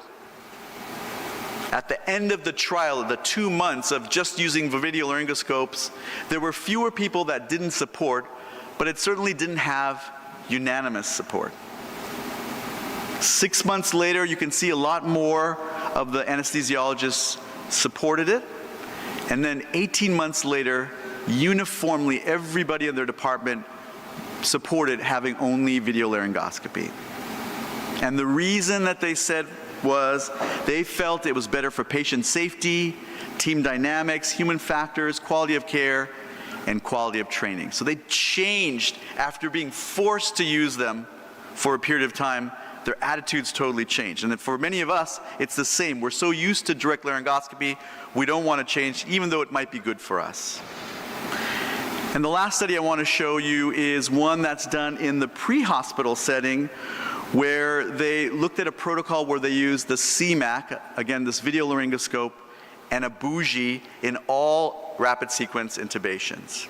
And so this was done in Finland, where for a period of time, they said you're going to use video laryngoscopy and a bougie, in particular it was a Frova introducer for all intubations. And then they compared that 22 months where they were doing that to the year before where you were able to do direct laryngoscopy. And here's what they found. Before using video laryngoscopy and the bougie, the first pass success rate was 85.7%. After being forced to use this protocol, using the bougie and the video laryngoscope, it increased to 98.2%. And think about it, intubating, doing RSI in a helicopter is a difficult airway situation. And here they went all the way up to 98%. And it begs the question, we always think of video laryngoscopy as a rescue device or a difficult airway device, but what if we used it routinely? What if we used difficult airway devices routinely? We can see that we would have an increased success rate, which we all want, and that, again, a bougie may be easier to pass with a video laryngoscope than an endotracheal tube. So a couple of takeaways from this study. So finally, what do we know? What's the bottom line? What can we say about video laryngoscopy? It improves the view of the glottis. It may improve first attempt intubation success rate. Remember the study I reviewed from Peters et al., 95% success rate with video laryngoscopy compared to 86% for direct laryngoscopy. The Cochrane review found that it may reduce the number of failed intubations. Again, fewer failed intubations when for overall and also when dealing with difficult airways. We know that it's already become part of our difficult airway algorithm, but it may be the primary approach for all intubations in the near future. And if you're using a device like I like, and I don't have any ties or affiliations with stores or the CMAC, but a device like CMAC, which allows you both direct and video laryngoscopy, is a device that might allow you to embrace the future without abandoning the past. And so those are my big takeaways about video laryngoscopy. And I want to thank you for your attention. Thank you very much.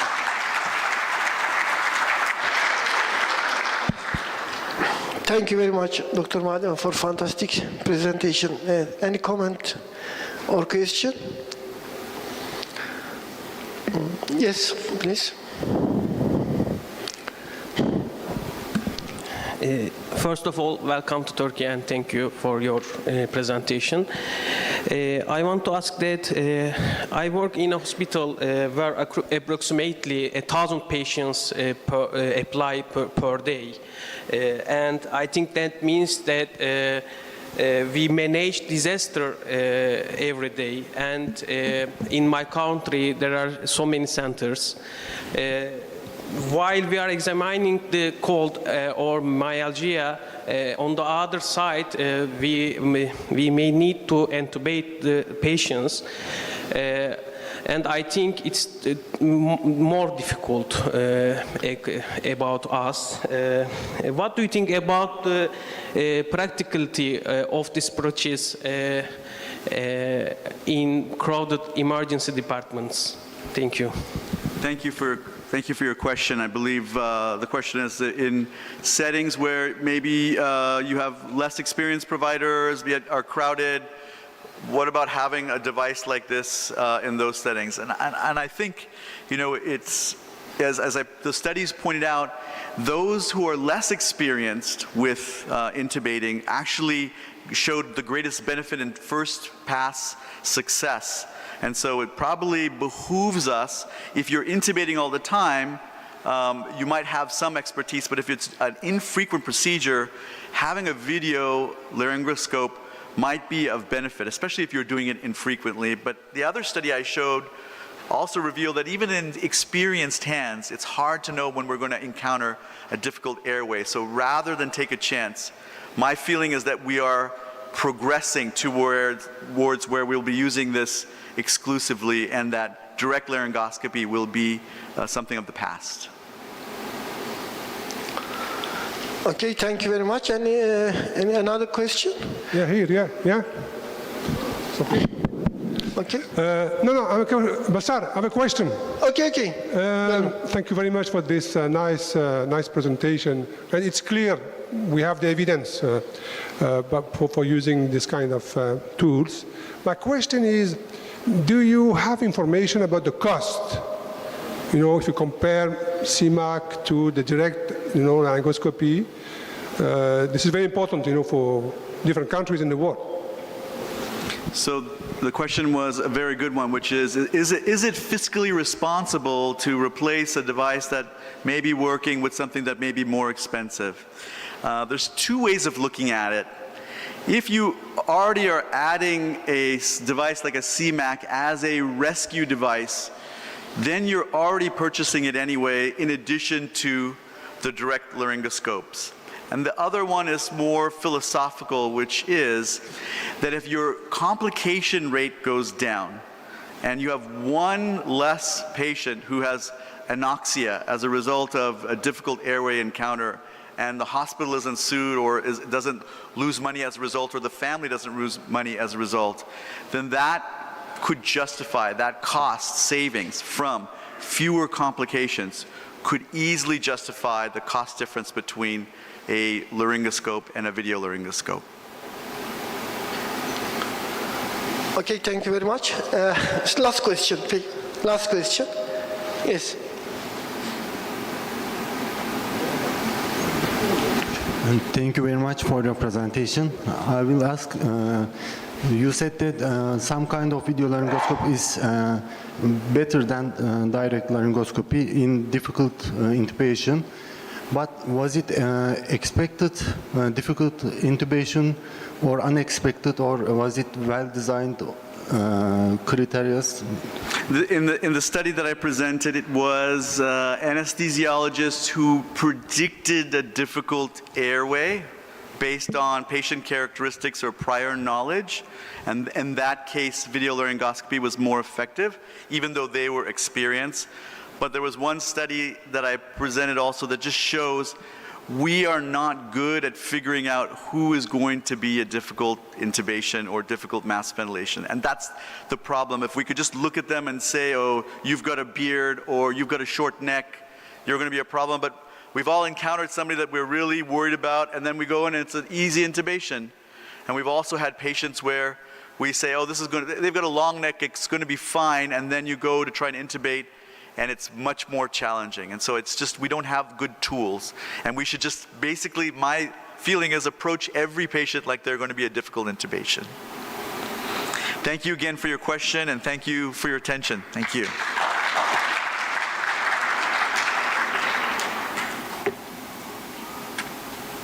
Thank you. The next speaker, very important topic for emergency medicine, new topic. Reboa in ED, Dr. Yosuke Matsumura from Japan. Thank you.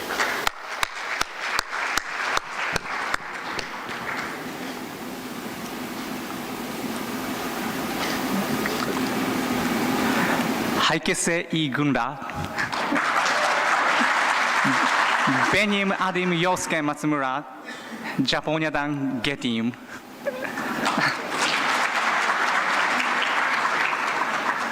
I'm a emergency medicine physician, and I also cover the ICU. And my another subspecialization is endovascular therapy. I cover the interventional radiology and, of course, REBOR, and I also love to perform ECMO. So I am very interested to be here. Thank you for having me. So here's my disclosure. So let me introduce some REBOR practice in Japan.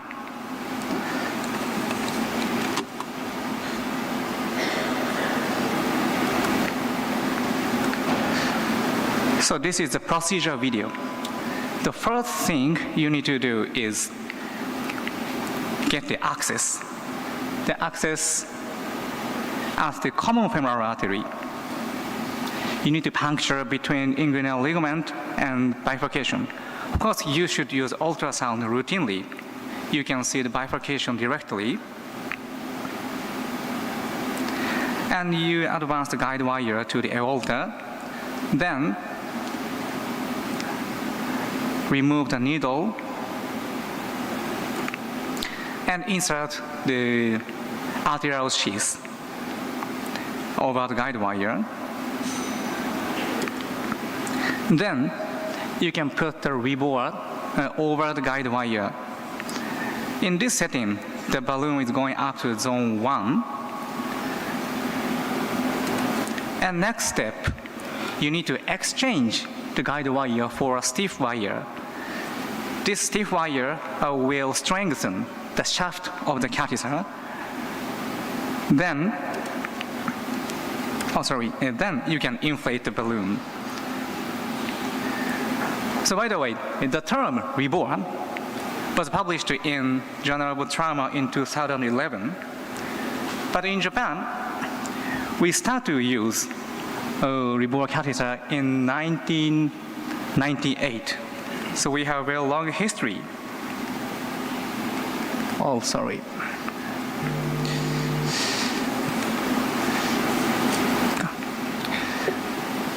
But unfortunately, we didn't publish a lot of research paper in this field. 2003, 2009, 2015. Sorry about such long silence. Only small case series were published from Japan until 2015. But in this year, one case series was published in Journal of Trauma. The title is Safety and Feasibility. But I need to give a question to this paper because they reported the rate of lower limb amputation at over 20%. Surprising number. Next year, another paper was published. This is a database analysis using a propensity score match analysis. And they reported higher in-hospital mortality in reward group. This is negative data from Japan. A similar study was published very recently in JAMA surgery from the United States. This is again propensity score matching. And they reported higher rate of AKI, amputation, and high 24-hour mortality in reward group. So lower limb amputation. These two studies, the research period was before 7 French reward device. In the United States, they used to use 12 French, and in Japan, we used to use 10 French catheter. But now, we have 7 French small profile reward catheter. So probably this problem can be solved with such small profile catheter. This is our publication. So we demonstrated the fewer complications in small sheaths. We didn't require any fasciotomy, amputation, or PTA. But what about higher mortality? How should we use reward? One possible answer is here, algorithm. This is the classical algorithm suggested by Shock Trauma Center in the United States. And this is another algorithm from the Denver. This is another algorithm presented in the Western Trauma Association. How many reward algorithms do we have to learn? I hate to memorize many things. I believe to learn trauma strategy is more important to learn algorithm. So this is the summary of today's my talk. The first is thoracotomy plus reward can be the good solution in a critically ill patient. And second is early access, undelayed but short occlusion. These are the key issues for the successful management of reward. And third, I'm going to mention the education and research briefly. So let me introduce our recent case.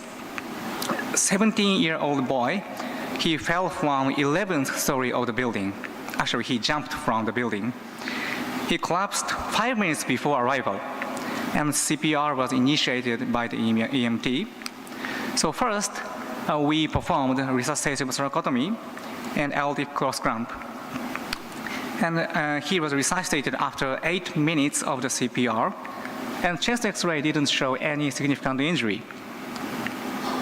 And the fast exam was negative, and pelvis showed the fracture. So I identified the cause of the shock was here. So we got bilateral arterial access and the large venous access, and the massive transfusion was initiated. Then the fast turned positive at right upper quadrant. So I decided to go to laparotomy first. Can you see this picture? Before going to the operating room, we converted thoracotomy to zone 1 reward. And the patient was transported with partial reward. And in the operation room, we could defrate the reward within 20 minutes, and the surgeon found a liver injury. But it was not so severe, and fortunately, no other organ injury was found. Instead, retroperitoneal hematoma was expanding rapidly, and so the surgeon simply performed perihepatic packing, and abdomen was left open. And next, this is my turn. I embolized bilateral internal iliac artery approximately within 10 minutes. And now, we didn't see an apparent extravasation in this patient. Now we scanned the patient, but we found a chest wall bleeding. So we reclosed the chest wall in the ICU. So first, the thoracotomy plus reward. So we performed thoracotomy first, then converted reward. So this is a comparison between thoracotomy and reward. The thoracotomy is absolutely more speedy and definite, but we need to make new chest wound, And sometimes the chest wall bleeding is significant, and thoracotomy may induce hypothermia. The rebore is less invasive and adjustable, but we need to puncture the common femoral artery. Sometimes this is troublesome, and the patient has a leg ischemia. So this, in Japanese educational course, we suggest this strategy. If the patient is impending cardiac arrest, or if the patient doesn't have arterial access, don't hesitate to do thoracotomy. But if the patient is shocked but not cardiac arrest, and the patient has the arterial access, consider the rebore. So this is a comparison between thoracotomy versus rebore.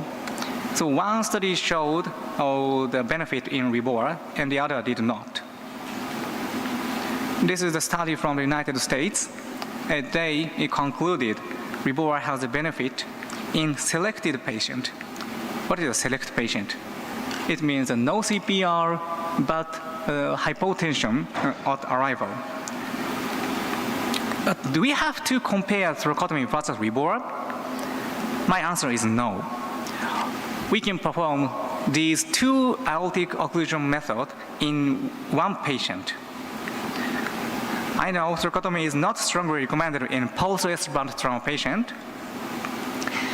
And of the 106 trauma rebore patients, we experienced 30 thoracotomy plus rebore population. And of these, 6 patients survived. And interestingly, all of them received CPR before rebore.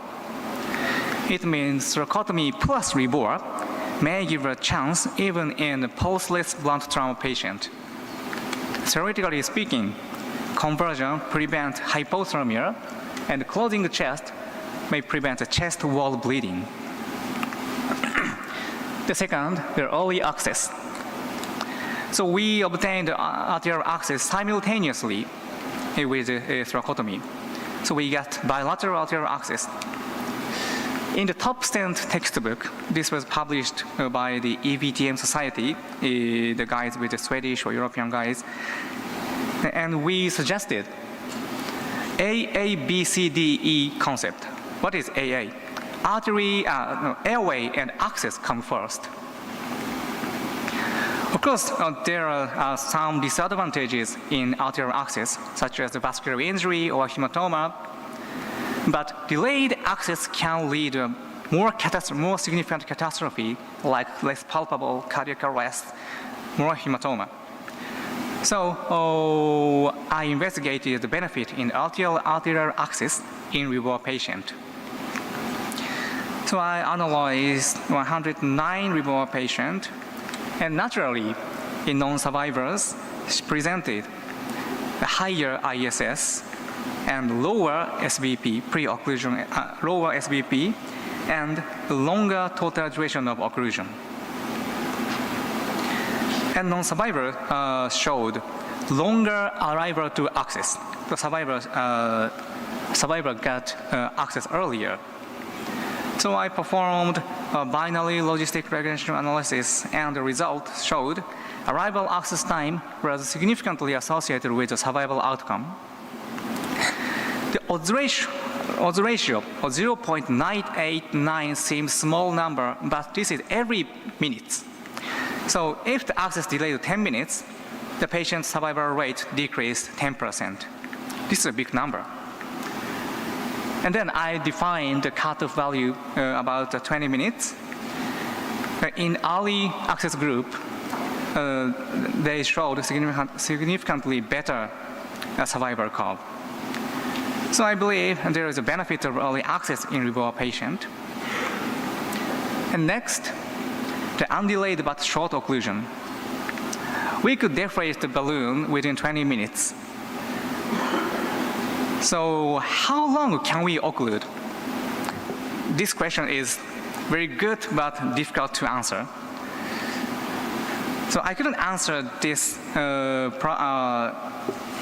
in a good answer, but the survivor shows the pre-occlusion pressure of 70 and survivor shows total duration of occlusion of 30 minutes. So this is not the cutoff value, but undelayed but shorter occlusion can be will lead the successful management. So there is a different trauma system in the world. So let's compare Japan, Turkey, and the United States. So I found a lot of similarity between Japan and Turkey. For example, I'm an emergency medicine, and we are responsible for the resuscitation of the patient. But in the United States, the statement recommend acute care surgeon or vascular surgeon should perform the rebore. But in Japan, we, emergency medicine, perform rebore. So in my mind, resuscitation must not be delayed, so first responder should perform rebore. So in this country, this is you should perform rebore. Because emergency medicine, we have the good friend, ultrasound. We can see the bifurcation of the conifemoral artery, and we can see the guide wire in the aorta. This can lead to a safe procedure. And next, the patient population and the mechanism of injury. We have a lot of geriatric population. So we often have the coagulopathy, and we often have such tortuous aorta. So you may encounter such difficult patient. So that is why education is very important. So regarding the education, the endovascular workshop is the key education, key occasion. And there are several endovascular workshops in the world. We start the DIRECT Society. DIRECT means Diagnostic and Interventional Radiology in Emergency and Critical Care and Trauma. We start a workshop in 2011, and we create a program including such a simulation or a 3D vessel model. Sometimes we use live animals, sometimes we use cadaver. This is zone 1 occlusion. This is a zone 3 occlusion. And in the United States, from 2013, the BEST course, the Basic Endovascular Skills for Trauma, started in the US. The shock trauma is the center for the BEST course, and I've been working as a visiting researcher here. So I supported the course. And from 2014, in Sweden, the EVTM, the Endovascular Resuscitation and Trauma Management workshop, started. I met the Turkish colleague here, the Dr. Acil, Dr. Uzleb here. And in the UK, from 2016, and they are teaching to the emergency medicine and the paramedics. This is a very unique system. And last year, South Korea started the similar course. Then finally, I will mention the research briefly. Rebora seems very useful tool, but don't forget, we have negative data from Japan and from the United States. I found some limitation in this study. The higher AKI, higher amputation, higher 24-hour mortality. So I wrote the letter to the editor, to the editorial office. Looking at the table in detail, the reward group shows the SBP of 109 and GCS was 14. The patients are too stable. And this is the comparison between survivor versus non-survivor. The survivor patient showed SBP 140 and GCS 15 and head AIS 0. So probably, the survivor received only 1 unit of transfusion of red blood cell, plasma, and platelet. So the patients were too stable to require rebore. Probably in the United States, they are overusing rebore. So this suggests unnecessary rebore placement in a stable population, and it induced the unnecessary complication. And then they didn't consider the physiological derangement, so resuscitation time bias might decrease, may happen. So ideally, time-dependent propensity score matching should be performed. So we are going to start the international prospective observational study in the very, very future. So in conclusion, first, the thoracotomy plus reboard that may give a chance in blunt cardiac arrest, and early access and delayed but shorter occlusion, these are the key issues for the successful management. And education and research, it means endovascular workshop and international multi-center study, these are required. So let's proceed education and research together. 이gin이 için teşekkür ederim.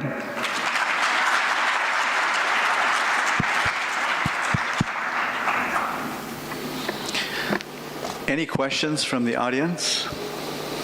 Yes. 1 second, the microphone's coming. Congratulations, that's been a great talk. I have a couple of questions just on the base of your results. And first of all, I agree 100% what you said about the need of more data, multinational study, and also this allow me to emphasize the importance of angiography into the emergency room. One question would be, in your experience, you are using a less dimension French catheter. That is going to be less occlusive, and then is ameliorating acute kidney damage and limb acute ischemia. But on the other side, I assume that is going also to not reduce too much the hemorrhages. So this is the reason why you are taking 10 minutes. Assuming that I'm not going to take a TC scan that is actually mandatory in polytrauma patients, I will use echo. I think there is other solution that I know that is the cardiosurgery used today. They put a hole in the way that is the catheter make occlusion, but another part of a catheter is going to give blood. So I think the technology we should together to think about the different catheter they use in cardiosurgery. Because I don't like the idea to use too much my question is, how much is the bleeding in your less French dimension catheter compared to occlusive one? Bleeding from where? Bleeding from the organ or bleeding from the... I mean, using a less French dimension, you have more bleedings, right? Because you are not making occlusion. No. Oh, even in the small proper catheter, the balloon can occlude the aorta completely. So which is the value? Yes. So, but as I mentioned before, the small shaft, sometimes the balloon can migrate downstream, but the balloon can occlude the aortic flow completely. The balloon sizes are same. Okay, understand. And then what about the opening another hole downstairs? Yeah, that can be a good idea. We often use in We are ECMO. using that. Yeah, but this is technically difficult. So we need to the skilled surgeon and ultrasound, hopefully in the fluoroscopy. I agree.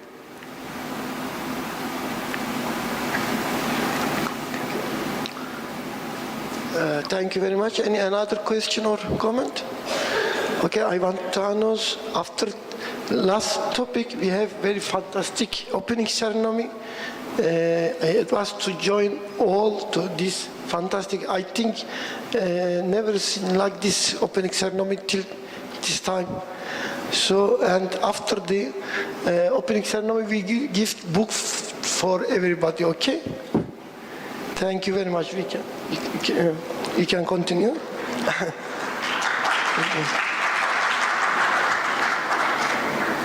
Yes. Yes. Next, I'd like to introduce Mujahid Acil.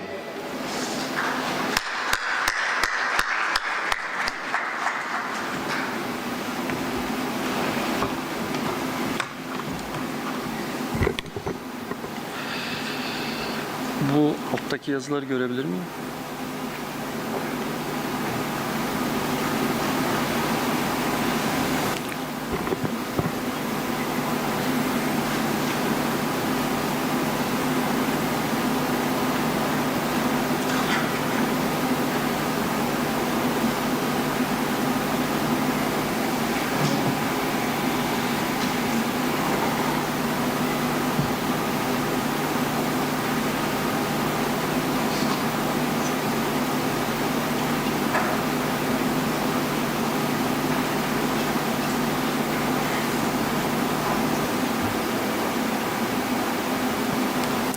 Okay. Hello, everyone. It's a great pleasure to be here with you today. We have seen excellent presentation about the future of the emergency medicine. The last presentation is about Reboa and EVTM. In Turkey, EVTM concept started in 2018. I hope it will be lead to use angiography in emergency medicine. Dear Dr. Talhörer, he is not here today, and our friend Dr. Yasuka Matsumuro helped us so much for EVTM concept.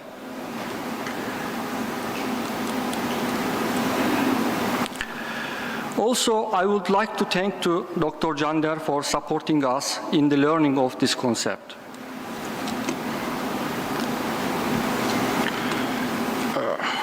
Here is some problem, I think. I can't control this.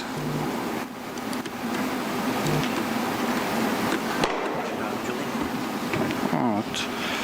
Geçiş yapamıyorum. Beyler bir sonraki slayta geçebilir misiniz mi?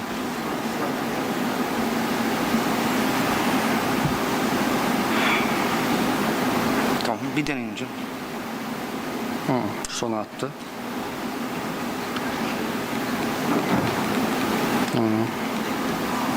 Home. En başa gelmeniz lazım. Kaç? Hemen bir en başına. Tamam hocam. Evet. Tamam, böyle hocam. Bununla mı? Onunla da yapabilirsiniz, öbür videoda. Tamam. Tamam, nasıl harcayın? Okay, sorry about it. ECMO can be used in many different situations in the emergency room, especially in case of cardiac arrest. Its use has become widely accepted and widespread in the world. In addition, ERDC and cardiogenic shock due to intoxication and pre-arrest conditions such as pulmonary embolism are other indications in the emergency department.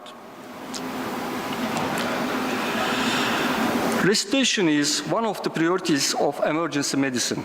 In spite of all efforts, it's not possible to achieve satisfactory results in conventional CPR.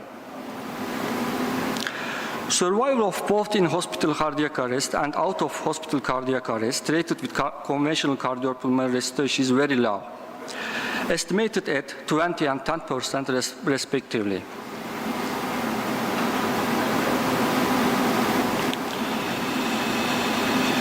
Use of eCPR can restore perfusion more rapidly and can prevent mediator storm.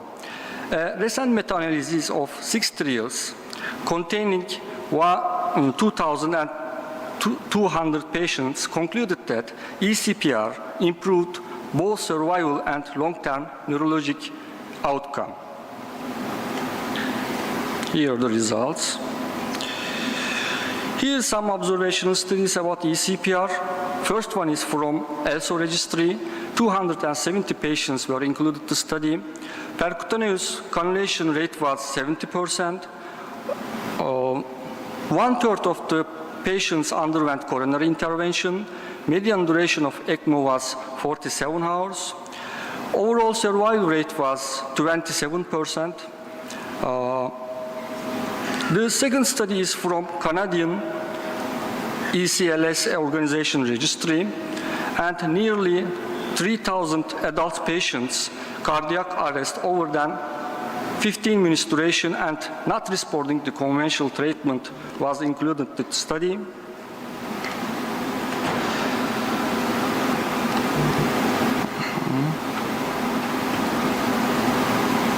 Okay. The third study was systematic review of adults with refractory out-of-hospital cardiac arrest. Survival rate was 22.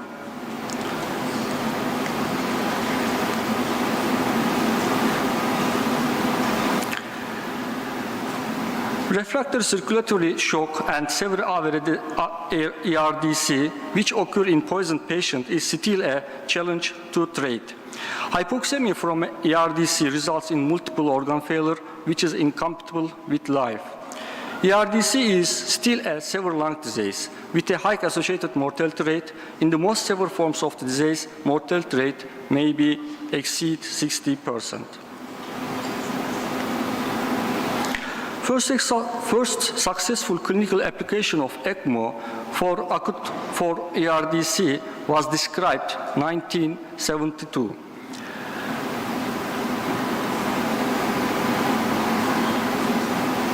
Until 2008, only 100 patients per year in which ECMO was used for ERDC. Following the influenza A pandemic in 2009, there has been a significant increase in VVA ECMO utilization. In the last 5 years, more than 400 cases per year of VVA ECMO for adult respiratory failure have been reported in the ILSO registry. Now let's look at the VVA ECMO studies. First one is EOLIA. Randomly assigned 249 ERDC patients included the study.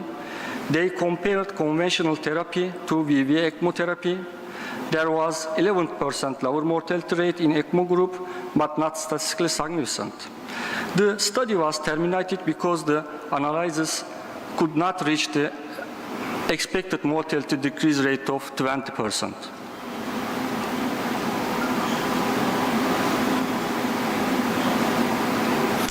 The second trial is CESAR trial. ECMO significantly increased survival without disability at 6 months compared to conventional management. This is a very good study for ECMO, but there is some limitations. There is a lot of patient crossover the ECMO group. Okay, case from Turkey. This is a patient who had ECMO therapy in my clinic. He was found unconscious in bathroom. He was diagnosed with major depression and has a history of psychiatric medication use. He was suspected of having a large amount of medication from his own drugs. The benzodiazepines was positive in the urine drug tests. So we administered flumazenil, but he did not respond. After that, lipid emulsion therapy was started due to worsening condition. Patient did not respond to lipid therapy either, and therefore the patient was intubated. On the second day, hypoxia occurred, and despite the low volume protocol, hypoxemia worsened. On the third day of his admission, the patient was diagnosed with ERDC due to severe hypoxemia and radiologic findings. Then patient connected to ECMO. ERDC may be occurred due to the drugs, or it may be developed due to our lipid therapy.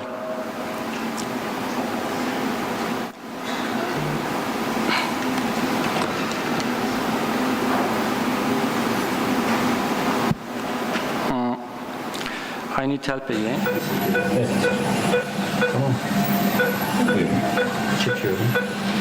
This is a short video from the cannulation process of this patient.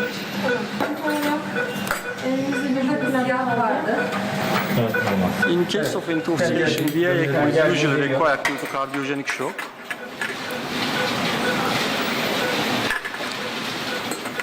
Our patient was a ERDC case, but we use VA ECMO, not VV ECMO, because we worried about hemodynamic of patient will deteriorate in following days.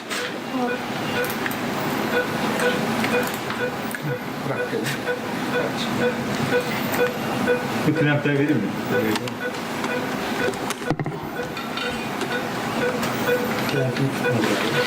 Krem yerini görüyorum.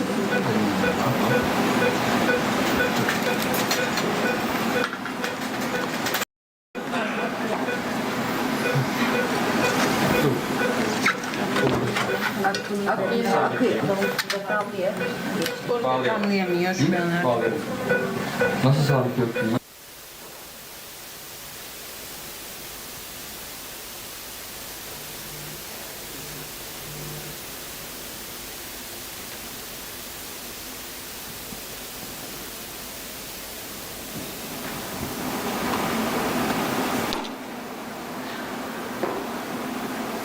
Okay. Pulmonary embolism is an important cause of death in the emergency department, as you know. There are very few centers in Turkey that are able to make thrombectomy, and they are not available 24/7. Thrombolytics are the only treatment option in the cardiogenic shock and arrest due to pulmonary embolism.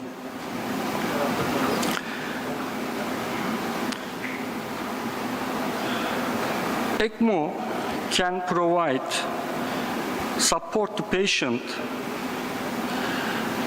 until the clot dissolves or until the thrombectomy is performed.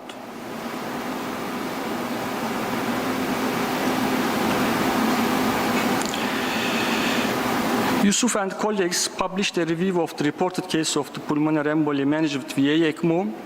A total of 78 patients were reported. Half of them had a cardiac arrest.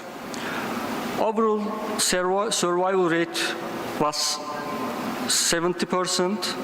For patients who presented with cardiac arrest has a survival rate of nearly 50%, compared with historical rate as high as 75%. Now, I want to talk a little bit about the ECMO process, because the emergency staff is new in this area and there are important points to consider. ECMO is a risky and expensive procedure. Criteria for the initiation of ECMO include acute severe cardiac or pulmonary failure that is potentially reversible and unresponsive to conventional management. Peripheral cannulation is performed either percutaneously or by vascular cut-down. Ultrasound guidance is mandatory. Advantages of percutaneous cannulation include decreased bleeding and infection risk. Percutaneous cannulation is more suitable for emergency physicians, but emergency physicians should also know about the cut-down method in order to apply them when things process go wrong. Many physicians prefer the right femoral area, both artery and vein cannulation for VA ECMO. And for VV ECMO, right or left femoral vein and right jugular vein preferred. Sometimes an extra second venous drainage may be required to increase the amount of the blood in severely hypoxemic patients. Maintaining optimum blood stream is the most important and difficult part of the process. Blood stream is affected by cannula dimension, body fluid volume, and resistance to reinfusing current. The revolution of the pump is defined by per minute RPM. If you increase RPM, the blood flow and also blood pressure increase, but it causes negative pressure at the venous tip. High levels of pressure cause erythrocyte trauma. Another important part of the ECMO is anticoagulation process. Heparin is used for this purpose. If the heparin is contraindicated, direct thrombin inhibitors can be used. Platelet counts tends to decrease, so we should follow them, and the circuit should be observed for thrombus. When we are taking weaning decision, we have to see improvement in radiographic appearance, pulmonary compliance, arterial oxyhemoglobin saturation, and ventricular output. Then we can go to weaning trial step. In weaning trial step, for VV ECMO, it performed by elimination gas transfer and while maintaining the blood flow. For VA ECMO, it performed by clamping both drainage and infusion lines.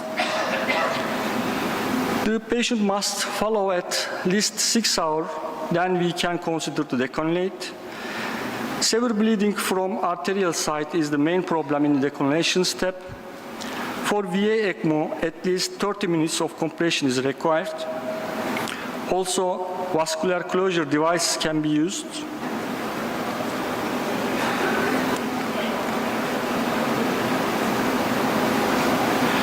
Bleeding occurs in 30 to 50% of the patients who receive ECMO, and it can be life-threatening. On the other hand, systemic thromboembolism can be occur as high as 16%. We should know about managing serial arterial bleedings. We must have experience bypassing the leg to ensure blood supply. We should know what is special conditions such as left ventricle decompression, such as coronary and cerebral hypoxia, and etc. Lots of things.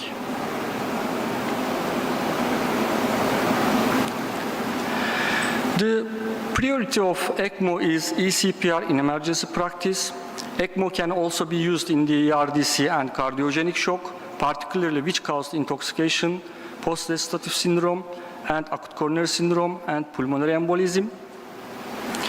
Emergency medicine professionals should know which patients can benefit from ECMO.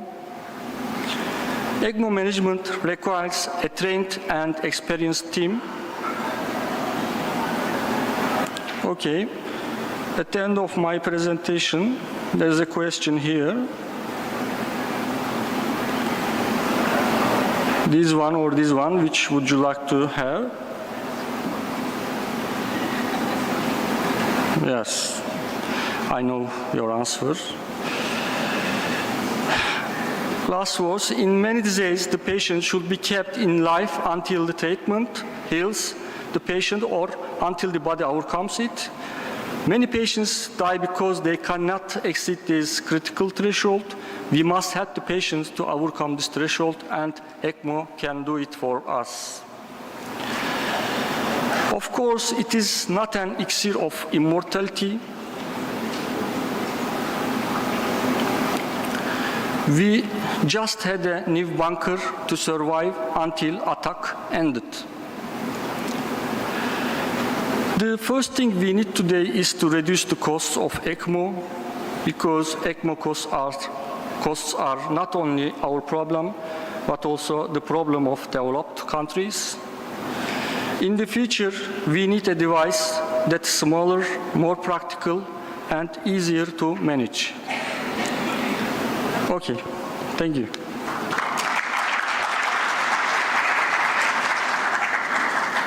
Thank you very much, Dr. Mujahid. Yes, ECMO plays in the future of emergency medicine. Any question or comment? Okay, thank you. Thank you very much. Sorry? Okay, thank you very much. After 10 minutes, we will start opening ceremony. Arkadaşlar 10 dakika sonra burada toplanalım. Açılış töreninde herkesin burada olmasını istiyoruz. Gerçekten çok özel bir tören hazırlamış durumdayız. Şimdiye kadar gördüğünüz törenlere benzemiyor. Bu törene katılan arkadaşların hepsinin zaten isimleri de burada belli. Onlara da kitap hediye edeceğiz. Onun için hepinizi burada bekliyoruz. 10 dakika sonra buradayız.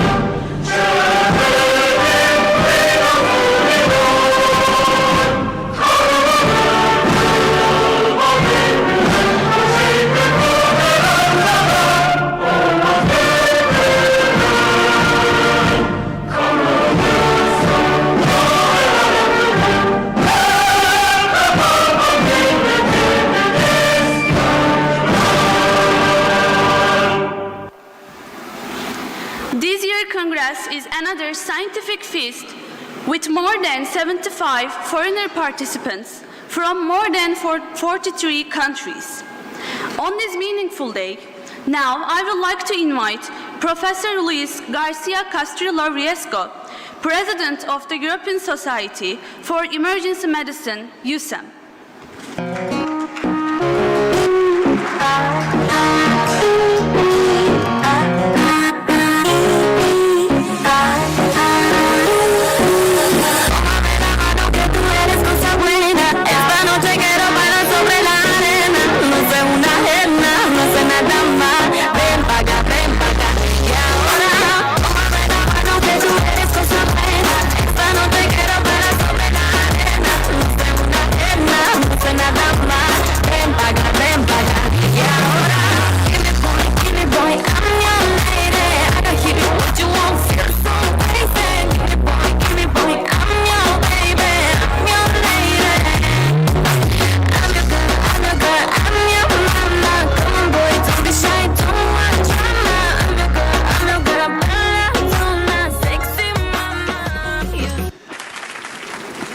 Good evening to everybody.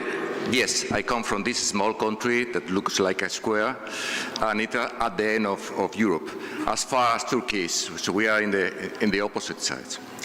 I am really pleased to be here. It's not my first time. Fortunately, I have been with you during the last 4 congresses, and I hope that in the future we can share also our experience here in this wonderful venue. I am also pleased to be the USEN representative, very proud of, but I have to say that I am not the only member of USEN. Fortunately, to show the support that USEN is providing to your organization and to this Congress, we have an extended group of members of the USEN board. We have past presidents, board members, and I will say future presidents with us today, acting as speakers and taking part in this Congress. But there is a small problem. The organization offers me the opportunity to share some thoughts with you, and I don't want to resign this offering. So in the next minutes, I am going to share with you some personal thoughts. As president of USEN, during the last years, in my mind, it has been struggling the idea of what is the role of scientific societies. And I want to share now with you my ideas. We are all going to agree in the idea that the first objective of a scientific society is to look for the excellence in the care of the patients. And for doing so, we have 2 tools. One is the continuous medical education, and the other one is research. And this Congress is a good example of both things. Here we are going to be exposed to the state of the art of the situation of care. We are going to be exposed to new technologies. We are going to be exposed and trained on skills. And this is one of the objectives and the main objective of a scientific society. Research is the other one.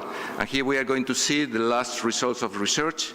But mainly we are going to join other colleagues here, and we are going to think about research ideas. We are going to do exchanges of opinions in between us.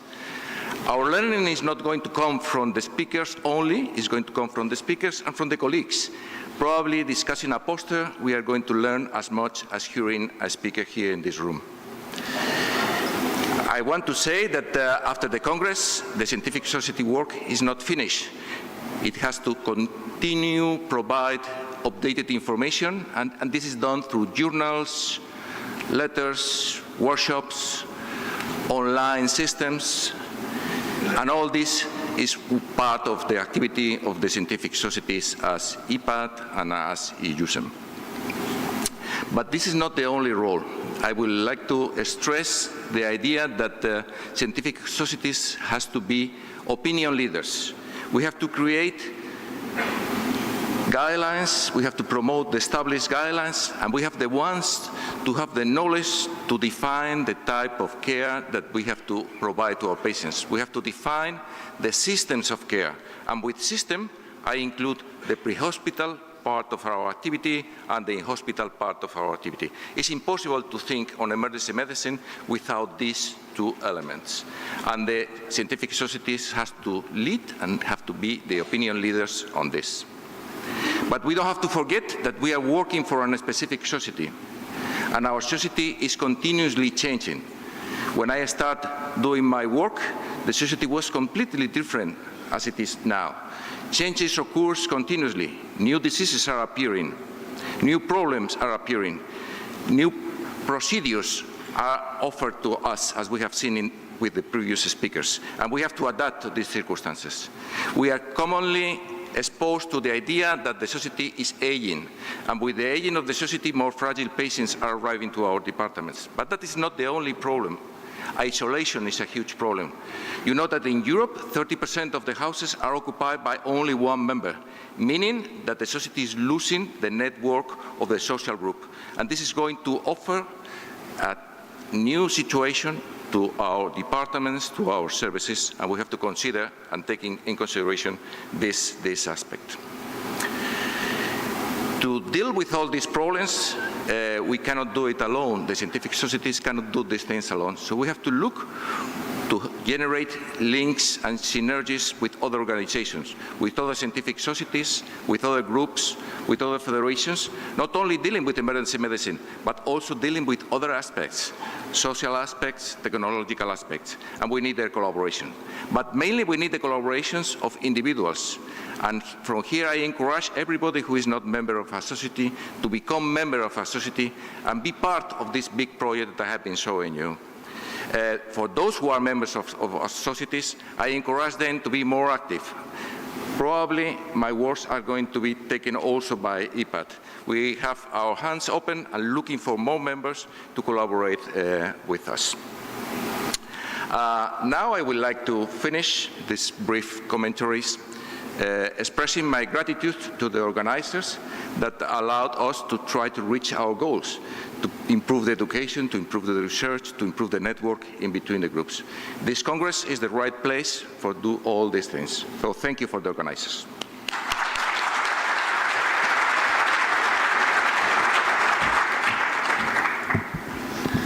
Thank you, Luis Garcia Castriel-Resco, for your opening remarks.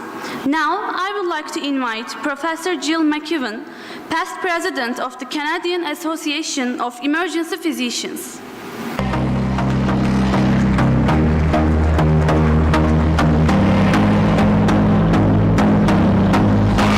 I used to believe we were running on the edge of something beautiful, something beautiful, selling a dream. Smoking in mirrors keep us waiting on a miracle, on a miracle. So through the darkest of days, having to break away, never let you go, never let me down. Holy Spirit has our right, timing the edge of a night, never let you go, never let me down. Don't you give up, nah, nah, nah. Good afternoon, ladies and gentlemen. President Professor Dr. Bajar Kandar, Emergency Physicians Association of Turkey, Organizing Committee. As a past president of the Canadian Association of Emergency Physicians, I'm honored and delighted to attend your 6th Intercontinental and International Emergency Medicine and Critical Care Congress and your 15th Acil TIP Congressi here in Antalya, Turkey. I'd like to thank the organizers for their kind hospitality. You know, it's the 5th time that I've been here in Antalya, and each time I come, it gets more, the quality of the conference gets better, and I'm very impressed with everything that you guys are doing here. It's fantastic. I'm also an emergency physician like you and have worked for 32 years at Vancouver General Hospital in Vancouver, BC in Canada, where we see over 100,000 patients a year. I had a few other positions as assistant dean in UBC, University of British Columbia, and continued to be the undergraduate education program director at UBC. So I'm going to begin by telling you just a little bit about the Canadian Association of Emergency Physicians. We have about 2,500 members who represent the EPs of Canada. And we are organized around 4 pillars, very similar to what we are doing here. So education and research are 2 of our top priorities. We do an annual conference, and our conference is coming up in May in Halifax, Nova Scotia, and all of you are invited. If any of you are able to attend, we would be delighted to have you there. We also have road shows throughout the year, and we do some other continuing professional development activities across our country. Research, we offer modest seed grants to researchers in Canada that have led to some pretty impressive careers. And we do, the Canadian Journal of Emergency Medicine is our association's journal.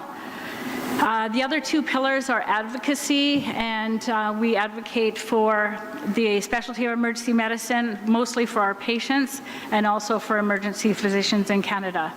And our 4th pillar is advocating for emergency physicians. So we have a number of committees and special interest groups that our members can join, and whatever their interest is, and to connect and promote various subspecialties of emergency medicine. But no matter what country we come from, we emergency physicians have a lot in common.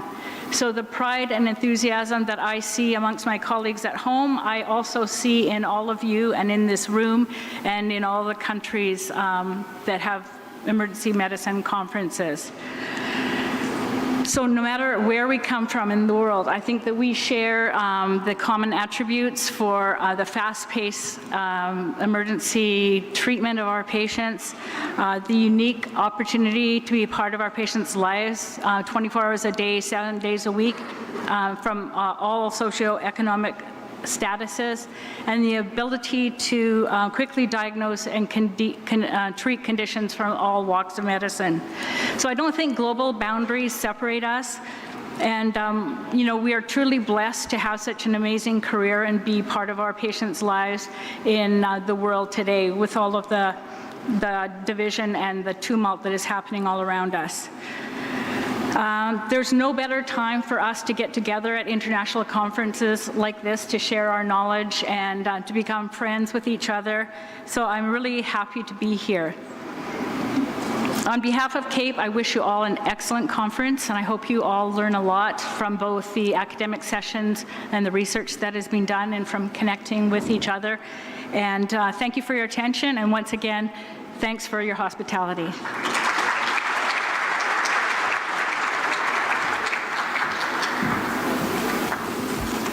Thank you, Jill McEwan, for your opening remarks.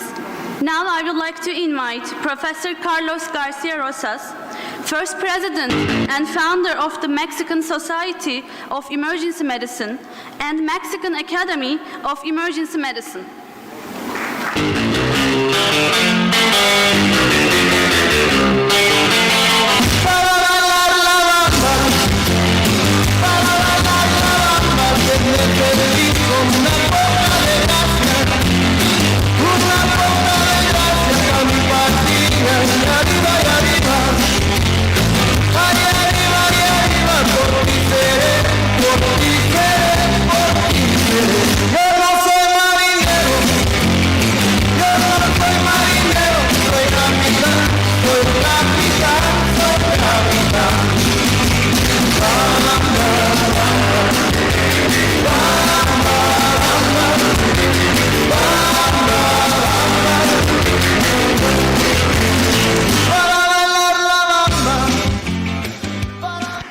This is Latin flavor. We have on the brain, we have on the veins, on the heart, the feeling of the. First of all, I want to thank you for the organization to invite me to be here. Really, it's nice to be here to share a couple of words that we want to do. Let me tell you briefly about my life. I born in this town 33 years ago. No, just kidding. I looks like, but no. I born in this town. They are really a small town. The town, the particular thing is that they have founded by British. We have Bull Ring, the church, and the symbol of the city is the railroad because this is part of the connection between the Gulf, Mexican Gulf, and the Mexico City. And then I moved for the university because it's a small town, they don't have medical school at that time. I moved in 1986. Mexico City, the name is Distrito Federal. Everything is changing. Now the name of the Mexico is Mexico City, that's it. So I live in Coyoacán, in Mexico City. It's a small county in the big city, very nice neighbor. And when I started 33 years ago, probably many of you, they don't have that date. 33 years ago, we started emergency medicine in Mexico. So we don't have men control the emergency room. The land is like desert. We don't have rules. We don't have program. We don't have regulation, anything. At that time, we start to build everything in Mexico City. But it's not easy because we arrive like monkeys. The king of the jungle was the surgeon, and if something happened very strange, they call for the internal medicine because they have a very strange diagnosis. I don't know what, but they think that they know. Over the years, when we started in Mexico City. This is the pioneer of the Mexico City and the Latin America. 15 people started the emergency medicine program in Mexico in '86. And this, believe me or not, I am one of these. These 4 people, we organize the society, we continue to organize the board, we organize the Mexican Academy, and we organize the World Organization in Emergency Medicine for the rest of the world. And then spring in 1994, we spent for more than 60 places teaching emergency medicine now in Mexico. But we not promoted. The best promoting for you and for me, because we are relatives, only different is the language, but we saw similar patient, we are similar life. The best promoting was the ER talk show. They have 10 years on the top in the television and spread the rest of the world. Now the people know a little bit more about what the emergency physician doing. And they have different top shows in different countries, in different language. This is why one of the things I am worried about to know the artists and say, well, who is these Hollywood people doing? And I met, do you remember this nurse? The nurse was for the TV show. And then I came in 1990 to come to Europe. What Europe doing something, and they don't have program in 1990. Few countries, they have a program in emergency medicine. And I met one of the leaders is Dr. Herman Deluz and David Williams. And then met Dr. Pateron in France. And then we went to different conferences with the other part of the Europe. And also I met Roberta Petino. I don't saw her, but she was involved in many organizations of the conference, and she was the past president of SEM.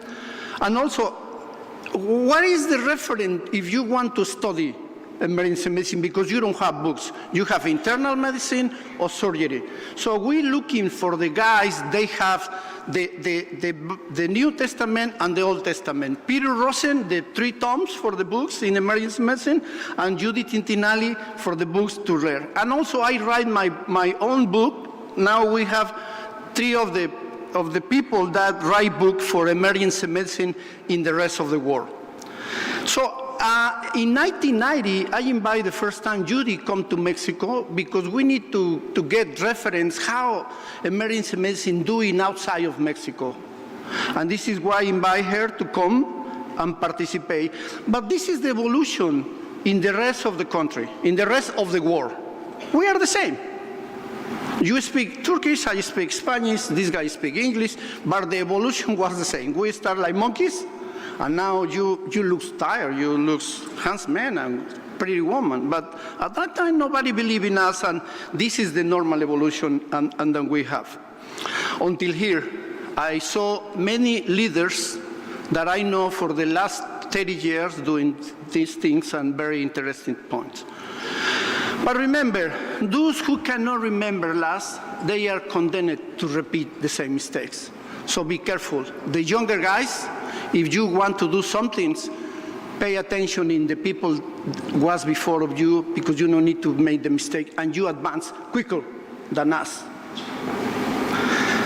And remember, the doctors and emergency physicians is like the wines. The more older, the better.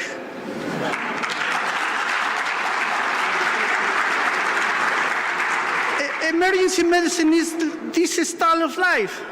I lived 33 years like emergency physician, and I feel fine. I feel very well, like many of you. And I met a lot of friends. The life is not only emergency room.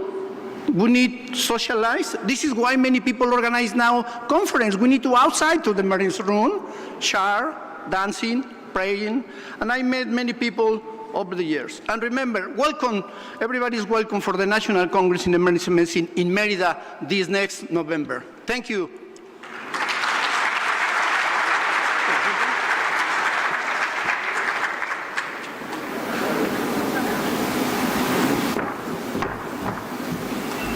Thank you, Carlos Garcia Rosas, for your opening remarks.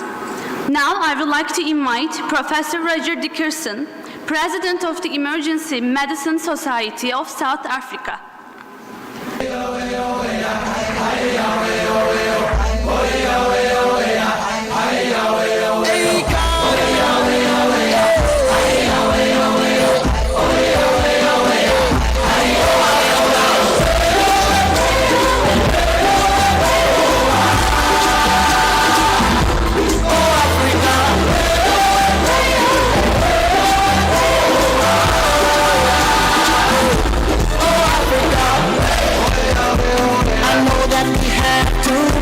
To the goal, cause everyone's depending on we. See, we ain't got nowhere to go, but it's our destiny. Choosing to win, we'll do what it takes to get to the top. That really rouses my blood pressure. Merhaba.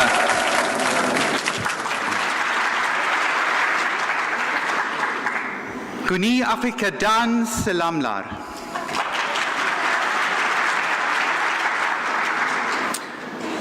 What I should also be saying is I'm learning some Turkish, so I'm going to teach you some isikoza. What we refer to as a conference in isikoza is umbuzo. Now everyone, let's try together. Buzo. Now put it together. Umbuzo. And what an umbuzo is a time for the wise to learn from the young, and a time for the young to learn from the wise. And note there's no mention of old, it's only wise. And that's what this is all about. Now, you know that I come from the southern tip of the African continent. We have strange creatures like the Big Five. Now, the undoubted king of the Big Five is the giant cat called the lion. And I think Professor Kande is your version of the lion, certainly the king of the jungle in these parts. And it's a pleasure to be part of a conference that you've once again organized so incredibly well.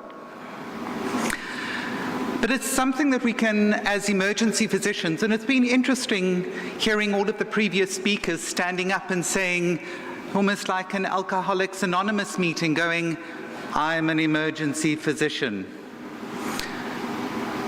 But I think it's something that we can learn from the Big Five, because in order to survive in emergency medicine, you need to have the courage of a lion. You need to have the cunning of a leopard. You need to have the stubbornness of an elephant. You need to have the patience of a hippopotamus. And then, when our patients' lives depend on it, you need to have the temper and aggression of a wounded rhinoceros. Because that, and it's something that Jill mentioned earlier, we need to be advocates for our patients.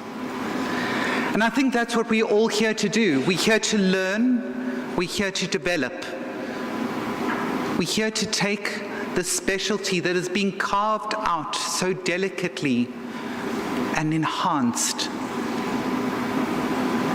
I was standing chatting to what have become really good friends, and it was really the past, the present, and the future of USIM. And in fact, they're starting to talk about not just the past, the present, and the future, but the past, the present, the future, and the future.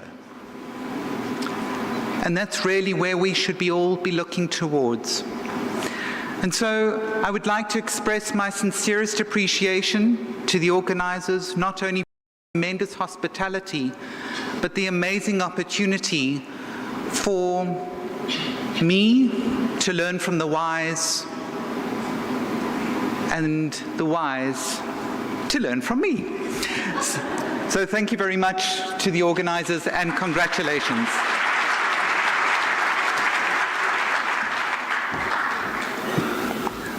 Thank you, Roger Dickerson, for your opening remarks.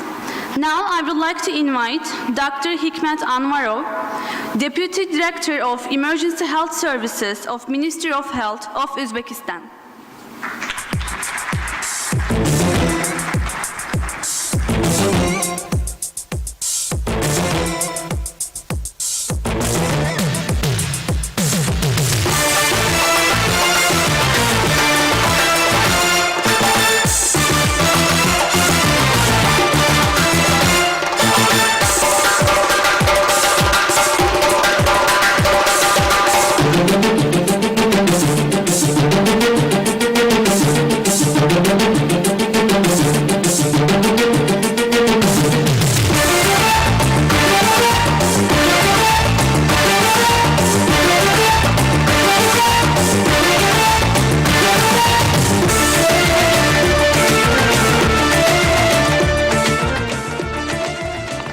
Günaydın. Sayın Profesör Candır, sayın kardeşler, ata yurtunuz Özbekistan'a sıcak selamlar.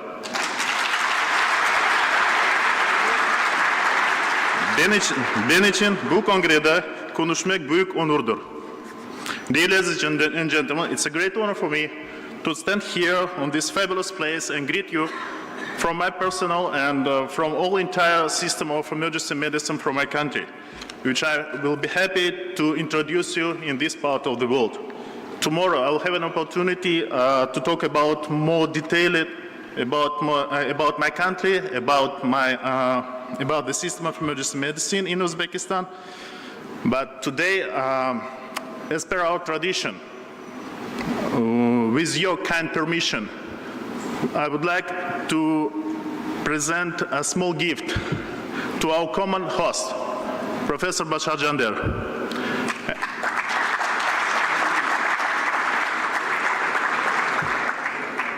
This is not just a part of protocol. This is not just a part of our culture, which is, but is pure and sincere symbol of our appreciation and gratitude. Thank you very much.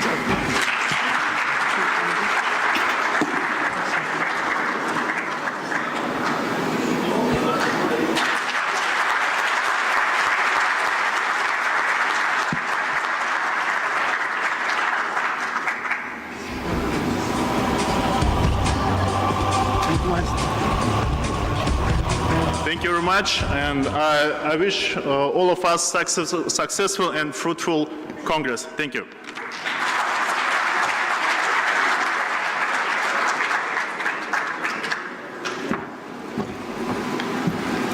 Thank you, Hikmet Anvarov, for your opening remarks. Now I would like to invite Sivaminata Mahadevan, Professor of Emergency Medicine at Stanford University.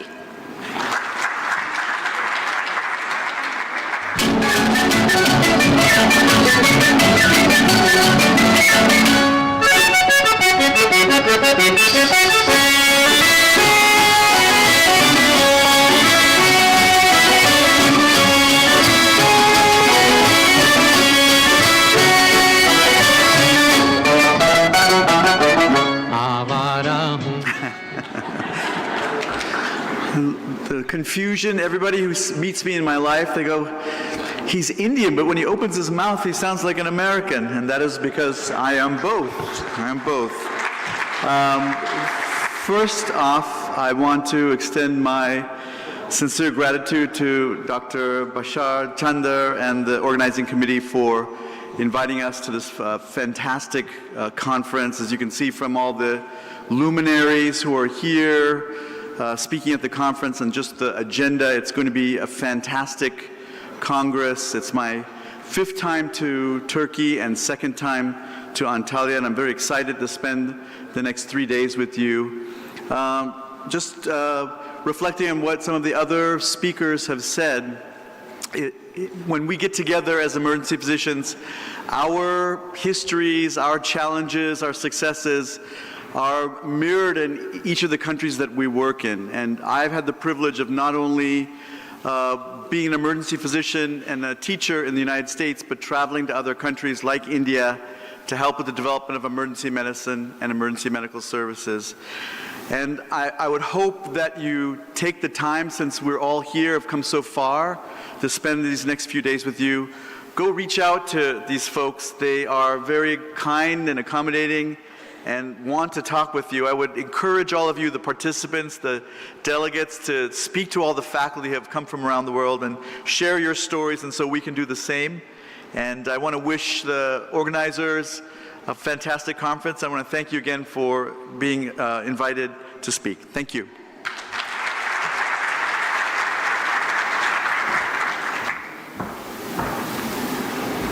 Thank you, Swaminathan Mahadevan, for your opening remarks. Now, I would like to invite Professor Wang Zhang, President of the Chinese International Exchange Association of Emergency Medicine.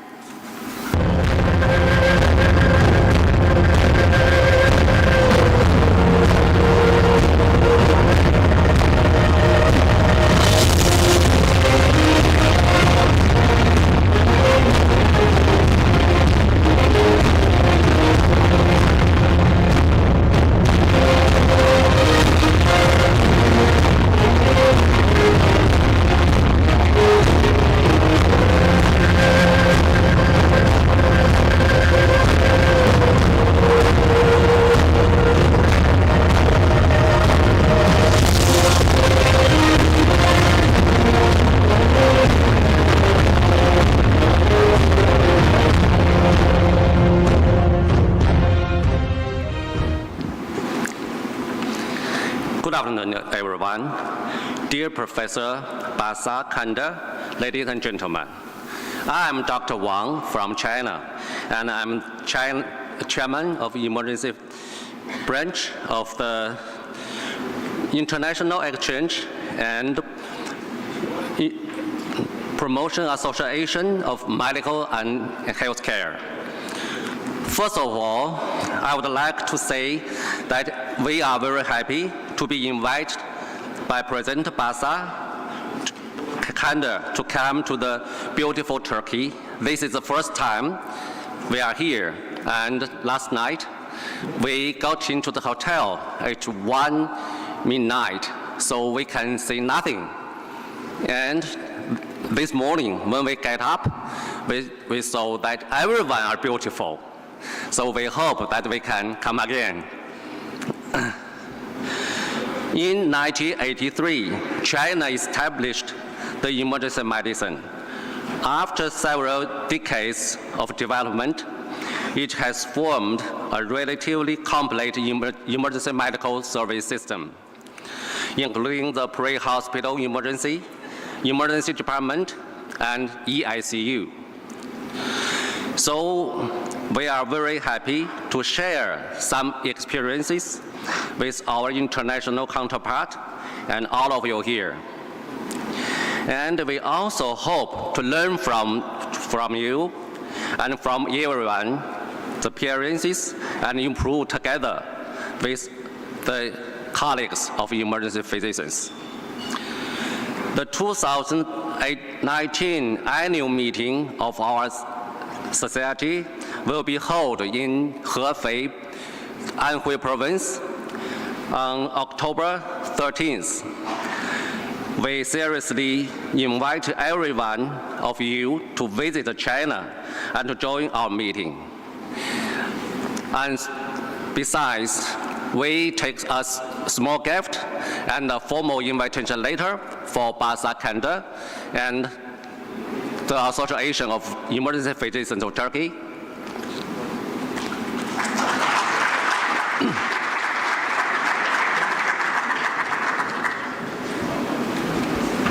Thank you very much.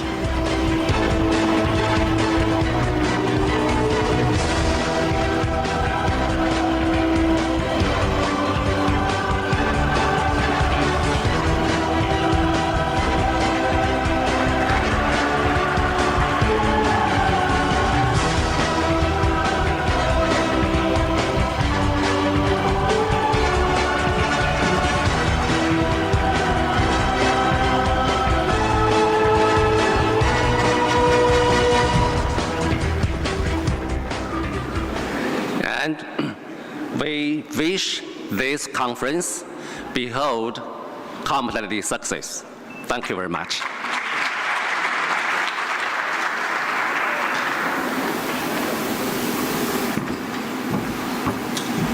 Thank you, Wang Zhang, for your opening remarks. Now I would like to invite Professor Paul Kivilla, President of the American College of Emergency Physicians, ASAP.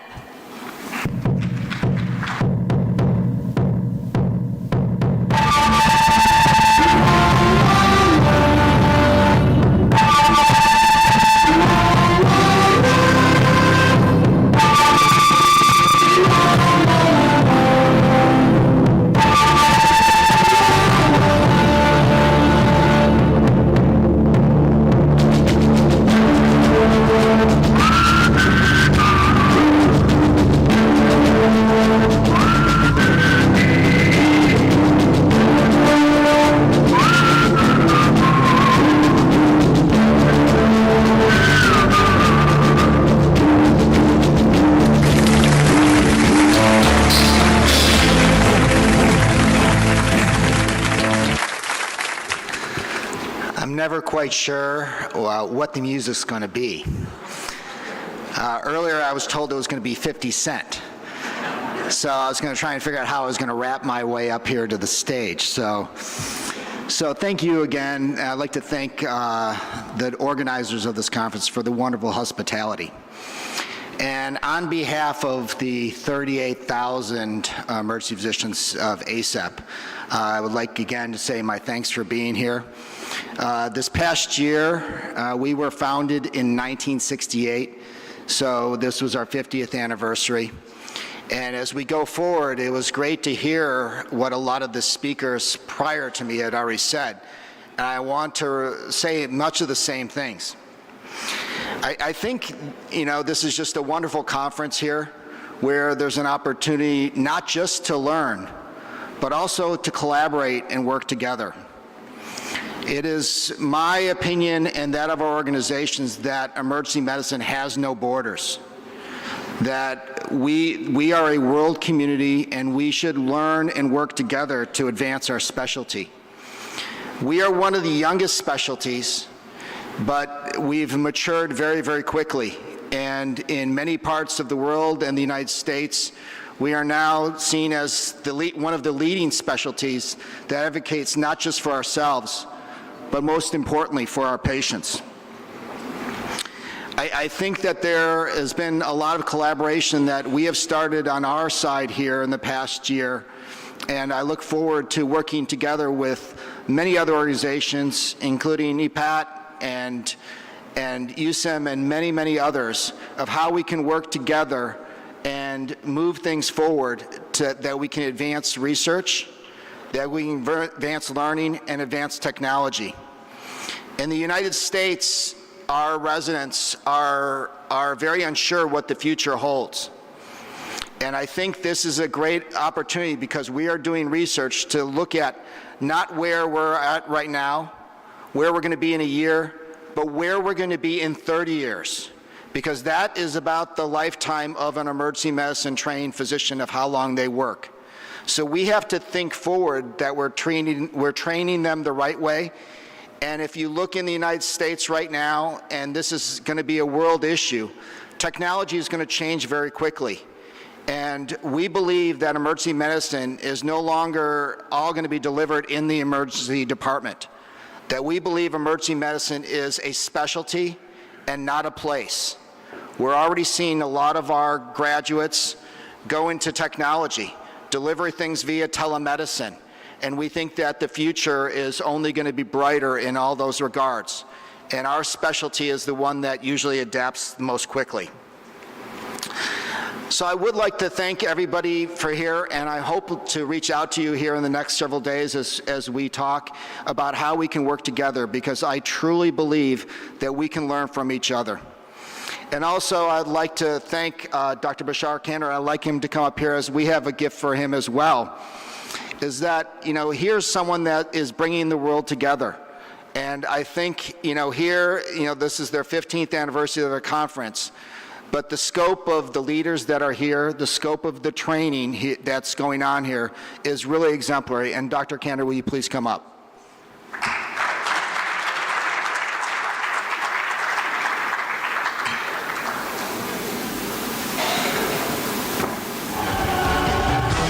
On behalf of the 38,000 members, this is a plaque that just honors the contribution that EPAD has made to emergency medicine.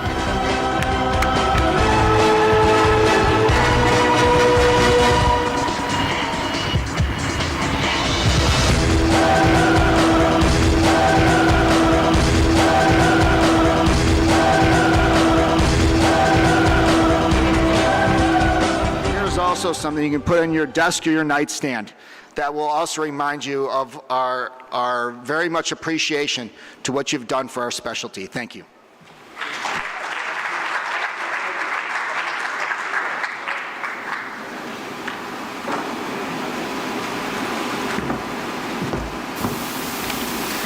Thank you, Paul Kivila, for your opening remarks.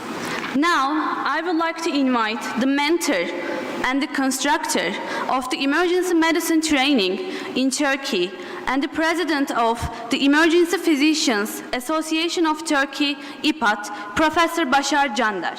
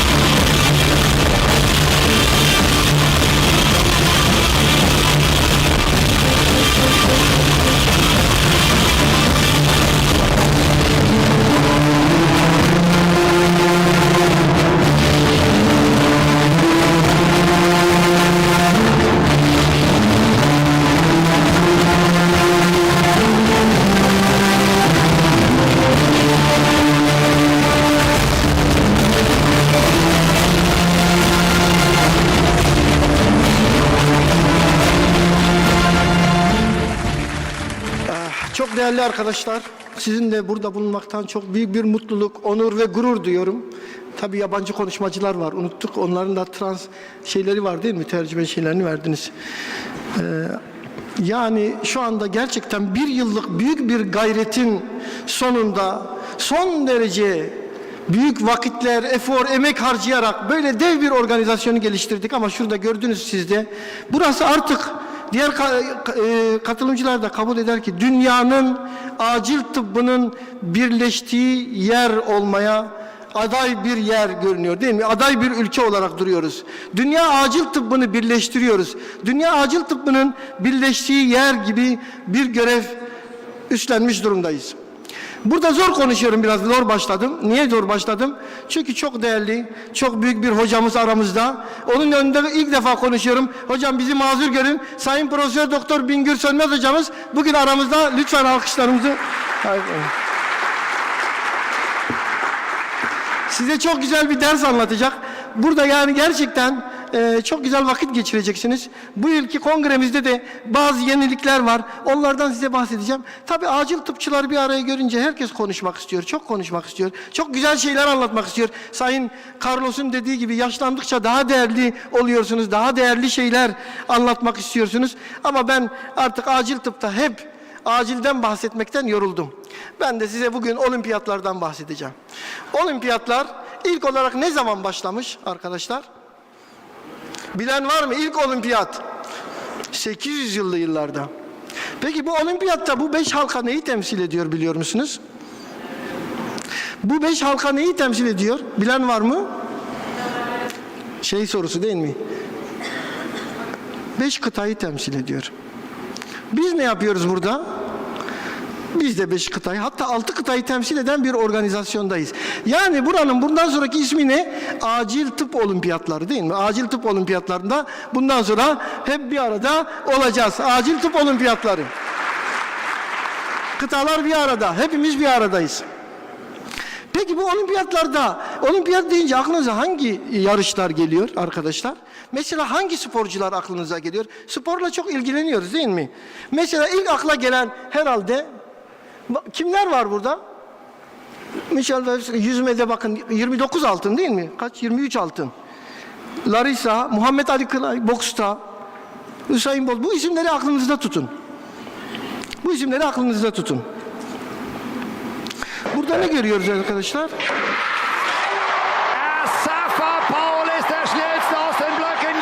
Kim bu? Hüseyin Bolt. 9.58 ile rekor kıracak değil mi? İlk aklımıza gelen atlet neredeyse bu. 100 metre yarışı. Olimpiyatların ruhu mu neredeyse bu? Bu rekor. Tek olimpiyatlar bunlarla ilgili değil. Güreş de olimpiyatlarda çok önemli. Gördüğünüz gibi. Harika bir hareket. Bakalım süre yeterli olacak mı?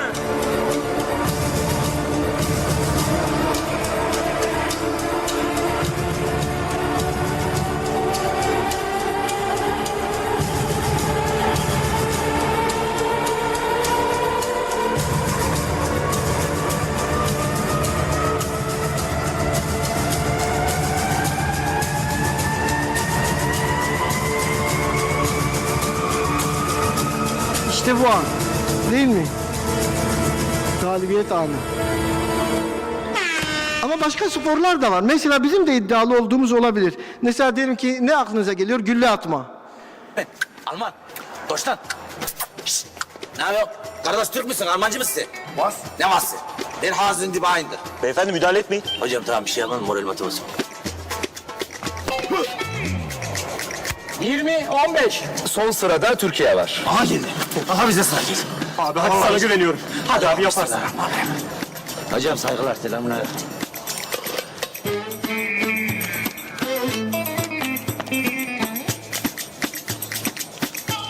Hadi Recep abi. Beyefendi buyurun. Şu arkadaşa söyleyeyim hocam çekilsin oradan bu. Beyefendi orası dünya rekorunun ötesinde nasıl atacaksınız? Ya hocam benim yemişim dünya rekorunu ya. Şu anda sana burada kainat rekoru kıracağım. Söyle çekil şu arkadaş. Çekil şuradan. Beyefendi buyurun atın. Bak hocam ben uyardım. Masadakiler. Bu çekil tutmuyor.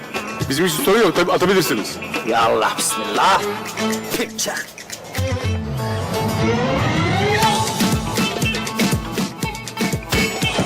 İşte bu kadar. Okta da iyiyiz. Okçulukta da biliyorsunuz yine olimpiyatlarda okçuluk.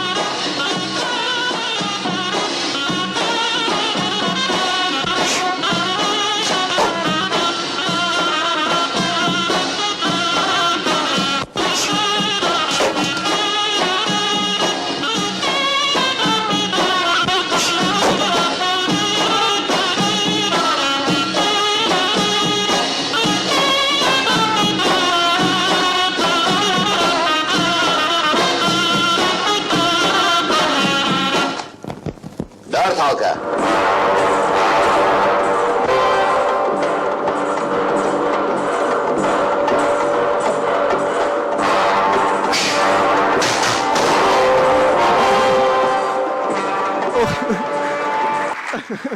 Evet. Şimdi bunlar tabii çok değerli sporlar ama sizce, şimdi asıl soruyu soracağım. Olimpiyatın en değerli sporu hangisi? Efendim? Maraton. Olabilir. Ama şimdi şunu izleyin.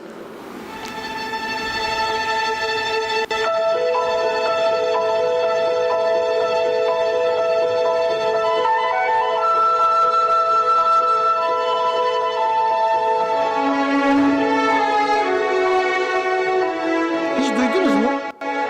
Duymadık belki de.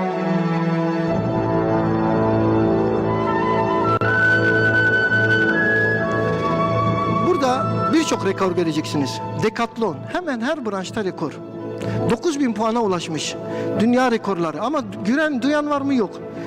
Neden? Çünkü isimsiz. Bu size neyi andırıyor?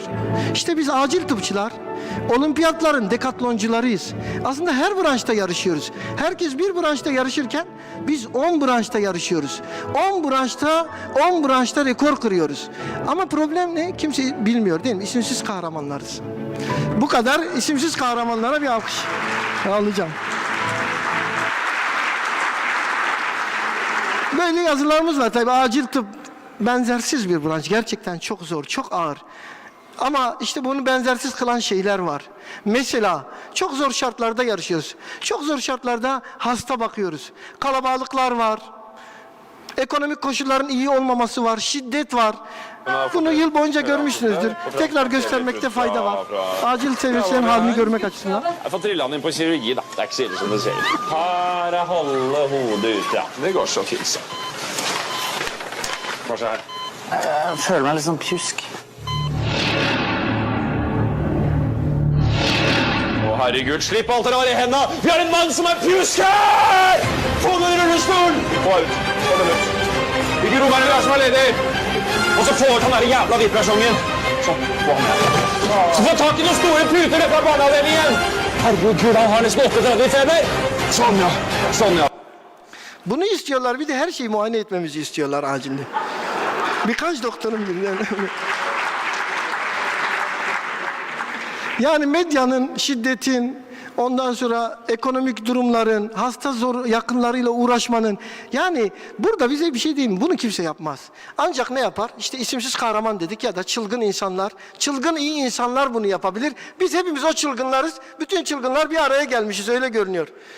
Burada da doktorun aslında şiddete nasıl maruz kaldığına dair güzel bir video var. İstiyorsanız onu da hemen geçirelim. What would you do? Go to bed. Before that, Take the clothes off. you could go to the doctors. No, no doctor. Doctor killed my uncle in Madrid. Really? See, my uncle, he has pain in the chest. He goes see doctor. Doctor, he listen and say, it's all right. 10 minutes later in the street, my uncle, finito. What, a heart attack? Motorcar. Well, you can hardly blame the doctor for that. See, the doctor, he was driving the motor. Neydi? Tabii böyle şiddet olunca da böyle bunu tercüme edebiliyorum bilmiyorum. Şiddet sadece acillerde değil, her yerde bir şiddet var. Ama tek bizim medyamızda, mesela biz hep diyorduk ki ya ülkemizde bu dizilerde neler neler gösteriyorlar, yeter artık biraz uslanın. Ki Hindistan'ı görünce, Hindistan bizim imdadımıza yetişti. Hindistan'da nasıl CPR yapıyorlar bir de ona bakalım. Heart game ಆಗಿ ನನಗೆ electric shock ಕೊಡಬೇಕು ಆದ್ರೆ ಅದಕ್ಕೆಲ್ಲ special equipments ಬೇಕು oh my God ಇಂಥ situation ಅಲ್ಲಿ nobody can help you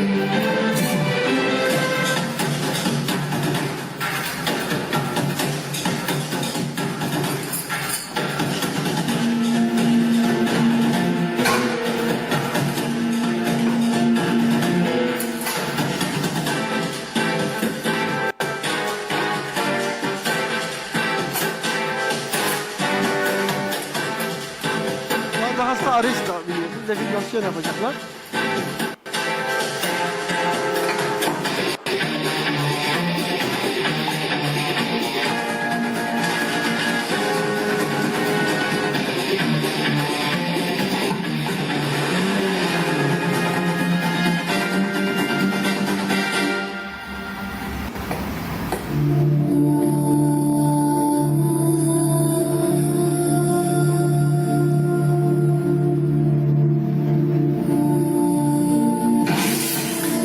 daha fazla gerek yok.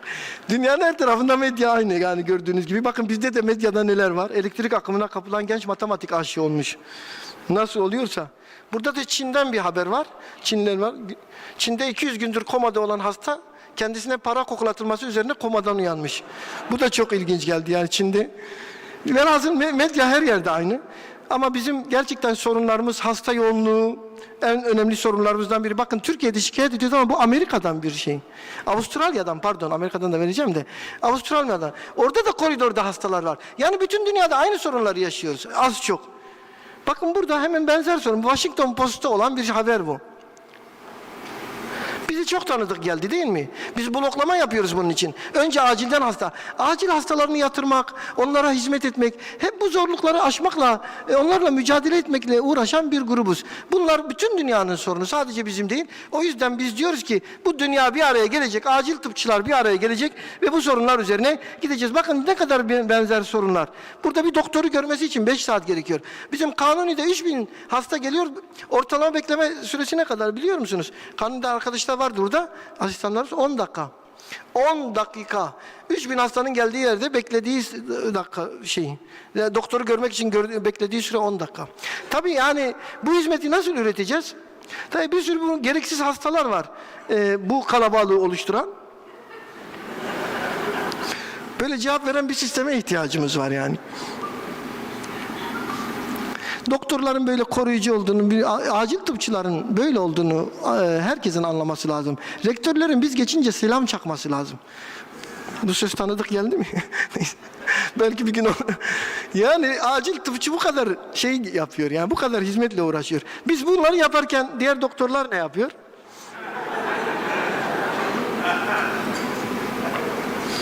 Yani şimdi biz onlarla nasıl bir olalım? Ama yine de bizim mesela düşünün biz en azından şöyle yani kötünün kötüsü var. Bunlar yine iyi de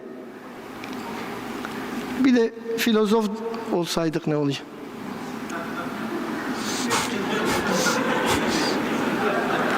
Dolayısıyla yine de herkesin bir şekilde CPR'ı bilmesi lazım. Böyle geçelim. Acil tıpçılar böyle dev güçlü, dekatloncu olacak derecede büyük şeylerdir. Şimdi arkadaşlar bir dakika anlatacağım. Şimdi, şöyle, bu sene kongreye çok iyi hazırlandık. Çünkü biliyorsunuz Türkiye'nin çok büyük 2 tane şeyi var, STK'sı var. Dünyanın belki Türkiye'nin en büyük şeyleri bunlar. Biri Fenerbahçe, diğeri Atüder. Şimdi geçen yıl başımın etini yediniz, seçim yapalım. Ben dedim seçim yok dedim. Aha şu fotoğrafa bakın, ne görüyorsunuz? Şimdi bak, otomatik gelmeyecek tamam. Bak fotoğrafları incelersek, bak Aziz Yıldırım ayakta, ben koltukta oturuyorum. Kaç defa dedim ona ayakta durma, bak koltuktan kalkma. Koltuktan kalkarsan gider. Bak Ankara'da bu metot var yani.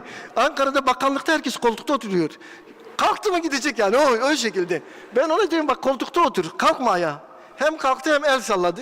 Sonuç Aziz Yıldırım gitti. Peki Aziz Yıldırım gitti, Fenerbahçe kurtuldu mu? Ya işte bu. Yani ben nasıl seçim yapsaydım o geçen yıl? Ben de ya tamam biz de yıllardır Aziz Yıldırım'la beraber yönettik memleketi ama olsun yani bir başarı geliyorsa başarısızlığa şey yapmayacaksın. Onun için sormayın bunu. Tabii Fenerbahçe eskiden iyiydi, bu kadar değildi. Yani o da burada görmek lazım. Yani şimdi yani böyle bir efsane Fenerbahçe.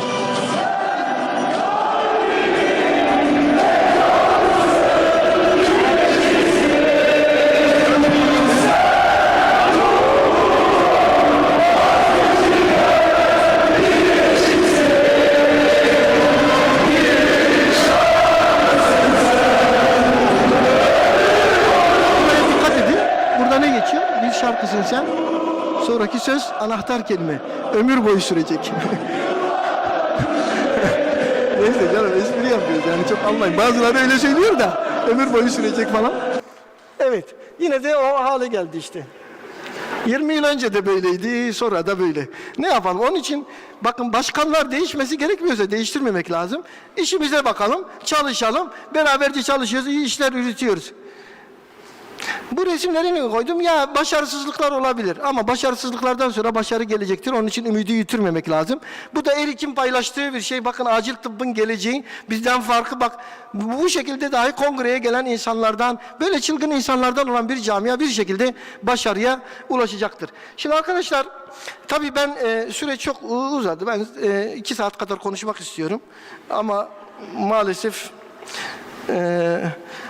bu kadar şansım yok. Bir de benden sonra bekleyen büyük bir hocamız var. O yüzden hızlı bir şekilde ne kadar hızlı gidebilirsek 365 slide hazırladık dün gece ama bunu hızlı bir şekilde yok. Çok hızlı geçeceğim. Bakın biz kongrelerde çok ciddi aktivasyonlar yaptık. Bunu biliyorsunuz. Kongremize gelinceye kadar neler yaptığımızı hemen kısaca gösteriyorum. Bunları hızlı geçtik. 13.'üydü. 14'te bir çığır açtık.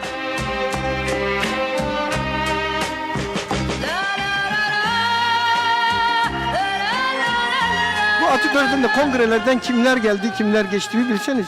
Yani buradaki listeler yetmez yani. Herkese burada bir şeyimiz oldu. Çok güzel teşekkürler aldık. Hızlıca devam ediyorum bunları. Umarım takılmadan gideriz. Ve 14. geçen yılki kongre bir çığır açmıştık. Yüzlerce afiş oluşturduk. Bakın gördünüz. Her türlü afişi kullandık. Her türlü çalışma yaptık. Abdü çok teşekkürler bu video için.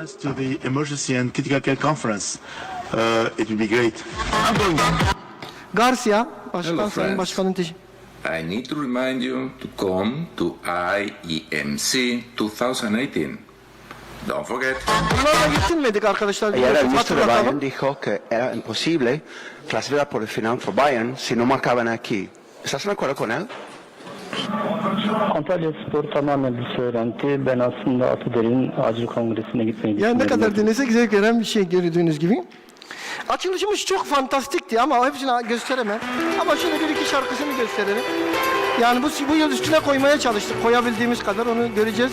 Bir yıl boyunca gerçekten o yılda işte gelen arkadaşlara kendi halk müzikleriyle hitap etmeye çalıştık. Kendi milli müzikleriyle diyelim. Ama bu İspanyol müziğiymiş.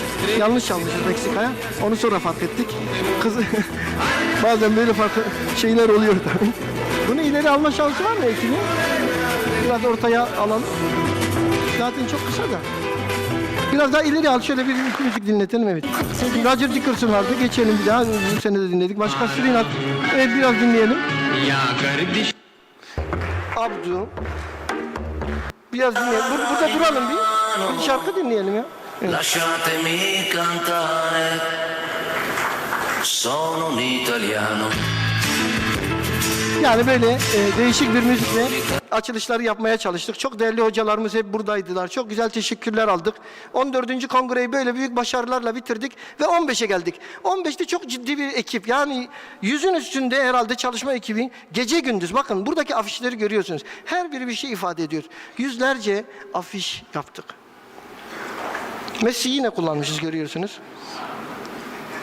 Videolar, afişler, bunlar hep kongre için. Sosyal medyayı salladık. Bu kadar afiş. Breaking News görüyorsunuz. Her şeyi kullanmaya çalıştık. Şunu görmemişsinizdir, dur. Şurayı mesela. Bakın şu yeni yaşam zinciri. Orada görüyorsunuz. Amerika Kongresi'nde birisi, Amerika Kongresi hakkında bir şey söylemişti. Will Rogers. Biz de onu hemen kendi kongremize uyarladık. Bizim kongremiz de Amerikan Kongresi'nden sonra diyelim. Ve biliyorsunuz yıllarca birini beklemiştik.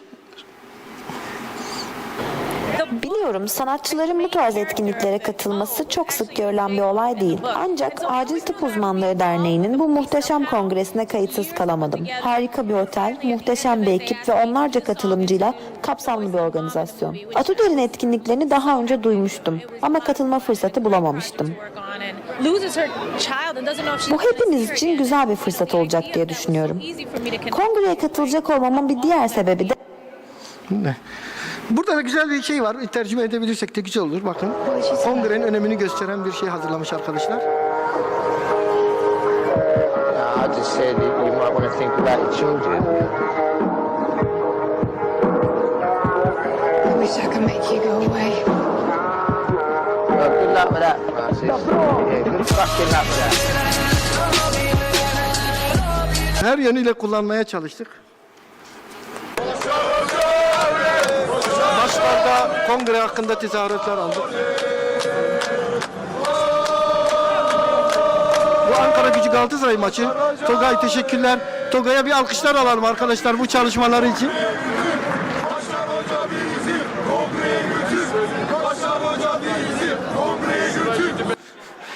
Evet, gidebildiğimiz her yere girdik gördüğünüz gibi. Yüzlerce video hazırladık. Tabii bunları gösterme şansım yok. Bunları siz izleyin. Bak, çok güzel videolar var. Ekip çok harika çalıştı. Özellikle bu çalışmaları yapan bu mükemmel ekibi. Şimdi kimler var? Önce onu gelelim. Evet, Şükrü o ekibi bir söyleyebilir miyiz? Kimler var bu sosyal medya ekibimizde? Ayağa kalkabilir mi ekipler? Ayça Hanım, ondan sonra M-Date ekibi, ondan sonra kimler var arkadaşlar? Hepiniz ayağa kalkabilir misiniz? Okay. Evet, bu arkadaşlarımıza İlker, Enes, hepinize güçlü bir alkış istiyoruz arkadaşlar. Çok çalıştılar. Ve bu kongreyi farklı hale getirdiler. Her konuyu işledik neredeyse kongrede. Bakın konuşmacılarımızı tanıttık.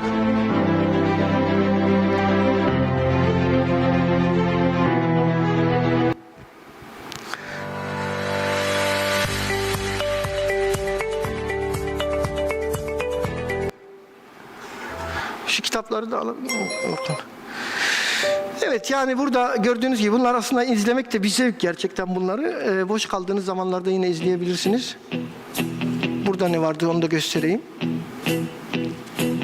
Evet, bu geçen yıldan kalma bir hatıra. Gala gecesinde bunu da sizi bekliyoruz aramızda gerçekten. Bello'yla, Paul'la, bu da gala gecemizden, onu da gösterelim. Gala gecemizde de iddialıyız bu sene. Daha iddialıyız. Gece yarılarına kadar ekiple çalıştık. Fotoğrafları söylemeye geldik. 12, 11 falan. Şimdi ne oldu? Şu kitabı alabilir miyim? Yani siz çantalarınızda göreceksiniz. Bazı kitapları çantaya koyamadık. Bakın arkadaşlar, yani bunu bir kitap evinde bastırmaya çalışırsanız, bir ansiklopedi var yine elinizde. Ve bunu her yere yapıyoruz. 1500 bildiri. Bu insanlar 3000 hasta bakarken 1500 bildiri de yaptılar. Asıl alkışları bu çılgın kitleye yapıyoruz arkadaşlar. Bunların 200'ünü, 300'ünü reddettik buna rağmen.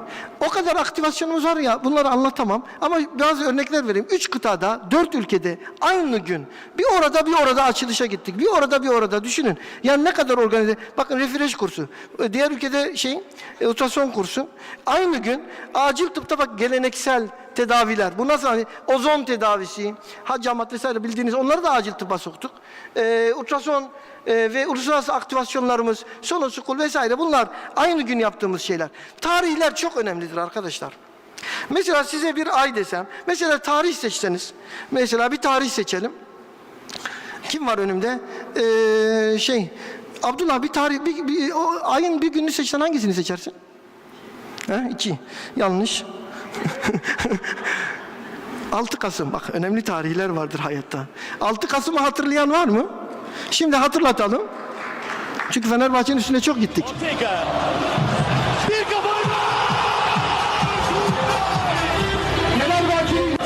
Yani Fenerbahçe'nin alınacağı bir tek bu kaldı. 6 Kasım. Onu da hiç olmasa gösterelim, bu kadar üzerlerine gittik. Ama onu göstermeyeceğim hepsini tabii. Golleri gördükten sonra nereye geleceğim? Tarih 6 Nisan. 6 Nisan da bizim için böyle bir Fenerbahçe Galatasaray maçı gibi bir şey oldu. Çünkü 6 Nisan'da 6 aktivasyon. Bir ülkede 2, 6 yerde. Düşünsenize, bir ülke, yani Kıbrıs'ta 2 aktivasyon, bir yerde 2 sempozyum, bir ona koşuyoruz, bir ona koşuyoruz. Ve ülkelerin her yerinde bir aktivasyonumuz vardı. İşte burada gördükleriniz. Şimdi bizim 365 günümüz o kadar dolu ki biz hangi birini anlatalım, anlatamayacağız. Yurt dışında